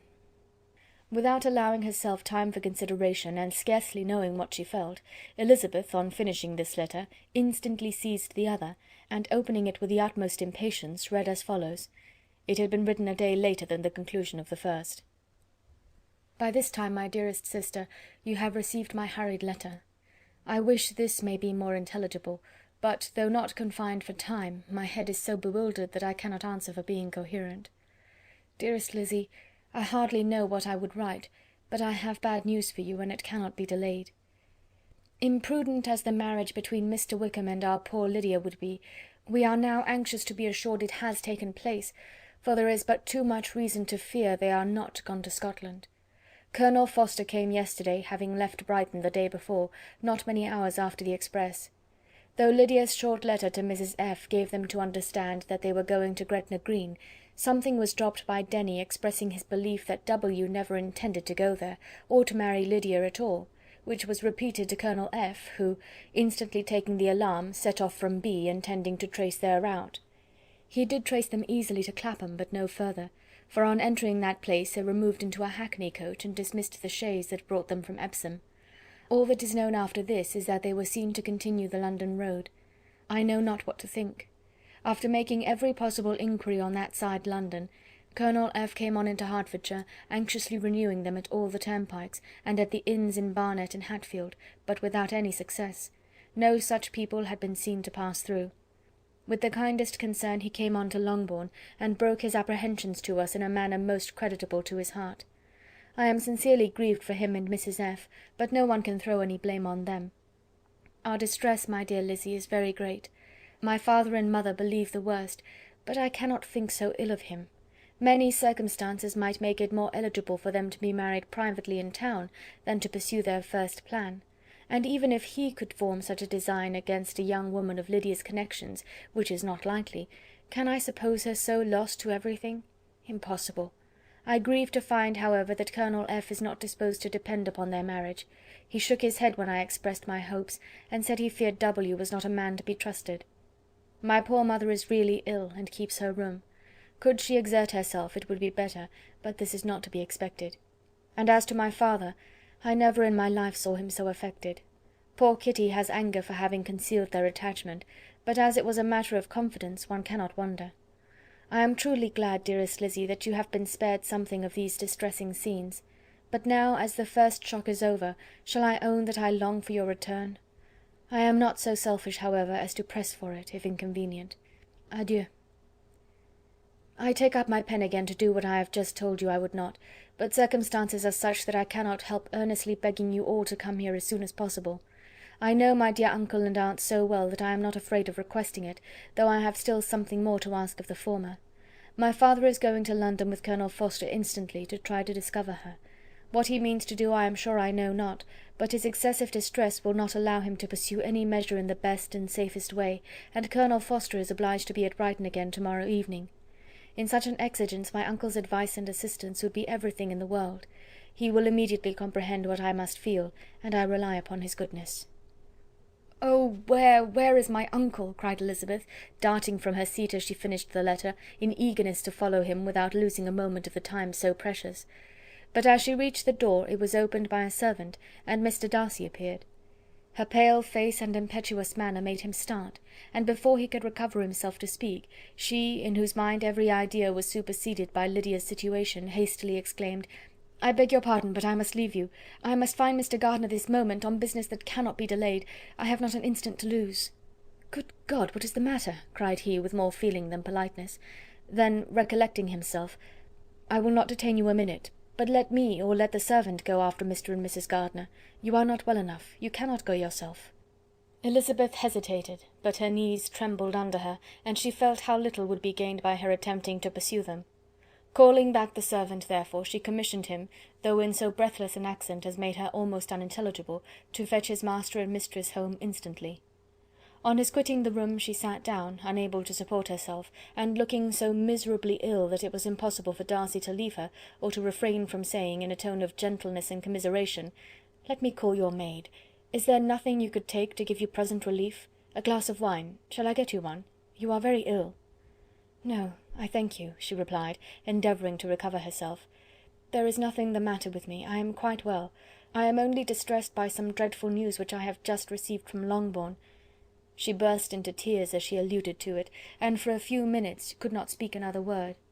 Darcy, in wretched suspense, could only say something indistinctly of his concern, and observe her in compassionate silence. At length she spoke again. "I have just had a letter from Jane with such dreadful news. It cannot be concealed from anyone. My younger sister has left all her friends, has eloped, has thrown herself into the power of Mr. Wickham. They are gone off together from Brighton. You know him too well to doubt the rest. She has no money, no connections, nothing that can tempt him to... She is lost for ever." Darcy was fixed in astonishment. "When I consider," she added in a yet more agitated voice, "that I might have prevented it, I who knew what he was. Had I but explained some part of it only, some part of what I learned, to my own family, had his character been known, this could not have happened. But it is all too late now." "I am grieved indeed," cried Darcy. "Grieved, shocked. But is it certain, absolutely certain?" "Oh, yes. They left Brighton together on Sunday night, and were traced almost to London, but not beyond. They are certainly not gone to Scotland." "And what has been done? What has been attempted to recover her?" "My father is gone to London, and Jane has ridden to beg my uncle's immediate assistance, and we shall be off, I hope, in half an hour. But nothing can be done. I know very well that nothing can be done. How is such a man to be worked on? How are they even to be discovered? I have not the smallest hope. It is every way horrible." Darcy shook his head in silent acquiescence. "When my eyes were opened to his real character, oh, had I known what I ought, what I dared to do! But I knew not. I was afraid of doing too much. Wretched, wretched mistake!" Darcy made no answer. He seemed scarcely to hear her, and was walking up and down the room in earnest meditation, his brow contracted, his air gloomy. Elizabeth soon observed and instantly understood it. Her power was sinking. Everything must sink under such a proof of family weakness, such an assurance of the deepest disgrace. She could neither wonder nor condemn, but the belief of his self-conquest brought nothing consolatory to her bosom, afforded no palliation of her distress. It was, on the contrary, exactly calculated to make her understand her own wishes, and never had she so honestly felt that she could have loved him as now, when all love must be vain. But self, though it would intrude, could not engross her. Lydia, the humiliation, the misery she was bringing on them all, soon swallowed up every private care, and covering her face with her handkerchief, Elizabeth was soon lost to everything else, and after a pause of several minutes was only recalled to a sense of her situation by the voice of her companion, who, in a manner which, though it spoke compassion, spoke likewise restraint, said, "I am afraid you have been long desiring my absence, nor have I anything to plead in excuse of my stay, but real though unavailing concern. Would to heaven that anything could be either said or done on my part that might offer consolation to such distress. But I will not torment you with vain wishes, which may seem purposely to ask for your thanks. This unfortunate affair will, I fear, prevent my sister's having the pleasure of seeing you at Pemberley to-day. Oh yes, be so kind as to apologize for us to Miss Darcy. Say that urgent business calls us home immediately. Conceal the unhappy truth as long as it is possible. I know it cannot be long." He readily assured her of his secrecy, again expressed his sorrow for her distress, wished it a happier conclusion than there was at present reason to hope, and leaving his compliments for her relations, with only one serious parting look, went away. As he quitted the room, Elizabeth felt how improbable it was that they should ever see each other again on such terms of cordiality as had marked their several meetings in Derbyshire, and as she threw a retrospective glance over the whole of their acquaintance, so full of contradictions and varieties, sighed at the perverseness of those feelings which would now have promoted its continuance, and would formerly have rejoiced in its termination. If gratitude and esteem are good foundations of affection, Elizabeth's change of sentiment will be neither improbable nor faulty. But if otherwise, if regard springing from such sources is unreasonable or unnatural in comparison of what is so often described as arising on a first interview with its object, and even before 2 words have been exchanged, nothing can be said in her defence, except that she had given somewhat of a trial to the latter method in her partiality for Wickham, and that its ill success might, perhaps, authorise her to seek the other less interesting mode of attachment. Be that as it may, she saw him go with regret, and in this early example of what Lydia's infamy must produce, found additional anguish as she reflected on that wretched business. Never, since reading Jane's second letter, had she entertained a hope of Wickham's meaning to marry her. No one but Jane, she thought, could flatter herself with such an expectation. Surprise was the least of her feelings on this development. While the contents of the first letter remained in her mind, she was all surprise, all astonishment that Wickham should marry a girl whom it was impossible he could marry for money, and how Lydia could ever have attached him had appeared incomprehensible. But now it was all too natural. For such an attachment as this she might have sufficient charms, and though she did not suppose Lydia to be deliberately engaging in an elopement without the intention of marriage, she had no difficulty in believing that neither her virtue nor her understanding would preserve her from falling an easy prey. She had never perceived, while the regiment was in Hertfordshire, that Lydia had any partiality for him, but she was convinced that Lydia wanted only encouragement to attach herself to anybody. Sometimes one officer, sometimes another, had been her favourite, as their attentions raised them in her opinion. Her affections had continually been fluctuating, but never without an object. The mischief of neglect and mistaken indulgence towards such a girl, oh, how acutely did she now feel it! She was wild to be at home, to hear, to see, to be upon the spot to share with Jane in the cares that must now fall wholly upon her in a family so deranged. A father absent, a mother incapable of exertion and requiring constant attendance, and though almost persuaded that nothing could be done for Lydia, her uncle's interference seemed of the utmost importance, and till he entered the room her impatience was severe. Mr. and Mrs. Gardiner had hurried back in alarm, supposing by the servant's account that their niece was suddenly taken ill, but satisfying them instantly on that head, she eagerly communicated the cause of their summons, reading the 2 letters aloud, and dwelling on the postscript of the last with trembling energy. Though Lydia had never been a favourite with them, Mr. and Mrs. Gardiner could not be but deeply afflicted. Not Lydia only, but all were concerned in it, and after the first exclamations of surprise and horror, Mr. Gardiner promised every assistance in his power. Elizabeth, though expecting no less, thanked him with tears of gratitude, and all 3 being actuated by one spirit, everything relating to their journey was speedily settled. They were to be off as soon as possible. "But what is to be done about Pemberley?" cried Mrs. Gardiner. "John told us Mr. Darcy was here when you sent for us. Was it so?" "Yes, and I told him we should not be able to keep our engagement. That is all settled." "What is all settled?" repeated the other as she ran into her room to prepare. "And are they upon such terms as for her to disclose the real truth? Oh, that I knew how it was!" But wishes were vain, or at least could only serve to amuse her in the hurry and confusion of the following hour. Had Elizabeth been at leisure to be idle, she would have remained certain that all employment was impossible to one so wretched as herself. But she had her share of busyness as well as her aunt, and amongst the rest there were notes to be written to all their friends at Lambton, with false excuses for their sudden departure. An hour, however, saw the whole completed, and Mr. Gardiner meanwhile having settled his account at the inn, nothing remained to be done but to go, and Elizabeth, after all the misery of the morning, found herself, in a shorter space of time than she could have supposed, seated in the carriage and on the road to Longbourn. Chapter 47.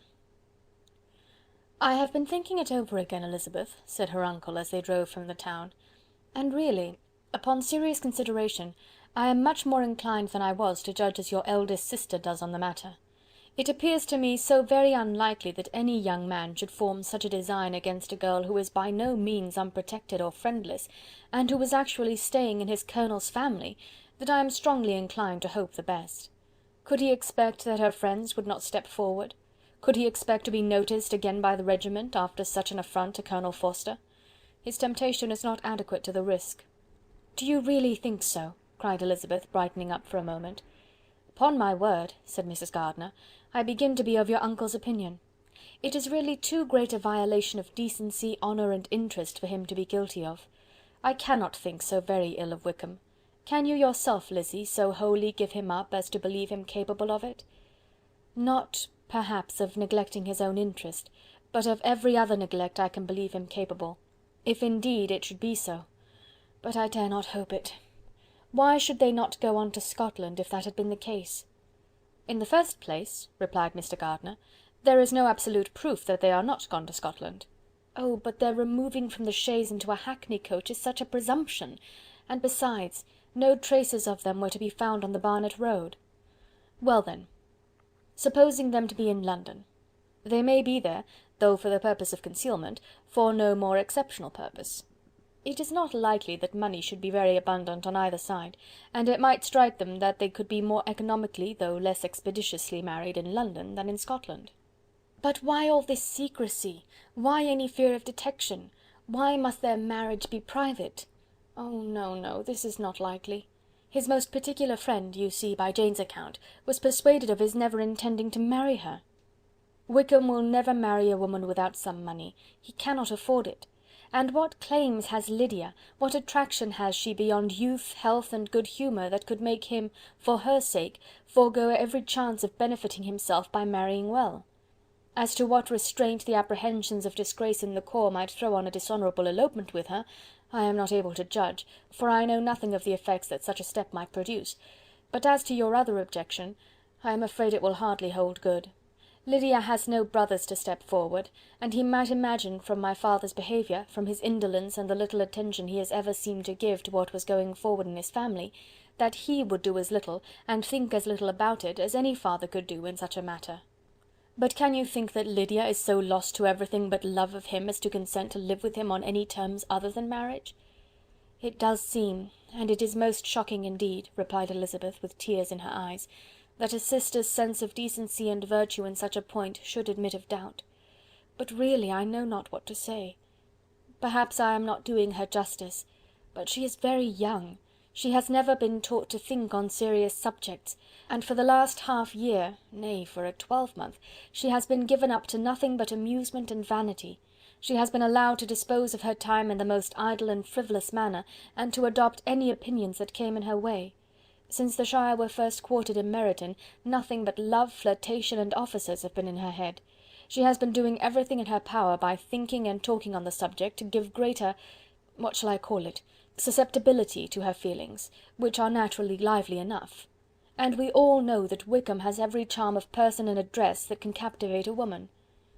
"But you see that Jane," said her aunt, "does not think so very ill of Wickham as to believe him capable of the attempt." "Of whom does Jane ever think ill?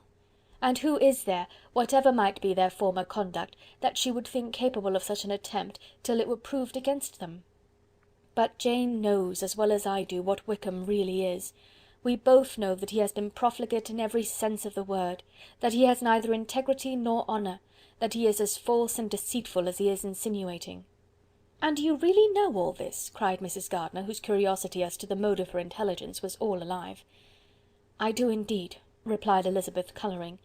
"I told you the other day of his infamous behaviour to Mr. Darcy, and you yourself, when last at Longbourn, heard in what manner he spoke of the man who had behaved with such forbearance and liberality towards him. And there are other circumstances which I am not at liberty, which it is not worth while to relate. But his lies about the whole Pemberley family are endless. From what he said of Miss Darcy, I was thoroughly prepared to see a proud, reserved, disagreeable girl, yet he knew to the contrary himself. He must know that she was as amiable and unpretending as we have found her." "But does Lydia know nothing of this? Can she be ignorant of what you and Jane seem so well to understand?" "Oh yes. That is the worst of all. Till I was in Kent, and saw so much of both Mr. Darcy and his relation, Colonel Fitzwilliam, I was ignorant of the truth myself.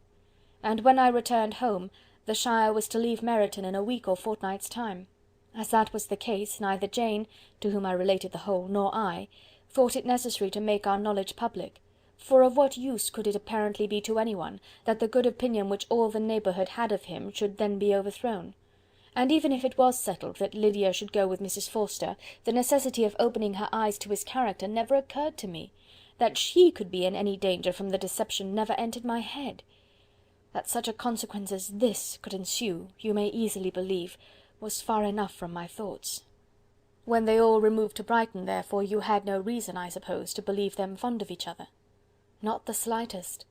I can remember no symptom of affection on either side, and had anything of the kind been perceptible, you must be aware that ours is not a family on which it could be thrown away. When first he entered the corps, she was ready enough to admire him, but so we all were.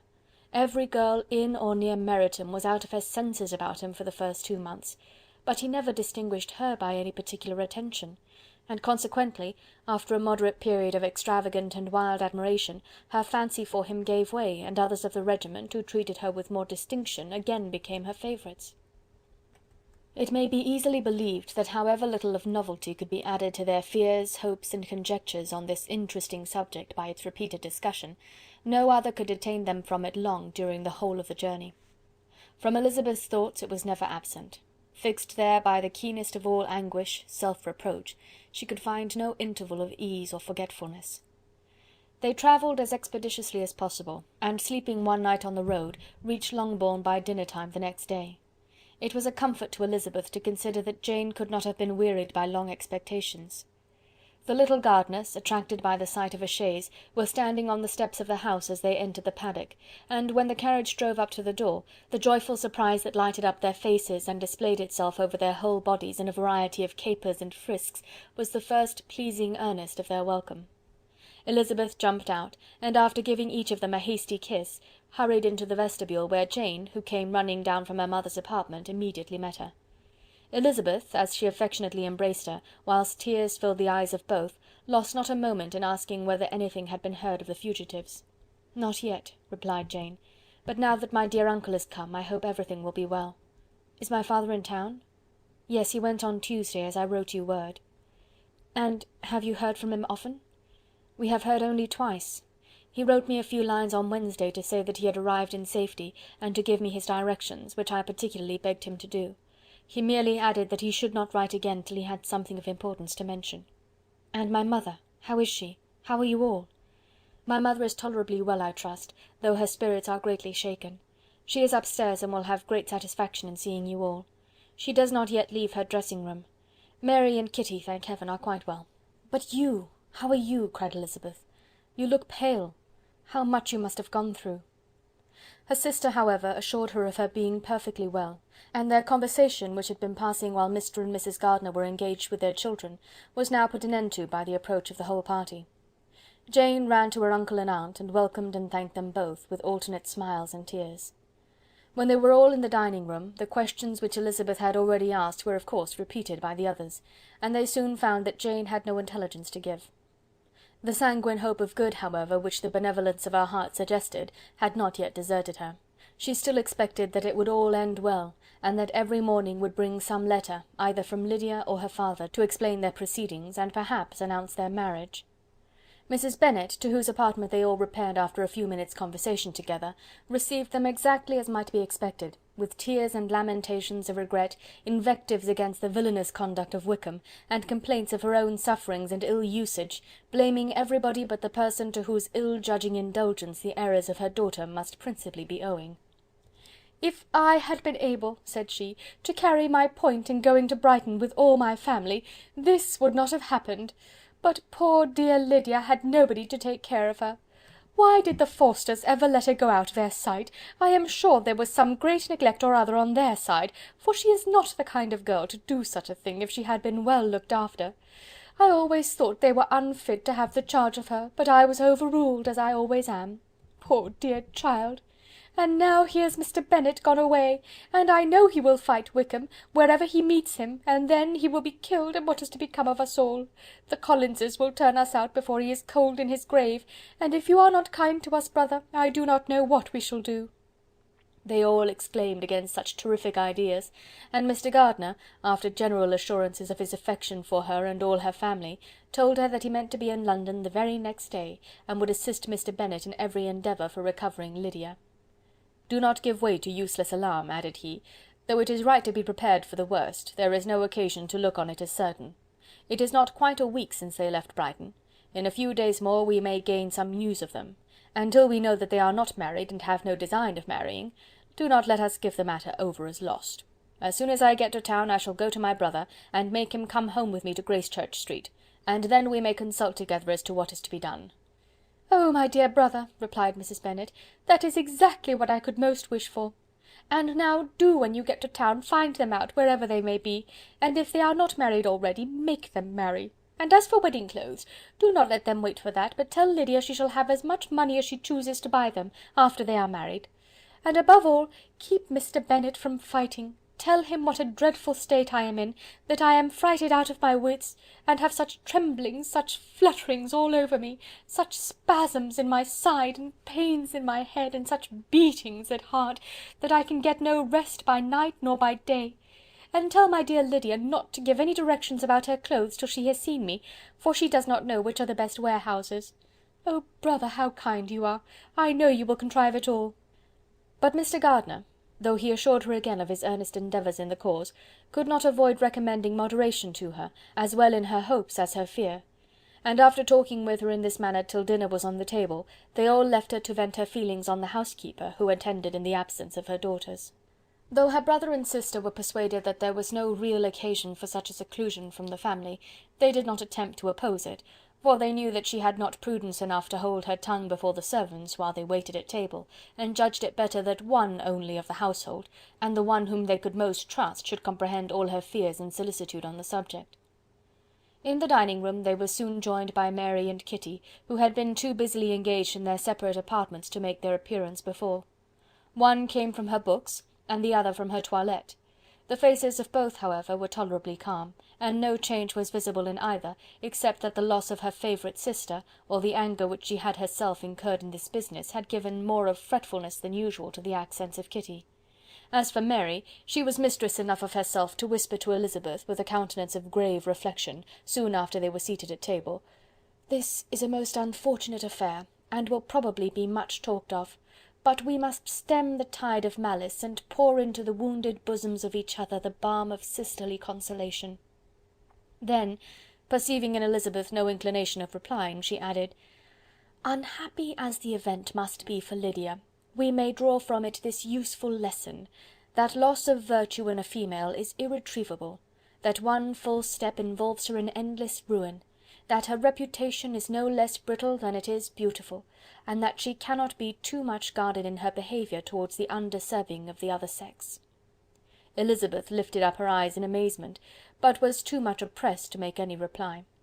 Mary, however, continued to console herself with such kind of moral extractions from the evil before them. In the afternoon the two elder Miss Bennets were able to be for half an hour by themselves, and Elizabeth instantly availed herself of the opportunity of making any inquiries which Jane was equally eager to satisfy. After joining in general lamentations over the dreadful sequel of this event, which Elizabeth considered as all but certain, and Miss Bennet could not assert to be wholly impossible, the former continued the subject by saying, "But tell me all and everything about it which I have not already heard. Give me further particulars. What did Colonel Forster say? Had they no apprehension of anything before the elopement took place? They must have seen them together for ever." Colonel Forster did own that he had often suspected some partiality, especially on Lydia's side, but nothing to give him any alarm. I am so grieved for him. His behaviour was attentive and kind to the utmost. He was coming to us in order to assure us of his concern before he had any idea of their not being gone to Scotland. When that apprehension first got abroad, it hastened his journey. And was Denny convinced that Wickham would not marry? Did he know of their intending to go off? Had Colonel Forster seen Denny himself? Yes. But when questioned by him, Denny denied knowing anything of their plans, and would not give his real opinion about it. He did not repeat his persuasion of their not marrying, and from that, I am inclined to hope, he might have been misunderstood before. And till Colonel Forster came himself, not one of you entertained a doubt, I suppose, of their really being married? How was it possible that such an idea should enter our brains? I felt a little uneasy, a little fearful of my sister's happiness with him in marriage, because I knew that his conduct had not always been quite right. My father and mother knew nothing of that. They only felt how imprudent a match it must be. Kitty then owned, with a very natural triumph on knowing more than the rest of us, that in Lydia's last letter she had prepared her for such a step. She had known, it seems, of their being in love with each other many weeks. But not before they went to Brighton. No, I believe not. And did Colonel Forster appear to think well of Wickham himself? Does he know his real character? I must confess that he did not speak so well of Wickham as he formerly did. He believed him to be imprudent and extravagant, and since this sad affair has taken place, it is said that he left Meryton greatly in debt, but I hope this may be false. Oh, Jane! Had we been less secret, had we told what we knew of him, this could not have happened. Perhaps it would have been better, replied her sister, but to expose the former faults of any person without knowing what their present feelings were seemed unjustifiable. We acted with the best intentions. Could Colonel Forster repeat the particulars of Lydia's note to his wife? He brought it with him for us to see. Jane then took it from her pocket-book and gave it to Elizabeth. These were the contents. My dear Harriet, you will laugh when you know where I am gone, and I cannot help laughing myself at your surprise tomorrow morning, as soon as I am missed. I am going to Gretna Green, and if you cannot guess with who, I shall think you a simpleton, for there is but one man in the world I love, and he is an angel. I should never be happy without him, so think it no harm to be off. You need not send them word at Longbourn of my going, if you do not like it, for it will make the surprise the greater when I write them and sign my name Lydia Wickham. What a good joke it will be! I can hardly write for laughing. Pray make my excuses to Pratt for not keeping my engagement and dancing with him tonight. Tell him I hope he will excuse me when he knows all. And tell him I will dance with him at the next ball we meet, with great pleasure. I shall send for my clothes when I get to Longbourn, but I wish you would tell Sally to mend a great slit in my worked muslin gown before they are packed up. Good-bye. Give my love to Colonel Forster. I hope you will drink to our good journey. Your affectionate friend, Lydia Bennet. "Oh, thoughtless, thoughtless Lydia!" cried Elizabeth, when she had finished it. "What a letter is this, to be written at such a moment! But at least it shows that she was serious on the subject of their journey. Whatever he might afterwards persuade her to, it was not on her side a scheme of infamy. My poor father! How he must have felt it! I never saw anyone so shocked. He could not speak a word for full 10 minutes. My mother was taken ill immediately, and the whole house in such confusion." "Oh, Jane!" cried Elizabeth, "was there a servant belonging to it who did not know the whole story before the end of the day?" "I do not know. I hope there was, but to be guarded at such a time is very difficult. My mother was in hysterics, and though I endeavoured to give her every assistance in my power, I am afraid I did not do so much as I might have done. But the horror of what might possibly happen almost took me from my faculties. Your attendance upon her has been too much for you. You do not look well. Oh, that I had been with you! You have had every care and anxiety upon yourself alone. Mary and Kitty have been very kind, and would have shared in every fatigue, I am sure, but I did not think it right for either of them. Kitty is slight and delicate, and Mary studies so much that her hours of repose should not be broken in on. My aunt Phillips came to Longbourn on Tuesday, after my father went away, and was so good as to stay till Thursday with me. She was of great use and comfort to us all, and Lady Lucas has been very kind. She walked here on Wednesday morning to condole with us, and offered her services, or any of her daughters, if they should be of use to us." "She had better have stayed at home," cried Elizabeth. "Perhaps she meant well, but under such a misfortune as this, one cannot see too little of one's neighbours. Assistance is impossible, condolence insufferable. Let them triumph over us at a distance, and be satisfied." She then proceeded to inquire into the measures which her father had intended to pursue while in town for the recovery of his daughter. "He meant, I believe," replied Jane, "to go to Epsom, the place where they last changed horses, see the postillions, and try if anything could be made out from them. His principal object must be to discover the number of the hackney coach which took them from Clapham. It had come with a fare from London, and as he thought that the circumstance of a gentleman and ladies removing from one carriage into another might be remarked, he meant to make inquiries at Clapham. If he could anyhow discover at what house the coachman had before set down his fare, he determined to make inquiries there, and hoped it might not be impossible to find out the stand and number of the coach. I do not know of any other designs that he had formed, but he was in such a hurry to be gone, and his spirits so greatly discomposed, that I had difficulty in finding out even so much as this." Chapter 48. The whole party were in hopes of a letter from Mr. Bennet the next morning, but the post came in without bringing a single line from him. His family knew him to be, on all common occasions, a most negligent and dilatory correspondent, but at such a time they had hoped for exertion. They were forced to conclude that he had no pleasing intelligence to send, but even of that they would have been glad to be certain. Mr. Gardiner had waited only for the letters before he set off. When he was gone, they were certain at least of receiving constant information of what was going on, and their uncle promised, at parting, to prevail on Mr. Bennet to return to Longbourn as soon as he could, to the great consolation of his sister, who considered it as the only security for her husband's not being killed in a duel. Mrs. Gardiner and the children were to remain in Hertfordshire a few days longer, as the former thought her presence might be serviceable to her nieces. She shared in their attendance on Mrs. Bennet, and was a great comfort to them in their hours of freedom. Their other aunt also visited them frequently, and always, as she said, with the design of cheering and heartening them up, though, as she never came without reporting some fresh instance of Wickham's extravagance or irregularity, she seldom went away without leaving them more dispirited than she found them. All Meryton seemed striving to blacken the man who, but 3 months before, had been almost an angel of light. He was declared to be in debt to every tradesman in the place, and his intrigues, all honoured with the title of seduction, had been extended into every tradesman's family. Everybody declared that he was the wickedest young man in the world, and everybody began to find out that they had always distrusted the appearance of his goodness.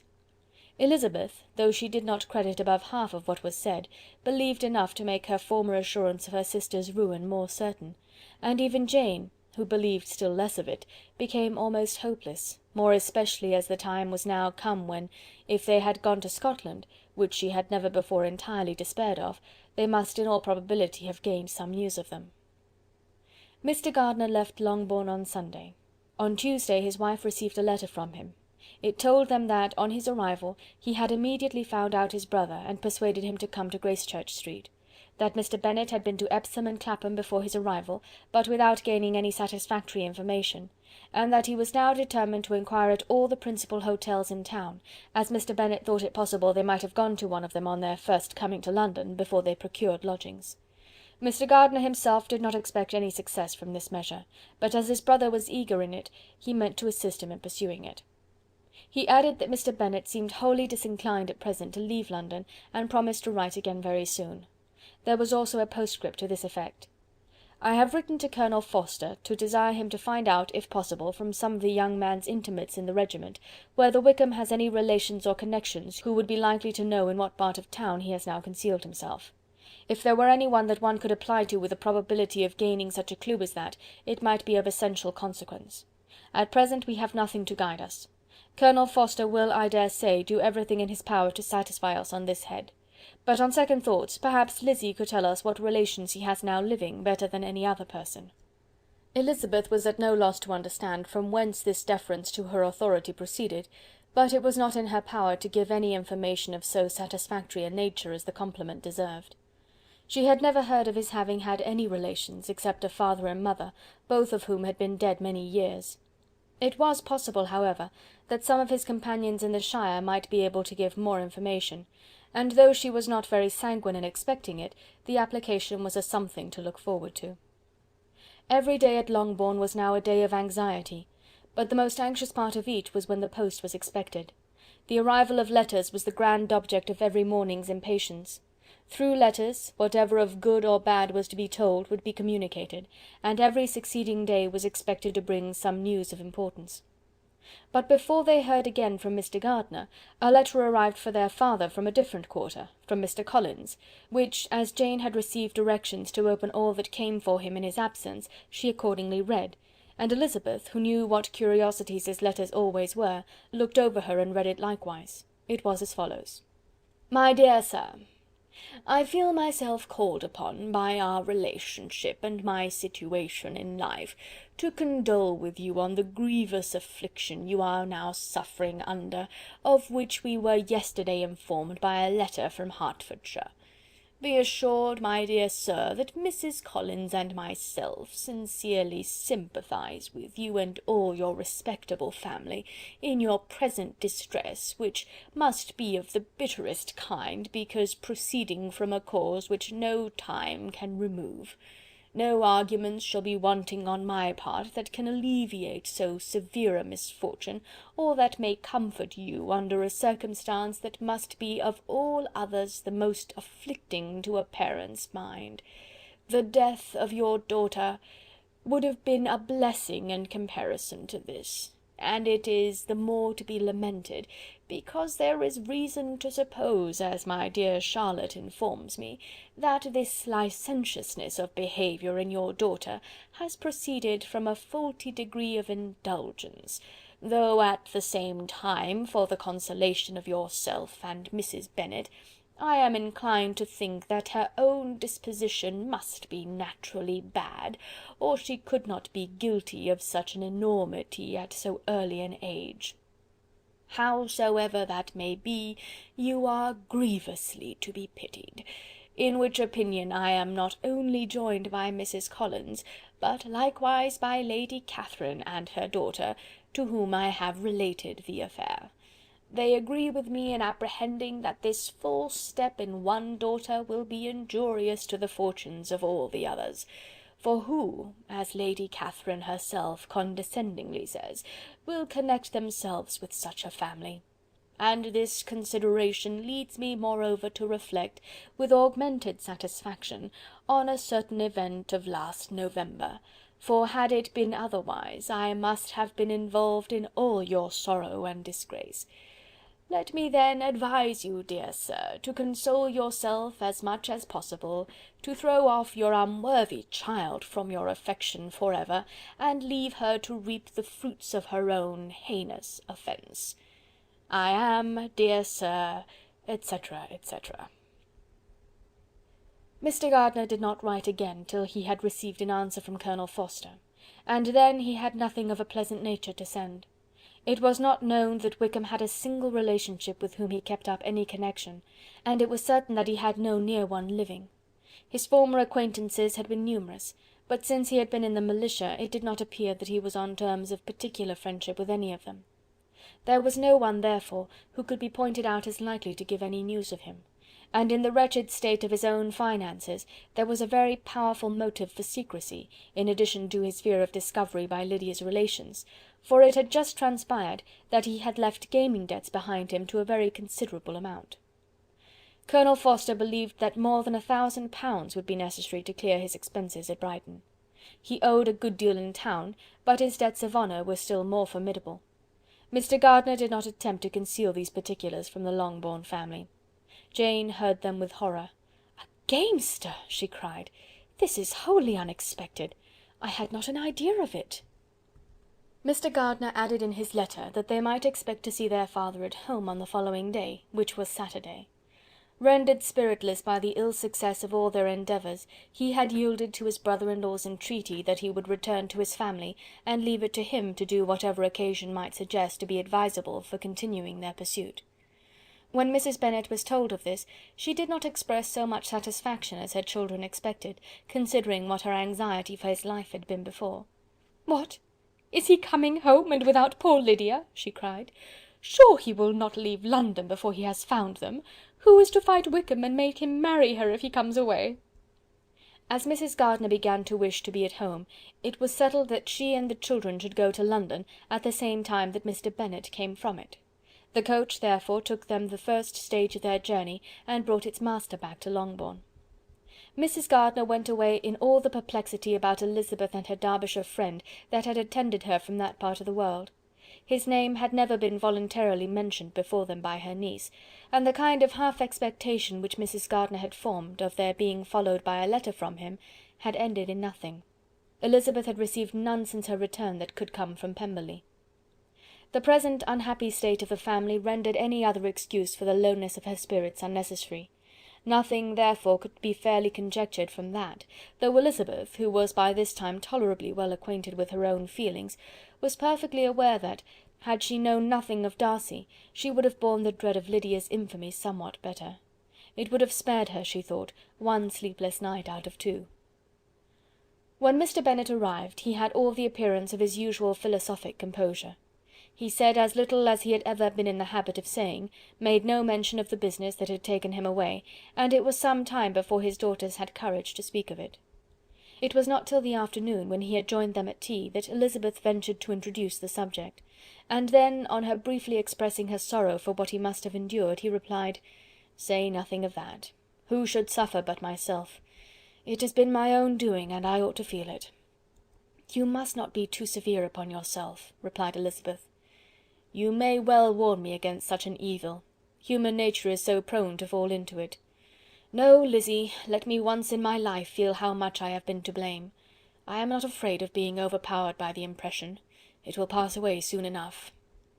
"Do you suppose them to be in London?" "Yes. Where else can they be so well concealed?" "And Lydia used to want to go to London," added Kitty. "She is happy then," said her father drily, "and her residence there will probably be of some duration."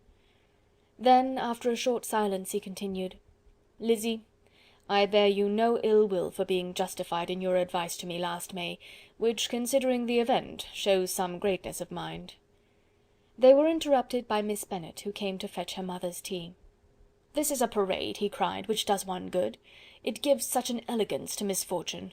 Another day I will do the same. I will sit in my library, in my nightcap and powdering gown, and give as much trouble as I can, or perhaps I may defer it till Kitty runs away." "I am not going to run away, papa," said Kitty fretfully. "If I should ever go to Brighton, I would behave better than Lydia." "You go to Brighton! I would not trust you so near it as Eastbourne for £50. No, Kitty, I have at last learnt to be cautious, and you will feel the effects of it. No officer is ever to enter into my house again, nor even to pass through the village. Balls will be absolutely prohibited, unless you stand up with one of your sisters, and you are never to stir out of doors till you can prove that you have spent 10 minutes of every day in a rational manner." Kitty, who took all these threats in a serious light, began to cry. "Well, well," said he, "do not make yourself unhappy. If you are a good girl for the next 10 years, I will take you to a review at the end of them." Chapter 49. 2 days after Mr. Bennet's return, as Jane and Elizabeth were walking together in the shrubbery behind the house, they saw the housekeeper coming towards them, and concluding that she came to call them to their mother, went forward to meet her. But instead of the expected summons, when they approached her, she said to Miss Bennet, "I beg your pardon, madam, for interrupting you, but I was in hopes you might have got some good news from town, so I took the liberty of coming to ask." "What do you mean, Hill? We have heard nothing from town."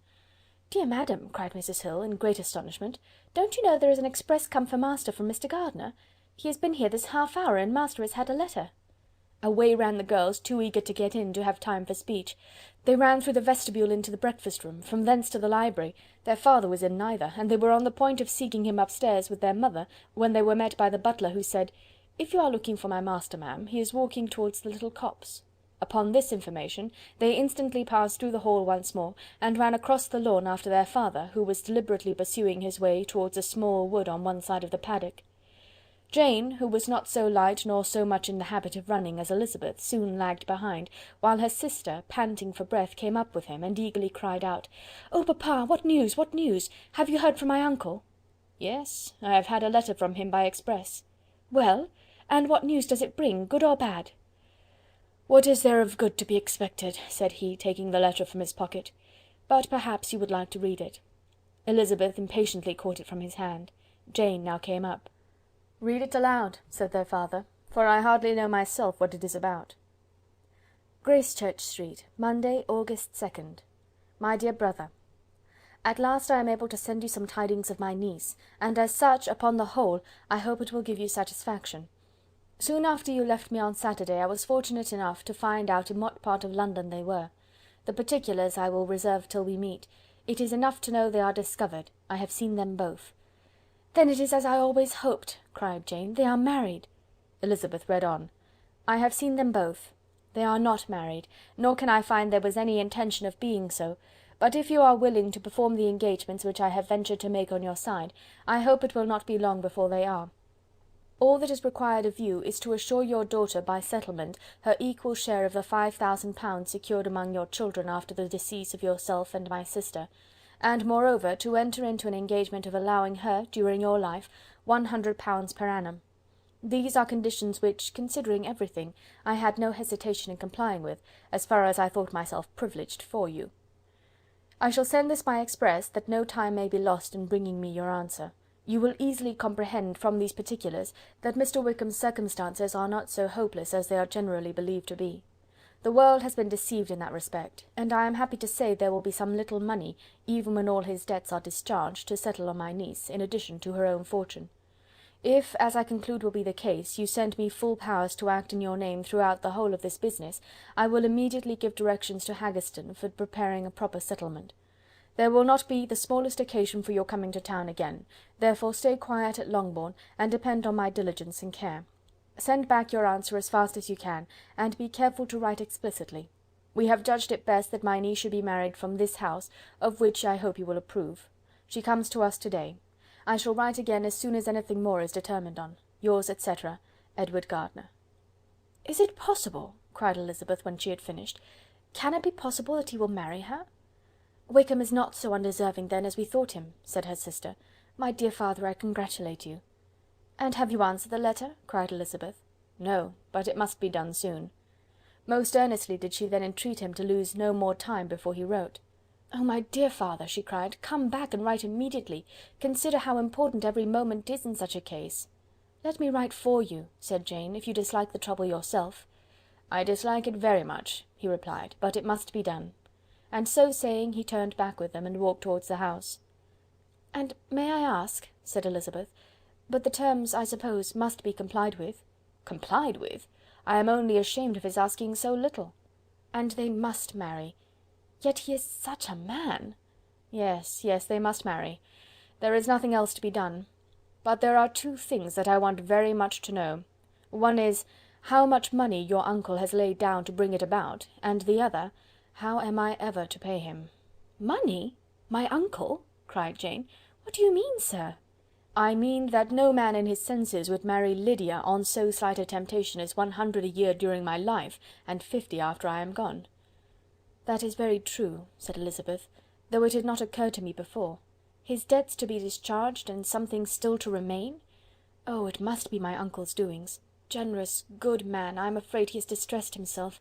A small sum could not do all this." "No," said her father. "Wickham's a fool if he takes her with a farthing less than £10,000.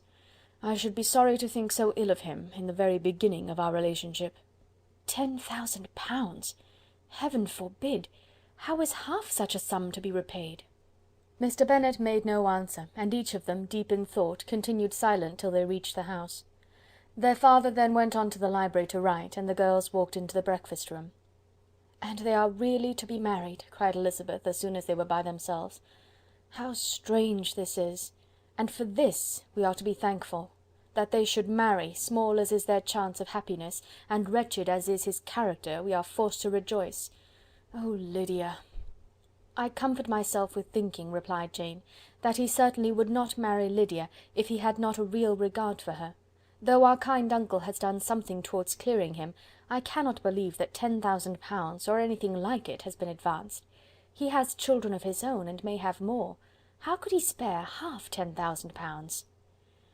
"If we were ever able to learn what Wickham's debts have been," said Elizabeth, "and how much is settled on his side on our sister, we shall know exactly what Mr. Gardiner has done for them, because Wickham has not sixpence of his own. The kindness of my uncle and aunt can never be requited. Their taking her home and affording her their personal protection and countenance is such a sacrifice to her advantage as years of gratitude cannot enough acknowledge. By this time she is actually with them. If such goodness does not make her miserable now, she will never deserve to be happy. What a meeting for her when she first sees my aunt!" "We must endeavour to forget all that has passed on either side," said Jane. "I hope and trust they will yet be happy. His consenting to marry her is a proof, I will believe, that he is come to a right way of thinking. Their mutual affection will steady them, and I flatter myself they will settle so quietly and live in so rational a manner as may in time make their past imprudence forgotten." "Their conduct has been such," replied Elizabeth, "as neither you nor I nor anybody can ever forget. It is useless to talk of it." It now occurred to the girls that their mother was in all likelihood perfectly ignorant of what had happened. They went to the library, therefore, and asked their father whether he would not wish them to make it known to her. He was writing, and without raising his head, coolly replied, "Just as you please." "May we take my uncle's letter to read to her?" "Take whatever you like and get away." Elizabeth took the letter from his writing table, and they went upstairs together. Mary and Kitty were both with Mrs. Bennet. One communication would, therefore, do for all. After a slight preparation for good news, the letter was read aloud. Mrs. Bennet could hardly contain herself. As soon as Jane had read Mr. Gardiner's hope of Lydia's being soon married, her joy burst forth, and every following sentence added to its exuberance.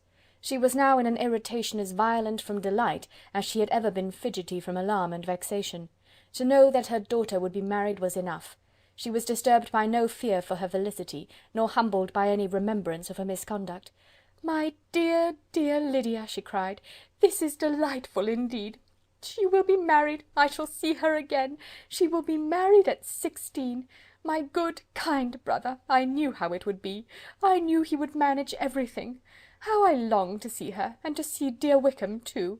But the clothes, the wedding clothes! I will write to my sister Gardiner about them directly.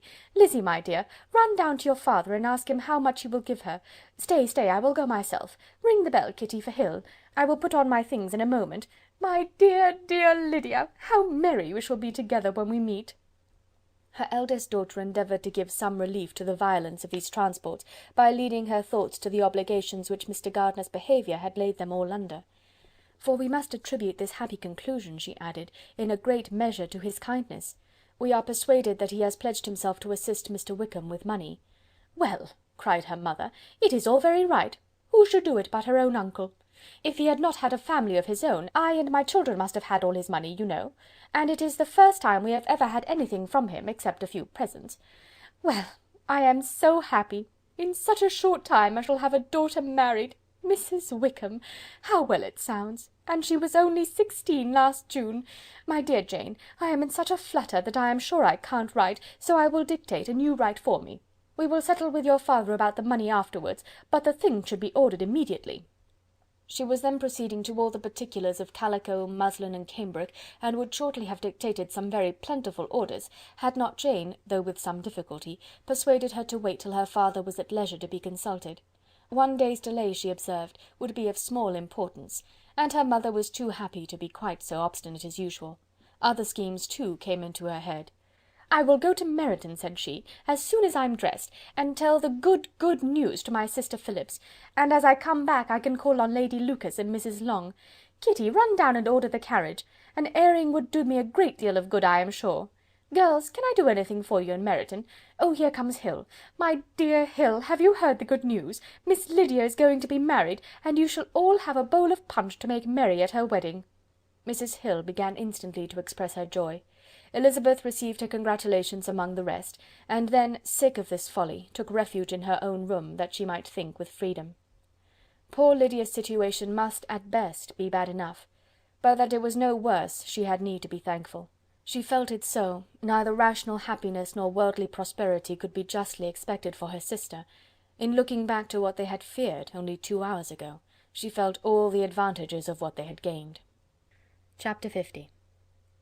Mr. Bennet had very often wished before this period of his life that, instead of spending his whole income, he had laid by an annual sum for the better provision of his children and of his wife, if she survived him. He now wished it more than ever. Had he done his duty in that respect, Lydia need not have been indebted to her uncle for whatever of honour or credit could now be purchased for her.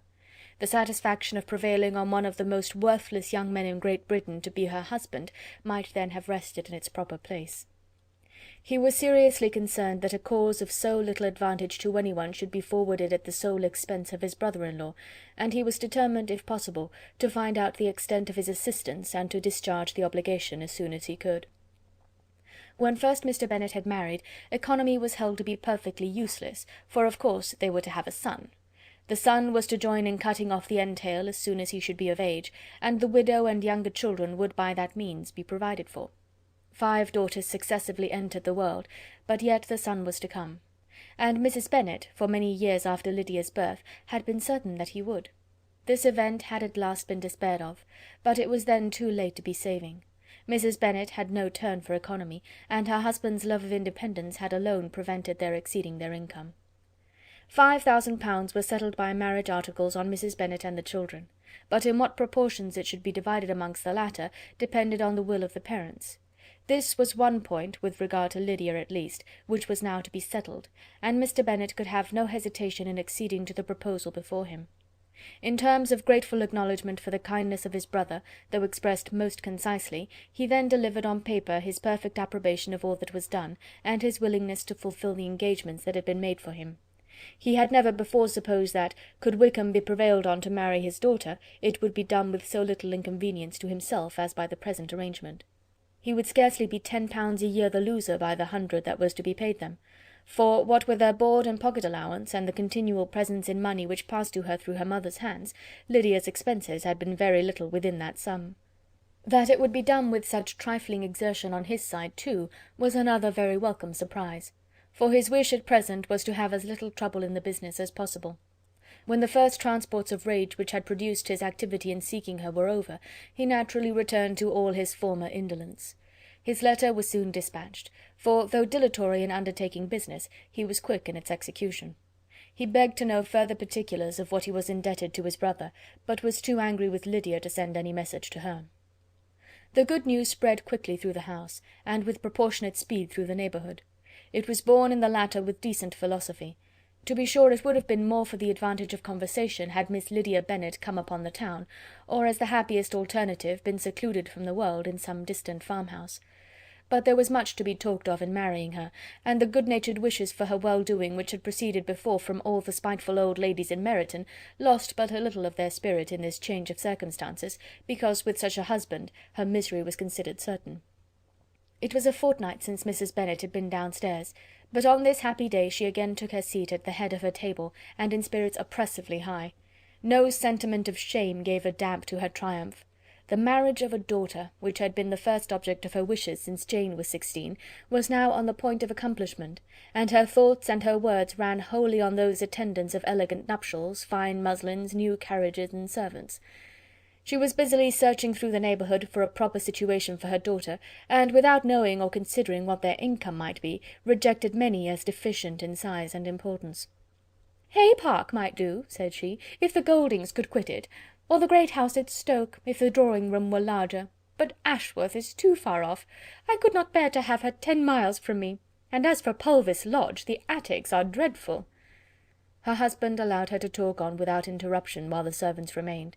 But when they had withdrawn, he said to her, "Mrs. Bennet, before you take any or all of these houses for your son and daughter, let us come to a right understanding. Into one house in this neighbourhood they shall never have admittance. I will not encourage the impudence of either by receiving them at Longbourn." A long dispute followed this declaration, but Mr. Bennet was firm. It soon led to another, and Mrs. Bennet found with amazement and horror that her husband would not advance a guinea to buy clothes for his daughter. He protested that she should receive from him no mark of affection whatever on the occasion. Mrs. Bennet could hardly comprehend it. That his anger could be carried to such a point of inconceivable resentment as to refuse his daughter a privilege without which her marriage would scarcely seem valid, exceeded all she could believe possible. She was more alive to the disgrace which her want of new clothes must reflect on her daughter's nuptials, than to any sense of shame at her eloping and living with Wickham a fortnight before they took place. Elizabeth was now most heartily sorry that she had, from the distress of the moment, been led to make Mr. Darcy acquainted with their fears for her sister, for since her marriage would so shortly give the proper termination to the elopement, they might hope to conceal its unfavourable beginning from all those who were not immediately on the spot. She had no fear of its spreading farther through his means. There were few people on whose secrecy she could have more confidently depended, but at the same time there was no one whose knowledge of a sister's frailty would have mortified her so much, not, however, from any fear of disadvantage from it individually to herself, for at any rate there seemed a gulf impassable between them. Had Lydia's marriage been concluded on the most honourable terms, it was not to be supposed that Mr. Darcy would connect himself with a family where, to every other objection, would now be added an alliance and relationship of the nearest kind with a man whom he so justly scorned. From such a connection she could not wonder that he would shrink. The wish of procuring her regard, which she had assured herself of his feeling in Derbyshire, could not in rational expectation survive such a blow as this. She was humbled, she was grieved. She repented, though she hardly knew of what. She became jealous of his esteem, when she could no longer hope to be benefited by it. She wanted to hear of him, when there seemed the least chance of gaining intelligence. She was convinced that she could have been happy with him, when it was no longer likely they should meet. What a triumph for him, as she often thought, could he know that the proposals which he had spurned only 4 months ago would now have been most gladly and gratefully received. He was as generous, she doubted not, as the most generous of his sex, but while he was mortal there must be a triumph. She began now to comprehend that he was exactly the man who, in disposition and talents, would most suit her. His understanding and temper, though unlike her own, would have answered all her wishes. It was an union that must have been to the advantage of both. By her ease and liveliness his mind might have been softened, his manners improved, and from his judgment, information, and knowledge of the world, she must have received benefit of greater importance. But no such happy marriage could now teach the admiring multitude what connubial felicity really was. An union of a different tendency, and precluding the possibility of the other, was soon to be formed in their family. How Wickham and Lydia were to be supported in tolerable independence she could not imagine. But how little of permanent happiness could belong to a couple who were only brought together because their passions were stronger than their virtue, could she easily conjecture. Mr. Gardiner soon wrote again to his brother. To Mr. Bennet's acknowledgment he briefly replied, with assurance of his eagerness to promote the welfare of any of his family, and concluded with entreaties that the subject might never be mentioned to him again. The principal purport of his letter was to inform them that Mr. Wickham had resolved on quitting the militia.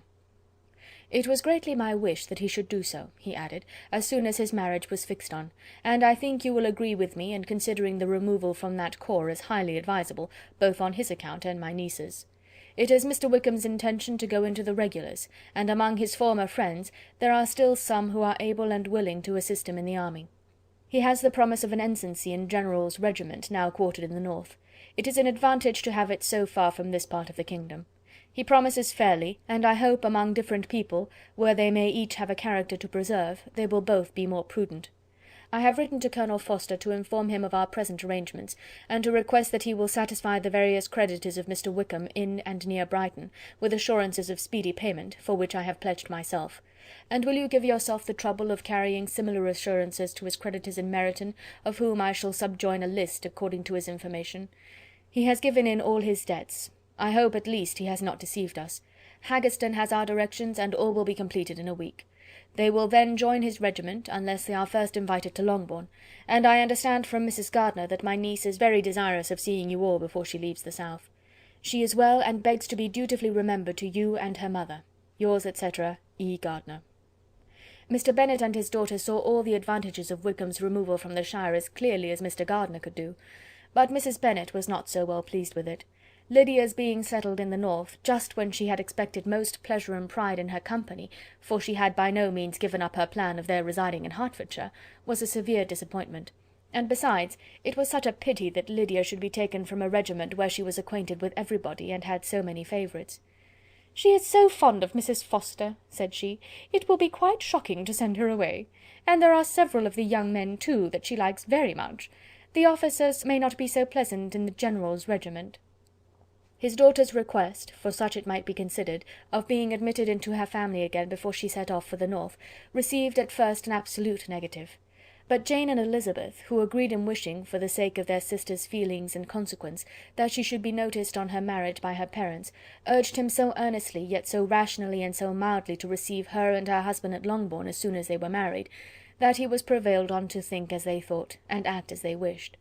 And their mother had the satisfaction of knowing that she would be able to show her married daughter in the neighbourhood before she was banished to the north. When Mr. Bennet wrote again to his brother, therefore, he sent his permission for them to come, and it was settled that as soon as the ceremony was over they should proceed to Longbourn.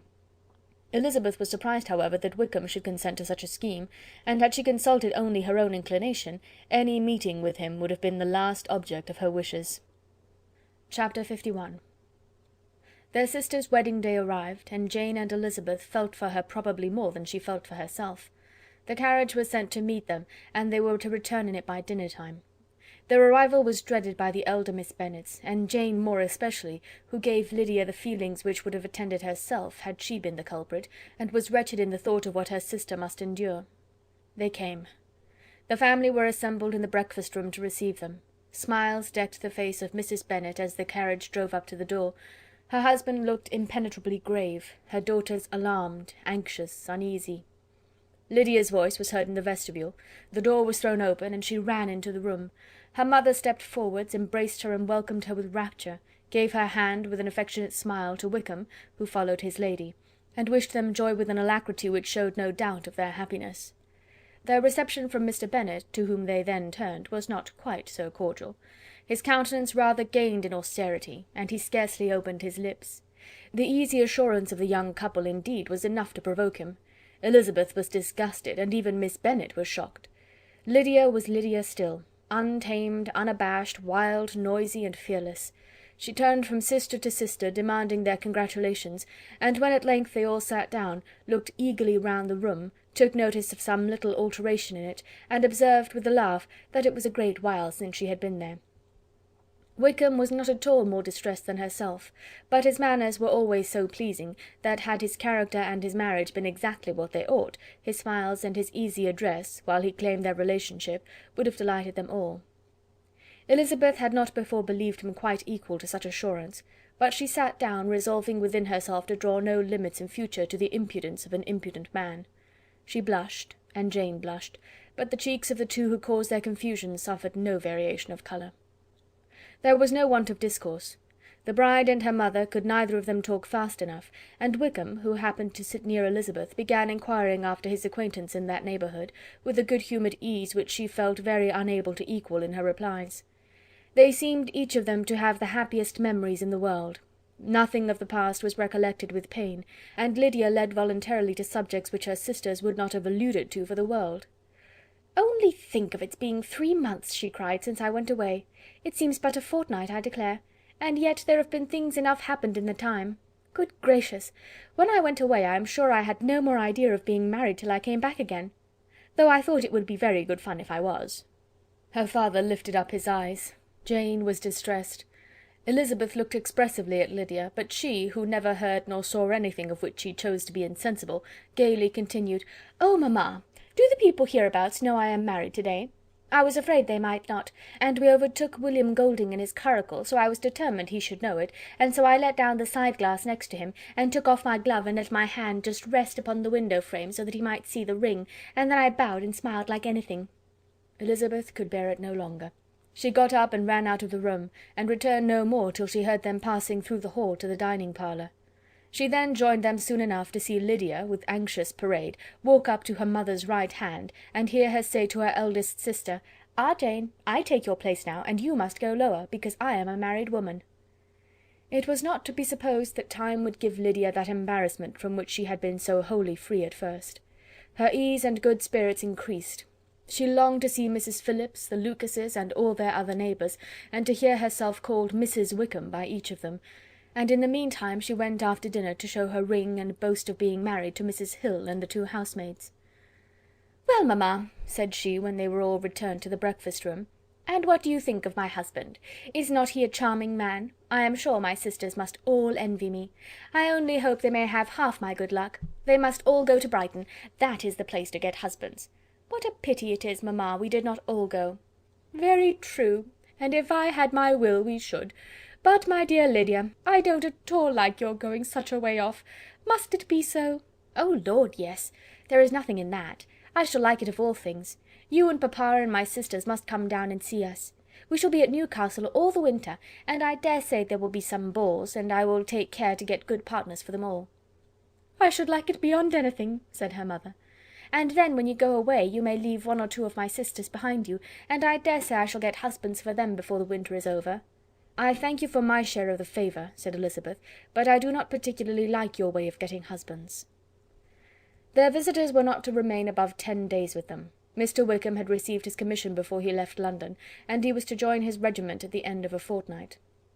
No one but Mrs. Bennet regretted that their stay would be so short, and she made the most of the time by visiting about with her daughter, and having very frequent parties at home. These parties were acceptable to all. To avoid a family circle was even more desirable to such as did think than such as did not. Wickham's affection for Lydia was just what Elizabeth had expected to find it, not equal to Lydia's for him. She had scarcely needed her present observation to be satisfied, from the reason of things, that their elopement had been brought on by the strength of her love rather than by his. and she would have wondered why, without violently caring for her, he chose to elope with her at all, had she not felt certain that his flight was rendered necessary by distress of circumstances, and if that were the case, he was not the young man to resist an opportunity of having a companion. Lydia was exceedingly fond of him. He was her dear Wickham on every occasion. No one was to be put in competition with him. He did everything best in the world, and she was sure he would kill more birds on the 1st of September than anybody else in the country. One morning, soon after their arrival, as she was sitting with her 2 elder sisters, she said to Elizabeth, "Lizzy, I never gave you an account of my wedding, I believe. You were not by when I told mamma and the others all about it. Are you not curious to hear how it was managed?" "Not really," replied Elizabeth. "I think there cannot be too little said on the subject." "La, you are so strange! But I must tell you how it went off. We were married, you know, at St. Clement's, because Wickham's lodgings were in that parish, and it was settled that we should all be there by 11 o'clock. My uncle and aunt and I were to go together, and the others were to meet us at the church. Well, Monday morning came, and I was in such a fuss, I was so afraid, you know, that something would happen to put it off, and then I should have gone quite distracted, and there was my aunt all the time I was dressing, preaching and talking away just as if she were reading a sermon. However, I did not hear above 1 word in 10, for I was thinking, you may suppose, of my dear Wickham. I longed to know whether he would be married in his blue coat. Well, and so we breakfasted at 10 as usual. I thought it would never be over, for, by the by, you are to understand, that my uncle and aunt were horrid unpleasant all the time I was with them. If you'll believe me, I did not once put my foot out of doors, though I was there a fortnight. Not one party or scheme or anything. To be sure, London was rather thin, but however, the little theatre was open. Well, and so just as the carriage came to the door, my uncle was called away upon business to that horrid man, Mr. Stone, and then, you know, when once they get together, there is no end of it. Well, I was so frightened I did not know what to do, for my uncle was to give me away, and if we were beyond the hour, we could not be married all day. But luckily he came back again in 10 minutes' time, and then we all set out. However, I recollected afterwards that if he had been prevented going, the wedding need not be put off, for Mr. Darcy might have done as well." "Mr. Darcy?" repeated Elizabeth in utter amazement. "Oh, yes, he was to come there with Wickham, you know. But gracious me, I quite forgot. I ought not to have said a word about it. I promised them so faithfully. What will Wickham say? It was to be such a secret." "If it was to be secret," said Jane, "say not another word on the subject. You may depend upon my seeking no further." "Oh, certainly," said Elizabeth, though burning with curiosity. "We will ask you no questions." "Thank you," said Lydia, "for if you did I should certainly tell you all, and then Wickham would be angry." On such encouragement to ask, Elizabeth was forced to put it out of her power by running away. But to live in ignorance on such a point was impossible, or at least it was impossible not to try for information. Mr. Darcy had been at her sister's wedding. It was exactly a scene, and exactly among people, where he had apparently least to do and least temptation to go. Conjectures as to the meaning of it, rapid and wild, hurried into her brain, but she was satisfied with none. Those that best pleased her, as placing his conduct in the noblest light, seemed most improbable. She could not bear such suspense, and hastily seizing a sheet of paper, wrote a short letter to her aunt, to request an explanation of what Lydia had dropped, if it were compatible with the secrecy which had been intended. "You may readily comprehend," she added, "what my curiosity must be to know how a person unconnected with any of us, and, comparatively speaking, a stranger to our family, should have been amongst you at such a time. Pray write instantly, and let me understand it, unless it is, for very cogent reasons, to remain in the secrecy which Lydia seems to think necessary, and then I must endeavour to be satisfied with ignorance. Not that I shall, though," she added to herself as she finished the letter, "and, my dear aunt, if you do not tell me in an honourable manner, I shall certainly be reduced to tricks and stratagems to find it out." Jane's delicate sense of honour would not allow her to speak to Elizabeth privately of what Lydia had let fall. Elizabeth was glad of it. Till it appeared whether her inquiries would receive any satisfaction, she had rather be without a confidant. Chapter 52. Elizabeth had the satisfaction of receiving an answer to her letter as soon as she possibly could. She was no sooner in possession of it than, hurrying into the little copse where she was least likely to be interrupted, she sat down on one of the benches and prepared to be happy, for the length of the letter convinced her that it did not contain a denial. Gracechurch Street, September 6th. My dear niece, I have just received your letter, and shall devote this whole morning to answering it, as I foresee that a little writing will not comprise what I have to tell you. I must confess myself surprised by your application. I did not expect it from you. Don't think me angry, however, for I only mean to let you know that I had not imagined such inquiries to be necessary on your side. If you do not choose to understand me, forgive my impertinence. Your uncle is as much surprised as I am, and nothing but the belief of your being a party concerned would have allowed him to act as he has done. But if you are really innocent and ignorant, I must be more explicit. On the very day of my coming home from Longbourn, your uncle had a most unexpected visitor. Mr. Darcy called, and was shut up with him several hours. It was all over before I arrived, so my curiosity was not so dreadfully racked as yours seems to have been. He came to tell Mr. Gardiner that he had found out where your sister and Mr. Wickham were, and that he had seen and talked with them both, Wickham repeatedly, Lydia once. From what I can collect, he left Derbyshire only one day after ourselves, and came to town with the resolution of hunting for them. The motive professed was his conviction of its being owing to himself that Wickham's worthlessness had not been so well known as to make it impossible for any young woman of character to love or confide in him. He generously imputed the whole of his mistaken pride, and confessed that he had before thought it beneath him to lay his private actions open to the world. His character was to speak for itself. He called it therefore his duty to step forward and endeavour to remedy an evil which had been brought on by himself.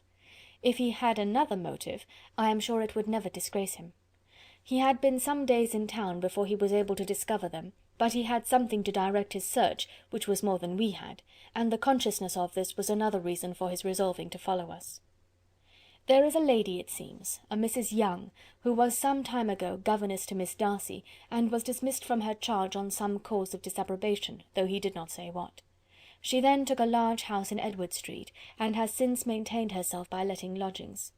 This Mrs. Young was, he knew, intimately acquainted with Wickham, and he went to her for intelligence of him as soon as he got to town. But it was 2 or 3 days before he could get from her what he wanted. She would not betray her trust, I suppose, without bribery and corruption, for she really did know where her friend was to be found. Wickham indeed had gone to her on their first arrival in London, and had she been able to receive them into her house, they would have taken up their abode with her. At length, however, our kind friend procured the wished-for direction. They were in Street. He saw Wickham, and afterwards insisted on seeing Lydia. His first object with her, he acknowledged, had been to persuade her to quit her present disgraceful situation, and return to her friends as soon as they could be prevailed on to receive her, offering his assistance as far as it would go. But he found Lydia absolutely resolved on remaining where she was. She cared for none of her friends, she wanted no help of his, she would not hear of leaving Wickham. She was sure they should be married some time or other, and it did not much signify when. Since such were her feelings, it only remained, he thought, to secure and expedite a marriage, which, in his very first conversation with Wickham, he easily learnt had never been his design. He confessed himself obliged to leave the regiment on account of some debts of honour, which were very pressing, and scrupled not to lay all the ill consequences of Lydia's flight on her own folly alone. He meant to resign his commission immediately, and as to his future situation, he could conjecture very little about it. He must go somewhere, but he did not know where, and he knew he should have nothing to live on. Mr. Darcy asked him why he had not married your sister at once. Though Mr. Bennet was not imagined to be very rich, he would have been able to do something for him, and his situation must have benefited by marriage. But he found, in reply to this question, that Wickham still cherished the hope of more effectually making his fortune by marriage in some other country. Under such circumstances, however, he was not likely to be proof against the temptation of immediate relief. They met several times, for there was much to be discussed. Wickham, of course, wanted more than he could get, but at length was reduced to be reasonable. Everything being settled between them, Mr. Darcy's next step was to make your uncle acquainted with it, and he first called in Gracechurch Street the evening before I came home. But Mr. Gardiner could not be seen, and Mr. Darcy found, on further inquiry, that your father was still with him, but would quit town the next morning. He did not judge your father to be a person whom he could so properly consult as your uncle, and therefore readily postponed seeing him till after the departure of the former. He did not leave his name, and till the next day it was only known that a gentleman had called on business. On Saturday he came again. Your father was gone, your uncle at home, and, as I said before, they had a great deal of talk together. They met again on Sunday, and then I saw him too. It was not all settled before Monday. As soon as it was, the express was sent off to Longbourn, but our visitor was very obstinate. I fancy, Lizzie, that obstinacy is the real defect of his character after all. He has been accused of many faults at different times, but this is the true one. Nothing was to be done that he did not do himself. though I am sure, and I do not speak it to be thanked, therefore say nothing about it, your uncle would most readily have settled the whole. They battled it together for a long time, which was more than either the gentleman or lady concerned in it deserved, but at last your uncle was forced to yield, and instead of being allowed to be of use to his niece, was forced to put up with only having the probable credit of it, which went sorely against the grain, and I really believe your letter this morning gave him great pleasure, because it required an explanation that would rob him of his borrowed feathers, and give the praise where it was due. But, Lizzy, this must go no farther than yourself, or Jane at most. You know pretty well, I suppose, what has been done for the young people. His debts are to be paid, amounting, I believe, to considerably more than £1,000, another 1,000 in addition to her own settled upon her, and his commission purchased. The reason why all this was to be done by him alone was such as I have given above. It was owing to him, to his reserve and want of proper consideration, that Wickham's character had been so misunderstood, and consequently that he had been received and noticed as he was. Perhaps there was some truth in this, though I doubt whether his reserve or anybody's reserve can be answerable for the event. But in spite of all this fine talking, my dear Lizzy, you may rest perfectly assured that your uncle would never have yielded if we had not given him credit for another interest in the affair. When all this was resolved on, he returned again to his friends who were still staying at Pemberley, but it was agreed that he should be in London once more when the wedding took place, and all money matters were then to receive the last finish. I believe I have now told you everything. It is a relation which you tell me is to give you great surprise. I hope at least it will not afford you any displeasure. Lydia came to us, and Wickham had constant admission to the house. He was exactly what he had been when I knew him in Hertfordshire, but I would not tell you how little I was satisfied with her behaviour while she stayed with us, if I had not perceived by Jane's letter last Wednesday that her conduct on coming home was exactly of a piece with it, and therefore what I now tell you can give you no fresh pain.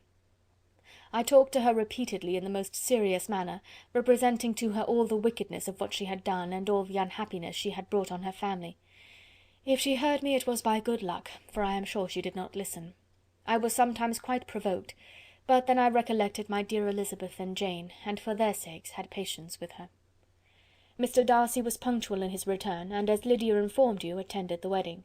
He dined with us the next day, and was to leave town again on Wednesday or Thursday. Will you be very angry with me, my dear Lizzy, if I take this opportunity of saying, what I was never bold enough to say before, how much I like him? His behaviour to us has, in every respect, been as pleasing as when we were in Derbyshire. His understanding and opinions all please me.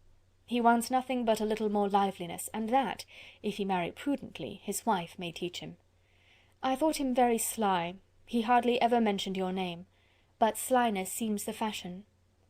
Pray forgive me if I have been very presuming, or at least do not punish me so far as to exclude me from P. I shall never be quite happy till I have been all round the park. A low phaeton with a nice little pair of ponies would be the very thing. But I must write no more. The children have been wanting me this half-hour. Yours very sincerely, M. Gardiner. The contents of this letter threw Elizabeth into a flutter of spirits, in which it was difficult to determine whether pleasure or pain bore the greatest share.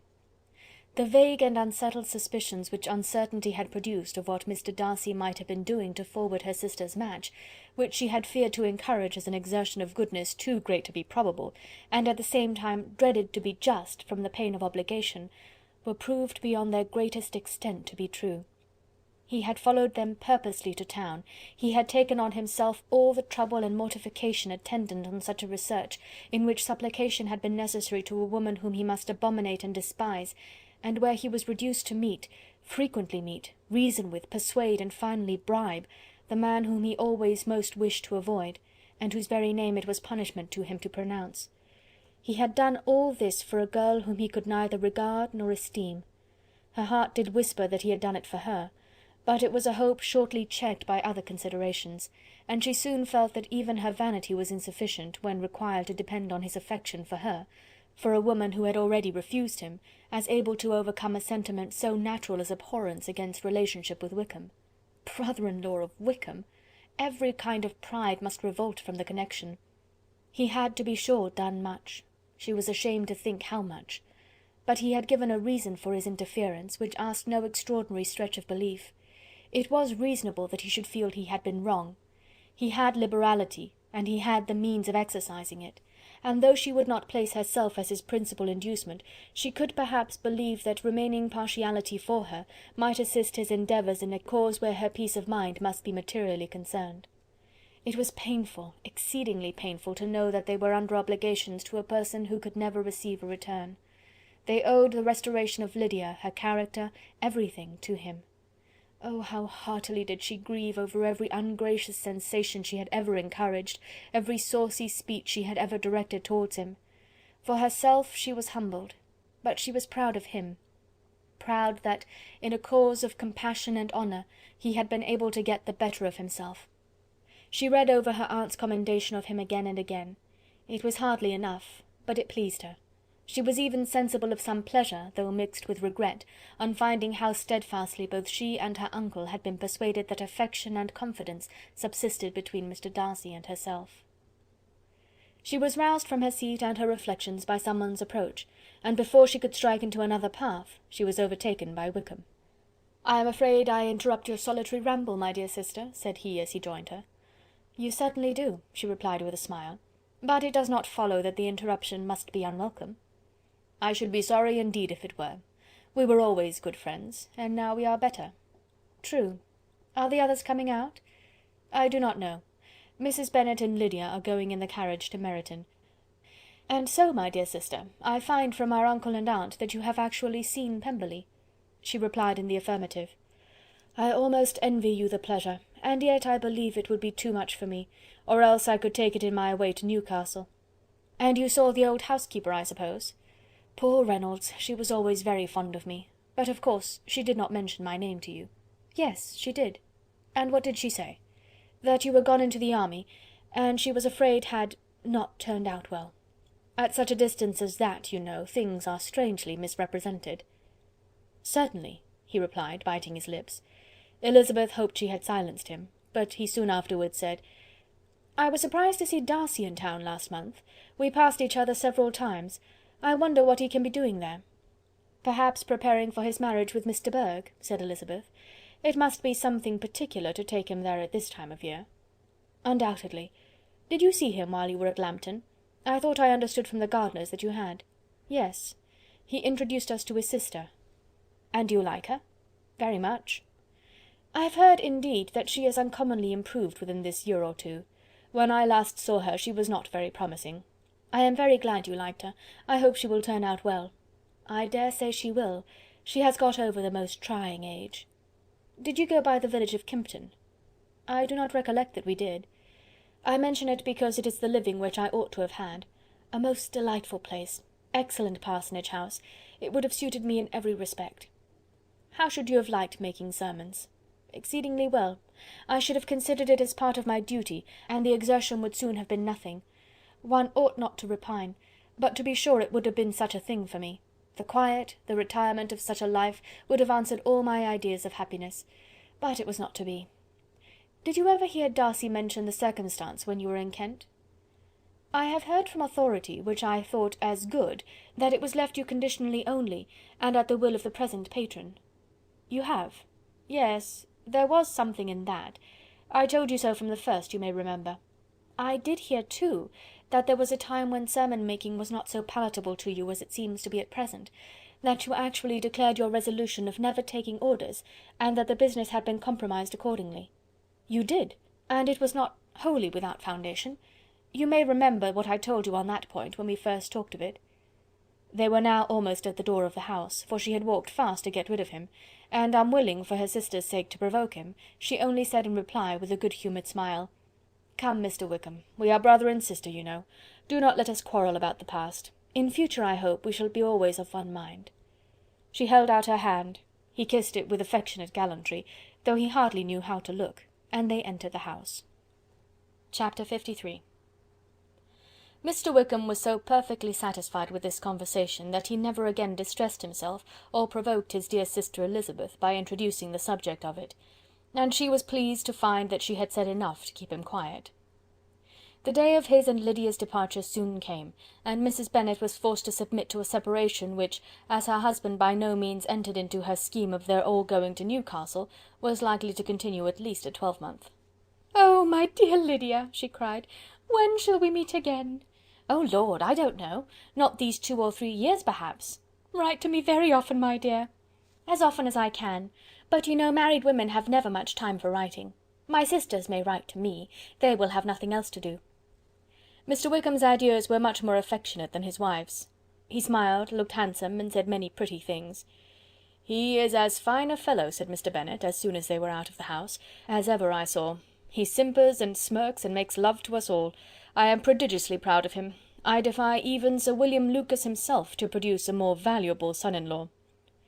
The loss of her daughter made Mrs. Bennet very dull for several days. "I often think," said she, "that there is nothing so bad as parting with one's friends. One seems so forlorn without them." "This is the consequence, you see, madam, of marrying a daughter," said Elizabeth. "It must make you better satisfied that your other 4 are single." "It is no such thing.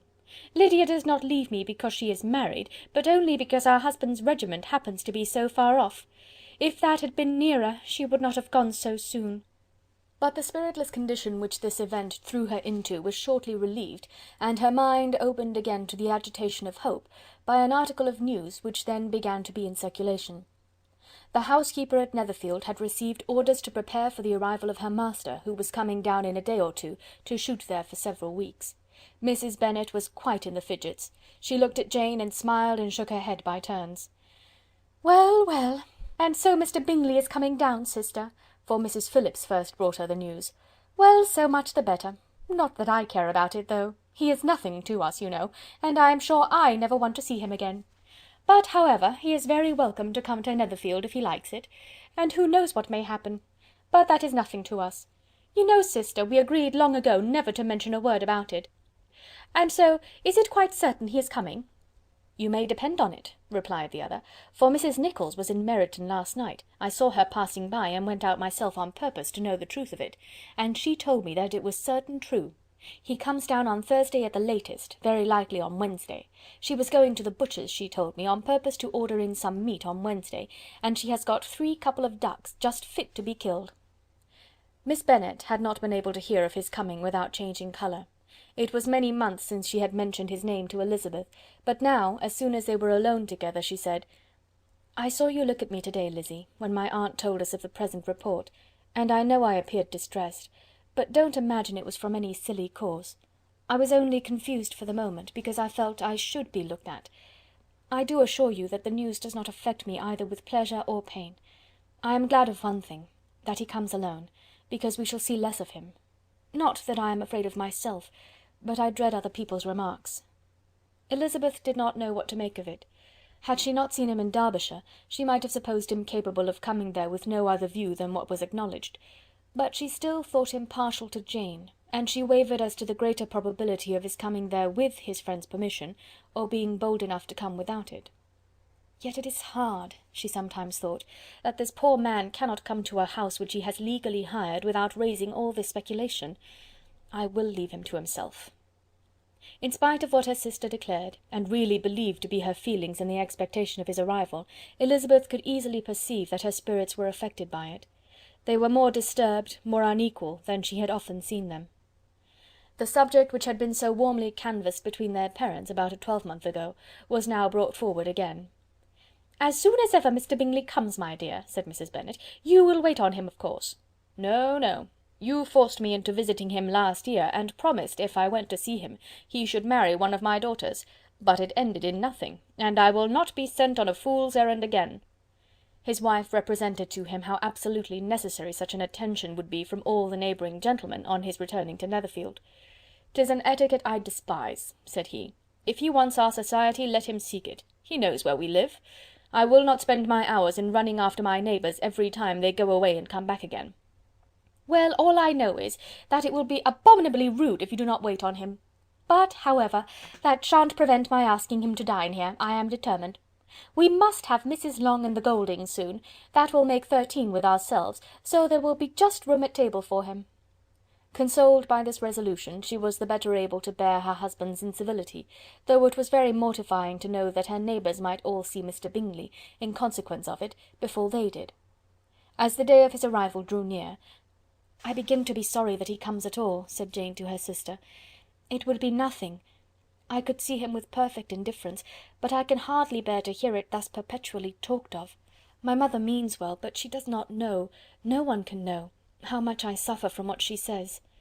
Happy shall I be when his stay at Netherfield is over." "I wish I could say anything to comfort you," replied Elizabeth, "but it is wholly out of my power. You must feel it, and the usual satisfaction of preaching patience to a sufferer is denied me, because you have always so much." Mr. Bingley arrived. Mrs. Bennet, through the assistance of servants, contrived to have the earliest tidings of it, that the period of anxiety and fretfulness on her side might be as long as it could. She counted the days that must intervene before their invitation could be sent, hopeless of seeing him before. But on the third morning after his arrival in Hertfordshire, she saw him from her dressing-room window enter the paddock and ride towards the house. Her daughters were eagerly called to partake of her joy. Jane resolutely kept her place at the table, but Elizabeth, to satisfy her mother, went to the window. She looked, she saw Mr. Darcy with him, and sat down again by his sister. "There is a gentleman with him, mamma," said Kitty. "Who can it be?" "Some acquaintance or other, my dear, I suppose. I am sure I do not know." "La!" replied Kitty, "it looks just like that man that used to be with him before, Mr. what's his name, that tall, proud man." "Good gracious, Mr. Darcy, and so it does, I vow. Well, any friend of Mr. Bingley's will always be welcome here, to be sure, but else I must say that I hate the very sight of him." Jane looked at Elizabeth with surprise and concern. She knew but little of their meeting in Derbyshire, and therefore felt for the awkwardness which must attend her sister in seeing him almost for the first time after receiving his explanatory letter. Both sisters were uncomfortable enough. Each felt for the other, and of course for themselves. And their mother talked on of her dislike of Mr. Darcy, and her resolution to be civil to him only as Mr. Bingley's friend, without being heard by either of them. But Elizabeth had sources of uneasiness which could not be suspected by Jane, to whom she had never yet had courage to show Mrs. Gardiner's letter, or to relate her own change of sentiment towards him. To Jane he could be only a man whose proposal she had refused, and whose merit she had undervalued, but to her own more extensive information he was the person to whom the whole family were indebted for the first of benefits, and whom she regarded herself with an interest, if not quite so tender, at least as reasonable and just as what Jane felt for Bingley. Her astonishment at his coming to Netherfield, to Longbourn, and voluntarily seeking her again, was almost equal to what she had known on first witnessing his altered behaviour in Derbyshire. The colour which had been driven from her face returned for half a minute with an additional glow, and a smile of delight added lustre to her eyes, as she thought for that space of time that his affection and wishes must still be unshaken. But she would not be secure. "Let me first see how he behaves," said she. "It will then be early enough for expectation." She sat intently at work, striving to be composed, and without daring to lift up her eyes, till anxious curiosity carried them to the face of her sister as the servant was approaching the door.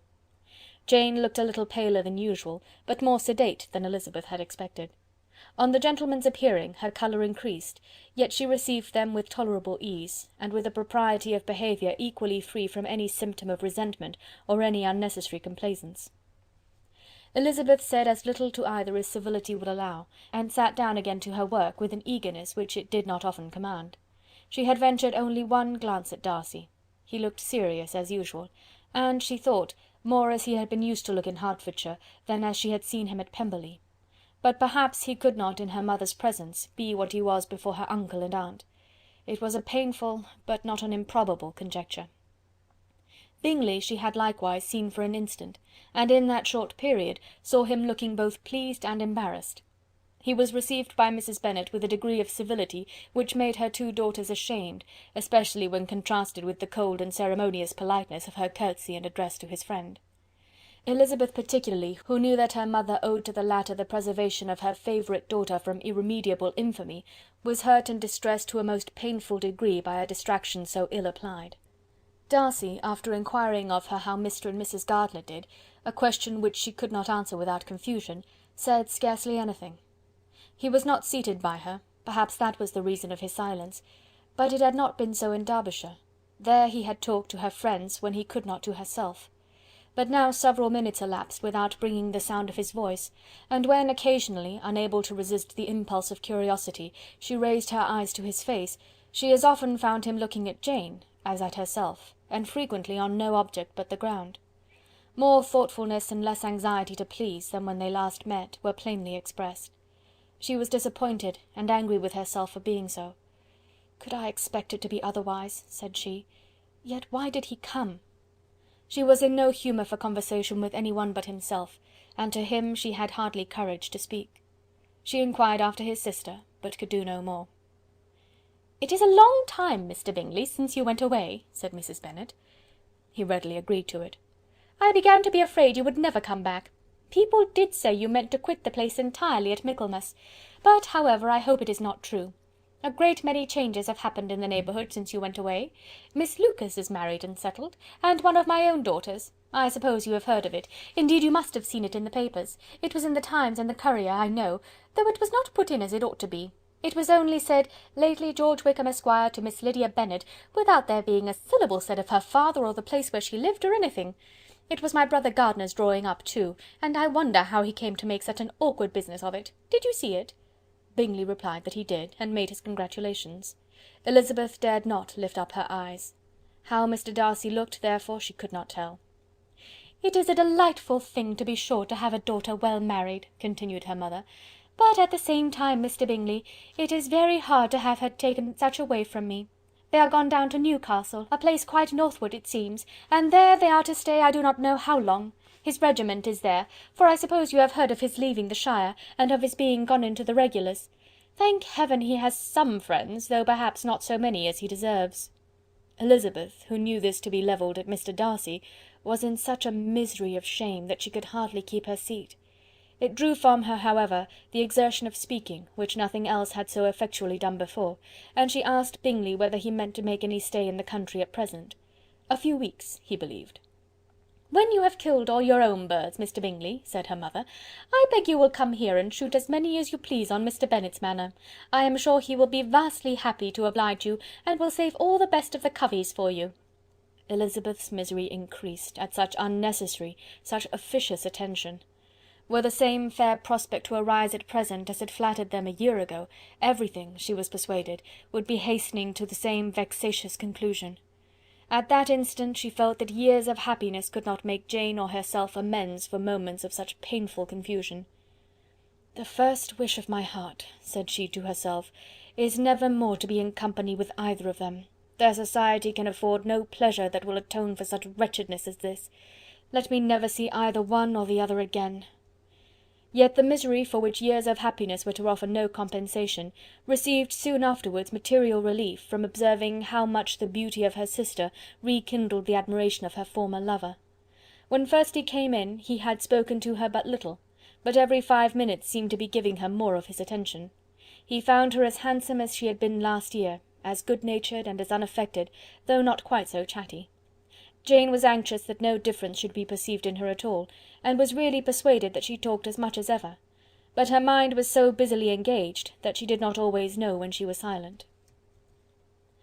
When the gentlemen rose to go away, Mrs. Bennet was mindful of her intended civility, and they were invited and engaged to dine at Longbourn in a few days' time. "You are quite a visit in my debt, Mr. Bingley," she added, "for when you went to town last winter, you promised to take a family dinner with us as soon as you returned. I have not forgot, you see, and I assure you, I was very much disappointed that you did not come back and keep your engagement."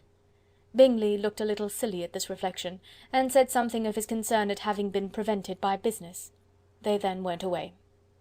Mrs. Bennet had been strongly inclined to ask them to stay and dine there that day, but, though she always kept a very good table, she did not think anything less than 2 courses could be good enough for a man on whom she had such anxious designs, or satisfy the appetite and pride of one who had 10,000 a year. Chapter 54. As soon as they were gone, Elizabeth walked out to recover her spirits, or in other words, to dwell without interruption on those subjects that must deaden them more. Mr. Darcy's behaviour astonished and vexed her. "Why, if he came only to be silent, grave, and indifferent," said she, "did he come at all?" She could settle it in no way that gave her pleasure. "He could be still amiable, still pleasing to my uncle and aunt when he was in town, and why not to me? If he fears me, why come hither? If he no longer cares for me, why silent? Teasing, teasing man! I will think no more about him." Her resolution was for a short time involuntarily kept by the approach of her sister, who joined her with a cheerful look, which showed her better satisfied with their visitors than Elizabeth. "Now," said she, "that this first meeting is over, I feel perfectly easy. I know my own strength, and I shall never be embarrassed again by his coming. I am glad he dines here on Tuesday. It will then be publicly seen that, on both sides, we meet only as common and indifferent acquaintance." "Yes, very indifferent indeed," said Elizabeth laughingly. "Oh, Jane, take care." "My dear Lizzy, you cannot think me so weak as to be in danger now." "I think you are in very great danger of making him as much in love with you as ever." They did not see the gentleman again till Tuesday, and Mrs. Bennet, in the meanwhile, was giving way to all the happy schemes which the good humour and common politeness of Bingley, in half an hour's visit, had revived. On Tuesday there was a large party assembled at Longbourn, and the two who were most anxiously expected, to the credit of their punctuality as sportsmen, were in very good time. When they repaired to the dining-room, Elizabeth eagerly watched to see whether Bingley would take the place which, in all their former parties, had belonged to him, by her sister. Her prudent mother, occupied by the same ideas, forbore to invite him to sit by herself. On entering the room he seemed to hesitate, but Jane happened to look round, and happened to smile. It was decided. He placed himself by her. Elizabeth, with a triumphant sensation, looked towards his friend. He bore it with noble indifference, and she would have imagined that Bingley had received his sanction to be happy, had she not seen his eyes likewise turn towards Mr. Darcy, with an expression of half-laughing alarm. His behaviour to her sister was such, during dinner-time, as showed an admiration of her, which, though more guarded than formerly, persuaded Elizabeth that, if left wholly to himself, Jane's happiness and his own would be speedily secured. Though she dared not depend upon the consequence, she yet received pleasure from observing his behaviour. It gave her all the animation that her spirits could boast, for she was in no cheerful humour. Mr. Darcy was almost as far from her as the table could divide them. He was on one side of her mother. She knew how little such a situation would give pleasure to either, or to make either appear to advantage. She was not near enough to hear any of their discourse, but she could see how seldom they spoke to each other, and how formal and cold was their manner whenever they did. Her mother's ungraciousness made the sense of what they owed him more painful to Elizabeth's mind, and she would at times have given anything to be privileged to tell him that his kindness was neither unknown nor unfelt by the whole of the family. She was in hopes that the evening would afford some opportunity of bringing them together, that the whole of the visit would not pass away without enabling them to enter into something more of conversation than the mere ceremonious salutation attending his entrance. Anxious and uneasy, the period which passed in the drawing-room before the gentlemen came was wearisome and dull to a degree that almost made her uncivil. She looked forward to their entrance as the point on which all her chance of pleasure for the evening must depend. "If he does not come to me then," said she, "I shall give him up for ever." The gentleman came, and she thought he looked as if he would have answered her hopes, but alas! the ladies had crowded round the table, where Miss Bennet was making tea, and Elizabeth pouring out the coffee, in so close a confederacy that there was not a single vacancy near her which would admit of a chair. And on the gentleman's approaching, one of the girls moved closer to her than ever, and said in a whisper, "The men shan't come and part us, I am determined. We want none of them, do we?" Darcy had walked away to another part of the room. She followed him with her eyes, envied everyone to whom he spoke, had scarcely patience enough to help anybody to coffee, and then was enraged against herself for being so silly. A man who has once been refused! How could I ever be foolish enough to expect a renewal of his love? Is there one among the sex who would not protest against such a weakness as a second proposal to the same woman? There is no indignity so abhorrent to their feelings. She was a little revived, however, by his bringing back his coffee-cup himself, and she seized the opportunity of saying, "Is your sister at Pemberley still?" "Yes, she will remain there till Christmas." "And quite alone? Have all her friends left her?" "Mrs. Annesley is with her. The others have gone on to Scarborough these 3 weeks." She could think of nothing more to say, but if he wished to converse with her, he might have better success. He stood by her, however, for some minutes in silence, and at last, on the young lady's whispering to Elizabeth again, he walked away. When the tea-things were removed and the card-tables placed, the ladies all rose, and Elizabeth was then hoping to be soon joined by him, when all her views were overthrown by seeing him fall a victim to her mother's rapacity for whist-players, and in a few moments after seated with the rest of the party. She now lost every expectation of pleasure. They were confined for the evening at different tables, and she had nothing to hope but that his eyes were so often turned towards her side of the room as to make him play as unsuccessfully as herself. Mrs. Bennet had designed to keep the 2 Netherfield gentlemen to supper, but their carriage was unluckily ordered before any of the others, and she had no opportunity of detaining them. "Well, girls," said she, as soon as they were left to themselves, "what say you to the day? I think everything has passed off uncommonly well, I assure you. The dinner was as well dressed as any I ever saw. The venison was roasted to a turn, and everybody said they never saw so fat a haunch. The soup was 50 times better than what we had at the Lucases last week, and even Mr. Darcy acknowledged that the partridges were remarkably well done, and I suppose he has 2 or 3 French cooks at least. And, my dear Jane, I never saw you look in greater beauty. Mrs. Long said so too, for I asked her whether you did not. And what do you think she said besides? Ah, Mrs. Bennet, we shall have her at Netherfield at last. She did indeed. I do think Mrs. Long is as good a creature as ever lived, and her nieces are very pretty behaved girls, and not at all handsome. I like them prodigiously." Mrs. Bennet, in short, was in very great spirits. She had seen enough of Bingley's behaviour to Jane to be convinced that she would get him at last, and her expectations of advantage to her family, when in a happy humour, were so far beyond reason, that she was quite disappointed in not seeing him there again the next day to make his proposals. "It has been a very agreeable day," said Miss Bennet to Elizabeth. "The party seemed so well selected, so suitable one with the other. I hope we may often meet again." Elizabeth smiled. "Lizzy, you must not do so. You must not suspect me. It mortifies me. I assure you that I have now learnt to enjoy his conversation as an agreeable and sensible young man, without having a wish beyond it. I am perfectly satisfied, from what his manners now are, that he never had any design of engaging my affection. It is only that he is blessed with greater sweetness of address, and a stronger desire of generally pleasing, than any other man." "You are very cruel," said her sister. "You will not let me smile, and are provoking me to it every moment." "How hard it is in some cases to be believed!" "And how impossible in others." "But why should you wish to persuade me that I feel more than I acknowledge?" "That is a question which I hardly know how to answer. We all love to instruct, though we can teach only what is not worth knowing. Forgive me, and if you persist in indifference, do not make me your confidant." Chapter 55. A few days after this visit Mr. Bingley called again, and alone. His friend had left him that morning for London, but was to return home in 10 days' time. He sat with them above an hour, and was in remarkably good spirits. Mrs. Bennet invited him to dine with them, but, with many expressions of concern, he confessed himself engaged elsewhere. "Next time you call," said she, "I hope we shall be more lucky." He should be particularly happy at any time, etc., etc., and if she would give him leave, would take an early opportunity of waiting on them. "Can you come to-morrow?" Yes, he had no engagement at all for to-morrow, and her invitation was accepted with alacrity. He came, and in such very good time, that the ladies were none of them dressed. In ran Mrs. Bennet to her daughter's room, in her dressing gown, and with her hair half finished, crying out, "My dear Jane, make haste and hurry down. He is come, Mr. Bingley is come, he is indeed. Make haste, make haste. Here, Sarah, come to Miss Bennet this moment, and help her on with her gown. Never mind Miss Lizzie's hair." "We will be down as soon as we can," said Jane, "but I dare say Kitty is forwarder than either of us, for she went upstairs half an hour ago." "Oh, hang Kitty! What has she to do with it? Come, be quick, be quick. Where is your sash, my dear?" But when her mother was gone, Jane would not be prevailed on to go down without one of her sisters. The same anxiety to get them by themselves was visible again in the evening. After tea Mr. Bennet retired to the library, as was his custom, and Mary went upstairs to her instrument.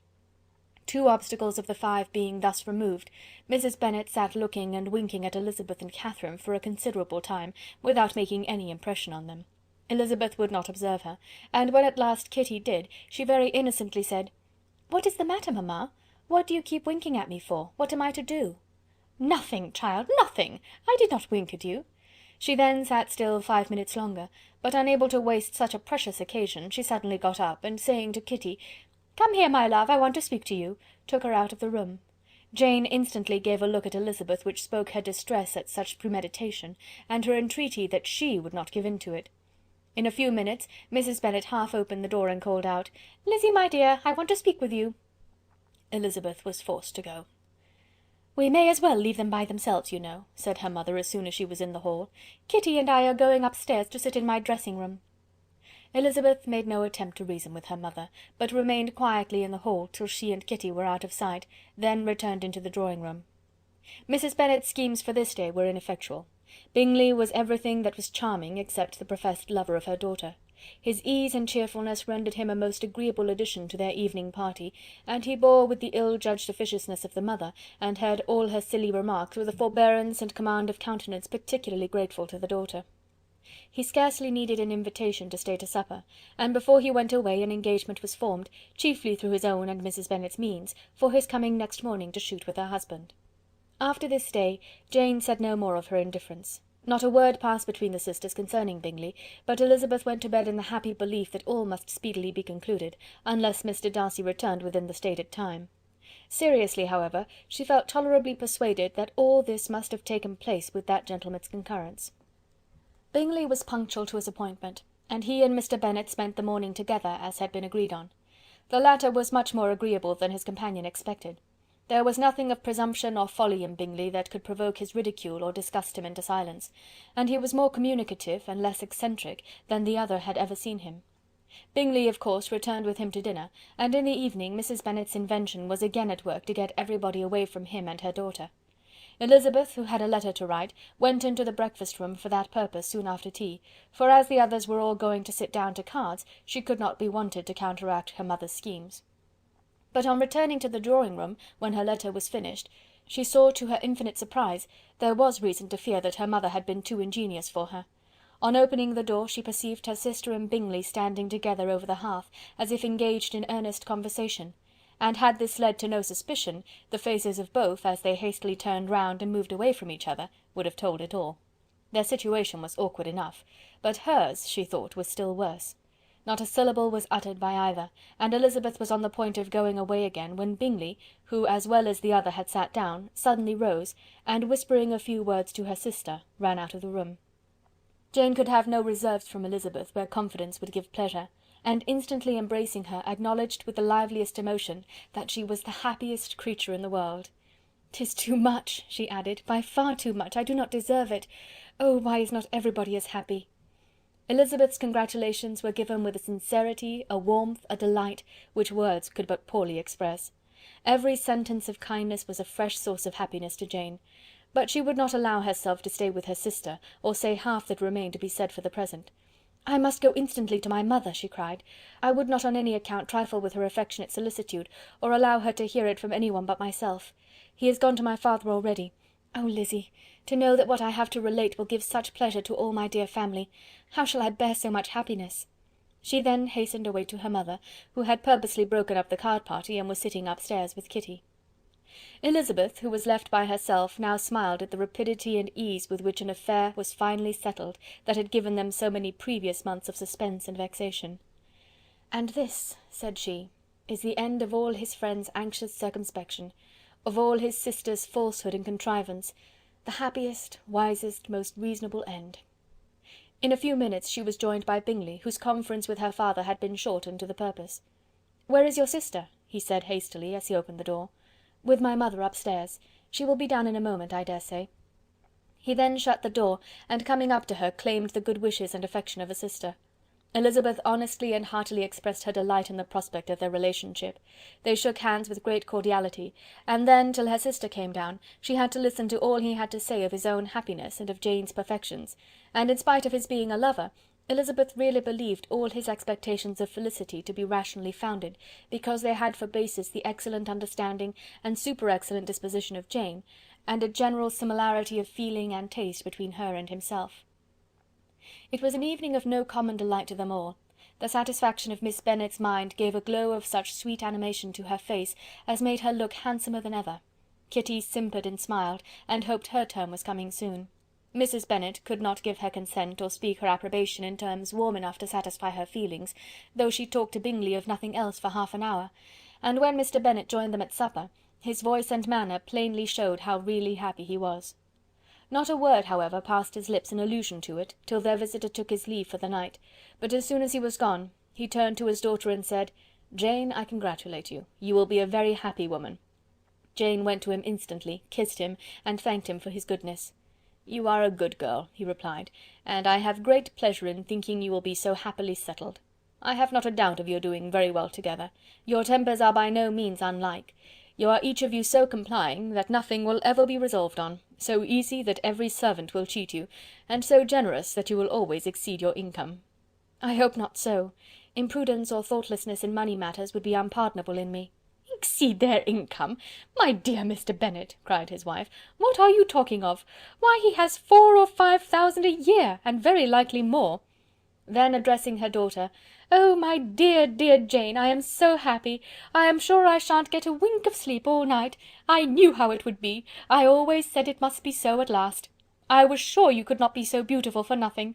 I remember, as soon as ever I saw him, when he first came into Hertfordshire last year, I thought how likely it was that you should come together. Oh, he is the handsomest young man that ever was seen." Wickham, Lydia were all forgotten. Jane was beyond competition her favourite child. At that moment she cared for no other. Her younger sisters soon began to make interest with her for objects of happiness which she might in future be able to dispense. Mary petitioned for the use of the library at Netherfield, and Kitty begged very hard for a few balls there every winter. Bingley from this time was of course a daily visitor at Longbourn, coming frequently before breakfast, and always remaining till after supper, unless when some barbarous neighbour, who could not be enough detested, had given him an invitation to dinner which he thought himself obliged to accept. Elizabeth had now but little time for conversation with her sister, for while he was present, Jane had no attention to bestow on anyone else. But she found herself considerably useful to both of them in those hours of separation that must sometimes occur. In the absence of Jane, he always attached himself to Elizabeth for the pleasure of talking of her, and when Bingley was gone, Jane constantly sought the same means of relief. "He has made me so happy," said she one evening, "by telling me that he was totally ignorant of my being in town last spring. I had not believed it possible." "I suspected as much," replied Elizabeth, "but how did he account for it?" "It must have been his sister's doing. They were certainly no friends to his acquaintance with me, which I cannot wonder at, since he might have chosen so much more advantageously in many respects. But when they see, as I trust they will, that their brother is happy with me, they will learn to be contented, and we shall be on good terms again, though we can never be what we once were to each other." "That is the most unforgiving speech," said Elizabeth, "that I ever heard you utter. Good girl! It would vex me indeed to see you again the dupe of Miss Bingley's pretended regard." "Would you believe it, Lizzy, that when he went to town last November he really loved me, and nothing but a persuasion of my being indifferent would have prevented his coming down again?" "He made a little mistake, to be sure, but it is to the credit of his modesty." This, naturally, introduced a panegyric from Jane on his diffidence, and the little value he put on his own good qualities. Elizabeth was pleased to find that he had not betrayed the interference of his friend, for though Jane had the most generous and forgiving heart in the world, she knew it was a circumstance which must prejudice her against him. "I am certainly the most fortunate creature that ever existed," cried Jane. "Oh, Lizzy, why am I thus singled from my family and blessed above them all? If I could but see you as happy, if there were but such another man for you! If you were to give me 40 such men, I never could be so happy as you. Till I have your disposition, your goodness, I never can have your happiness. No, no, let me shift for myself, and perhaps, if I have very good luck, I may meet with another Mr. Collins in time." The situation of affairs in the Longbourn family could not long be a secret. Mrs. Bennet was privileged to whisper it to Mrs. Phillips, and she ventured, without any permission, to do the same by all her neighbours in Meryton. The Bennets were speedily pronounced to be the luckiest family in the world, though only a few weeks before, when Lydia had first run away, they had been generally proved to be marked out for misfortune. Chapter 56. One morning, about a week after Bingley's engagement with Jane had been formed, as he and the females of the family were sitting together in the dining-room, their attention was suddenly drawn to the window by the sound of a carriage, and they perceived a chaise and four driving up the lawn. It was too early in the morning for visitors, and besides the equipage did not answer to that of any of their neighbours. The horses were post, and neither the carriage nor the livery of the servant who preceded it were familiar to them. As it was certain, however, that somebody was coming, Bingley instantly prevailed on Miss Bennet to avoid the confinement of such an intrusion, and walk away with him into the shrubbery. They both set off, and the conjectures of the remaining three continued, though with little satisfaction, till the door was thrown open, and their visitor entered. It was Lady Catherine de Bourgh. They were, of course, all intending to be surprised, but their astonishment was beyond their expectation, and on the part of Mrs. Bennet and Kitty, though she was perfectly unknown to them, even inferior to what Elizabeth felt. She entered the room with an air more than usually ungracious, made no other reply to Elizabeth's salutation than a slight inclination of the head, and sat down without saying a word. Elizabeth had mentioned her name to her mother on her ladyship's entrance, though no request of introduction had been made. Mrs. Bennet, all amazement, though flattered by having a guest of such high importance, received her with the utmost politeness. After sitting for a moment in silence, she said very stiffly to Elizabeth, "I hope you are well, Miss Bennet. That lady, I suppose, is your mother?" Elizabeth replied very concisely that she was. "And that, I suppose, is one of your sisters?" "Yes, madam," said Mrs. Bennet, delighted to speak to a Lady Catherine. "She is my youngest girl but one. My youngest of all is lately married, and my eldest is somewhere about the grounds, walking with a young man who, I believe, will soon become a part of the family." "You have a very small park here," returned Lady Catherine after a short silence. "It is nothing in comparison of Rosings, my lady, I dare say, but I assure you it is much larger than Sir William Lucas's." "This must be a most inconvenient sitting-room for the evening, in summer. The windows are full west." Mrs. Bennet assured her that they never sat there after dinner, and then added, "May I take the liberty of asking your ladyship whether you left Mr. and Mrs. Collins well?" "Yes, very well. I saw them the night before last." Elizabeth now expected that she would produce a letter for her from Charlotte, as it seemed the only probable motive for her calling, but no letter appeared, and she was completely puzzled. Mrs. Bennet, with great civility, begged her ladyship to take some refreshment, but Lady Catherine very resolutely, and not very politely, declined eating anything, and then, rising up, said to Elizabeth, "Miss Bennet, there seemed to be a prettyish kind of a little wilderness on one side of your lawn. I should be glad to take a turn in it, if you will favour me with your company." "Go, my dear," cried her mother, "and show her ladyship about the different walks. I think she will be pleased with the Hermitage." Elizabeth obeyed, and running into her own room for her parasol, attended her noble guest downstairs. As they passed through the hall, Lady Catherine opened the doors into the dining parlour and drawing room, and pronouncing them, after a short survey, to be decent-looking rooms, walked on. Her carriage remained at the door, and Elizabeth saw that her waiting-woman was in it. They proceeded in silence along the gravel walk that led to the copse. Elizabeth was determined to make no effort for conversation with the woman who was now more than usually insolent and disagreeable. "How could I ever think her like her nephew?" said she, as she looked her in her face. As soon as they entered the copse, Lady Catherine began in the following manner. "You can be at no loss, Miss Bennet, to understand the reason of my journey hither. Your own heart, your own conscience must tell you why I come." Elizabeth looked with unaffected astonishment. "Indeed you are mistaken, madam. I have not been at all able to account for the honour of seeing you here." "Miss Bennet," replied her ladyship in an angry tone, "you ought to know that I am not to be trifled with. But however insincere you may choose to be, you shall not find me so. My character has ever been celebrated for its sincerity and frankness, and in a cause of such moment as this, I shall certainly not depart from it. A report of a most alarming nature reached me 2 days ago. I was told that not only your sister was on the point of being most advantageously married, but that you, Miss Elizabeth Bennet, would, in all likelihood, be soon afterwards united to my nephew, my own nephew, Mr. Darcy.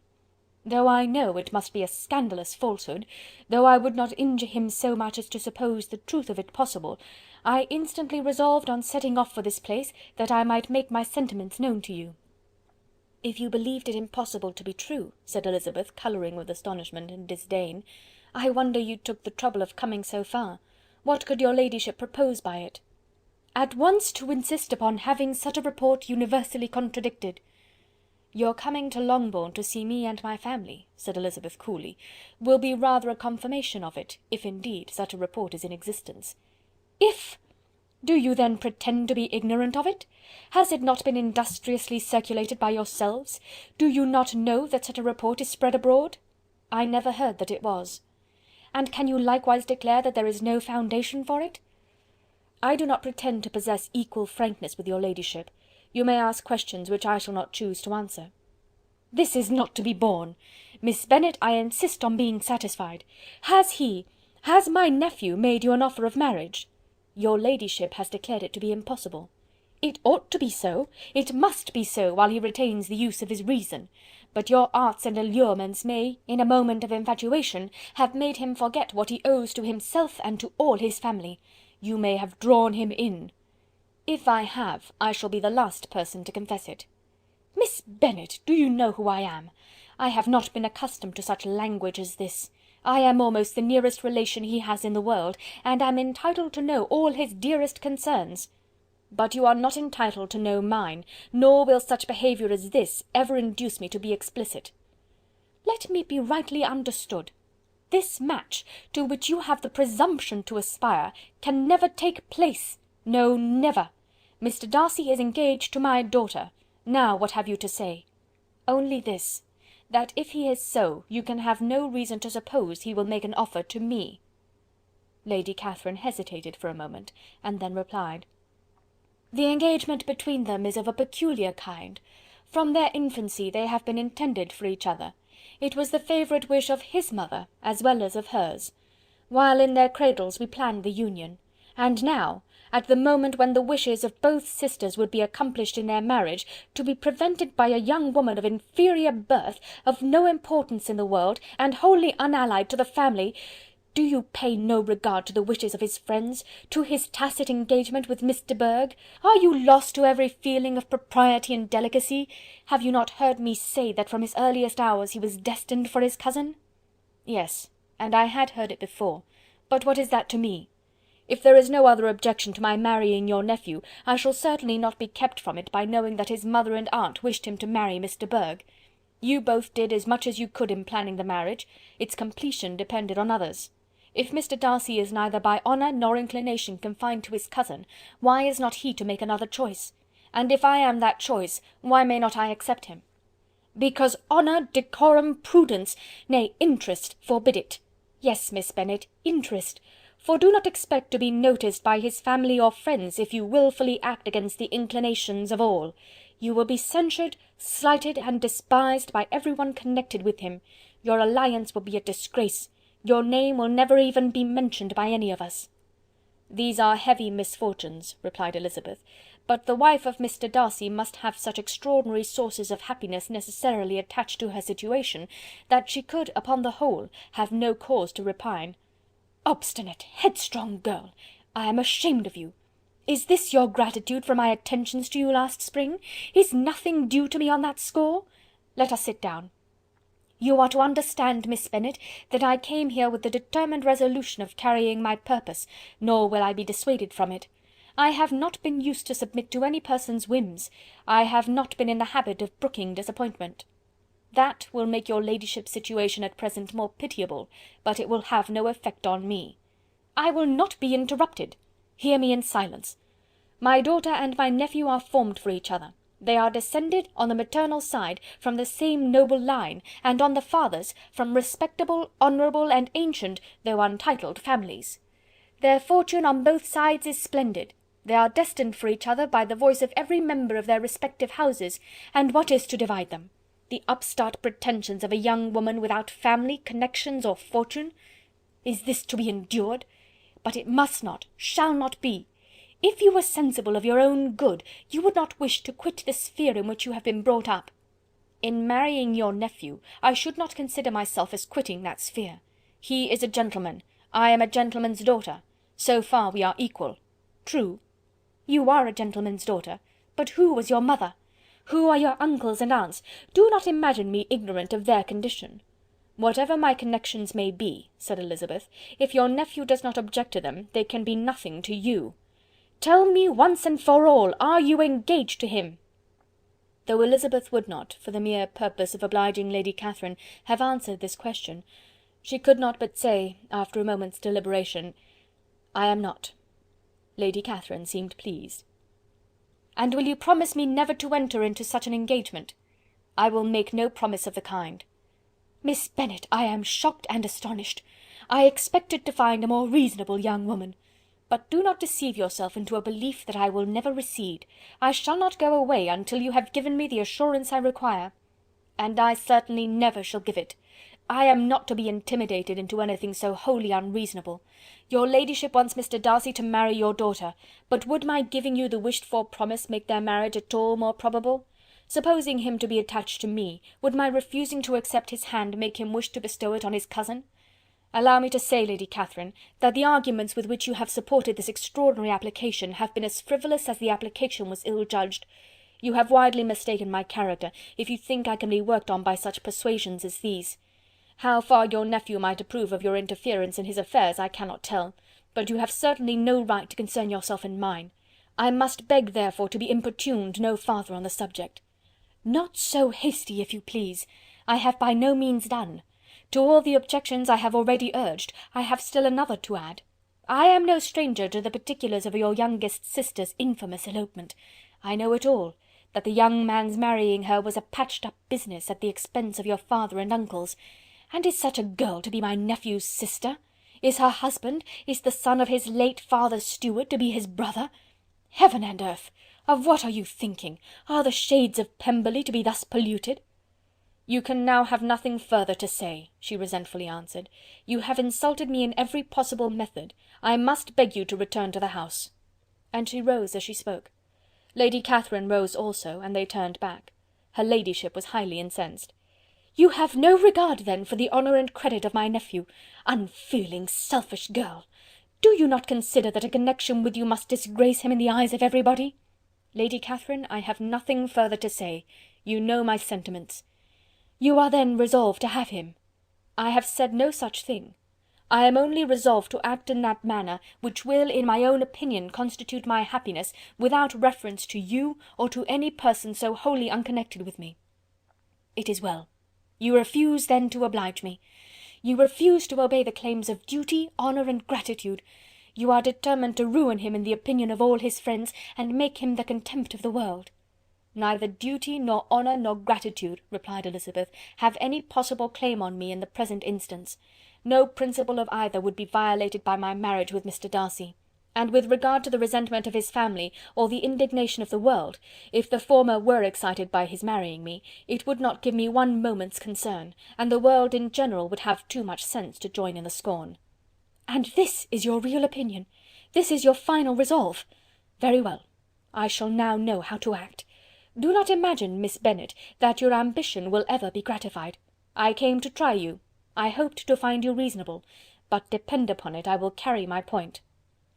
In this manner Lady Catherine talked on, till they were at the door of the carriage, when, turning hastily around, she added, "I take no leave of you, Miss Bennet. I send no compliments to your mother. You deserve no such attention. I am most seriously displeased." Elizabeth made no answer, and without attempting to persuade her ladyship to return into the house, walked quietly into it herself. She heard the carriage drive away as she proceeded upstairs. Her mother impatiently met her at the door of the dressing-room, to ask why Lady Catherine would not come in again and rest herself. "She did not choose it," said her daughter. "She would go."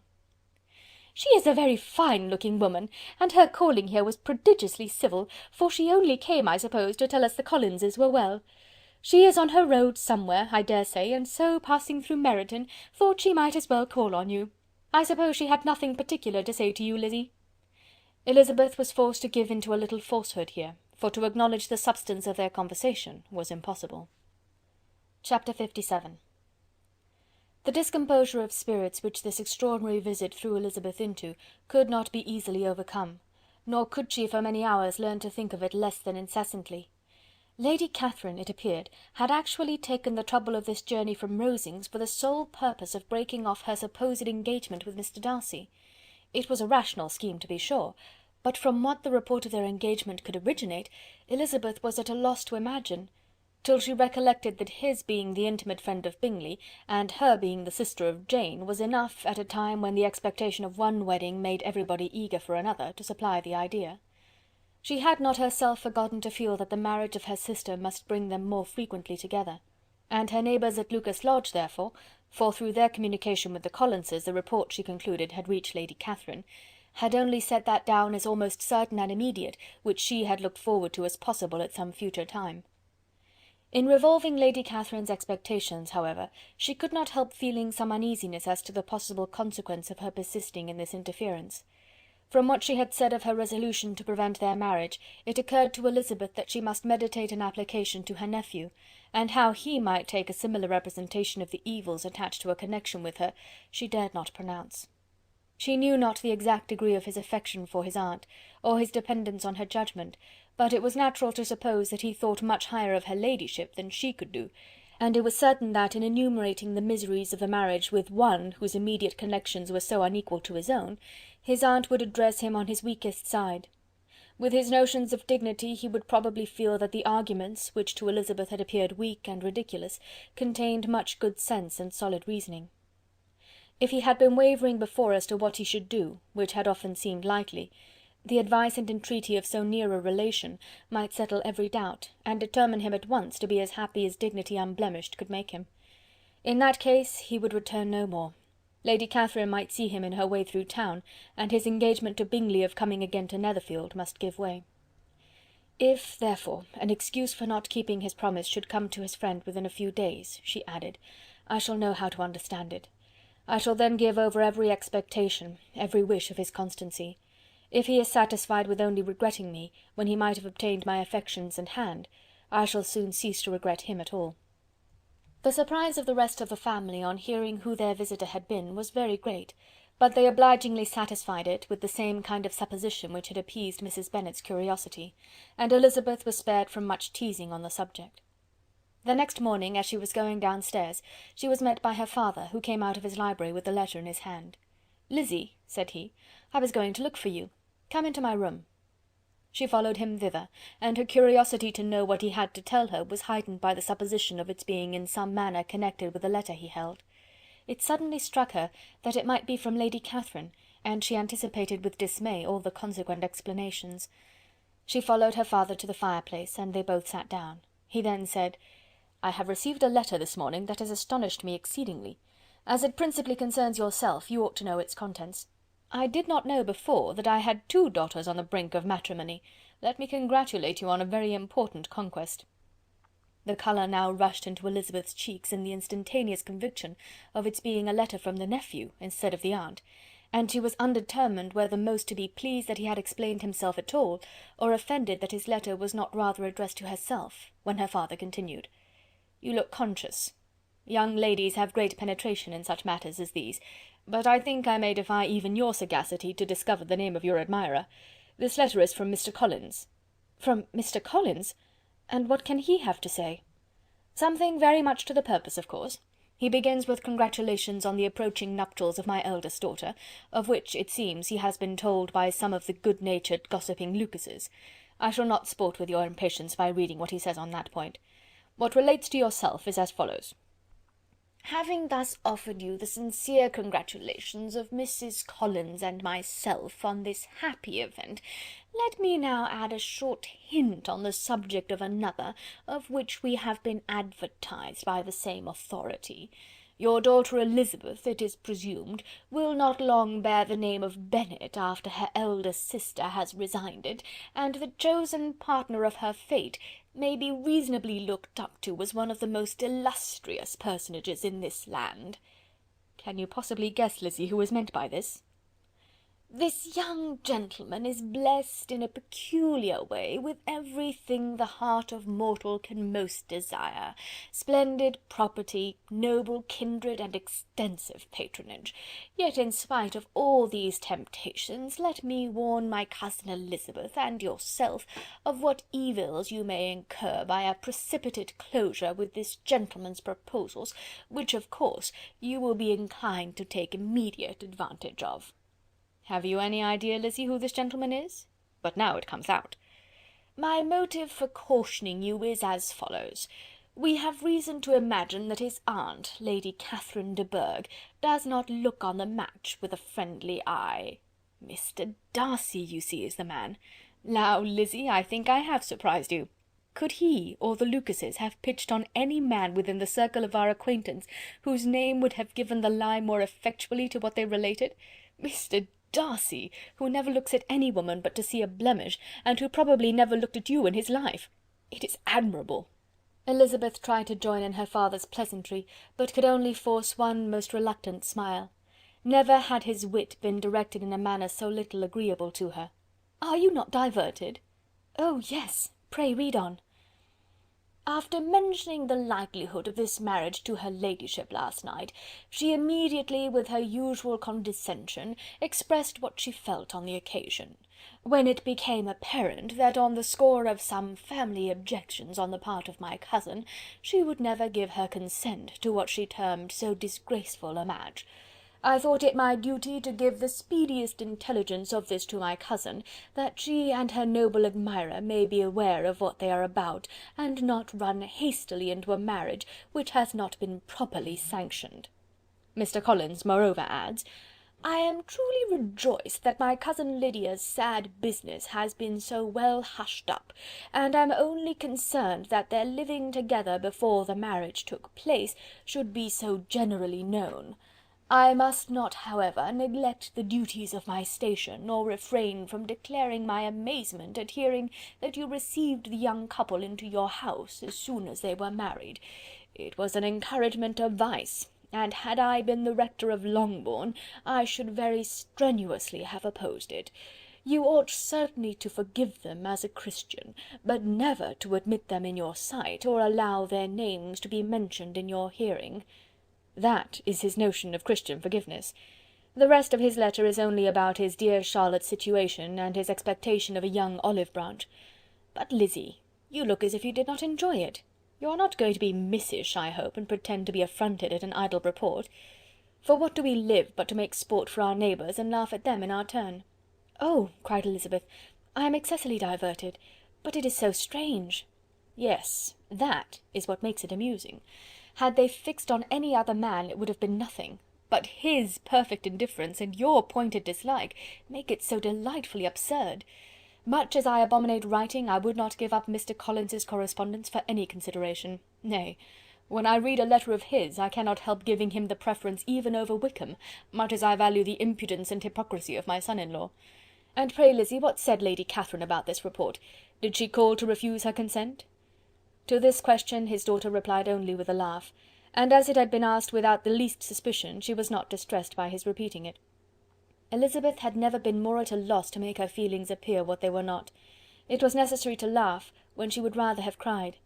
Her father had most cruelly mortified her by what he said of Mr. Darcy's indifference, and she could do nothing but wonder at such a want of penetration, or fear that, perhaps, instead of his seeing too little, she might have fancied too much.